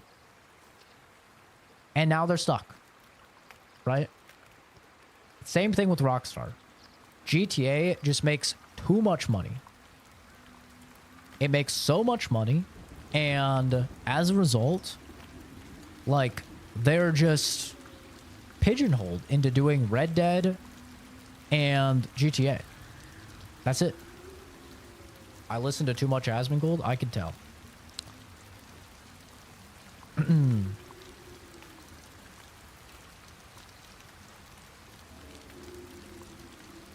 Yeah, I never played Warriors. I always saw it in the Blockbuster, but that was about it. Car games are awful. I'm not a fan of racing games, but a lot of people like them. Red Dead 2 did flop. Online, I should say. Did flop.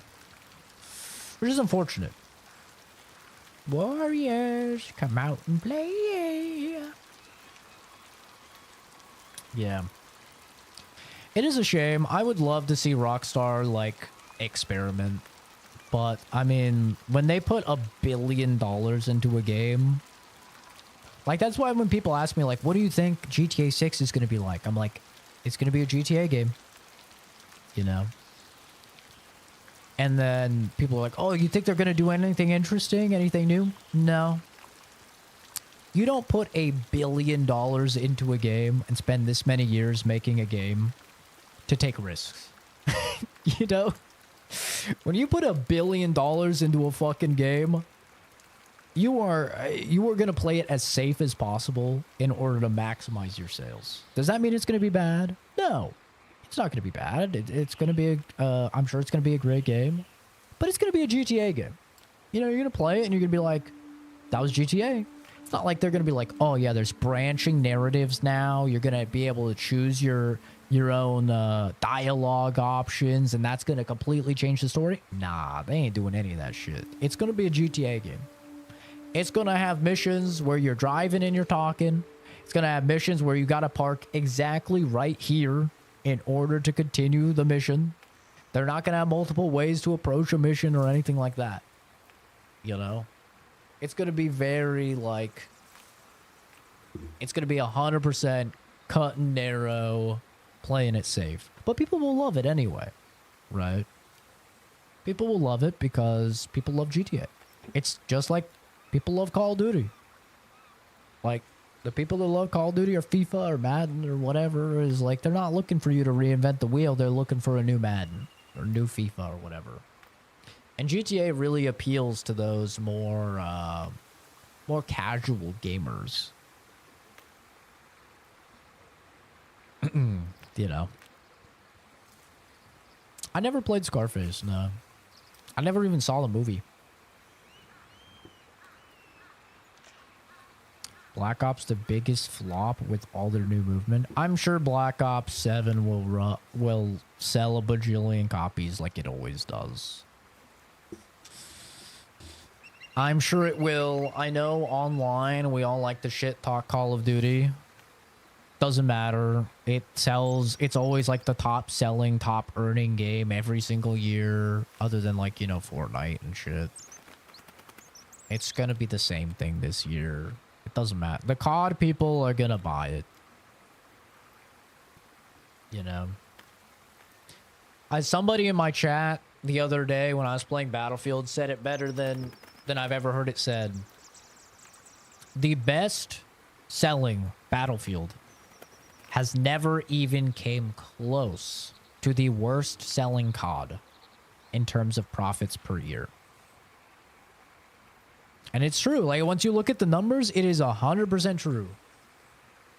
COD has always sold and made significantly more than Battlefield. Even the best-selling Battlefield game didn't even come close to the worst-selling COD. You know, you go back like 8 years in time or whenever that was, when it was Battlefield 1 versus Infinite Warfare. Everyone online, Infinite Warfare's terrible. Infinite Warfare was the most disliked video on all of YouTube. This was back when you could see dislikes. It was the most disliked video on all of YouTube. Think about that for a second. How insane that is. How many people got together to dislike Infinite Warfare? Everyone was on Battlefield 1. Battlefield 1's so good. Battlefield 1's owning Infinite Warfare. You know what happened? Infinite Warfare sold almost double the amount of copies as Battlefield 1. Yeah. It wasn't even close. Now, fast forward 8 years, same shit's happening. Black Ops 7, terrible. Battlefield 6, the best. Oh my god. Bro, it's gonna sell a bajillion copies. It always does. It's gonna do insanely well. It is what it is, man. Like, the people that buy COD, they're gonna buy COD. Maybe this year they'll buy COD and Battlefield. But they always buy COD. I have several friends that I've talked to that buy COD every year. And I've talked to all of them about it. And all of them were like, yeah, you know, Battlefield 6 is fun. I bought it. I'm going to play it for the next few weeks. And then I'll be on COD. Like, I'll basically be done with it. And then I'll be on COD. Like, they're getting COD. All of them. And it's going to be the same thing. Battlefield 6, you know, I've bought it. I've played it. I've played it quite extensively. It's a great game. Has some problems for sure. Some pretty major problems, I would say. But it's still quite good. I've enjoyed my time with it. But I'll be playing Black Ops 7. Because like I said, I have several friends that... I also have Game Pass, so it's like I'm not buying Black Ops 7. But, like, I have several friends that all they play is COD. So, I pick up every COD just to play with them.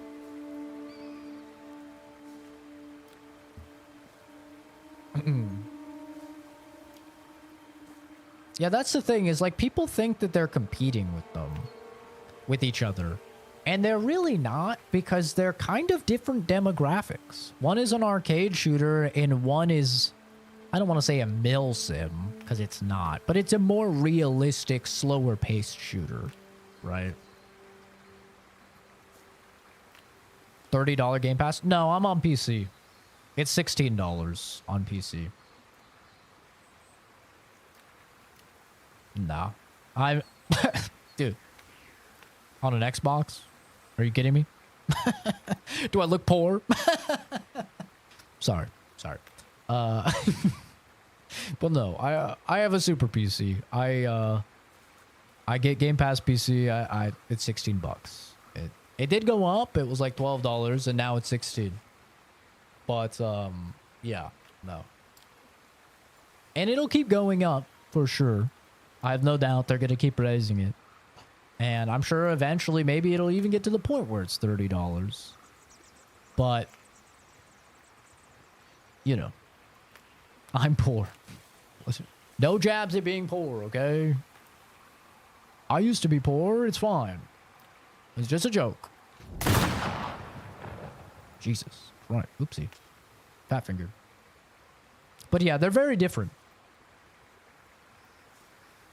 Like, they don't really compete with each other, Battlefield and COD, so...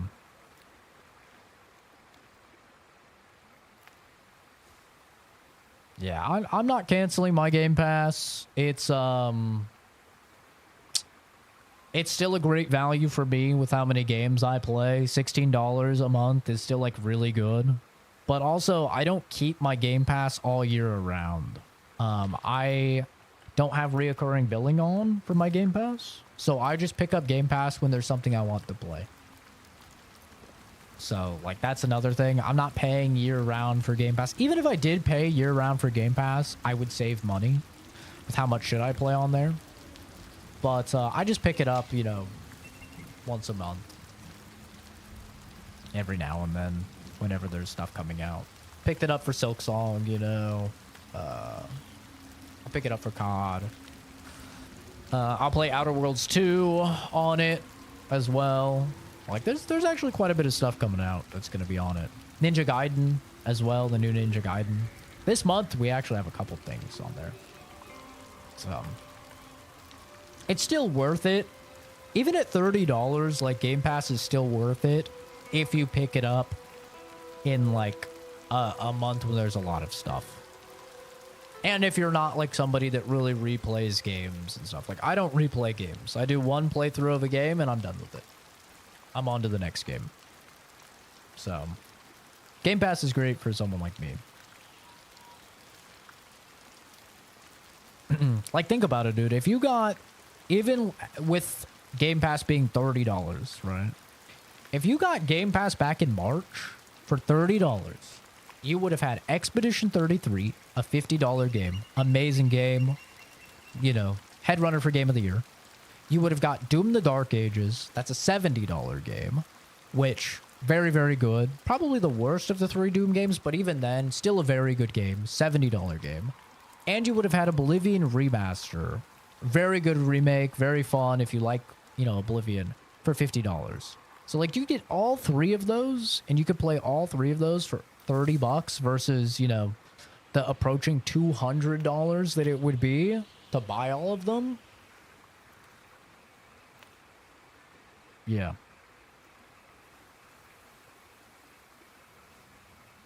It's a good deal. Now, if you kept that subscription, it starts becoming less and less of a deal, you know. But if you're responsible with your money, right, and you don't just, like, have subscriptions and forget about them, like apparently a lot of people do.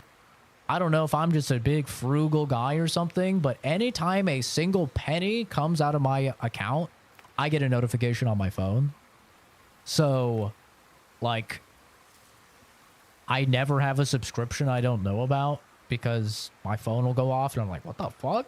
$30 on Game Pass? Oh, hell no. And I'm selling, you know, I'm canceling that shit. But yeah, I guess if you're, like, very irresponsible with your money and you don't keep track of your subscriptions and stuff, it's, like, a pretty big hit to you. But as long as you're, you know, responsible, I don't think it's a problem. What bank am I rocking? I'm not going to say that. I'm not going to save that. But credit cards have it as well. Like, I have a Capital One credit card. It has the function as well. You can get a little notification every single time. I think most banks have it. You just have to set it up on the mobile app. That's what I have it set up to. But I pay with most things for credit cards, so I can build credit and just get free money because of bonuses. So.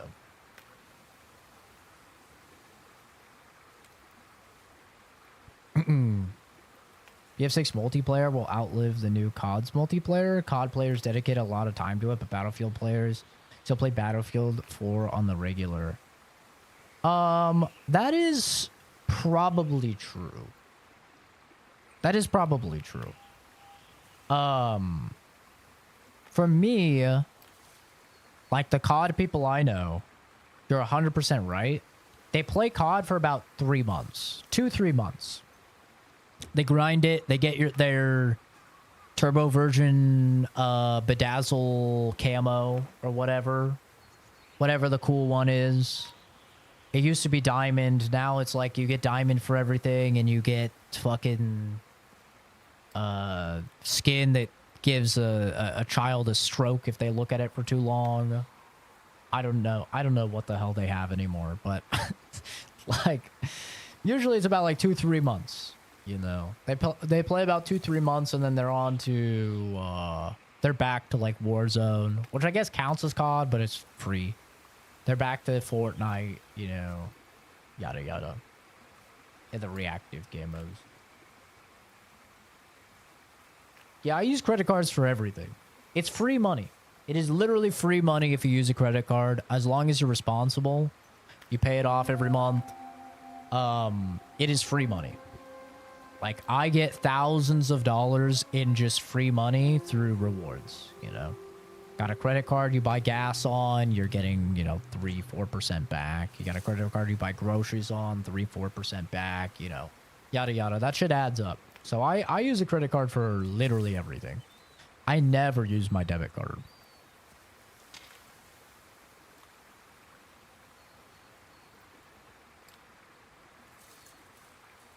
Stop driving a truck. Get yourself a DeLorean truck.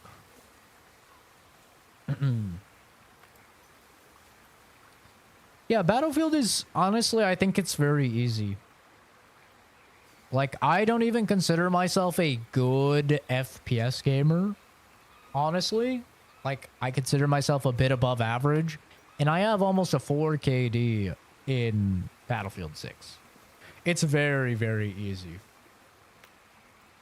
I don't know if it's because there's just a lot of boomers playing or what. It's the crossplay, the console gamers. I don't know what it is, but it's pretty easy. I'm not doing anything crazy, and I'm at the top of like the leaderboards most matches. It's not too bad. And even if you're not like a god at killing people, like there's a lot of people where they'll have like 2 kills and like 30 deaths, and they'll be at the top of the leaderboard because they're just going around reviving people and throwing ammo down and shit like that, you know? Yeah, if you get revived, your down doesn't count as a death, yeah. So you just run around and you're just supplying people, you're reviving people, you're healing people, and you're good.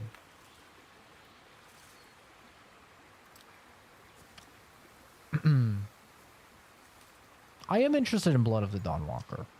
I hope it's good.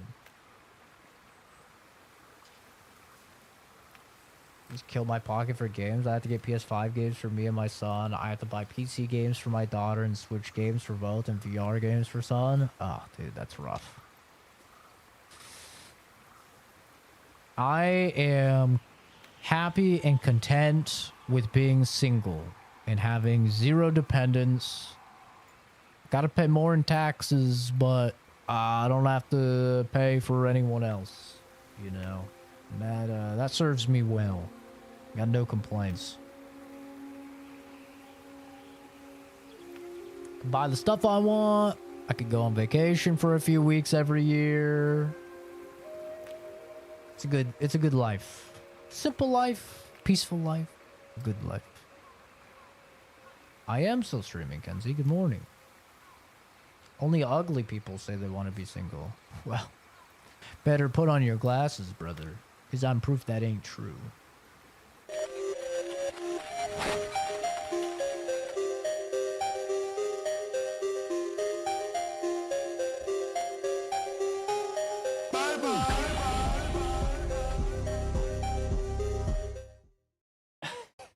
So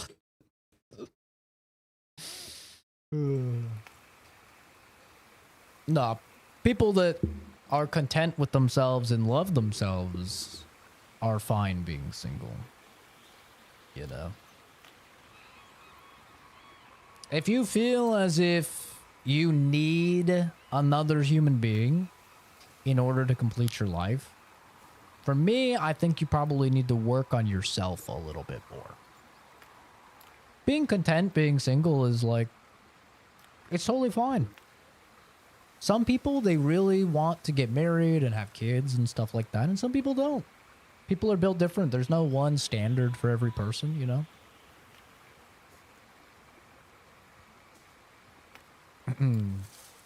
For me, I've been in a lot of relationships.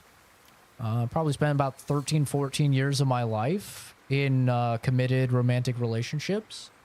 And I've been single now for a few years. And I like the peace.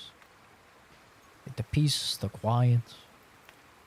I like being able to do what I want, when I want. Not taking on and shouldering another person's problems. You know? Because that's the thing. It's like, you can be in a relationship and be a bad partner, or you could be, in a relationship and be a good partner. For me, if I'm in a relationship, I want to be a good partner. And part of being a good partner is that now you are taking on all of their burdens, right? That's the beauty of a partnership, is that now every single problem has two sets of shoulders to carry all of the weight, right? You share their burdens, you assist them, you help them, you support them, and you love them. And so their problems are inherently your problems, and your problems, their problems, of course, vice versa, if it's a functioning, good relationship. But here's the thing. I don't have any problems. So really what I end up getting in a relationship is someone else's problems. And that's not really a beneficial arrangement for me in any capacity. You know, not to mention the money and the time that you put into the person as well. There's not too much of a benefit for me. It ends up instead just being, cool, I have more problems now. Not really worth it, personally. But also, I just don't have the time to be a good partner, I would say. And there's nothing wrong with knowing that and acknowledging it. For me, I work 50 hours a week. And I'm a full-time student as well, which is about 20 to 25 hours a week. That's a lot of time. On top of that, I hang out with friends. I hang out with family. I like to stream when I can. If there's something I feel like streaming, at least.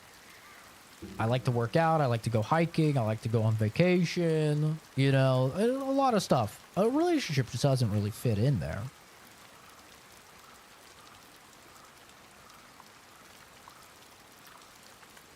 And kids have always been out of the question for me. I've never been into kids. I've never liked them. I'm going to be honest, at the risk of sounding like a terrible person. I really strongly dislike kids. I strongly dislike kids. I am autistic.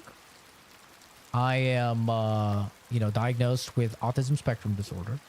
So for me, I have aversion to touch. I don't really like being touched. And I get sensory overload for certain frequencies. And a big set of the frequencies is very high-pitched noises. And unfortunately, children make high-pitched noises. Very regularly, actually. That's kind of all the noises that they make are high pitch. So I would just not really be a good father. On one hand, I would be risking giving my child autism spectrum disorder, which I wouldn't wish on anybody because it's a roll of the dice if you would be, high functioning or low functioning. And I don't think that that's a great decision to make for someone else. And You know, because they could end up being significantly lower functioning than me. And obviously, I wouldn't want that for them. And two, because I have touch aversion, I don't like being touched. Well, one, I'd have to conceive the child, which I'm not the biggest particular fan of. But also, there's been several studies done that physical touch is very important to the development of a healthy child. From both parents, not just one. And that is, I mean, humans will literally die if they have no touch. This has been well documented. So, like, touch is a very important part, and physical affection is a very important part for humans to have a bond with their children. And I don't like being touched. I don't like touching people. So, yeah. It's just, you know, it's kind of out of the question for me to have a child, which is totally fine. You know, I don't have a problem with that. I never have. A dog could be friends with a minor, but not a minor. True. Very well said.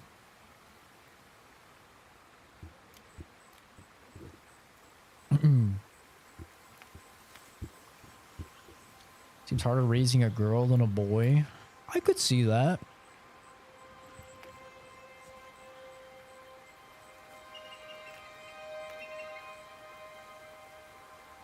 Yeah, I've actually been trying to get my doctor to give me a vasectomy for years now. And they've refused every single time. I tried the moment I turned 18. They said, no, come back when you're 20. I came back when I was 20. They said, no, 21, no. The latest estimate I had was 30. But they really want me to have a kid. Like, they really want me to. And I'm like, I don't understand if you... I don't think you understand rolling the dice on giving a child autism. You know? Like, that's kind of fucked up. Like, I know I make good money, and I'm a smart guy, and so, like, those are many things that they analyze of, like, who would be a good parent. But it's not the case, man. He licked in my ear. Hey, yo. Could say that about your parents? Well, no, my parents had me when they were, like, 18. My parents had me very, very early. Too early, honestly. They were not entirely ready. And that's a big reason that we grew up as poor as we did, because they were not in a financial state to be ready to have a kid. And then they had my little sister 18 months later, accidentally as well. And that's a big reason why I grew up as poor as I did. I was income restricted housing, food stamps, the whole 9 yards, you know, for like almost all my life. And then it was like way worse once my parents got divorced. It was like we were way more poor. So it's actually a good argument for not having kids, is the situation with my parents. Like, I ended up getting lucky and things ended up working out for me, but could have just as easily not. Thank you, Christian. Very nice of you. Going to a sperm bank for backup? Oh, I've offered that. Yeah, I have offered that. I said that I would donate sperm if they do a vasectomy, but it's a no-go. And honestly, it doesn't really matter these days. It's why I haven't asked in a couple years since I've been single and not pursuing a relationship. But back when I really wanted to get one, I mean, it was definitely important to me. I would still like to get one just because if I do date somebody, a lot of the times you tell somebody you don't want to have kids and they think that you'll change your mind. They don't think you're serious about it. So I think that if you have a vasectomy, they'll be like, oh, okay, you are serious about it. But, yeah, never know how you're going to feel in 10 years. I mean, when I'm 39, I'm not going to have too many swimmers left, bro. But I do know how I feel, because I felt the same my entire life, you know? I don't see how it would change at all. Like, if I felt this way for 29 years, I don't think it's like suddenly gonna swap. It would just be very irresponsible for me to have a child. Kids are great. I just don't like kids. I don't like them. The sounds that they make, I hate. I hate the way that they sound. It just instantly infuriates me the moment I hear a child doing anything. Like, laughing, that high-pitched giggle, oh, I hate it. Crying, oh, that's definitely the worst. Despise it.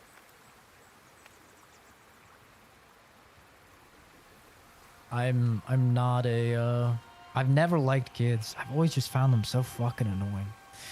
And I definitely had it cemented for me when I got Momo. You know, my dog Momo. Because I got him as a puppy. And the first month of having Momo was like, it was horrendous. I wanted to just get rid of him. Because he had separation anxiety. And so we put him in the kennel, and then he'd just go, like, do this high-pitched crying because we weren't with him. And it was terrible, dude. And he did that for like 2 weeks, and there was a point, like, after the second day, I was like, yeah, I want to get rid of him. Like, I can't do it. I'm just going to get an older dog. And my dad was like, well, no, let's wait him out. But like I'd come out and he's just covered in piss and shit because he would piss and shit in the crate and run around in it and stuff, and it was just disgusting. And then I'd have to clean him every single day, and he'd just be whining every single day. And I was like, dude, I'm just down to get rid of him. Like, I'll just eat the cost of the $600 to buy him. I'll give him to somebody else, you know. Maybe they'll pay for him or something. And my dad was like, you realize I did this with you as a child for 3 years. And I was just like, okay, well, I mean, come on, that's a little different, bro. And he's like, you can do it for a few weeks. I did it for years. And it was terrible. I will never do it again. After Momo dies, I will get another dog, but I will get a dog that is not a puppy, that is older. And it really cemented in my head, I could never be a parent of a human. Because like with Momo, it's like, whatever, I'm just going to leave him there to cry. I'm just going to leave him there to cry for the night. That's what you do when a dog has separation anxiety, you know? You just leave him there. And you get you get tired of them and you just put them in the kennel, right? So yeah, for me, I was just like, dude, I could never do this with a human. They would be doing this for years. Oh my God. No, I wouldn't get an old dog. I would just get a dog that's already potty trained. Probably like a few months old. That's what I would do. But I'm confident in my ability to train a dog. Momo, everybody says Momo is like the most impressively trained dog that they've seen. They're like, what did you do? And I was like, nothing, dude. I just like taught him what to do. You know? That's it. They're constantly impressed. They're like, I've never... Even when I take him to the vet, they're like, I've never seen a pug this well-trained. I'm like, yeah. It's not that hard. I don't know. I never struggled. I'm very confident in my ability to like, train any young dog over time. I'm a hard man to please. It's called autism. Yes, my brain literally works different than a normal human being's brain. Yes, that is true. It is very true. It is a mental disorder for a reason. Like, I am not a normal functioning human being, you know? Corrupt, thank you for following. It's very nice of you. Potty training goes out the window normally after a dramatic move. That's fine. I can re-potty train. It's the crying. It's the crying that deals with me. I don't really mind the piss and shit too much. Like, the piss and shit wasn't that bad for me. I worked in forensics, dude. Like, I worked in forensics. I dealt with literal dead people. You know what people do when they die? They piss and shit. And many other terrible things. Like, I have dealt with very gross stuff. I don't mind that. I don't mind that at all. It doesn't really gross me out. What bothered me was the crying. Like, the high pitch crying is I was just like, dude, I cannot deal with it. Like, for reference, when I go in public, I have to wear headphones. Because I get sensory overload at certain frequencies, I have to wear headphones. And I even get, like, special permission in areas where you're not supposed to wear stuff to wear headphones. Like, I have special, like, deadening headphones. When I play games, like on my PC, I use an audio software that diminishes and dampens certain frequencies. So I don't even have to hear them at all by the time they come to me. So, like, I have stuff in place, but if I do hear, like, a very high-pitched frequency or something like that, I cannot move. Like, it's hard to explain sensory overload to somebody that, like, has never experienced it, but it's essentially like your brain just stops working. Like, you can't really move or, like, think or do anything. It's very, very, very strange. Poop and pee in your mouth? Yeah, I don't think I have to worry about that with the dog.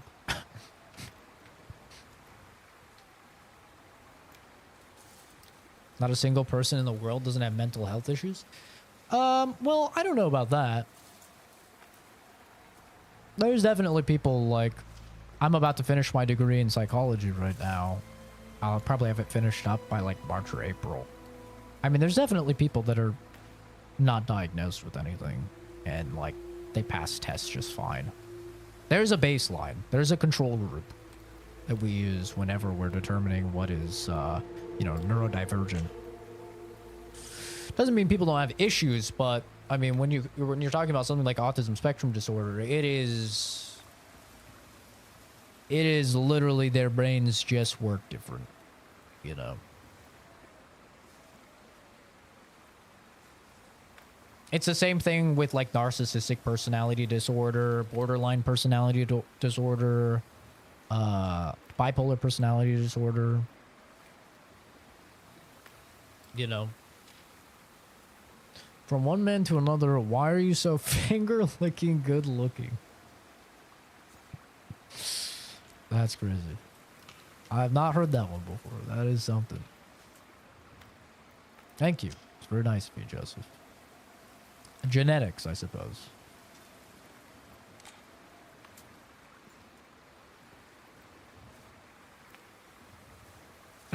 Yeah, bipolar. Yeah, I've worked with some people that were bipolar. I dated a girl who had bipolar personality disorder. It was a roughie, for sure.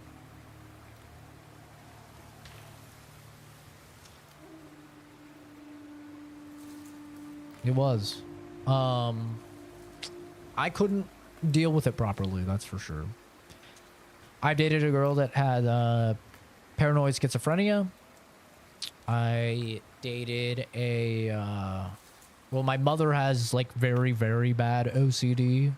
I also dated a girl that had borderline personality disorder, and that is, like, way worse than bipolar. It's like bipolar on crack, basically. It's crazy. Welcome back, Jason. A lot of highs and lows. Yeah.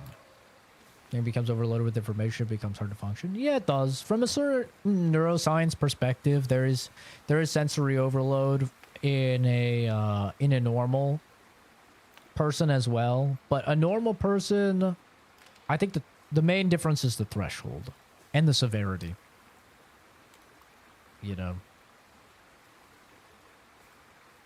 A very good example for me is when I was at the airport this year. Or was it this year? Was that the Japan trip or was that the Hawaii trip? I don't remember. I was at the airport. And I was there with my dad. And they wanted me to take out my headphones to like go through the scanner and stuff, you know. So I was like, okay. I took out my headphones. I was like, surely nothing's gonna happen. Of course, something happened.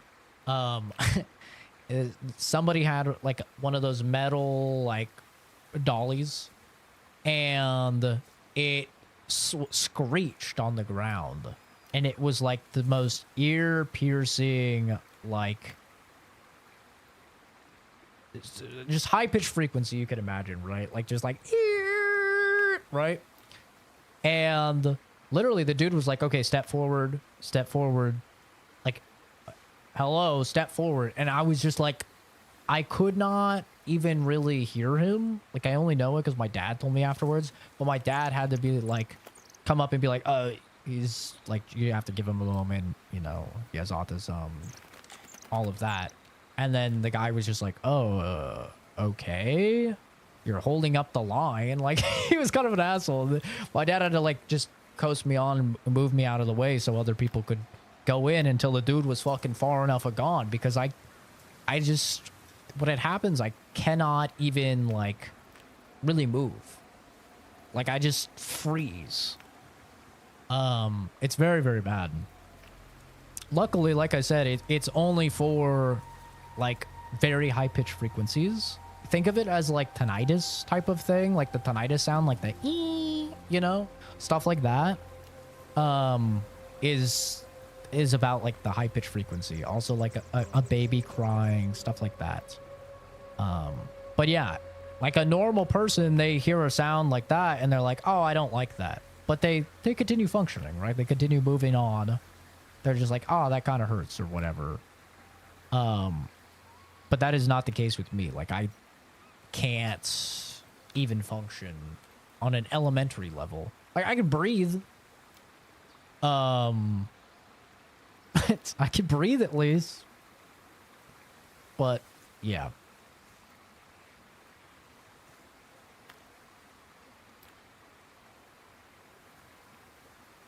Same thing goes for like for when I'm being touched by people that I do not know, or like that I have not really worked up to being okay with being touched. Like when I was in Japan and I was like in the bus, for example, and it was like just packed, is I'll just have really bad panic attacks.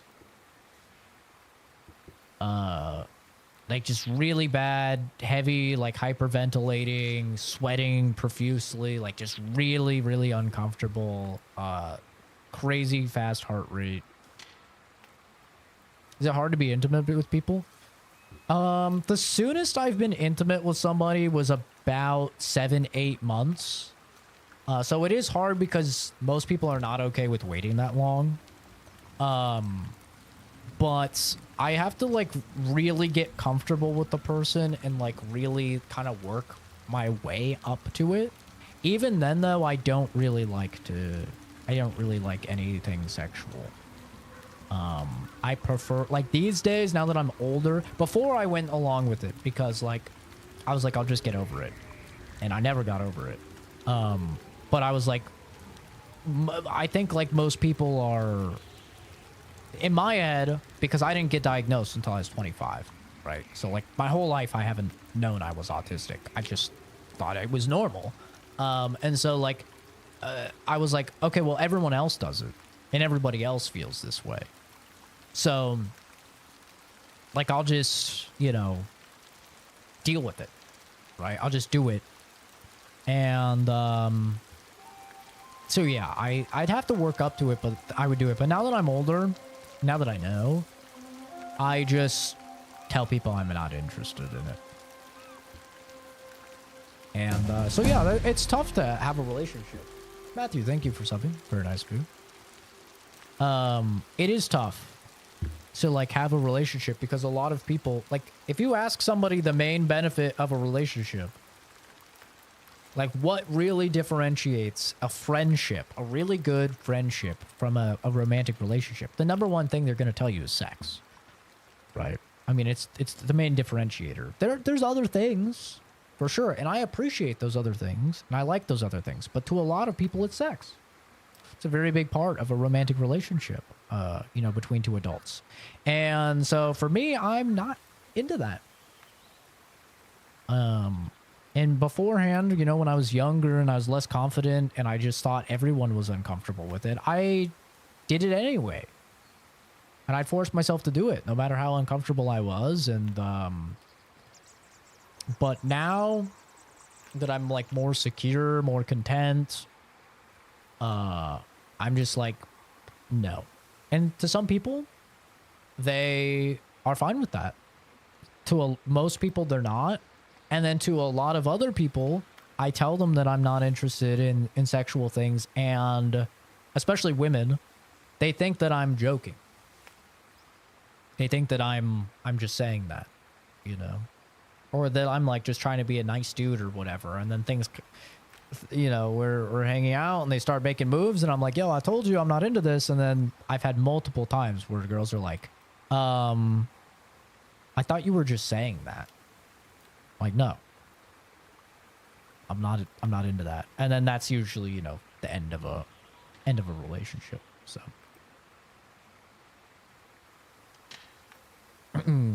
can't be in a relationship with someone that annoys the shit out of you. True. On dating an autistic girl, is it better for you or just the same? I don't know. I've never done it. It would depend on the severity, you know, where she lands on the spectrum. If she's more higher functioning, I think it could work. I think it's definitely possible. But I've never dated an autistic girl, so I can't say for certain.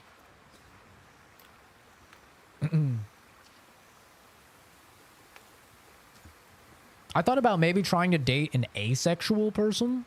I thought maybe like asexual would be the play. But, I don't know. I haven't had too much luck on that endeavor either. So.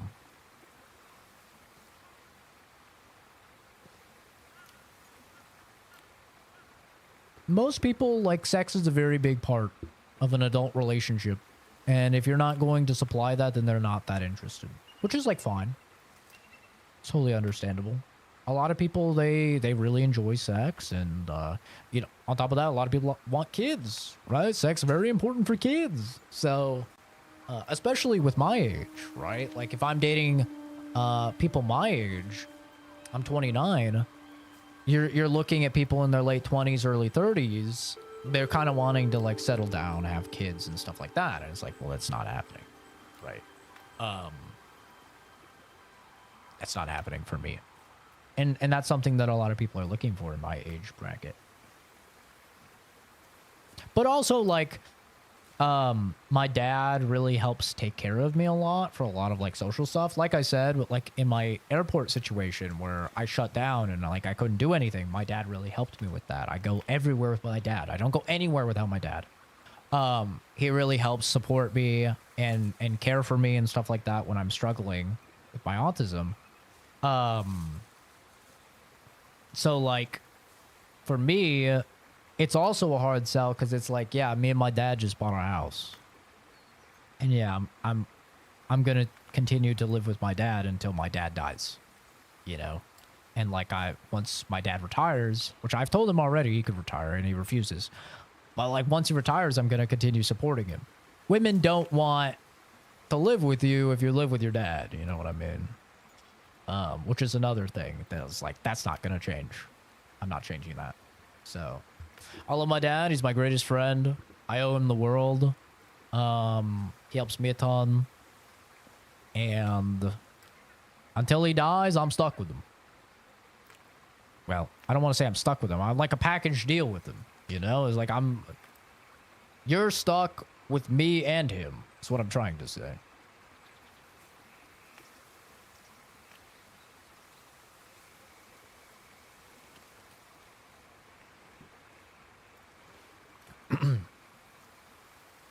Love for dad is proof children. Children are a great thing for a lot of people.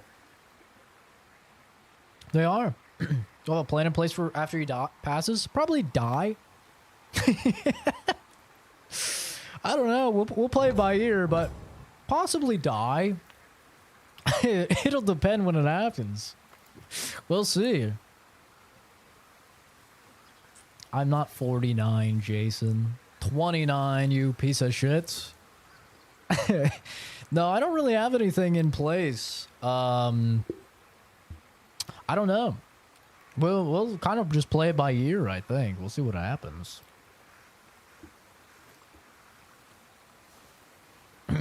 Personally, being an autistic adult, being in a relationship with a neurotypical teacher GILF works. Oh, interesting. A supportive teacher. I could see that. I think that might work. Like an older woman.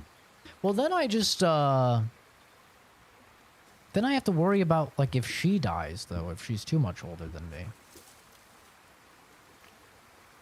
You know? And that...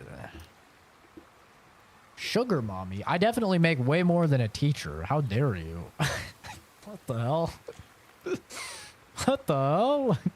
That's no sugar mommy. That's interesting. I hadn't thought of that. Maybe new plan unlocked.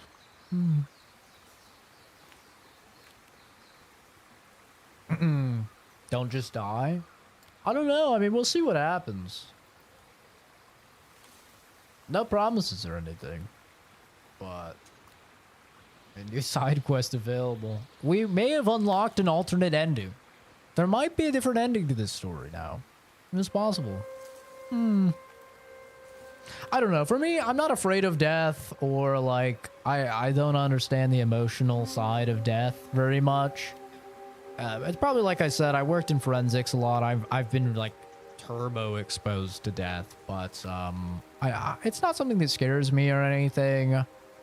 If I feel like I can't really like function to a good level or be an asset to people anymore, I don't really have a problem with dying. I've lived a very fulfilling, like, good life. I've managed to accomplish things I literally never thought I would accomplish in my wildest dreams. And I've positively impacted enough lives at this point to where I'm not really afraid of dying or anything. You know, if it happens, it happens. At this point. Obviously, I'm not, like, ready to die. Like, I'm not, you know, rushing to die. But, you know, dying is not really that big of a deal to me at this point. If it happens, then it happens.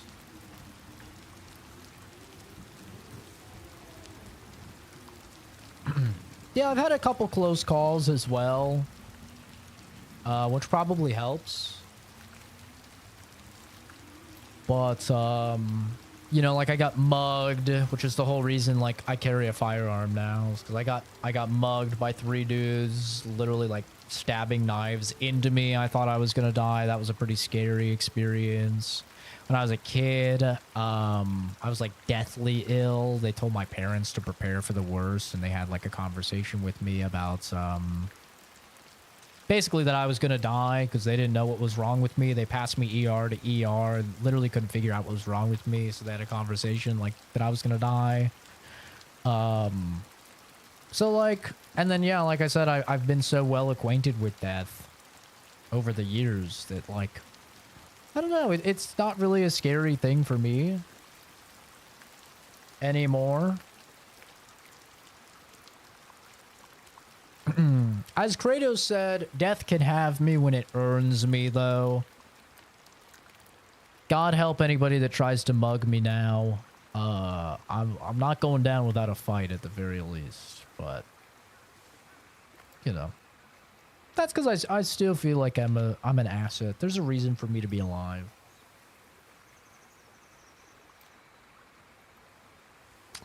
Dude, I can imagine it hurts. They were just like lightly pushing those things into me, and that shit hurt. And I've had like a spinal tap before. That hurt a lot. I imagine that's probably pretty close to getting stabbed, but being stabbed is probably still worse. But spinal tap fucking hurts. Holy, dude. They shove that needle right in there. It is really bad.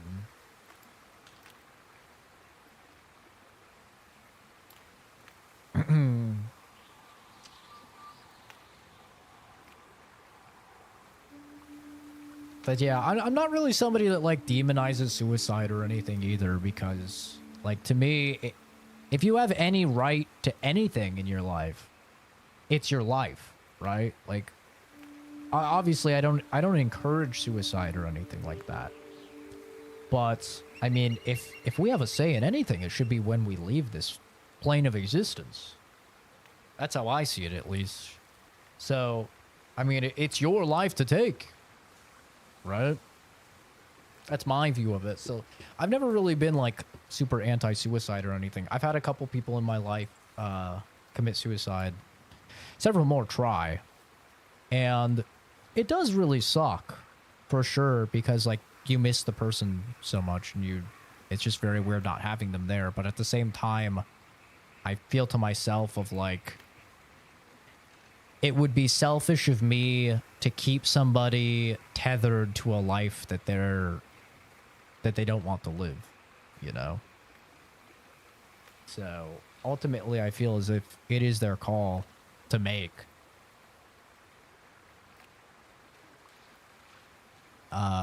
Even though for me it's not something I would really do unless like I had cancer or something, probably. Rest in peace, Resident. That's rough. Yeah, I've had a couple friends do it. And it is a bummer, especially when they're so young.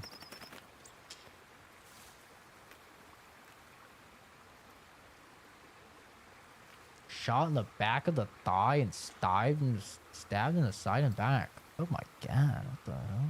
Jesus.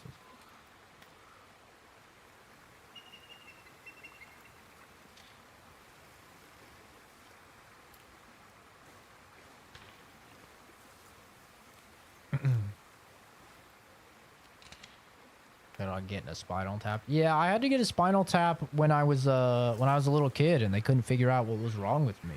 Like I was sick, I couldn't keep any food down. I was like severely dehydrated. They were pumping stuff into me, but I was just vomiting profusely. I was vomiting like 30 to 40 times a day. Like it was just vomiting. They could not figure out what the fuck was wrong with me. They passed me around too, and that's when they gave me the spinal tap, because they were like, normally, like, we don't want to do this on kids, but, I mean, we have to figure out what's wrong. Still couldn't figure out what was wrong. Passed me around. Ended up just being mono.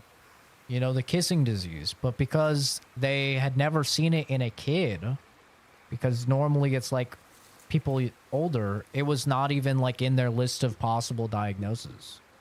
And so, yeah, I just had mono. And they had just never seen it in a kid before.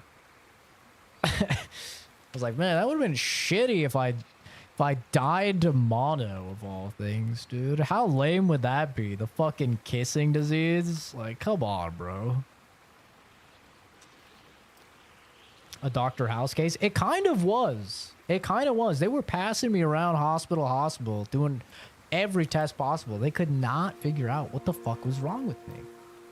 And they're like, this kid's gonna die. What the fuck is wrong with him? And, you know the funniest thing? I got mono from my friend Calvin. No, we weren't making out. We were using the Xbox 360 shitty headset. And, which means he had mono, and he was fine. Like, he was mostly fine. For some reason, it hit me like a fucking freight truck. And, for him, he was fine. And I was out of school for like a couple weeks, and then I came back. And I had managed, like, just coincidentally, I got a haircut. And they buzzed my hair. And so I came back, and my teacher started crying. And she gave this speech about how, like, she's so happy that I'm back and that she's going to make the best use of my time and stuff like that. And she gave, like, a speech to the class about being kind to me and stuff. And I figured out later is because she thought I had cancer. Because I was gone. All she knew was I was in the hospital for several weeks, and then I came back bald. She thought I had cancer. So she's like crying, giving a speech to my class and shit. And I was so confused. I'm like, what's the matter? I'm fine, bro. Like, I just got a haircut, man. And she thought I had fucking cancer.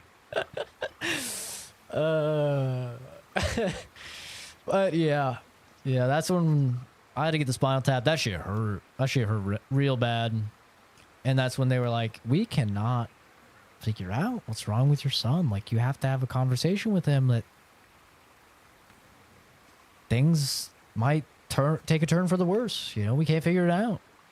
And my parents are crying. One of the only times I've ever seen my dad cry. And so, like, I had to basically cope with dying when I was like fucking 8 or 9 years old. And that'll definitely give you a skewed worldview after that. When you're like, shit, I guess I'm just dying, bro. Like, I don't even get to live a life. This is fucked up. I just die off spawn, dude. What's up with this? It's given me definitely a skewed worldview. For sure. Hi, Fuzz. Good morning. Incredibly morbid. Yeah. Yeah, it was. Very funny, though. You know, all these years later, now looking back, very funny. Very not funny at the time. Having my whole fucking family come to the hospital and stuff. Spawn die, spawn die, spawn die. I know, dude. It's fucked up. I was like, bro, I just barely gained consciousness. I'm like 8 years old. I barely gained consciousness, and now you're killing me off spawn? Like, what the fuck, dude? I have like 4 memories. You're doing me like this? I barely have 4 memories. What the hell?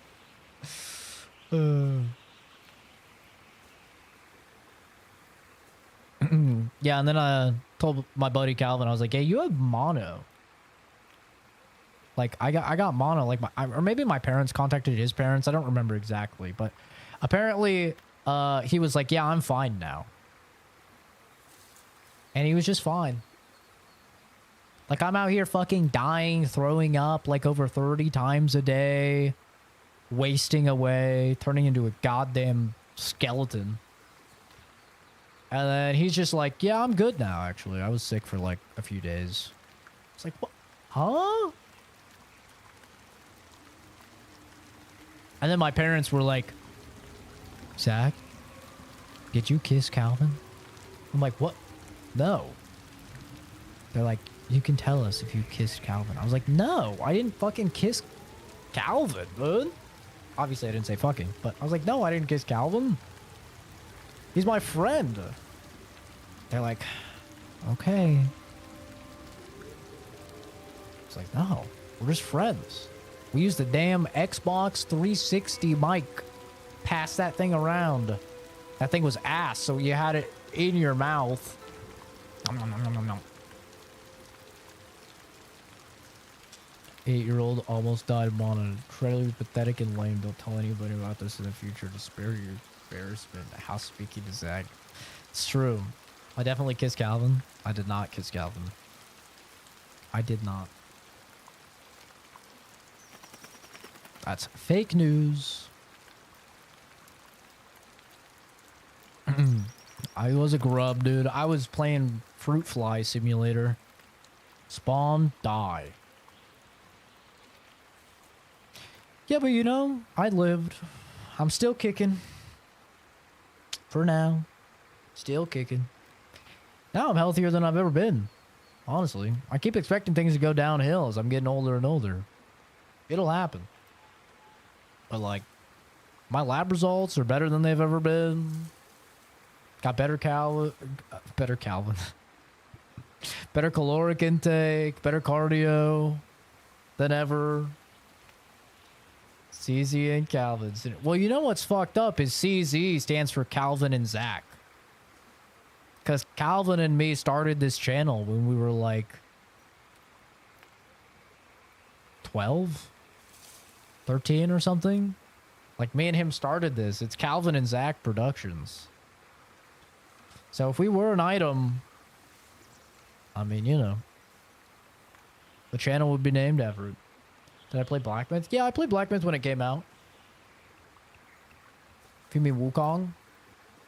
Yeah, I played that when it came out.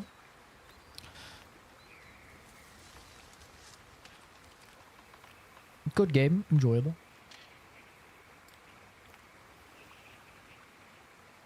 Nice origin story. Mono.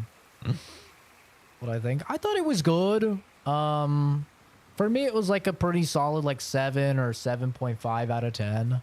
The story didn't make any sense to me because I don't know anything about Chinese mythology and they do a very poor job of explaining it. They kind of just assume that you know it. So the story didn't really make too much sense, and I got a little bit bored of the combat by the end of it, just using like the one weapon and the one light attack combo and heavy attack combo and stuff. So it got a bit repetitive for me, but this, like, the visuals were great, the music was really good, the boss fights were really, really good. Everything in between the boss fights though was a little lackluster for me. Like the fighting the normal enemies and stuff. It felt like it was kind of just there to be there. It didn't feel nearly as good as like the boss fights. It's almost like a boss rush game with how many bosses there are. Like sometimes it's just like boss, boss, boss, boss, boss. And when it's doing that, it does it really well. It's the moment where there's like some length in between boss fights that it's like, oh, this is not great. The connective tissue, I guess you could say, was not strong. And like I said, the story just felt very disjointed. It's like I'm in a forest and like I fight this dude in a forest and get this big backstory on him being a monk and stuff in the past, and it's like really cool. Literally next shot, I'm in a desert and I've been shot with a bunch of arrows. Like no segue in between. I was just like, what the fuck happened? Like, how did I get here? What happened? And then like you're in the I think you're in the desert level. You finish the desert level, you fight the like crazy wind guy. You're like, oh yeah, this is peak.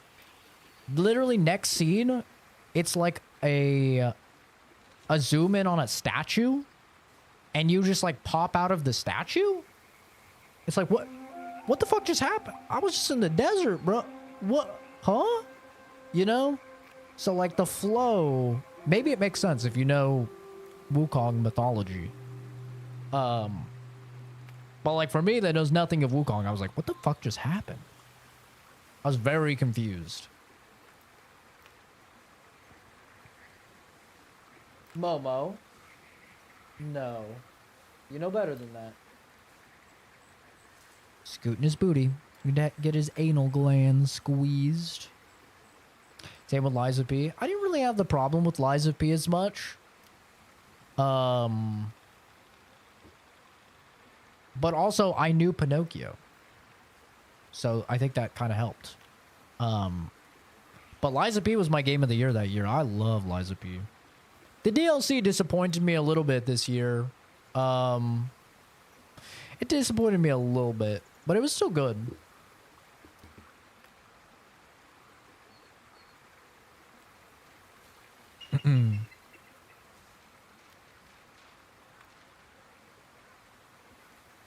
Final Fantasy Remake 1 was good, but Part 2 is ass.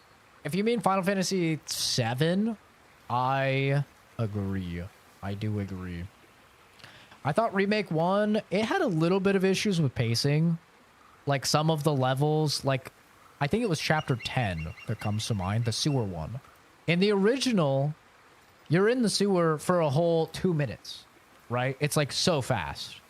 And then you play the remake and they've turned the sewer section into like 2 hours. And it's like, there's a reason it was 2 minutes. You know, like you didn't have to stretch everything. Like some of the stuff, there was a reason it wasn't that long, you know? That's how I felt about Final Fantasy VII. It's like some of the stuff, there's a reason it wasn't that long. You didn't have to make it longer. But I still enjoyed it, besides the fact. But Remake, Intergrade? Wait, it wasn't Rebirth. That's what it was. Rebirth was so padded. It was crazy how padded that was. Oh my god, dude. Like, so many of those open world activities, like, fuck that card game. Oh my god, I was doing that card game for 75 hours. I had so many people come into the streams and be like, is this game only the card game? Because there were so many card game sections. I'm like, no, there's a game here. But I gotta do the card game 9,000 times. And then like on top of that, so many of the activities were like, go to this crystal and then just like hold a button or press like 4 buttons. And it's like, does this have to even be an activity at this point? Like this is like the laziest padding for the game. But the thing is, you'll always have people be like, well, it's optional, Zach. You're right. It is optional. However, they add very cool shit at the end of those quests. So like you want to get to the cool shit, it's not optional now. You have to do the garbage up to it in order to get the cool stuff. And that's like the worst part, is it's like I have to suffer for 10,000 years before I get to the really cool thing and I get a really cool like legendary summon, you know? And it's like, ugh. So for me, Rebirth was just, oh man, she was really padded. When I turned into a pervert, was it Tifa? You're goddamn right, it was Tifa. Are you kidding me? You're goddamn right. Tifa Lockhart, baby. They knew what they were doing, giving her the swimming suit and then giving her massive jiggle physics on the gym thing where she's doing sit-ups and she's practically knocking herself out because her giant tits are smashing herself in the face. Like getting in a 70-mile-per-hour car accident in the windbags. Oh, yeah. Oh, yeah. They knew what they were doing, bro. She's just... And the whole time they're just... Oh, man. I would love to be her face. What?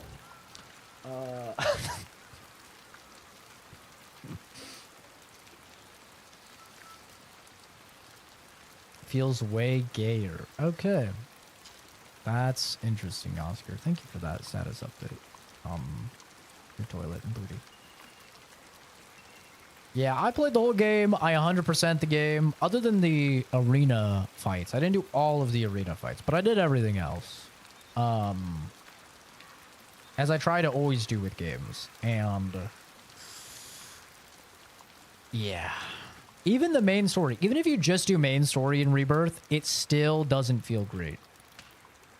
But definitely when you add the pacing issues from doing the side stuff, it's rough.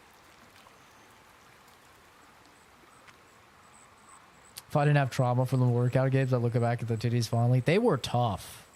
Getting the top, like doing all of the challenges and beating everybody was tough. It was. It was not easy. Jedi Survivor, great game. Terrible performance, but great game. How many parts do I think they're going to need to tell a full story? I hope 3, but I know it's not going to be 3. But God, I hope it's 3.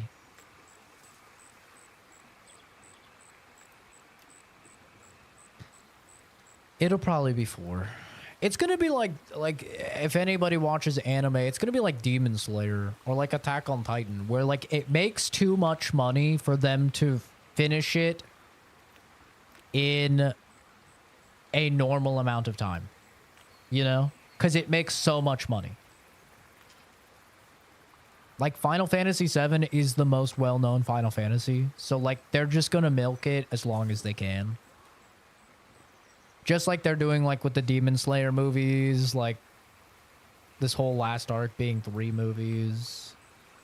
Just like they did with Attack on Titan. Final season part 2. Seriously, the final season part 2, part 1. It's like, oh my God, bro. Just, come on. They haven't got much more story to tell too. Yeah, true. But the problem is money.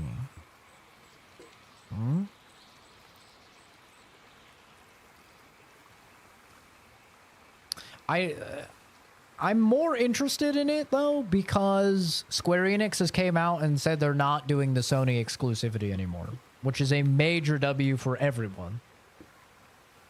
Maybe not the Sony guys necessarily, but like for everyone else, it's a major W. Because 1, it means I can play it on PC. Hallelujah. 2, it means Xbox gamers get to play it. And 3, it means day 1 mods, baby. And that's a win for all gamers right there. Trust.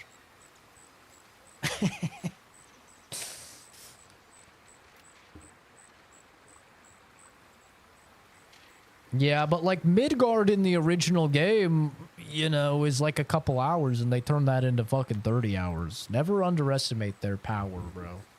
They got power to go gadget extendo that game for a long time if they want to.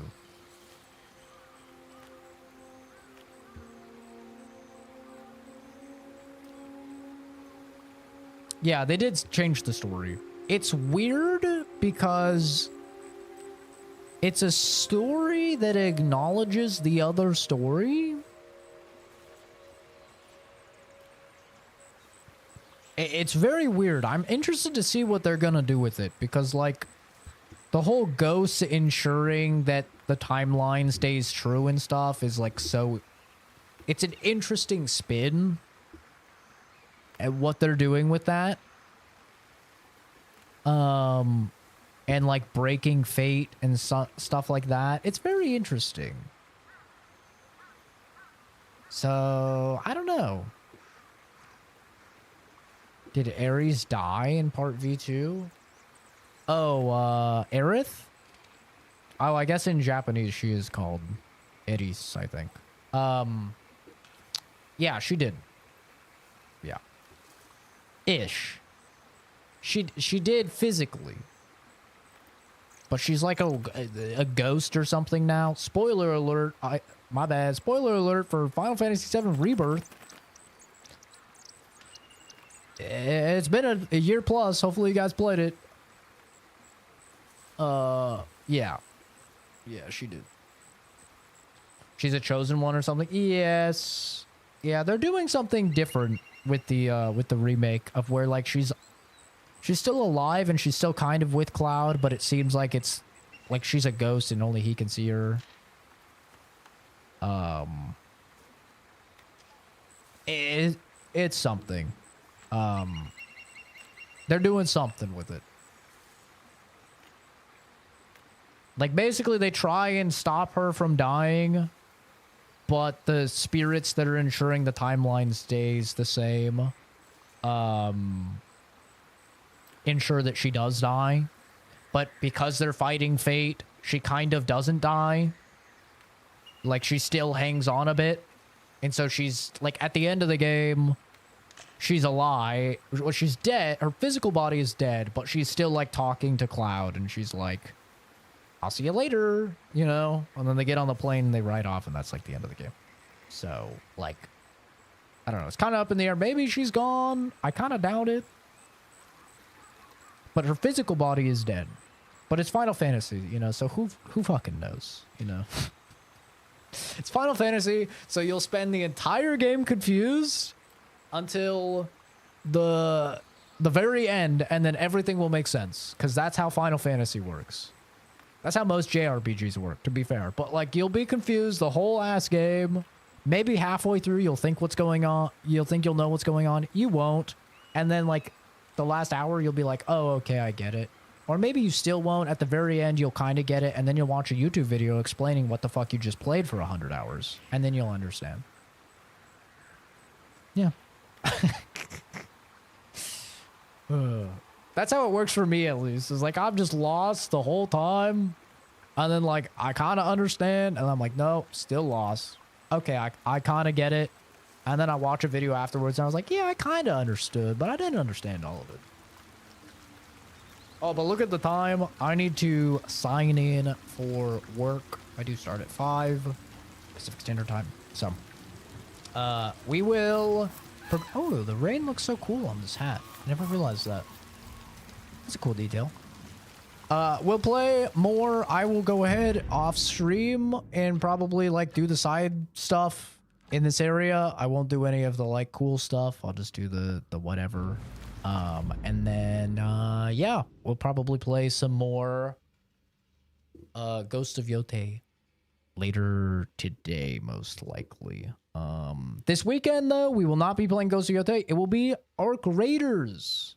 Arc Raiders Server Slam. I've had everyone glaze this game. Very interested to try it myself. See what I think. I'll be streaming the whole thing. I'll give you guys my live honest impressions. And that's probably what I'll be doing this weekend is playing Arc Raiders. So, appreciate you guys for stopping by. Appreciate the new follows and everything. Have a fantastic rest of your day, everybody. And I'll see all of you in the next, video or stream Rooney. Maybe later today, maybe not. We'll see what happens. Have a good one. Bye-bye, bye-bye.